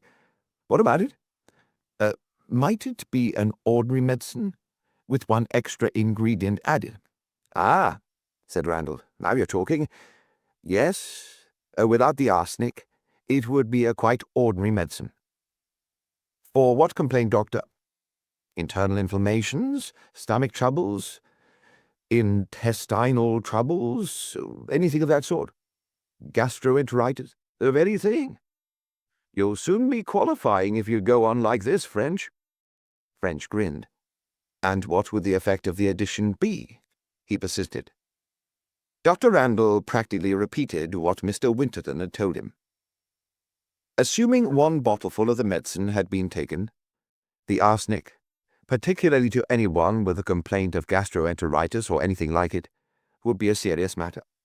One dose would not do a great deal of harm, but the bottleful, even taken in normal doses at normal intervals, would certainly kill. No, there would be no great change in the symptoms, except that these would become more marked. Yes, if such poison were secretly administered, the doctor attending the case might easily give a certificate without the slightest suspicion that all was not right. What about the nurse attending the case? Do you think she ought to have been suspicious? My dear man, how in thunder could I tell? It would depend on how the stuff was administered. I mean, in what quantity. Also on the patient's health, matters of which you haven't seen fit to inform me. It's because I don't know myself. But what I want to get at is this. Suppose the patient was getting the medicine regularly without arsenic. Then suppose the arsenic was added. Suppose the patient continued to get it regularly. Should the nurse notice a sudden marked difference in the patient from the time the arsenic was put in? Dr. Randall did not answer for a moment. "Yes, I think she should," he said at last. "It's not easy to be quite sure, as the effect of drugs of this kind is cumulative. Besides, if the patient had been having the usual ups and downs, she might naturally take this as a down. On the whole, however, I think she should notice something. That, mind you, is a very different thing to saying that she would have become suspicious of poison." This was what French expected to hear. The usual indefinite opinion. The nurse might have noticed something, but then again, she mightn't. That was the way. There was nothing that he could absolutely bite onto and say, "Here is fact."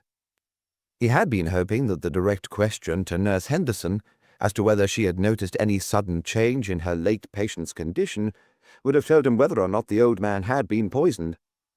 But apparently he had been hoping too much. All the same, to run down to Bramley would only take 3 or 4 hours. It would be worth putting the question. French rose to take his leave, but the doctor motioned him to sit down again.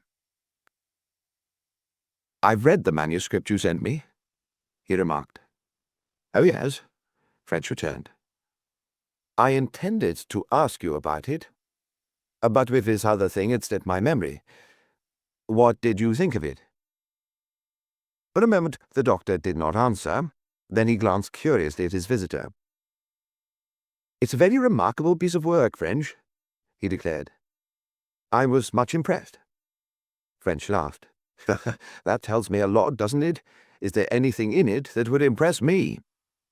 Randall did not laugh. "I think there is," he said seriously. "I want you to take it away from here, with you, now. And if you take my advice, you'll get an escort with it to the nearest fire and burn it there." French stared. "Bless us all, Doctor. But you're mysterious. What's wrong with the darn thing?" "Just this," Randall said grimly. "Do you know that manuscript is nothing more or less than a child's guide to murder, real murder, murder that could never be found out? It's a remarkable piece of work, very original and clever, but very dangerous." French whistled. Then he swore. Then he asked for further explanations. "Well," Dr. Randall answered, "it's very simple to talk about. This Earle has found a way of simplifying the making of cultures. The cultures of the bacilli of fatal diseases, so as to bring this within the reach of any intelligent layman. With this book in his hand, practically anyone could produce a serum which, when injected, would cause death. Death, that is, through the ordinary medium of disease. How the disease was contracted would, no doubt, remain a puzzle, but there would be nothing to arouse suspicion. Good Lord, Doctor! But how could such a book be published? That's more than I can tell you. But do you know Earle meant to publish it? Well, there's not much use in writing a book just for the fun of it." "I'm not so sure," the doctor said slowly. "People do queer things. However, didn't Earle take precautions? It shouldn't get into anyone else's hands? I think you mentioned something of that kind." French slapped his thigh. "You've got it, Doctor. I never thought of it. That's what the safe was for. You know, he had a secret safe hidden behind oak paneling. Regular medieval affair with sliding panels and all the rest of it. As secret as you like. And behind the panel a modern steel safe. That's it. That's it. As you so truly say. The man would recognize that he had only to be a bit careless with his keys, and an ordinary safe would become no further protection. The secret panel idea was good, and, in my opinion, justified." Here was the answer to one of those minor problems which had worried French in his conduct of the case. He had been bothered as to whether, owing to the time at which the safe had been put in, Earle's disappearance had been due to some long-standing secret. Now this was cleared up. The safe had been put in to hold the manuscript, and the manuscript had nothing to do with Earle's decease. Presumably he had simply taken advantage of the existence of this very secret receptacle, the only really safe place in the house, to hide the proofs of Fraser's murder. With an effort, French switched his thoughts back to his motive in calling on Dr. Randall.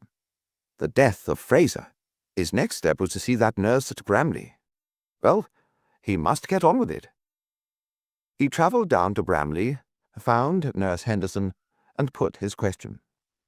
"Tell me," he said, "did you notice any more or less sudden change in the old man's condition?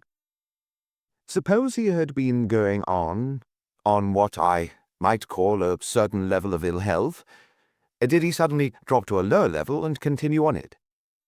Tell me anything you can about his variations of health."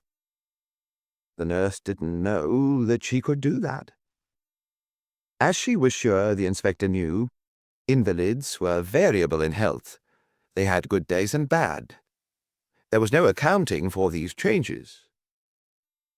"You can't remember the changes in the case of Mr. Fraser?" She was afraid not.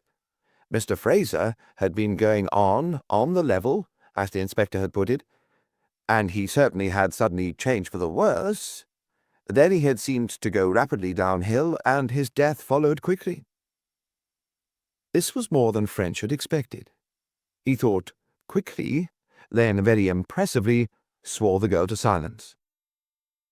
Suppose, he said, that Mr. Fraser had been given a course of arsenic, would that account for his varying condition? Nurse Henderson was very much excited and upset at the idea. At first she denied the possibility of poison, then gradually came round to the idea and admitted that French's suggestion might well be the truth. Was Mr. Fraser quite clear mentally up to the end?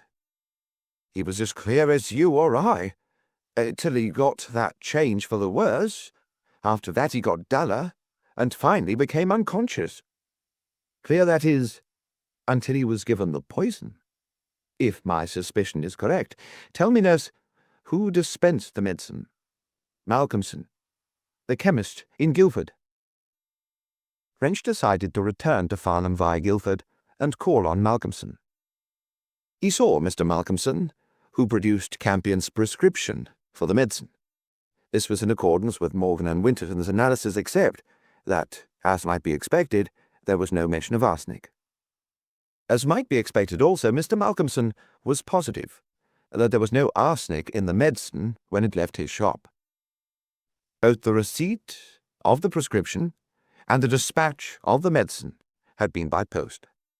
From this it seemed to follow that the arsenic had been put in by some member of the Fraser household.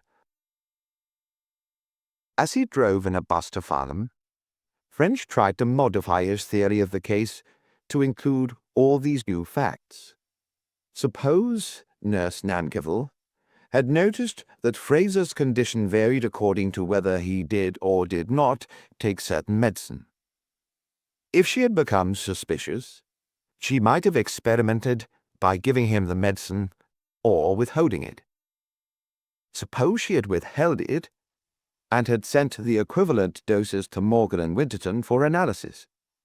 She received in reply the proof that the medicine did contain arsenic. Very well. What would she do then? But wait a minute. That wouldn't work.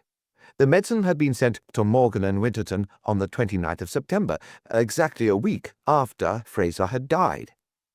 Why should it have been sent then? If the nurse had been suspicious, it must surely have been during the old man's lifetime.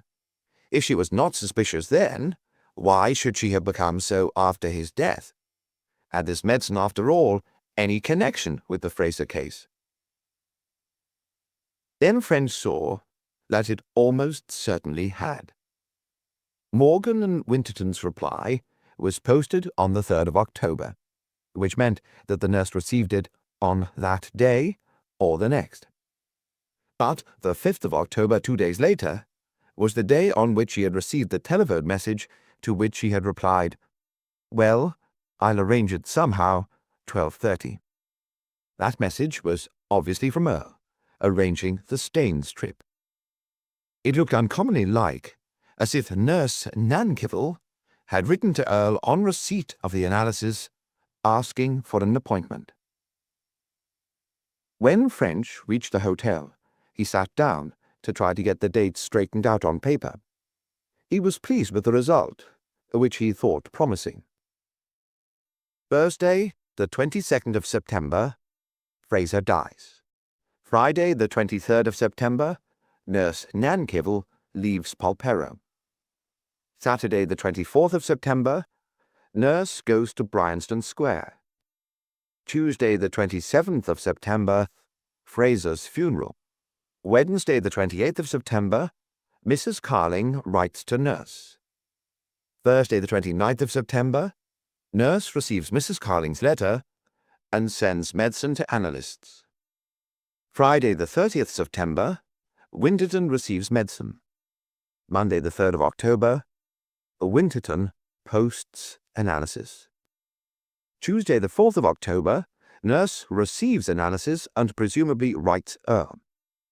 Wednesday, the 5th of October, Nurse receives Earle's telephone. Thursday the 6th of October, Nurse and Earle at Staines.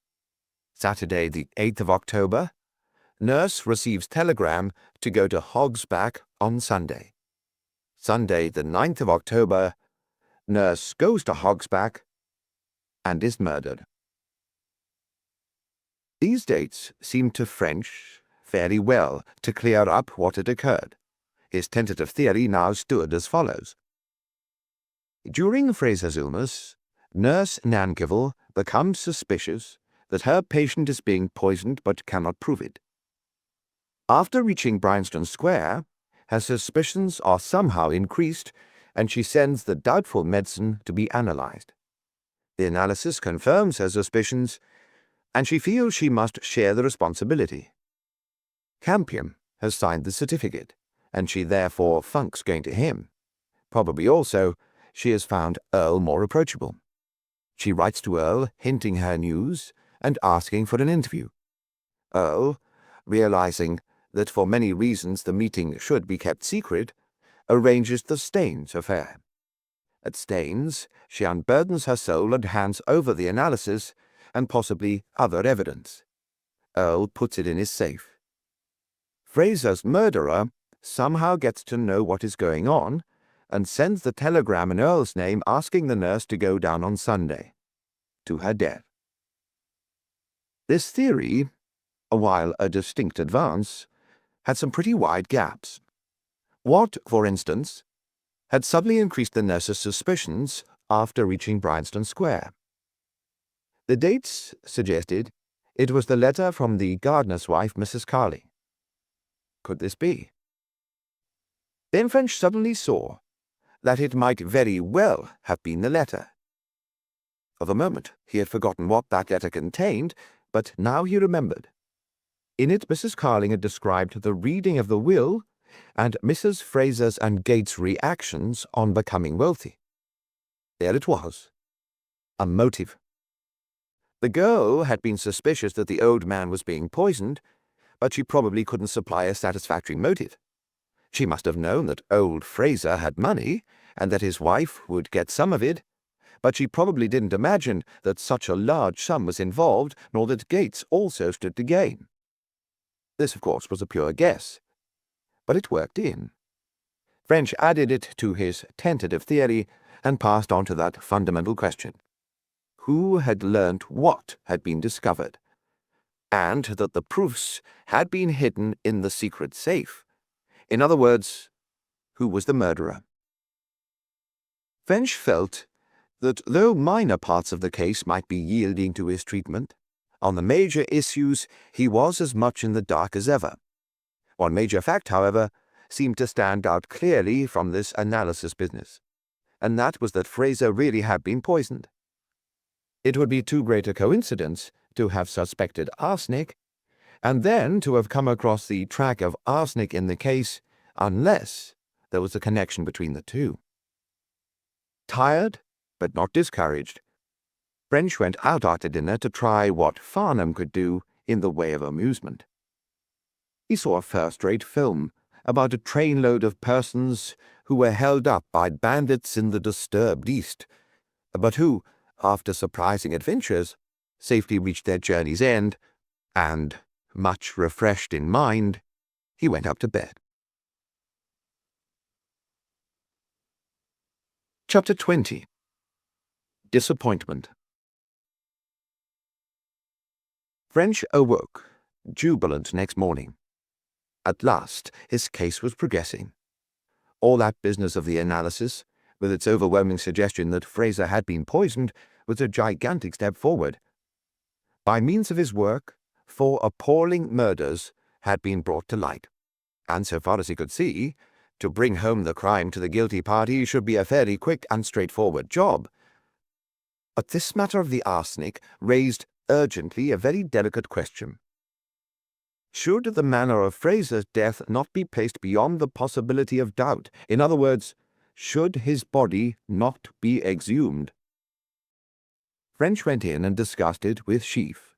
Sheaf, though impressed with French's discoveries, was unwilling to apply for an exhumation order unless absolutely unavoidable. Suppose you're wrong, he urged. Where would I come in? You know it's a serious matter to exhume a body, particularly the body of a man of Fraser's position. If we make a bungle over it, what's going to happen to me? French pointed out that the same considerations applied to himself, but urged that neither he nor Sheaf had anything to fear. He argued that it was inconceivable that the medicine analyzed could have been other than Fraser's, and if so, that poison had not been used. Finally, he declared that failure to exhume would hold up the case. Sheaf could not refute his arguments. So much so that then and there he rang up his chief constable and asked him if he could see him on the matter. The chief constable happened to be in Farnham, and he shortly appeared at the station. He listened to French's arguments and was convinced by them. I think we'll have to do what he wants, Super, he declared. We're human beings, and can only do our best. If this proves a mistake, I'll stand for it. Go ahead and get your order. 2 nights later, with as much secrecy as possible, the exhumation was carried out, and in due course the report of the analyst on the contents of the deceased's organs was received. French was justified. Fraser had died of arsenical poisoning. French, in this case, thought little of the dreadfulness of murder. Murder was always terrible, but here his professional keenness outweighed any feeling for the deceased. The discovery meant full speed ahead again for him. Fortunately, his path was clearly defined. He'd already considered the way, and he had nothing to do now but follow it. He had noted the obvious point that the person he wanted must have killed Fraser, Nurse Nankerville, Earle, and Ursula Stone. Only a very restricted number of persons could be guilty of these crimes, and he had merely to eliminate from the apparent possibles in order to solve his problem. As he had seen, the first 2 of these possibilities were Mrs. Fraser and Gates. Could Mrs. Fraser have murdered Fraser, Nurse Nankerville, Earle, and Miss Stone? If not, could Gates have done it? If not, and French didn't believe this contingency would arise, who else could have done it? First, then, Mrs. Fraser. It was obvious that Mrs. Fraser could have administered the poison. She usually sat with her husband while Nurse Nankerville was out, and nothing would have been easier than to slip the arsenic into the medicine. Moreover, she worked in the garden, where there was any amount of arsenical weed killer. So far as Fraser was concerned, then, Mrs. Fraser remained a possible. Next came Nurse Nankerville. Could Mrs. Fraser have murdered the nurse? French soon learned that on the Sunday of Earle's and Nurse Nankerville's murders, Mrs. Fraser was at Budley Salterton in Devon. On that day fortnight, when unhappy Ursula Stone met her death, Mrs. Fraser's cousin, Mrs. Hampton, had been staying in the house, and the 2 ladies had spent the afternoon and evening together. Though French noted that these statements must be confirmed, in the face of them he had no doubt of Hermione Fraser's innocence. Believing that he was on to a more likely proposition, he turned his thoughts to Gates. So far as the murder of Fraser was concerned, Gates was quite as much a possible as Mrs. Fraser. His motive was just as strong, or stronger, and his opportunities of obtaining and administering the poison equally good. He also sat occasionally with his uncle during the nurse's afternoon walk, and he was actually in charge of the gardens. The test of Gates' guilt would lie rather with the other 3 cases. French had not succeeded in finding out where Gates had been on the 2 Sundays in question, and he saw that his first job must be to do so. With a definite program in his mind, therefore, he set off after breakfast for Polperro. Gates, he had learned from judicious pumping of the butler, had acted as a sort of agent for his uncle. He had supervised what farming was done on the little estate, looked after the tenants and their properties, kept a keen eye over the gardeners, and other outdoor servants, and attended to the old man's correspondence. He was down now at the farm buildings where French could see him. He didn't seem to be doing very much when French found him. All the same, French apologized courteously for interrupting his business. French had been bothered by the question of how to approach Gates. He could not very well ask him to account for his time at the critical periods without giving away that the police had connected in their minds all these 4 murders, which he didn't wish to do. He therefore determined to bluff. "It's just a little matter of routine," he went on, "a little misunderstanding or error on someone's part, which, as a matter of routine, must be cleared up. You can do it for me, I have no doubt, in a moment. The point is, on that Sunday when Nurse Nankerville and Dr. Earle disappeared, well, sir, not to put too fine a point on it, you are supposed to have been seen with a car meeting the nurse on the Hog's Back. That was about 6 o'clock in the evening. Now, sir," he held up his hand as Gates would have spoken, "I do not believe this story because I feel sure that if you had seen her, you would have come forward and said so. At the same time, there is the statement, and it has got to be met. I want you, sir, to be good enough to meet it for me." As French spoke, Gates seemed to be getting fuller and fuller of suppressed fury, and when French reached his peroration, the storm broke. Gates cursed and swore with a picturesque richness of expression, finally wanting to know the name of the blank who had told this blanked lie against him.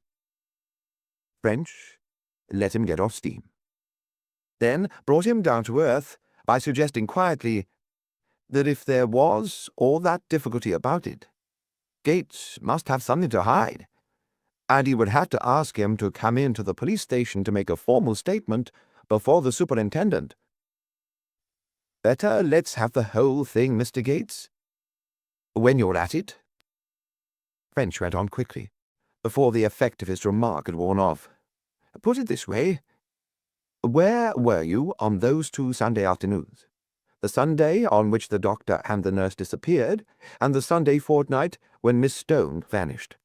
Sorry to trouble you, but I must have answers. If you give them to me completely, I hope you will not be troubled again." In spite of French's specific approach, Gates made a great show of resenting the questions. He asked if French suspected him of the murder of these 3 people. If he did, Gates, was not going to answer, for the Lord knew how his replies might be twisted. If, on the other hand, French did not suspect him, the questions did not arise. French, in reply to this, took up the attitude of the official in one of its most asinine manifestations. These were the questions that he was accustomed to ask. It was the regular routine, hallowed by tradition. He couldn't contemplate or visualize any other course but to ask them. If they did not apply, he couldn't help it. Inquiries were made in this way. Tradition was better than reason, because it saved thought, and because those in high places preferred it. As he had hoped and expected, this attitude so infuriated Gates that after cursing French and the British police and institutions, bell, book, and candle, to get rid of him, he told him what he wanted to know. It seemed that on the first Sunday, the day of the murder of the nurse and of Earle, Gates had left Polperro in his car, a small Riley, about midday. He had driven alone to Winchester, where he had arrived about or shortly before 1:30. He had there lunched with some friends, people named Hutchinson. He had remained with them for tea, leaving about 5:30. He had driven straight home, arriving at Polperro about 7. This, French saw at once, would, if true, have made it impossible for him to meet the nurse on the Hog's Back. "And what, sir, did you do then?" French went on. On reaching home, Gates had dined alone, Mrs. Fraser being at the sea in Devon. After dinner, he felt a bit stale from sitting about all day, and he went out for a walk. He walked about 5 miles, then read for a couple of hours and went to bed. French, naturally interested in the walk, made further inquiries. Gates had left Polperro after dinner. "It happened," he explained, "that I was to write a book. And as I like to read for a while after I go to bed, I thought I'd kill two birds with one stone and walk round to my friend Owen Galbraith and borrow one, which he had promised me. Then it occurred to me that he usually went out on a Sunday evening, so I rang him up and asked him if he was going out to leave the book with his housekeeper, and I'd call for it. He said he was going out, but would leave the book. So I walked over, got the book, and walked back again." French pressed for still further details. "When did I start, and when did I get back?" Gates repeated. "How in Hades do I know? Think I go about with a notebook recording everything I do? Ask me an easier one." This is the one I'm asking you," French declared doggedly. "And this is the one I want an answer to. Come on, Mr. Gates, put your mind into it, and no doubt you'll get it right." After some more blasphemy, which seemed to be the normal accompaniment to his conversation, Gates put his mind to it. As a result, he was able to state the times fairly accurately. He had dined at 7:30. He was a quick eater, especially when alone, and he had finished before 8. He went out as soon as he had rung up Galbraith. If the time were fixed at 8 o'clock, it couldn't be more than a minute or two wrong. As to the hour of his return, he was not certain. He would say about 9:30. The butler might possibly be able to help there, for the first thing he did on reaching home was to ring for a whisky and soda. "Where does Mr. Galbraith live, Mr. Gates?" "About halfway between Farncombe and Shackleford." French brought out his map. "That would be about 2 miles from here, and nearer 3. "I suppose it would," French agreed, as he scaled along the roads. "That would be a walk of about 5 or 6 miles. If it's nearly 3 miles away, and I walk there and back—" "It would seem so," Gates returned with heavy sarcasm. "Quite," French admitted. "Now, who did you see at Mr. Galbraith's?" "The housekeeper." "There's no one else there. He's not married." French thought quickly. This seemed to be all the information he required. If this tale was true, Gates was also innocent of Earle's murder. "Thank you very much, Mr. Gates," he said. "That's all I want about the first Sunday. Now, if you'll just give me similar information about the second Sunday when Miss Stone disappeared, that will complete all I want to ask." For some reason, this seemed to re-arouse all Gates' annoyance. "I suppose you think I murdered the lady," he growled with a choice string of oaths. French stolidly repeated his platitudes on the subject of routine. Gates shook his head with a hopeless gesture. "You and your routine, and your red tape, and all the rest of your blank Tommy rot," he jeered. "Can you never do anything except what you've done before?" "Not very often," French admitted. What were you doing on that Sunday, Mr. Gates?" "That's right. That's the question to ask. Precedent lays it down, and therefore, irrespective of the circumstances, the question's asked. Have you asked the Lord Chief Justice what he was doing on Sunday afternoon?" "No," said French, "but I will, if you prove he knows anything about this job." "Why drag that in?" Gates returned with bitter scorn. "What has knowing anything about the thing got to do with it? He knows as much about it as I do. I don't see why you don't go up to town and ask him now." After a good deal of rather stupid blustering, Gates came to earth, sufficiently to answer French's question. It seemed that after lunch on that second Sunday, he had read the Sunday Times, enjoying a little sleep at intervals. Shortly after 4, he had tea with Mrs. Fraser and her cousin, who was staying in the house. He went out for a walk, getting back about 6:30. From then till dinner he sat with the ladies. After dinner he took a gentle stroll in the grounds while smoking a pipe, say from 8:30 till 9 or thereabouts. Pressed for details of his afternoon walk, he gave, with unwittingness, the itinerary. He had taken a round, out along the Hog's Back, and home by Putnam and Compton. The distance was about 5 miles. In accordance with precedent, the usual search for confirmation followed. French took the first Sunday first. A visit to Winchester confirmed beyond question Gates's statement about his call on the Hutchinsons. The man, therefore, was definitely innocent of the murder of the nurse. The critical time in the case of Earle was in the evening, the doctor having disappeared about 8:40. Gates's statement was that he left Polperro about 8 o'clock, returning about 9:30. If Gates had not walked to Galbraith in that period, he might have committed the murder. Was his statement true? From the butler, French learned that dinner on that first Sunday had been at 7:30, and that Gates had eaten it quickly, as was his habit when alone, and had gone out after it. The butler had heard him telephoning before he did so. He didn't know what the conversation was about, but he had overheard Gates say, "Well, leave it with the housekeeper, and I'll call for it." Gates had returned at or before 9:30. The butler did not hear him coming in, but he had rung for a whiskey and soda, and 9:30 had struck, while the butler was crossing the hall. So far, so good. The next question was, had Gates really walked, as he said, or had he taken out a car? French went out to the yard and saw the chauffeur.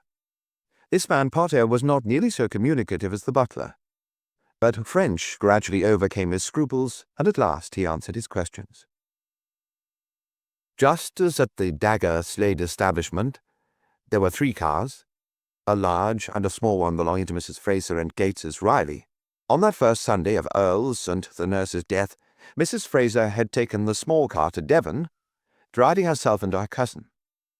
The large one had not been out. Gates's Riley had been ordered for 12 o'clock, and Potter had taken it round to the front door at that hour. Gates had brought it back about 7, and it had not been out again on that day.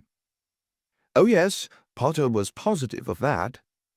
Like the Dagger chauffeur, he lived beside the garage, and he was absolutely certain that neither car had been out on that Sunday evening. Then there remained the question of whether Gates had really walked to Galbraith's house. This would be French's next inquiry. Then French became doubtful that this information was really required. If Gates had not had a car on that Sunday night, he could not have run Earle's body to the bypass.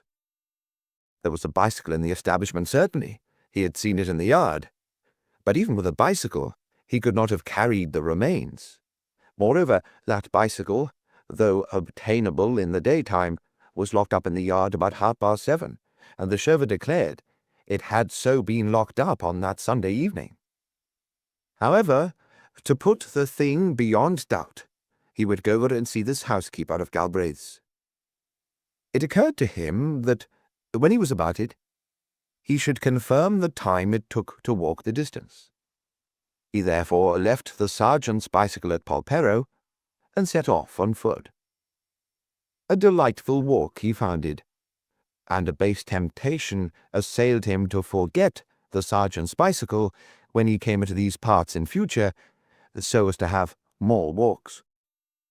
He had no difficulty in finding his objective, and soon he was knocking at Mr. Galbraith's door.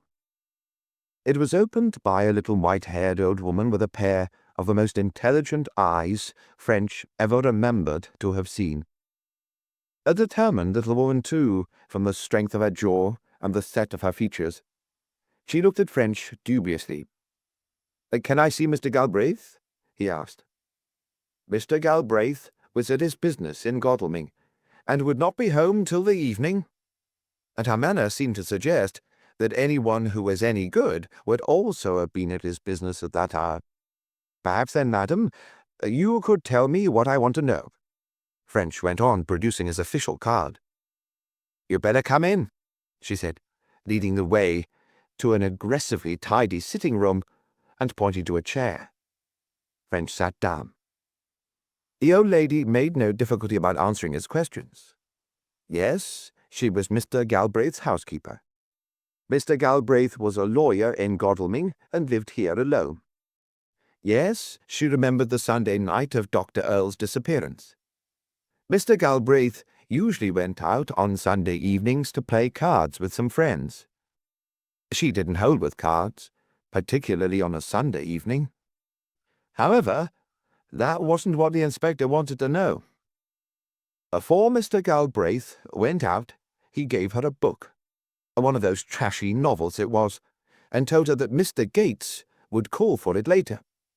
Mr. Gates did call, and she gave it to him. She went then to bed at her usual time, but before she was asleep she heard Mr. Galbraith letting himself in with his latchkey. In fact, everything that evening passed as usual. "That's just what I wanted to know," French said, complimenting her on her clear statement. "I suppose you couldn't say just what time Mr. Gates called?" Not to a minute, she couldn't, but approximately she could. She'd finished all the work of the house for that evening at about 8:30, and had settled down with the book to enjoy a comfortable read. She hadn't been reading more than 10 or 15 minutes when Mr. Gates came.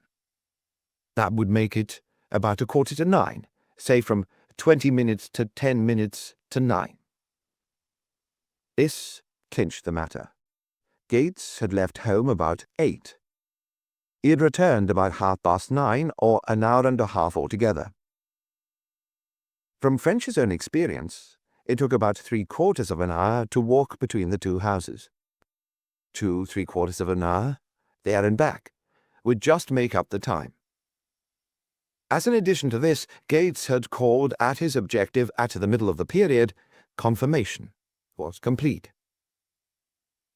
Not only so, but there was even more convincing proof of Gates's innocence in this little old lady's statement than the mere confirmation of his story.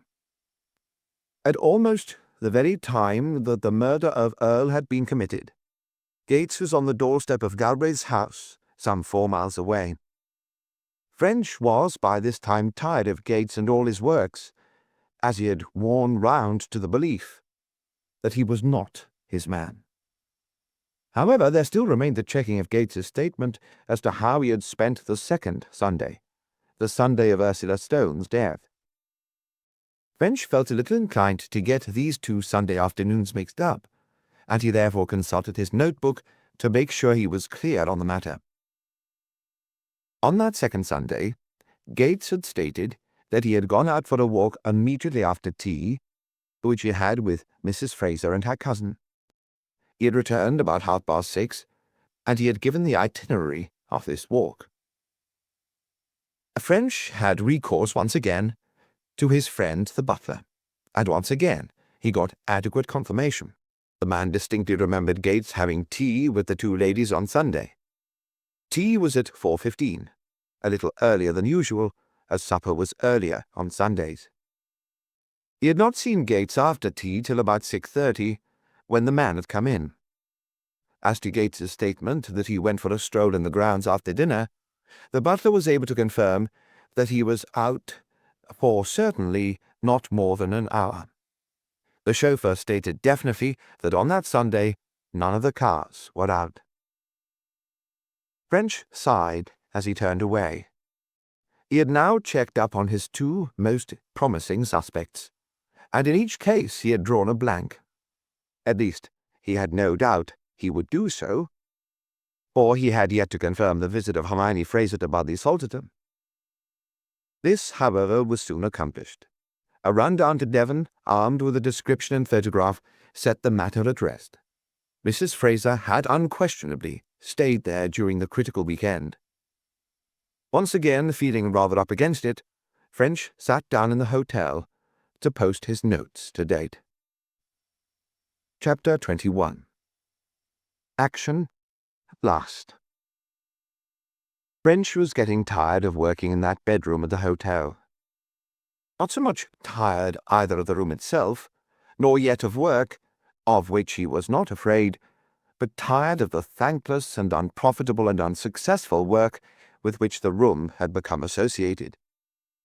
Now, as he turned once again to this problem which had so long baffled him, he vowed he would not stop wrestling with it until it had yielded up its secret, or if not its whole secret, at least some vital part of it. During the progress of the case, he had successfully suspected and acquitted in his mind no less than 6 persons: Julia, Marjorie, Slade, Campion, Mrs. Fraser, and Gates. Beyond these 6, he had been unable to think of anyone who might be guilty. And now, reconsidering the point, he found himself still unable to do so. Going slowly over the names of all the other persons he had come in contact with since his arrival, he felt satisfied that not one of them could be involved. He felt thrown back, therefore, on his 6 former suspects. Had he made a mistake? Could it be that one or more were guilty after all? As a sort of desperate last resource, he decided he would once again go over the case against these 6 and satisfy himself absolutely of their innocence. However, second thoughts left him precisely where he was before. So far as he could see, not one of the 6 could be guilty. It was out of the question that either Julia Earle or Marjorie Laws could have poisoned old Fraser, though conceivably, but most improbably, they might have been guilty of the other 3 crimes. French did not for a moment believe they were guilty of even these, but of Fraser's death they were innocent beyond yea or nay. Slade was the next possibility. French had not been thinking so much of Slade lately, owing to his preoccupation with the Fraser affair. Slade he recognized as the most likely member of his band of suspects, though even Slade by no means filled the bill. In the first place, he had been unable to think of any reason why Slade should have desired old Fraser's death, nor could he obtain any evidence that Slade had been in the old man's room during his illness, and therefore could have administered the poison. Admittedly, the young man had been several times in the house at Polperro since Fraser had become seriously ill, but this in itself proved nothing. Slade, moreover, had alibis in the cases of all 3 other victims. Admittedly, those covering the deaths of the nurse and Earle were not very convincing, and conceivably might be broken down. But that for the day of Ursula Stone's murder seemed absolutely watertight.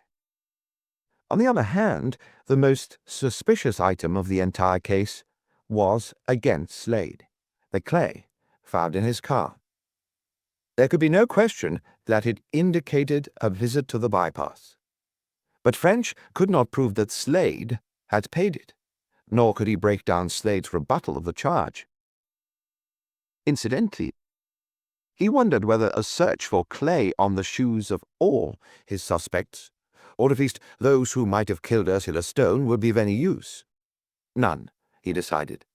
Too much time had elapsed since that fatal Sunday. However, he noted the idea as a last resource. Deeply dissatisfied as to the part Slade had played in the affair, French turned to his next possible: Campion. Campion he had suspected of stealing the manuscript of Earle's book, and of murdering Earle to allow him to obtain the benefits and fame of Earle's discoveries. But the case against Campion had broken down for 5 reasons. 1. The book had not been stolen. 2. Campion was with his womenfolk at the time, or almost at the time, of Earle's disappearance. 3.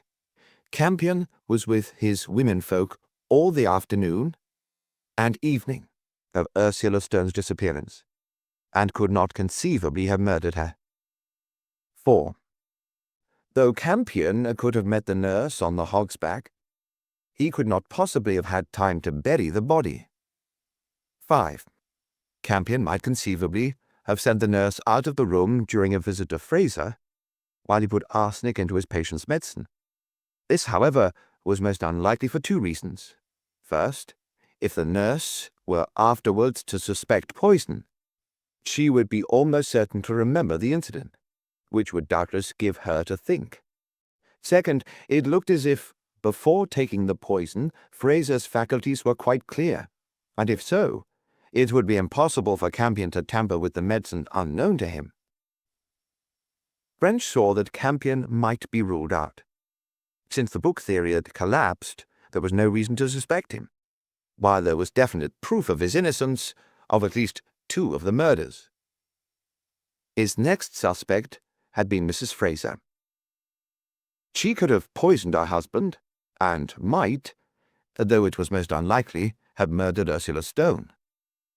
But she was unquestionably innocent of the deaths of Nurse Nankerville and Earle. Lastly, French had suspected Gates. Gates could have poisoned old Fraser, and might, though again it was most unlikely, have murdered Ursula Stone. But he could not have killed either the nurse or Earle. Not one of his suspects could possibly have killed all 4 victims, nor could any combination of them have done so, for so far as he could see, none of them could have killed Earle. And once again, if these 6 were innocent, he couldn't think of anyone else who might be guilty. All that evening, his difficulties weighed on French's mind. He tried very hard to dismiss the case from his mind while he was dining, but he found that even then he could not do so. And when, after the meal was over, he withdrew to the lounge, he remained silent from preoccupation, morose. His manner was considered by certain other visitors who essayed light conversation. Bankrupt. That was the proper word for his condition. All the promising strings he had had to his bow had failed him, and he was left without any. He simply did not know where to turn or what further investigations to make. It was not good enough, he told himself. The thing had an explanation. He was not like an inventor working on what might really be an insoluble problem. He was more like a man trying to solve a crossword puzzle, the antecedent condition of his work being that the puzzle had a solution. Equally certainly, this case had a solution, more certainly, in fact, because in the crossword there was always the possibility of a misprint. In real life, there was no possibility of error, unless such error as he had made himself. His stalemate worried him terribly, though he kept on trying to assure himself that the affair was taking its normal course. Other cases he had been held up in, and many of them, but always temporarily, or very nearly always. But he could not afford to be held up in this. It was an important case. It had fired the imagination not only of the British people, but of those on the continent in America. In an age when murder was unhappily far too common, it stood out as a notable case. One of those big cases, which for some reason best known to itself the public exalts into tests by which it may measure the efficiency of the police. French had not only his own reputation in his keeping, but that of his entire service. Was he going to let both down? All the evening he wrestled unhappily with the problem, wrestled till he felt himself stale and tired to death of the whole thing. He went out, hoping to achieve a change of thought, but the advertisement of the Eastern train was still on the boards at his customary cinema, and he felt he could not summon up the energy to find another picture house. For some time he walked, through an unpleasant drizzle, then returned to the hotel and his puzzle. He went to bed at his usual time, but still he could not get rid of the gnawing uneasiness. Up till this stage in the case, he'd always had something to fall back on. Whatever point he was engaged on, there was another line to turn to if it failed. Now, that was so no longer. His last hope had petered out. The more French tried to compose himself, the farther sleep seemed to go from him.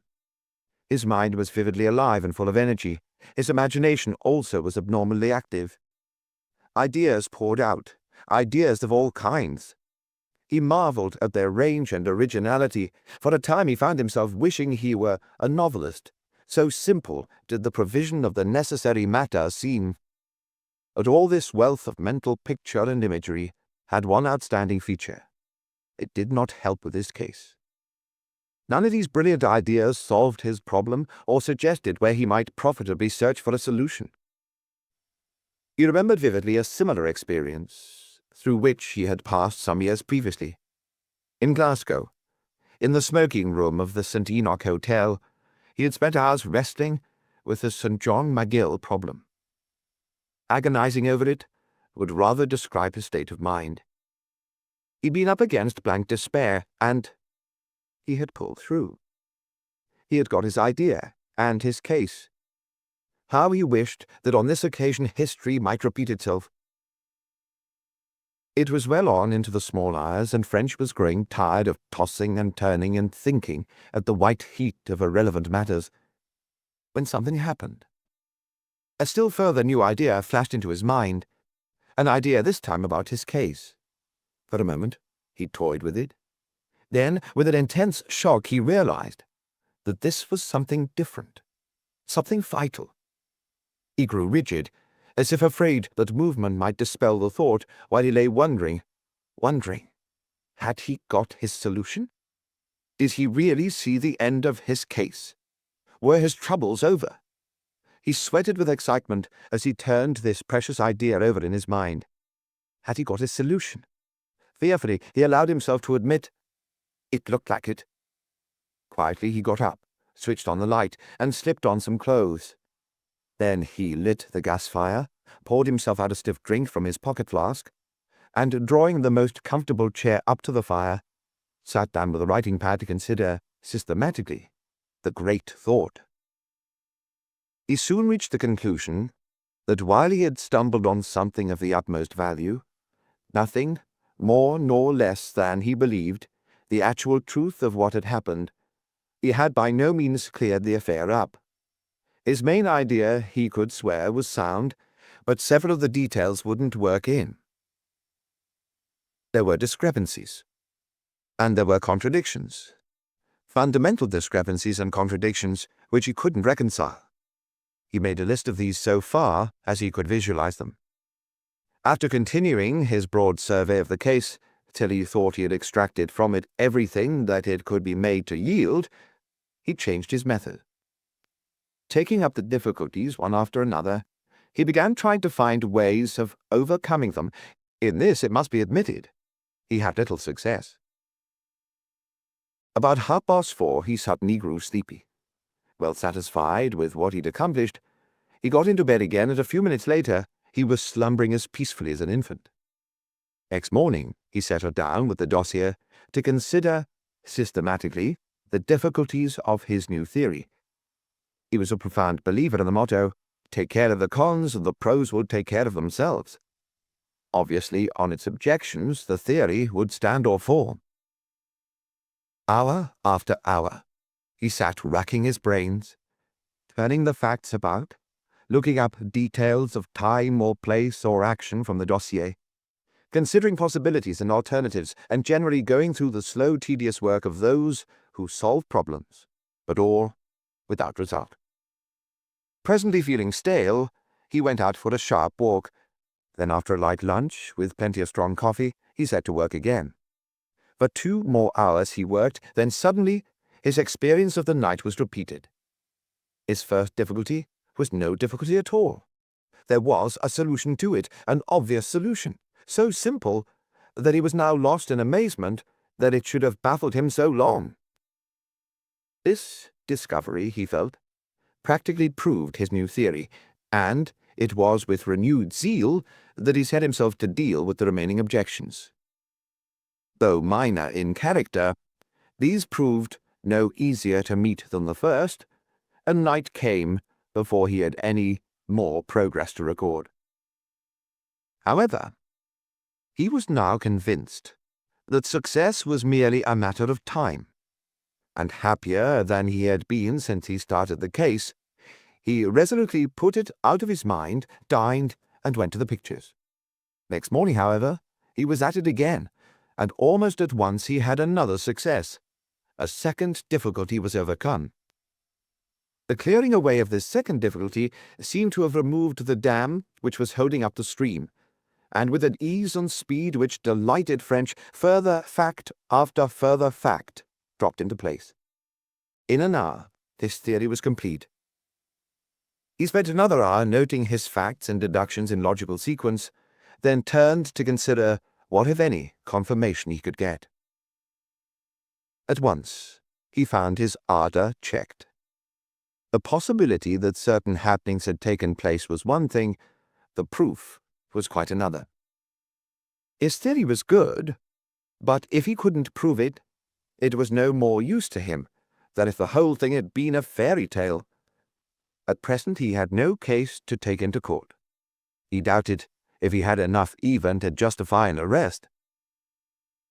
Then at last he saw that there was one point, admittedly a secondary and incidental point, which he might be able to establish. It would, he thought, provide moral proof of the whole affair, though unquestionably it would not be sufficient for court. However, moral proof was better than none.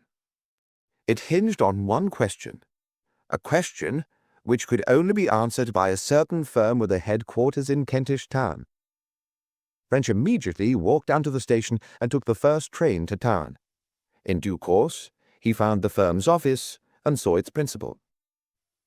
To him he put his question. The principal sent for an assistant. Books were looked up. The assistant answered the question satisfactorily. Full of great happiness, French returned to Farnham. No longer was there any doubt as to the correctness of his theory.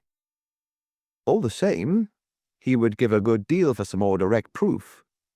Was such quite unobtainable? His theory postulated that a certain car had passed along certain roads at certain hours on the night of Earle's murder. If so, surely someone must have seen it. He thought the matter would be worth a further effort. Part of his hypothetical itinerary lay outside the area Sheaf had already explored, and fresh inquiries might produce something of value. French put his back into it, and on the third day he received his reward. He found a young man who had been keeping a tryst behind some bushes along one of the roads in question. This man had seen a car, the car, he had noted its number, drive up and stop 50 yards beyond the gate of a certain house. A man whom he believed he had recognized had alighted and gone up to the house, returning in 3 or 4 minutes of driving away. This French considered complete confirmation, though still he knew his case was thin for court. However, he had no doubt that further proof would become available. With deep satisfaction, he walked to the station and called on Sheaf. Sheaf would be a surprised man. On the last occasion on which they had discussed the case, French had been unable to hide his despondency. Sheaf, French knew, believed that he, French, was going to fail in the case. How delightfully his mind would be disabused. French was looking forward to the interview with delight. Sheaf nodded his greeting as French entered. "I'm glad you came in," he said. "I wanted to talk to you about 1 or 2 things, but take your own business first. You wanted to see me? As a matter of fact, I did, Super. I got something to tell you." Sheaf looked up, struck by something in French's manner. "Well," he grunted distrustfully. "The result of 2 days and 2 nights of solid thinking. I should say, just sweating myself with thought. No sleep and all that sort of thing." French grinned. "Do you know, Super, that I had in my possession every single bit of information that was required to solve this problem, and until a couple of days ago I didn't know it.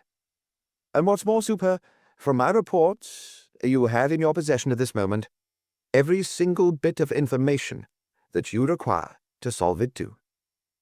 And as for proof, I went up to a certain firm in town and asked them a question, and the answer gave me all the proof I wanted. More than that, a certain car was seen in a certain place at a certain time, which clinches the thing."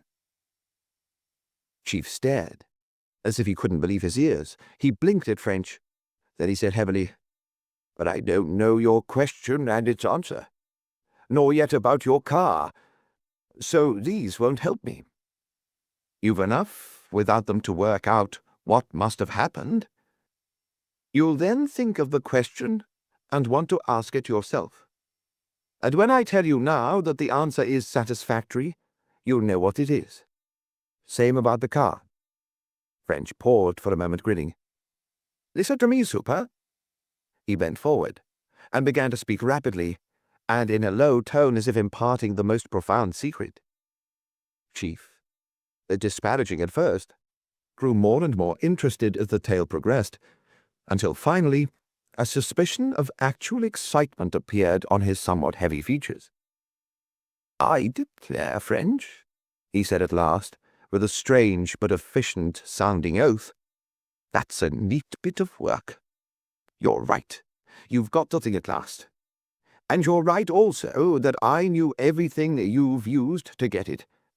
Everyone connected with the case knew it, but we just didn't think of what the facts involved. Congratulations and all that. Just a bit of luck, Super.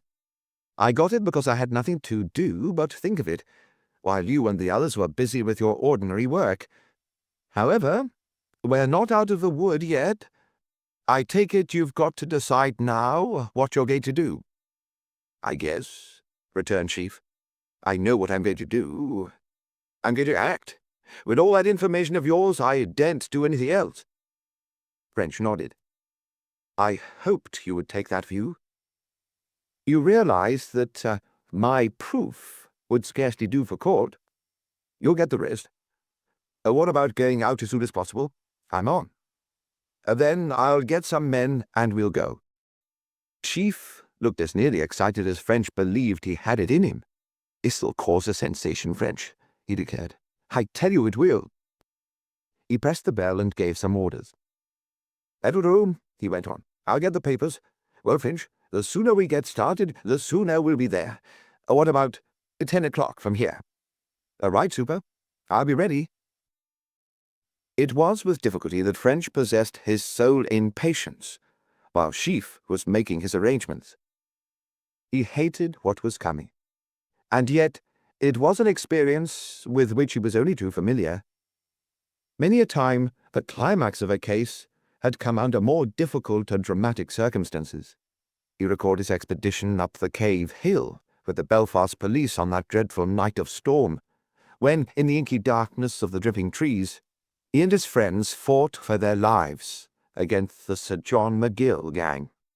He remembered also standing in the saloon of a launch in New Haven Harbour, in an atmosphere charged with petrol vapour, expecting every moment that a shot from his quarry's automatic pistol would turn the whole air into flame. And he seemed, even yet, to feel the desperation with which he had clung to a Mills bomb, from which the pin had been extracted, while the wanted man struggled further to dislodge his grip so that both might be blown to atoms. Tonight, there would be nothing of this kind. What they had to do would be done quietly, if equally relentlessly. 10 o'clock arrived at last, and presently 2 cars left the police station at Farnham. In the first were French and Chief, in the second Sheepshanks, and 3 men. All were in plain clothes, and all were excited and on the stretch. Though French did not lack the courage of his convictions, his excitement was not unmixed with uneasiness. This expedition was being undertaken at his suggestion, and though the final decision necessarily lay with Chief, it was French who would be primarily held responsible if anything were to go wrong. He was the expert. He'd advised Chief, and Chief was only carrying out his advice. Chief also felt doubts gnawing at his mind. French's theory sounded well and was probably true, but Chief was now realizing more and more that it hadn't been proved. And well, unless a thing is absolutely proven, there is always the chance of error, and if error occurred, it would not help with that promotion to which Chief was so anxiously looking forward. The night was dark but fine as they took the now familiar road along the Hogsback. French sat watching the black road as it streamed towards them in the beam of the headlights. To the left The white concrete curb and the grass edging quivered as they rushed past. Outside the area of the lamps was impenetrable blackness. They were running at a good speed on this stretch of straight, smooth-surfaced road. No one spoke. Each was fully occupied with his own thoughts. Reaching the bypass bridge, they slackened speed and turned down the Compton Road. A little short of Polperro, they drew up, and the 2 officers and 2 men descended. They walked up to the house, and French rang. The butler opened the door. He recognized French with apparent surprise. "I want a word with Mr. Gates," said French. "Is he in?" "Yes, sir. He's in the study. I'll tell him. Mrs. Fraser? Gone up to town, sir." French nodded. "Thanks. We'll just go in." Paying no attention to the man's somewhat scandalized expression, French and Sheaf pushed past him, and tapping at the study door, threw it open and entered. Gates was reading at the fire, and as he looked round and saw the intruders, he swore a blustering oath. "Damn you, Inspector. That's not the way to walk into a man's house. What the hell do you mean? And who's this you've got with you?" He rose slowly to his feet and scowled at them. Sheaf stepped forward, closely followed by French, while the forms of police constables became visible in the hall. "Arthur Gates," Sheaf said solemnly, "I am a police officer. I hold a warrant for your arrest on a charge of conspiring to murder John Duncan Fraser, Helen Nankivel, James Earle, and Ursula Stone on the 22nd of September and the 9th and 23rd of October, respectively, and I have to caution you that anything you say will be used in evidence. Be a wise man, Mr. Gates, and come with us quietly. There are 4 of us here." For a moment, Gates seemed stupefied with surprise, standing, staring with wide-opened eyes at the others. Then instantaneously he roused himself. Like a flash, his hand flew to his pocket, came out, and rose to his mouth. Like flashes also, French and Sheaf threw themselves on him. French gripped his wrist in both hands, while Sheaf, throwing his arms around him from behind, sought to pinion him. Gates, however, had the strength of a giant. He shook Sheaf off, big man as the superintendent was, and turned to grapple with French. But French held his grip of the wrist, and before Gates could transfer what he held to the other hand, Sheaf was onto him again. At the same moment a constable laid hold, and in a few seconds Gates was handcuffed and helpless. From his hand they took a tiny sealed package of some powder. "Potassium cyanide, I expect," French panted, as he put the unbroken package into his pocket case. Sheaf was panting too. He nodded briefly, then turned to Sheepshanks. "Take him back, with 2 men in one of the cars," he ordered. "The inspector and I want the other." Gates, now pale and broken, was led out. French called the butler. "Tell Mrs. Fraser, will you?" he said in a low voice. "What has happened? We're very sorry, but what could we do? Tell her he'll get every chance to prove his innocence. You'd better ring her up if you know her address." "Oh, what's it for?" stammered the man himself, pale and trembling. French hesitated. "Well," he said, "it's this case of Dr. Earle," and hastened out with the superintendent. "Come along, French," Sheaf called from the car. "This is a beastly business. Let's get it over as soon as we can. Go on, driver." The other car had driven up again towards the Hog's Back, but French and Sheaf, with the 3rd constable, moved off in the opposite direction. Through Compton they went along the Peasmarsh Road, turning presently to the left towards Binscombe. At the Red Cottage they drew up. Here the same distressing scene was enacted. French, enquiring for Campion, was told he was in his workshop. He and Sheaf and the remaining constable went round there at once, and after getting so near Campion as to prevent any attempt at suicide, Sheaf arrested him for conspiring with Gates to commit the 4 murders. Campion grew very pale but made no reply. But in the car he tried the same trick as Gates. Unnoticed, His hand stole slowly to his pocket, was withdrawn, and was flashing towards his mouth when French seized it. Handcuffed, Campion had no chance against the two officers. From his fingers was taken a little paper package of powder, similar to that Gates had tried to swallow. French's guess was afterwards found to be correct. It was potassium cyanide, a dose large enough to kill 12 persons. So to an end came the dreams and the schemes of two miserable men. Chapter 22. French propounds a theory. A couple of days later, a little party assembled in Sheaf's room at police headquarters at Farnham. French was there, and Sheaf, and at French's special request, Sergeant Sheepshanks. Also there was no less a person than Chief Inspector Mitchell of the Yard. Mitchell had been down on business at Orton, and on his way back to town had halted at Farnham with the express object of being present at the gathering. Its purpose was to hear French tell the story of how he had arrived at the truth.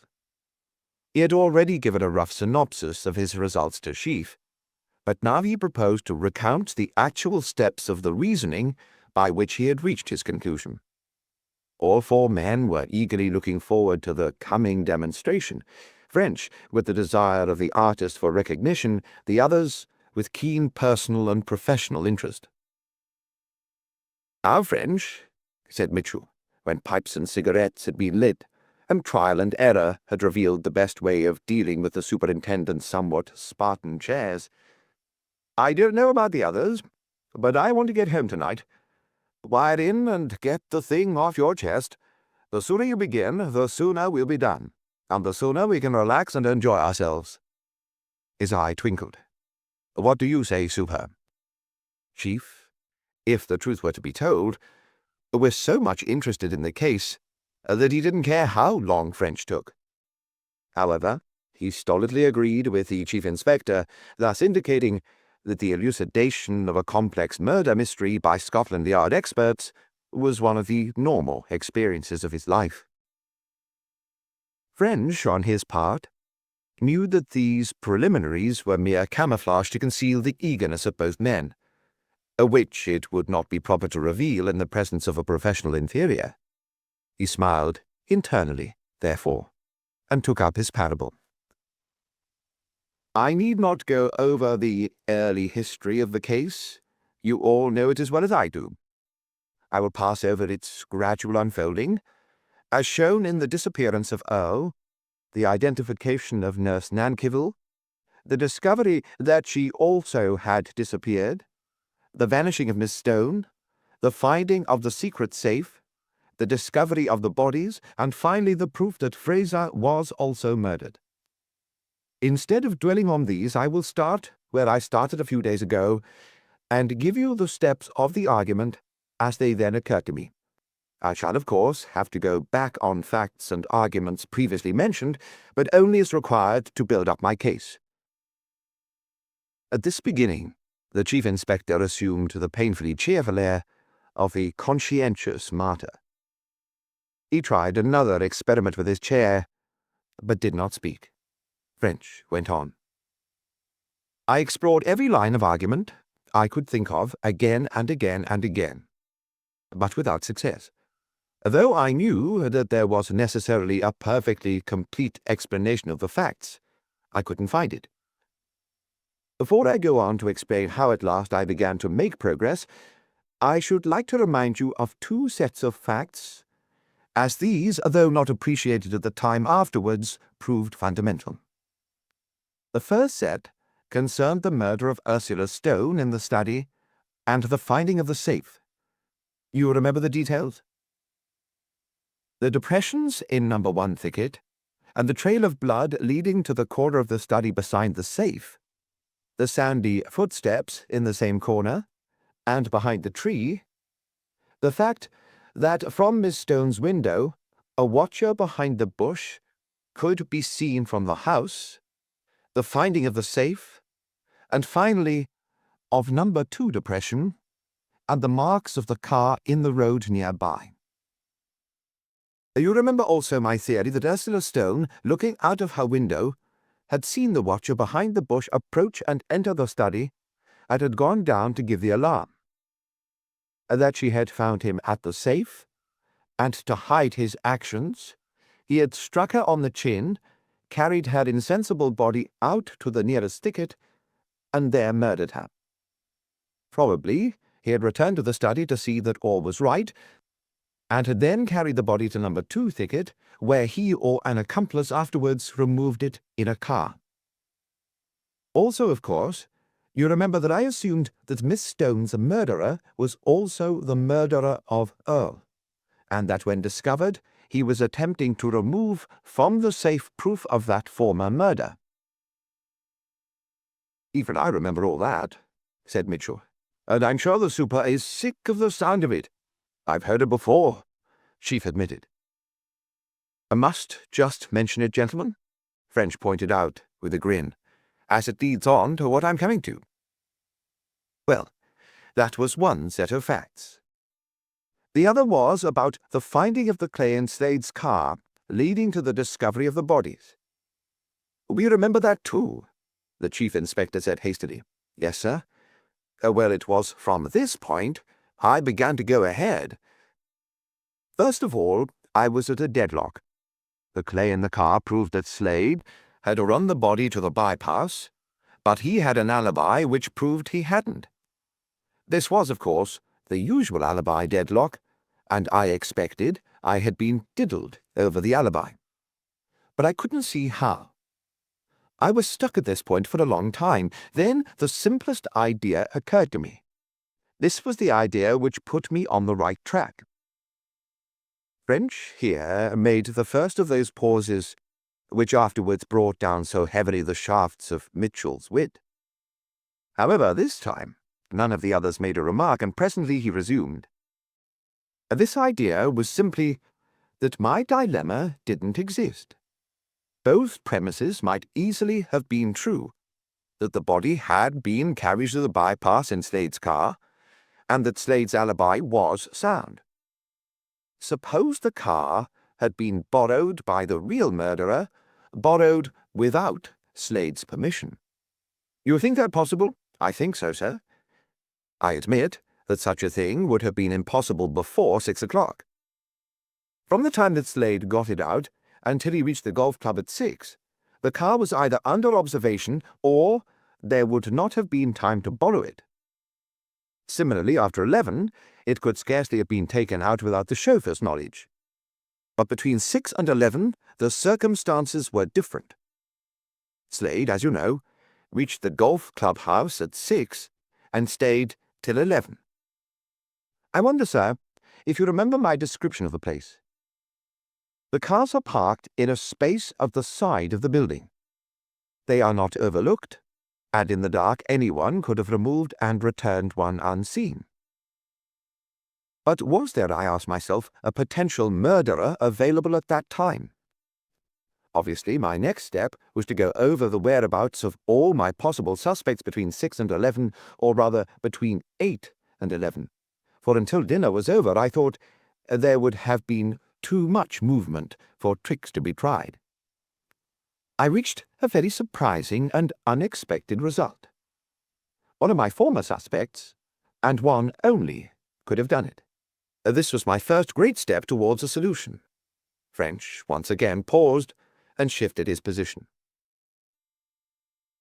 French always waits at this sort of stage in a story, the Chief Inspector remarked.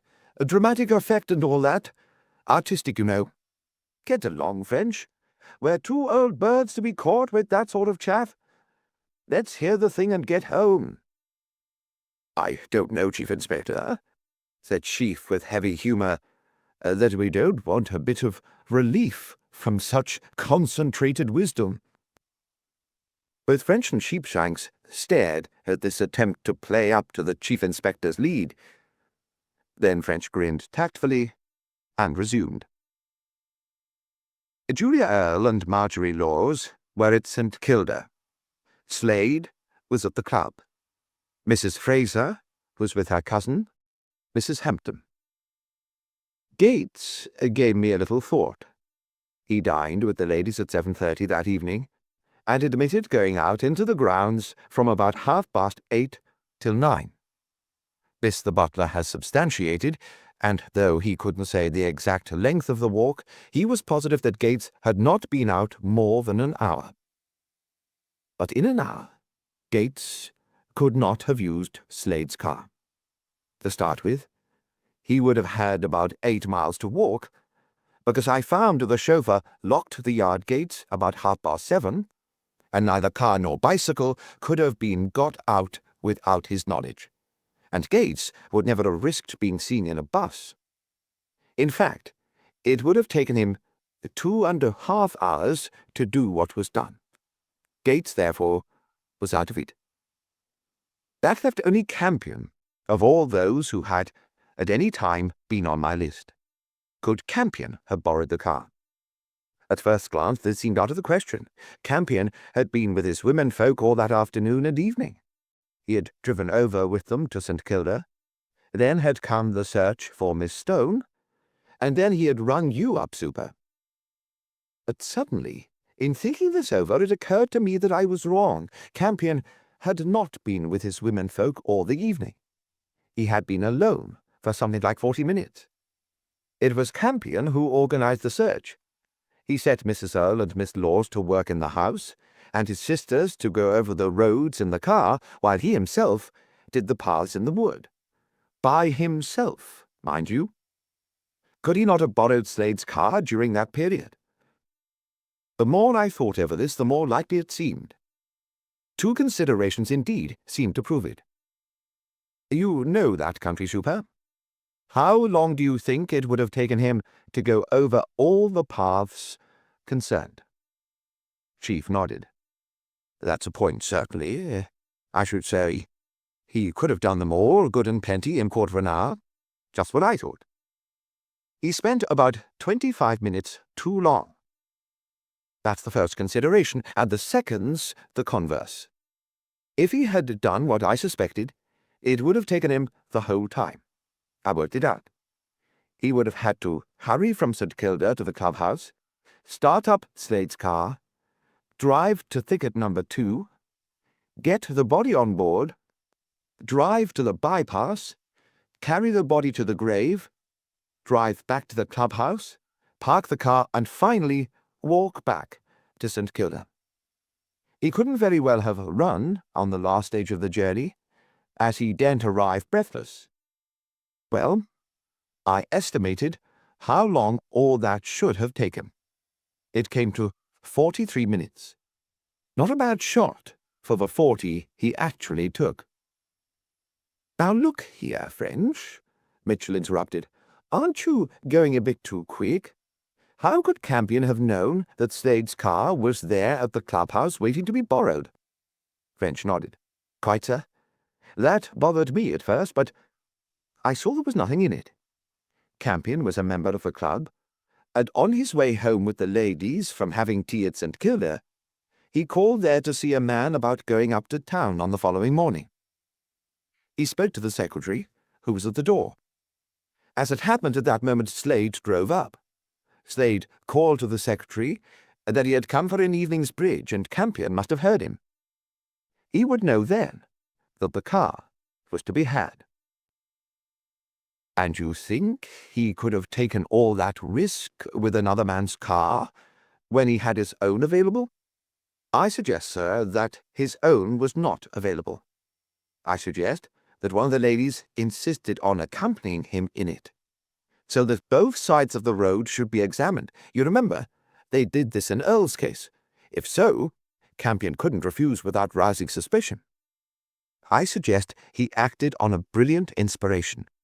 Of course, this is guesswork, and I don't insist on it. My case is simply that he took Slade's car. Very well, we'll pass that. But Campion couldn't have committed the murder, nor could he have buried the body. He could only have supplied transport. Quite. But my point is that no one but he could have supplied transport. The thing at least was suspicious enough to make me concentrate on Campion. I switched off to consider again whether he could have taken any part in the other murders. I did not see how he could possibly have killed Fraser without arousing suspicion, and it was clear that if someone else had put the poison into the old man's medicine, Campion could have played an equally vital part in the murder.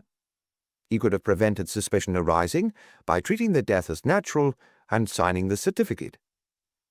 There was, of course, no proof that he had done so. Fraudulently, of course, I mean. On the other hand, there was nothing inconsistent in it.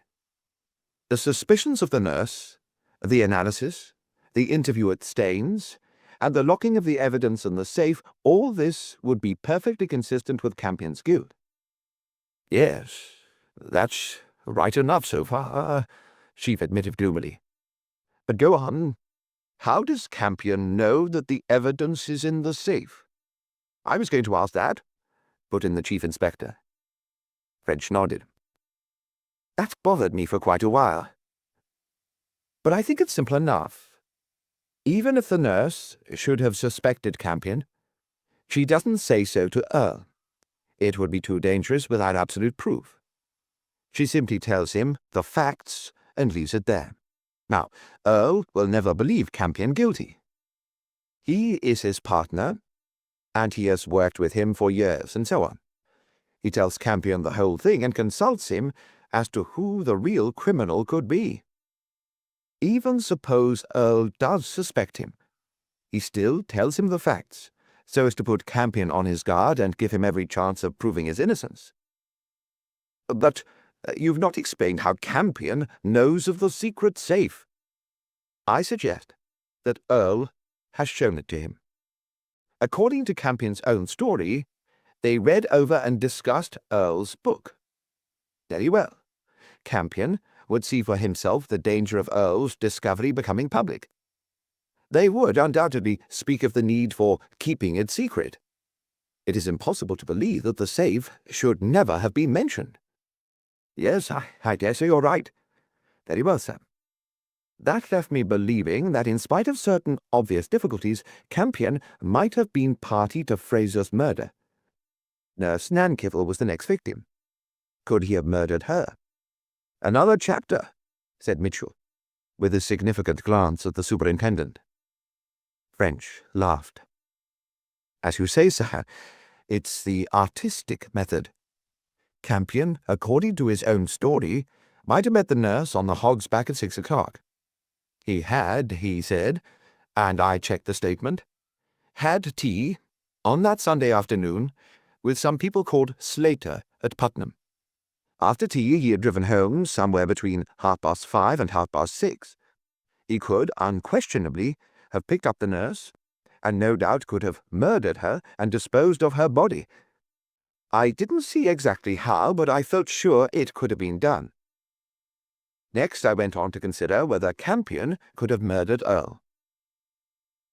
I had gone into this when I had suspected him of stealing the manuscript, and I had found Campion had an alibi. You remember it, I'm sure. He was with his womenfolk at the time, or within a minute or two of the time of the murder. I thought over the thing for long enough, and I felt I could break the alibi down. There was too much independent evidence. This was my second great difficulty, and it stuck me for a long time. But like the first, I saw that it was no difficulty at all. French paused again, and Mitchell seized on the delay. Short, that. Short, but pithier, super. He feels all these tricks are necessary to make it go, said Chief, continuing to be heavily humorous. Of course.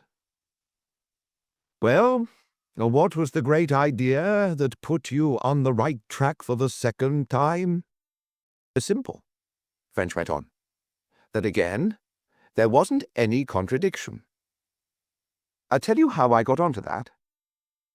I dropped this question of Earle's murder and went back to that of Ursula Stone. Now, in Ursula Stone's case, Campion could have provided transport, but could neither have committed the murder nor buried the body. Hence, obviously, Campion must have had an accomplice. Now, I asked myself, could this accomplice have murdered Earle? The others nodded appreciatively. "And were you able to answer it?" Mitchell asked. "Yes, sir. Though not quite in the way I thought at first. This idea involved going over, once again, everyone who could possibly be suspected, because the conditions of suspicion were now altered. Could there be anything between Campion and Mrs. Fraser? There might, but I'd never heard such a thing whispered. I took a note to make inquiries. An entanglement with Mrs. Earle would not account for Fraser's death. Nor would dealings between Campion and Miss Laws, Miss Stone, or Slade. Gates was left, and when I thought about Gates, he seemed to fill the bill. Gates was hard up. Gates would benefit to the tune of £30,000 or thereabouts by his uncle's death. What was more, Gates was associated with Campion at race meetings. Campion was reported to be hard up. I asked myself whether these two had conspired to murder Fraser and to share the proceeds, and had been forced into these other 3 murders to keep their secret from leaking out. Quite good theory, Mitchell approved, but still only theory. French agreed.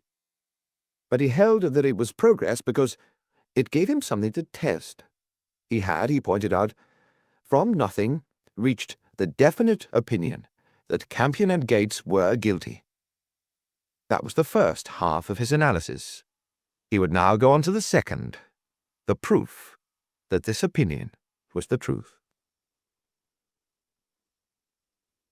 Chapter 23. And establishes it.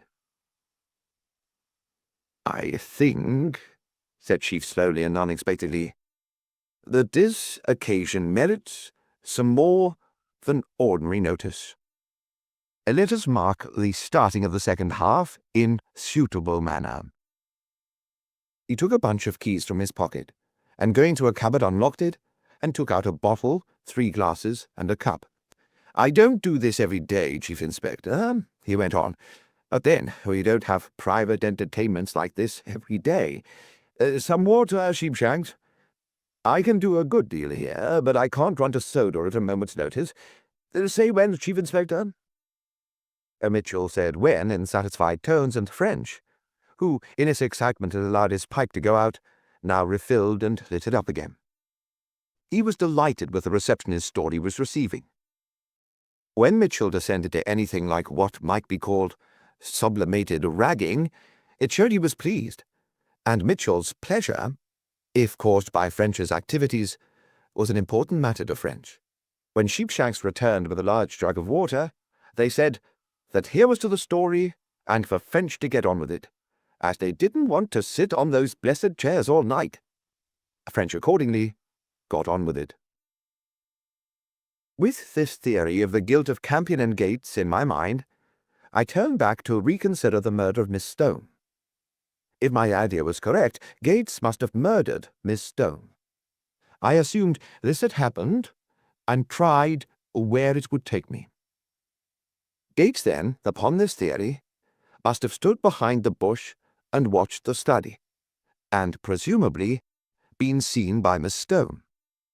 Why should he do so? Obviously, I thought, to wait for the window to be opened for him. If so, who would open it for him? Obviously, again, his accomplice Campion. Had Campion done so? If Campion had, it must have been during the visit to St. Kilda between 5:15 and 6 p.m. But Campion was with the others during that visit. This bothered me for long enough. "Even I," murmured Mitchell, "can see the way out of that." "Yes, sir. I saw it myself after a while.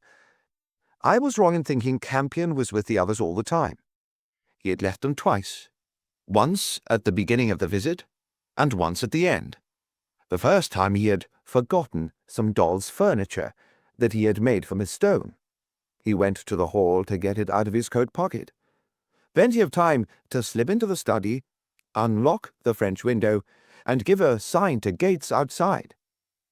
Incidentally, I thought, was it likely, a man like Campion, who was so frightfully keen on his hobby, should forget the furniture. I didn't think it was likely at all. The second time Campion left the others was just before they came away. He went out to start up the car. That would have given him time to lock the window again, which, though perhaps not quite necessary, would prevent attention being concentrated on the study. It must be noticed here that there was not the slightest necessity to start up the engine before they were ready to leave. The engine was warm.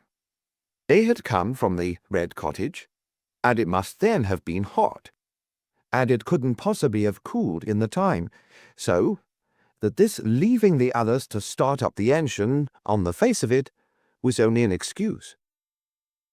French stopped to finish his whiskey, which he had been slowly eking out as he talked.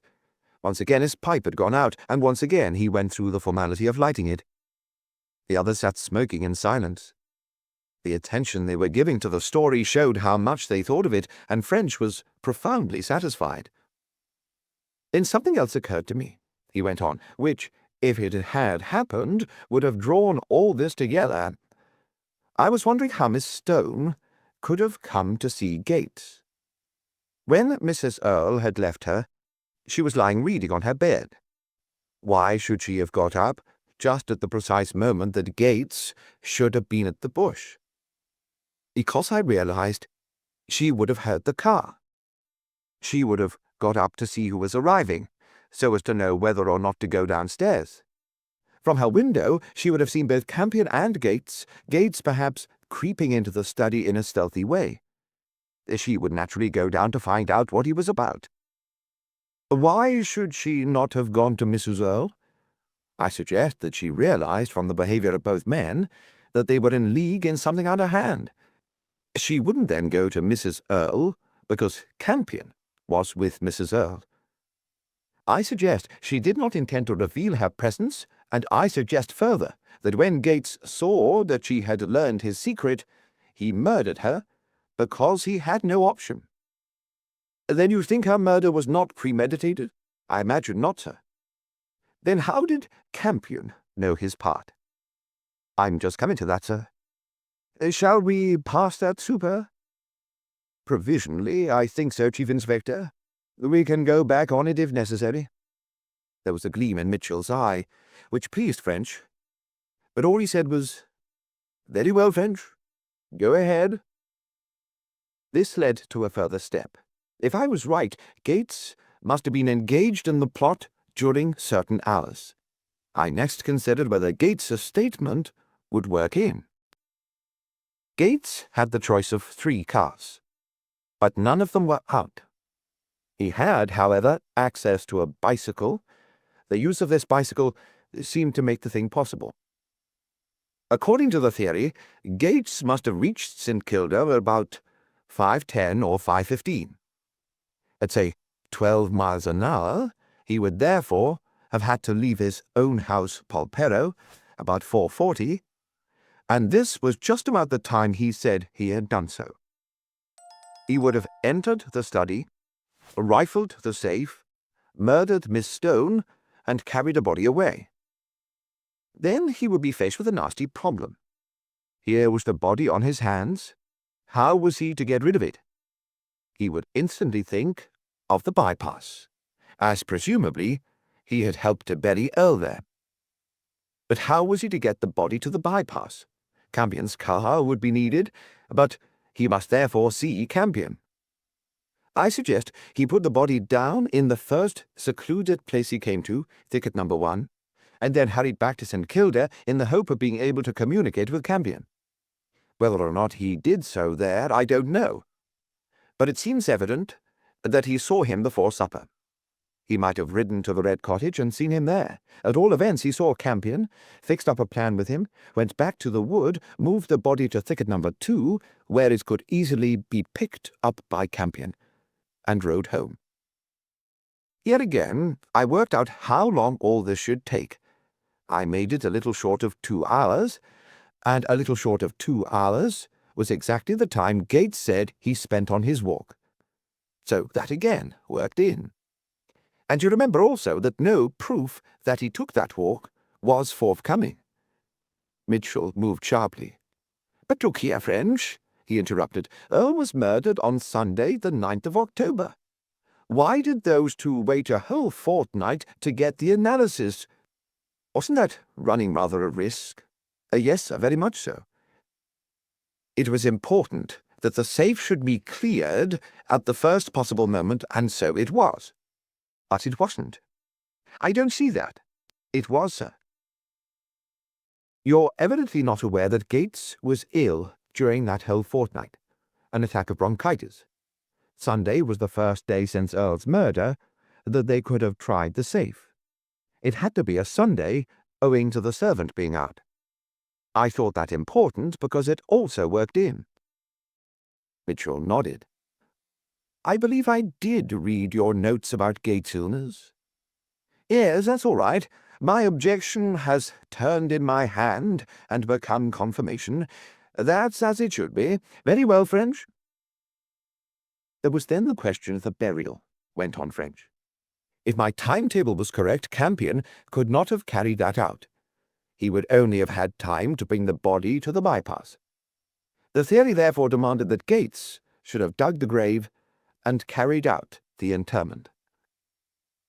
In working out Campion's suggested movements, I had estimated that he must have reached the bypass about 8:35.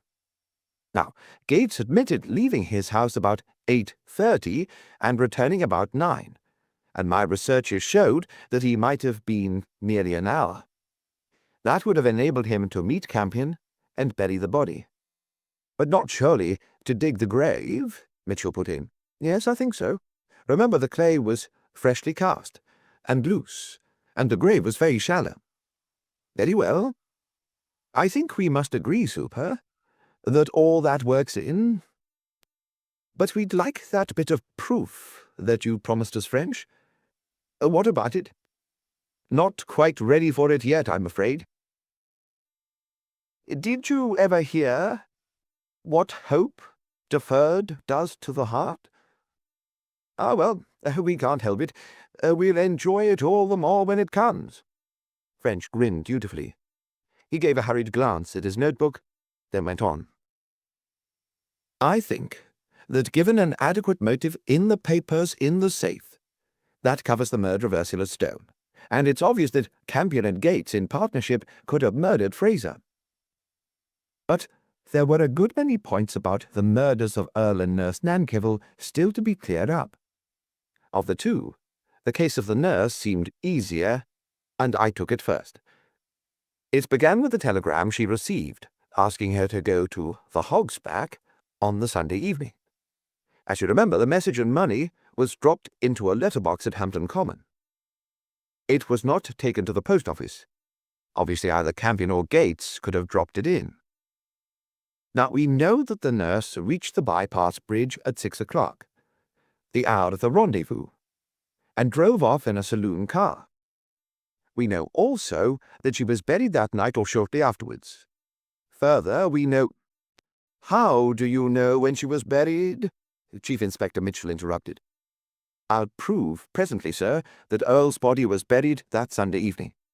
The nurse's was in the same grave, hence must have been buried at the same time. Besides, the position in the bank proves it approximately. Both bodies were just below the surface of where the tip extended to on that evening." "Very good. Go ahead." "As I've already stated, Campion could have met the nurse on the Hog's Back at 6 o'clock, murdered her, and hid the body. I cannot prove he did so. I simply show that he could have, and let the proof hinge on the general circumstances of the other murders." "Where could he have hidden the body?" "In the bushes, between the road and the bypass. I've been over the ground, and there are lots of suitable places. Remember, it was dark about 6, and the burial must have taken place about 9. The body would only have to remain hidden for about 3 hours. It's certainly possible. I suppose we might provisionally pass that, Super?" "Pending the proof we're waiting for. I think so." "Ah, yes. We must have that proof." "Well, French, Let's hear what you have to say about Earle.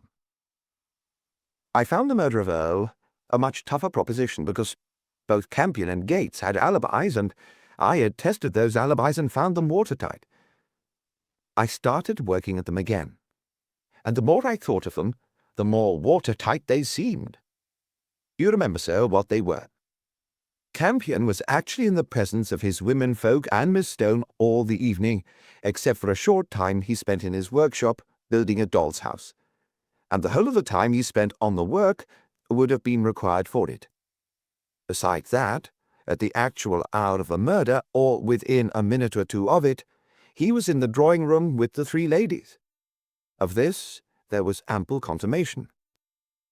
Then as to Gates. Gates walked from his own house to Galbraith's and back. The time he took would all have been required for the walk. Moreover, he actually was at the door of Mr. Galbraith's house at, or within a minute or two, of the hour of the murder. It seemed impossible that either of these two could have been guilty. However, by this time I was satisfied that somehow or other both alibis had been faked, and I felt it was up to me to find out how. The first thing I went into was the question, must the hour of the murder necessarily correspond with that of the disappearance? I came to the conclusion that it must. It seemed to me to be proved by Earle's clothes. If he had been going any distance to keep an appointment, he would have put on outdoor shoes and a coat and hat. He went out of the sitting-room, I felt sure, because someone came to the window and beckoned him, and I felt equally certain he had then been knocked senseless. Obviously, he had expected to be out for a moment only. There was then no relief from the difficulty that way, and I just settled down to it. I took Campion first, and at once I saw a difference in what I might call the strength of his alibi at various times. Before 8 o'clock, on that Sunday night, Campion was at dinner with his household. At 9:20 he was again with the three ladies. Also for 5 minutes, from about 8:30 till about 8:35, the same thing applied. And this alibi, I felt, simply could not be broken. All three ladies were sure of the facts. But I saw that the alibi for the intermediate periods was not so overwhelming. From 8 till 8:30, and from 8:35 till 9:20, Campion was not actually in anyone's presence. He was alone, ostensibly in his workshop, making a doll's house. The only proof he had of this presence there was that it would have taken him all the time to carry out the work. It therefore occurred to me to wonder, had he done the work at that time? I concentrated on this doll's house affair, and presently two things occurred to me which made me suspect I was on the right track. The first was that the thing was entirely Campion's own suggestion. Nothing had occurred to lead up to his offer, and there was no real reason why he should have done the work then. The house could have been sent after Miss Stone. Admittedly, Campion himself had given me a reason, that he was tired of the ladies' society and wanted an excuse to get away from them, and this, of course, might be true. At the same time, the mere fact that he had thought it necessary to give me this explanation was in itself suspicious. The other consideration was more convincing. Campion had first shown the separate parts to Miss Stone, as they had arrived from the handicrafts people. He had then brought the partially assembled house into the drawing-room at 8:30, when he went in ostensibly to consult Miss Stone on the outside finish.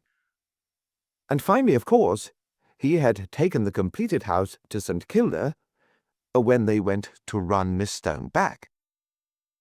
Did this, I asked myself, not show evidences of design? Was it not done to establish the fact that that work at the house had really been in progress at that period? I thought it looked fishy, and I noted incidentally that the conversation about Miss Stone's returning in the bus looked very like an attempt to fix the hour at which he had been in the drawing-room. French made his little pause, but none of the others commented. They were indeed paying him the compliment of a very close and undivided attention. French began to experience the first fruits of his reward. By this time I had no doubt at all that I was on the right track, though I still couldn't see how to break down the alibi. Then I thought, suppose, for argument's sake, the doll's house affair was faked, and that Campion had been free during those two periods, 8 to 8:30 and 8:35 to 9:20. What could he have done? Obviously, he could not have murdered Earle. Earle was murdered at 8:40, and Campion couldn't possibly have got to St. Kilda in time. Assume, therefore, that Gates, in spite of his alibi, had carried out the actual murder. How could Campion have helped? This bothered me for long enough. Then I thought I saw it. Transport again. Gates was at his house at 8 o'clock, and if he was to get to St. Kilda in time, he must have been taken there in a car. Wait a minute, Chief interrupted. What about the bicycle? I thought of that, Super, French answered. In the first place, the bicycle was locked up at that hour. But there was more in it than that. The body had to be taken back to the bypass, and that could not have been done on the bicycle. It meant a car. But if a car was going with the body in any case, wouldn't Gates also go in the car? This hurry job to get the body buried before about 9:30, the bicycle would be too slow. Therefore, Gates couldn't have taken the bicycle to St. Kilda, as he would have had no way of getting it back. Therefore, he would have needed a car. Could Campion, I thought at last, in his first workshop period, have run Gates to St. Kilda, and in his second have run both Gates and Earle's body to the bypass? Here at once I was on to a snag. It was impossible to take the car out of the garage at the Red Cottage without its being heard from the house. I cursed over this for a while, and then I remembered that the drive was level, and that it would be possible with Campion's light car to push it in and out of the garage by hand. Chief made a movement. I think this tale deserves another toast, he rumbled. Say when, Chief Inspector? When, said Mitchell again in satisfied tones. Then to French, "'Pon my soul, French, it's going like a Sexton Blake. What do you say, Super?" He should give up his job and take to writing for the films, Chief said heavily. More money in it than working for the Yard anyhow, Chief Inspector. There could scarcely be less, Mitchell agreed smoothly.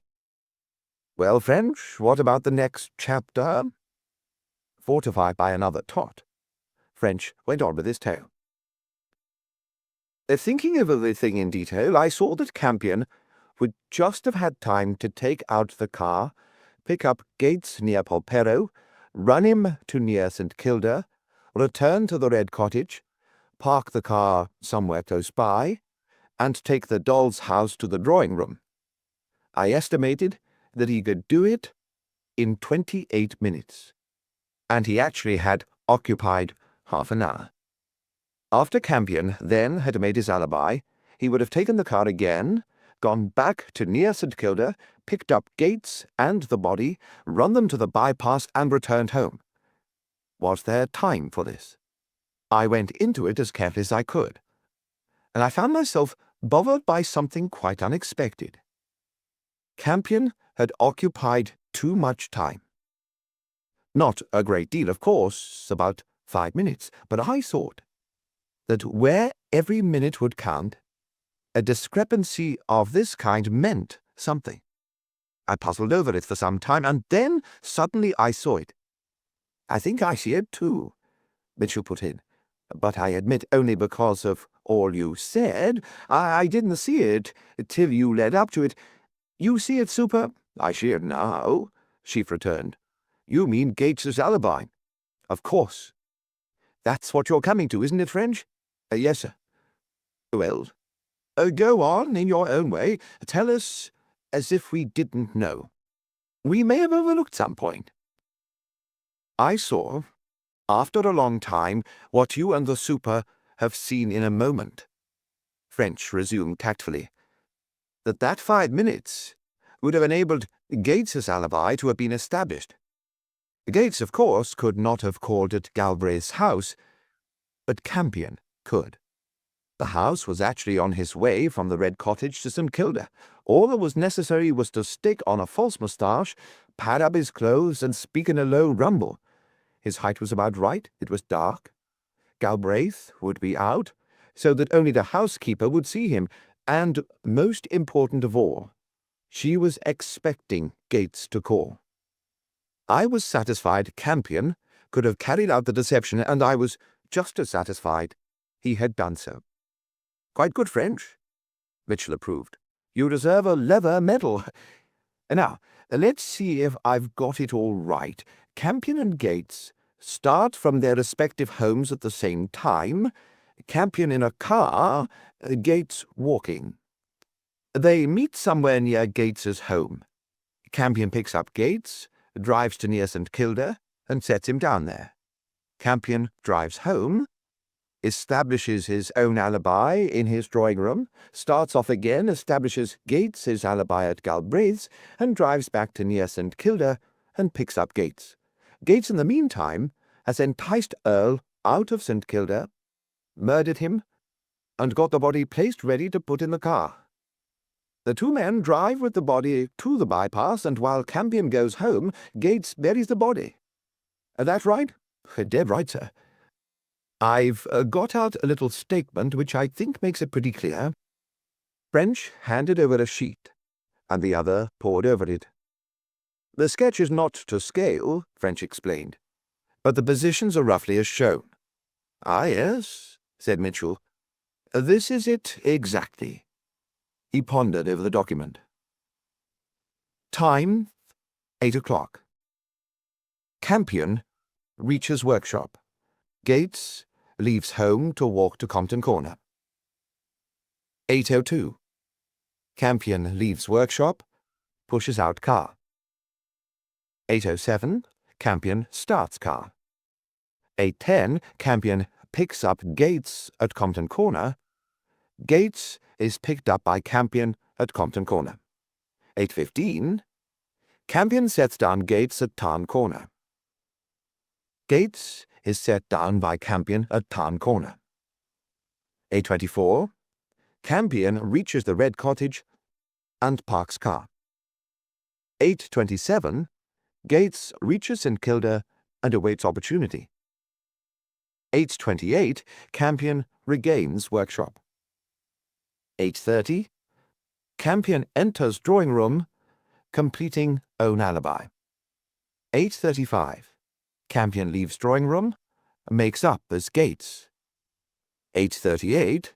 Campion leaves workshop. 8:40. Gates commits murder. 8:41. Campion starts car. 8:44. Campion calls at Galbraith's. 8:48. Campion completes faking of Gates's alibi. Gates has body on road, ready to load up. 8:56. Campion picks up Gates and body near St. Kilda. Gates is picked up with body by Campion. 9:08. Campion leaves body in grave. Gates assists to leave body in grave. 9:14. Campion reaches the Red Cottage and puts car in garage. 9:20. Campion reaches drawing room. 9:30. Gates reaches Polperro after burying body. 8:40.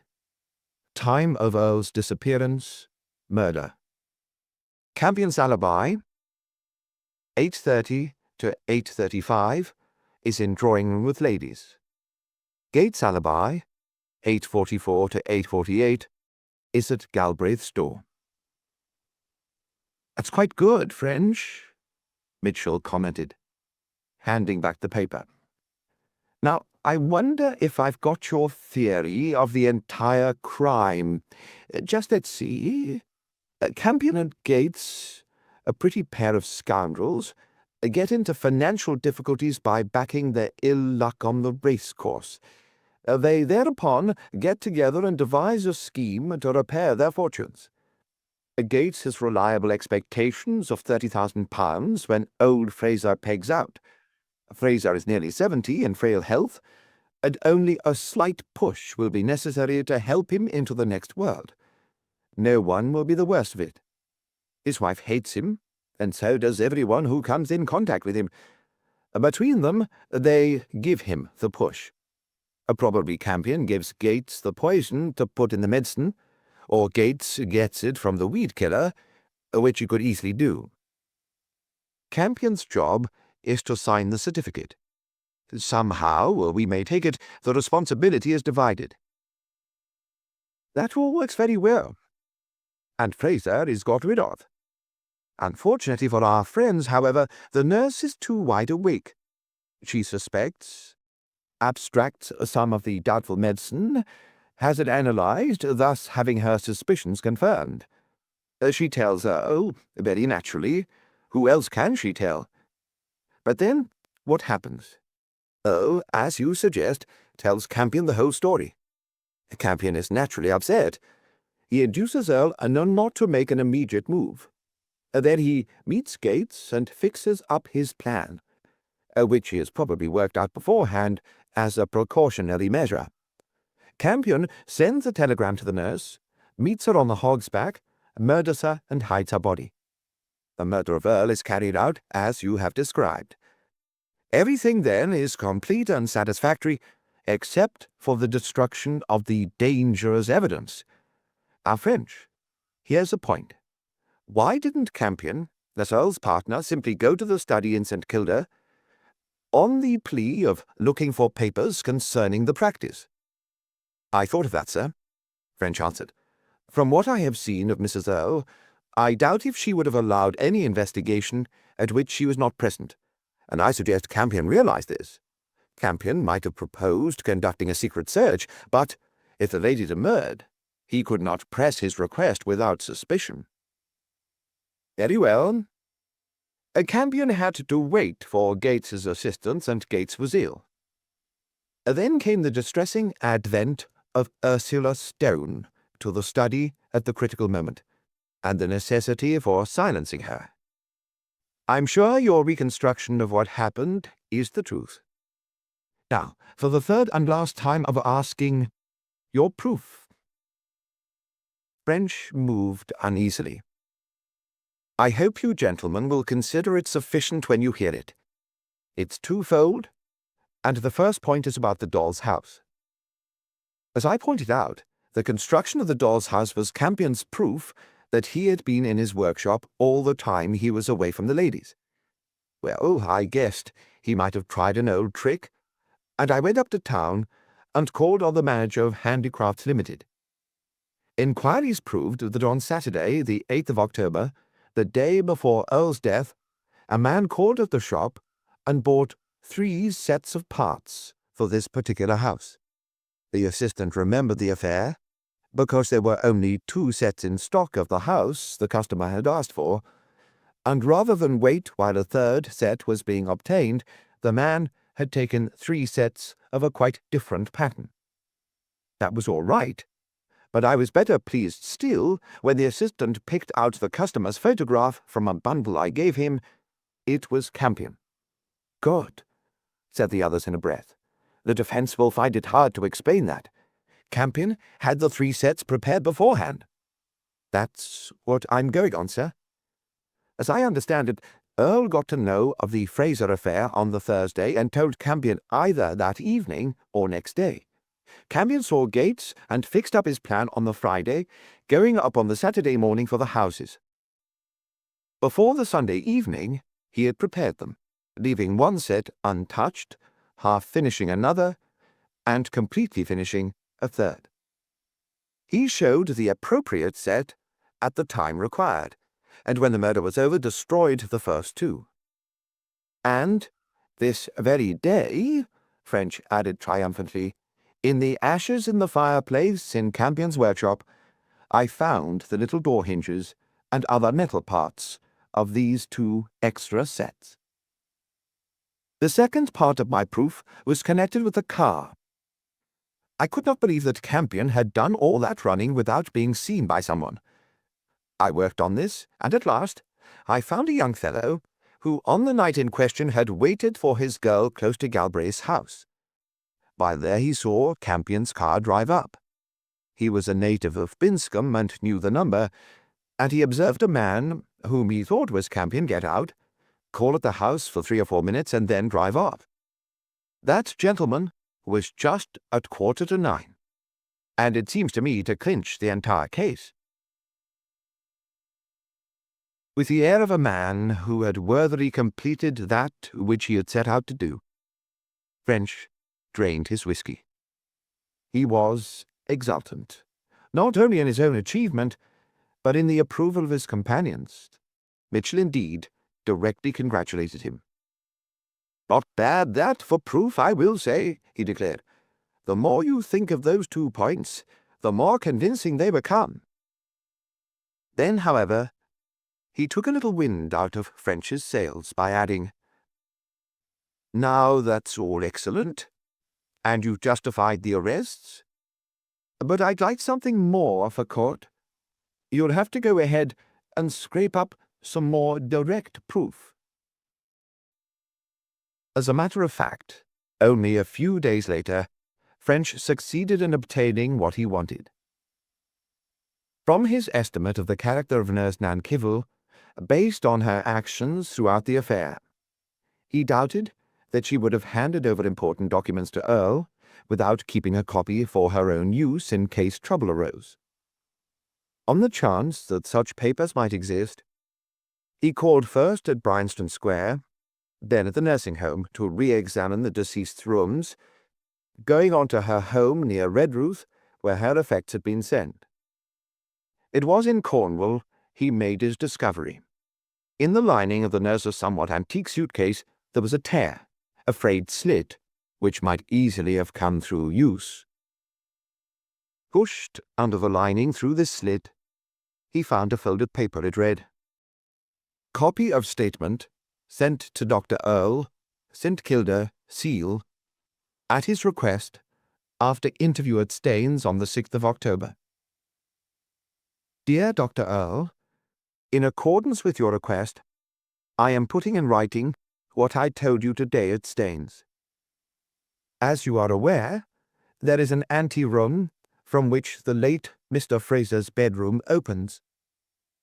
On the wall of this ante-room hangs a mirror, and it just happens that if the door between the 2 rooms is open, a person entering the ante-room from the lobby can see through the mirror into the bedroom.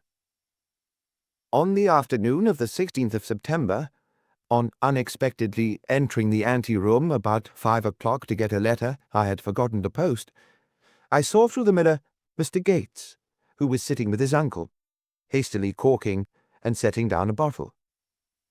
I kept my eye on the bottle, and saw that it was one of Mr. Fraser's medicines. Mr. Fraser was asleep. At the time I thought nothing of the matter, but from then I noticed that after taking that medicine, Mr. Fraser grew rapidly worse. It had occurred to me how like the symptoms of Mr. Fraser's disease were to those of arsenic poisoning, and though I didn't exactly suspect anything, I experimented with the medicine. Once or twice I didn't give it, pouring the doses into another bottle, which I determined to keep for analysis, should such seem necessary. On these occasions Mr. Fraser seemed better than when he had the medicine.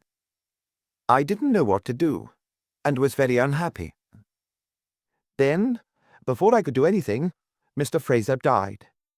Again I didn't know what to do. I suspected, but I wasn't sure, and to make a mistake in such a thing would have ruined me. I did nothing. Perhaps I was wrong. I'm not trying to justify myself, only to say what happened.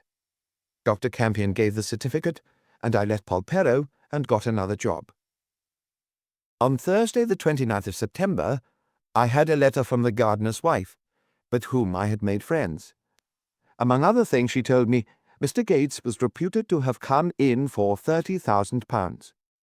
This made me think, and all my suspicions came back. I didn't know what to do, but at last I felt I should not be justified in withholding what I knew.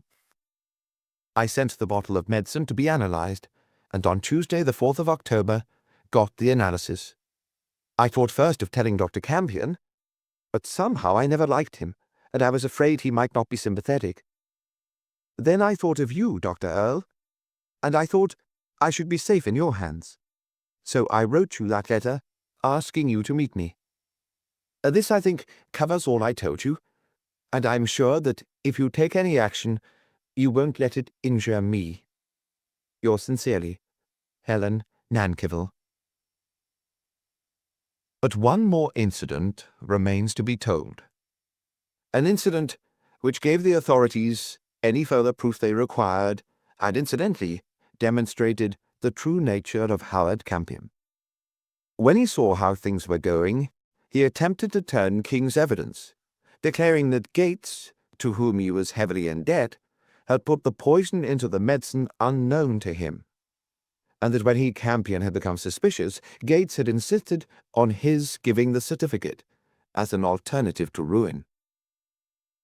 On this statement, Campion could be questioned, and French, by a searching interrogation, succeeded in breaking it down, and establishing that Campion himself had been the moving spirit in the affair. Campion had used arsenic, partly because the symptoms fitted in with the disease Fraser actually had, but also because, in case of discovery, the use of this poison would not be attributed to a doctor, but probably to Gates, who had ready access to the weed-killer. Actually, he had given the arsenic to Gates, who in his turn had put it in the medicine. Campion's attempt to save himself at the expense of his accomplice therefore failed. Neither man could deny the motive, which French's further investigation fully established. Campion was in debt about £4,000, and Gates about £7,000. The scheme to murder Fraser had been broached in a conversation on their joint troubles. Neither man, however, felt he could carry through the affair alone, and they formed a criminal conspiracy to commit the deed, sharing the spoils. After a trial of worldwide interest, both men suffered the extreme penalty of the law. As a result of the case, two unexpected alliances materialized. Mrs. Fraser, seized with a loathing of Polperro and everything connected with it, sold it, and went to the Argentine, taking with her as companion no less a person than Alice Campion. Alice had always hated her brother, and had kept house for him solely for financial reasons. Julia Earle, much softened by what she had gone through, married Slade, and went after them. For French, what remained? At first he thought the consciousness of work well done, but then came congratulations from his chief and friend, Sir Mortimer Ellison, Assistant Commissioner of the Yard, with, no, it couldn't be, a hint that the next vacancy, but it was.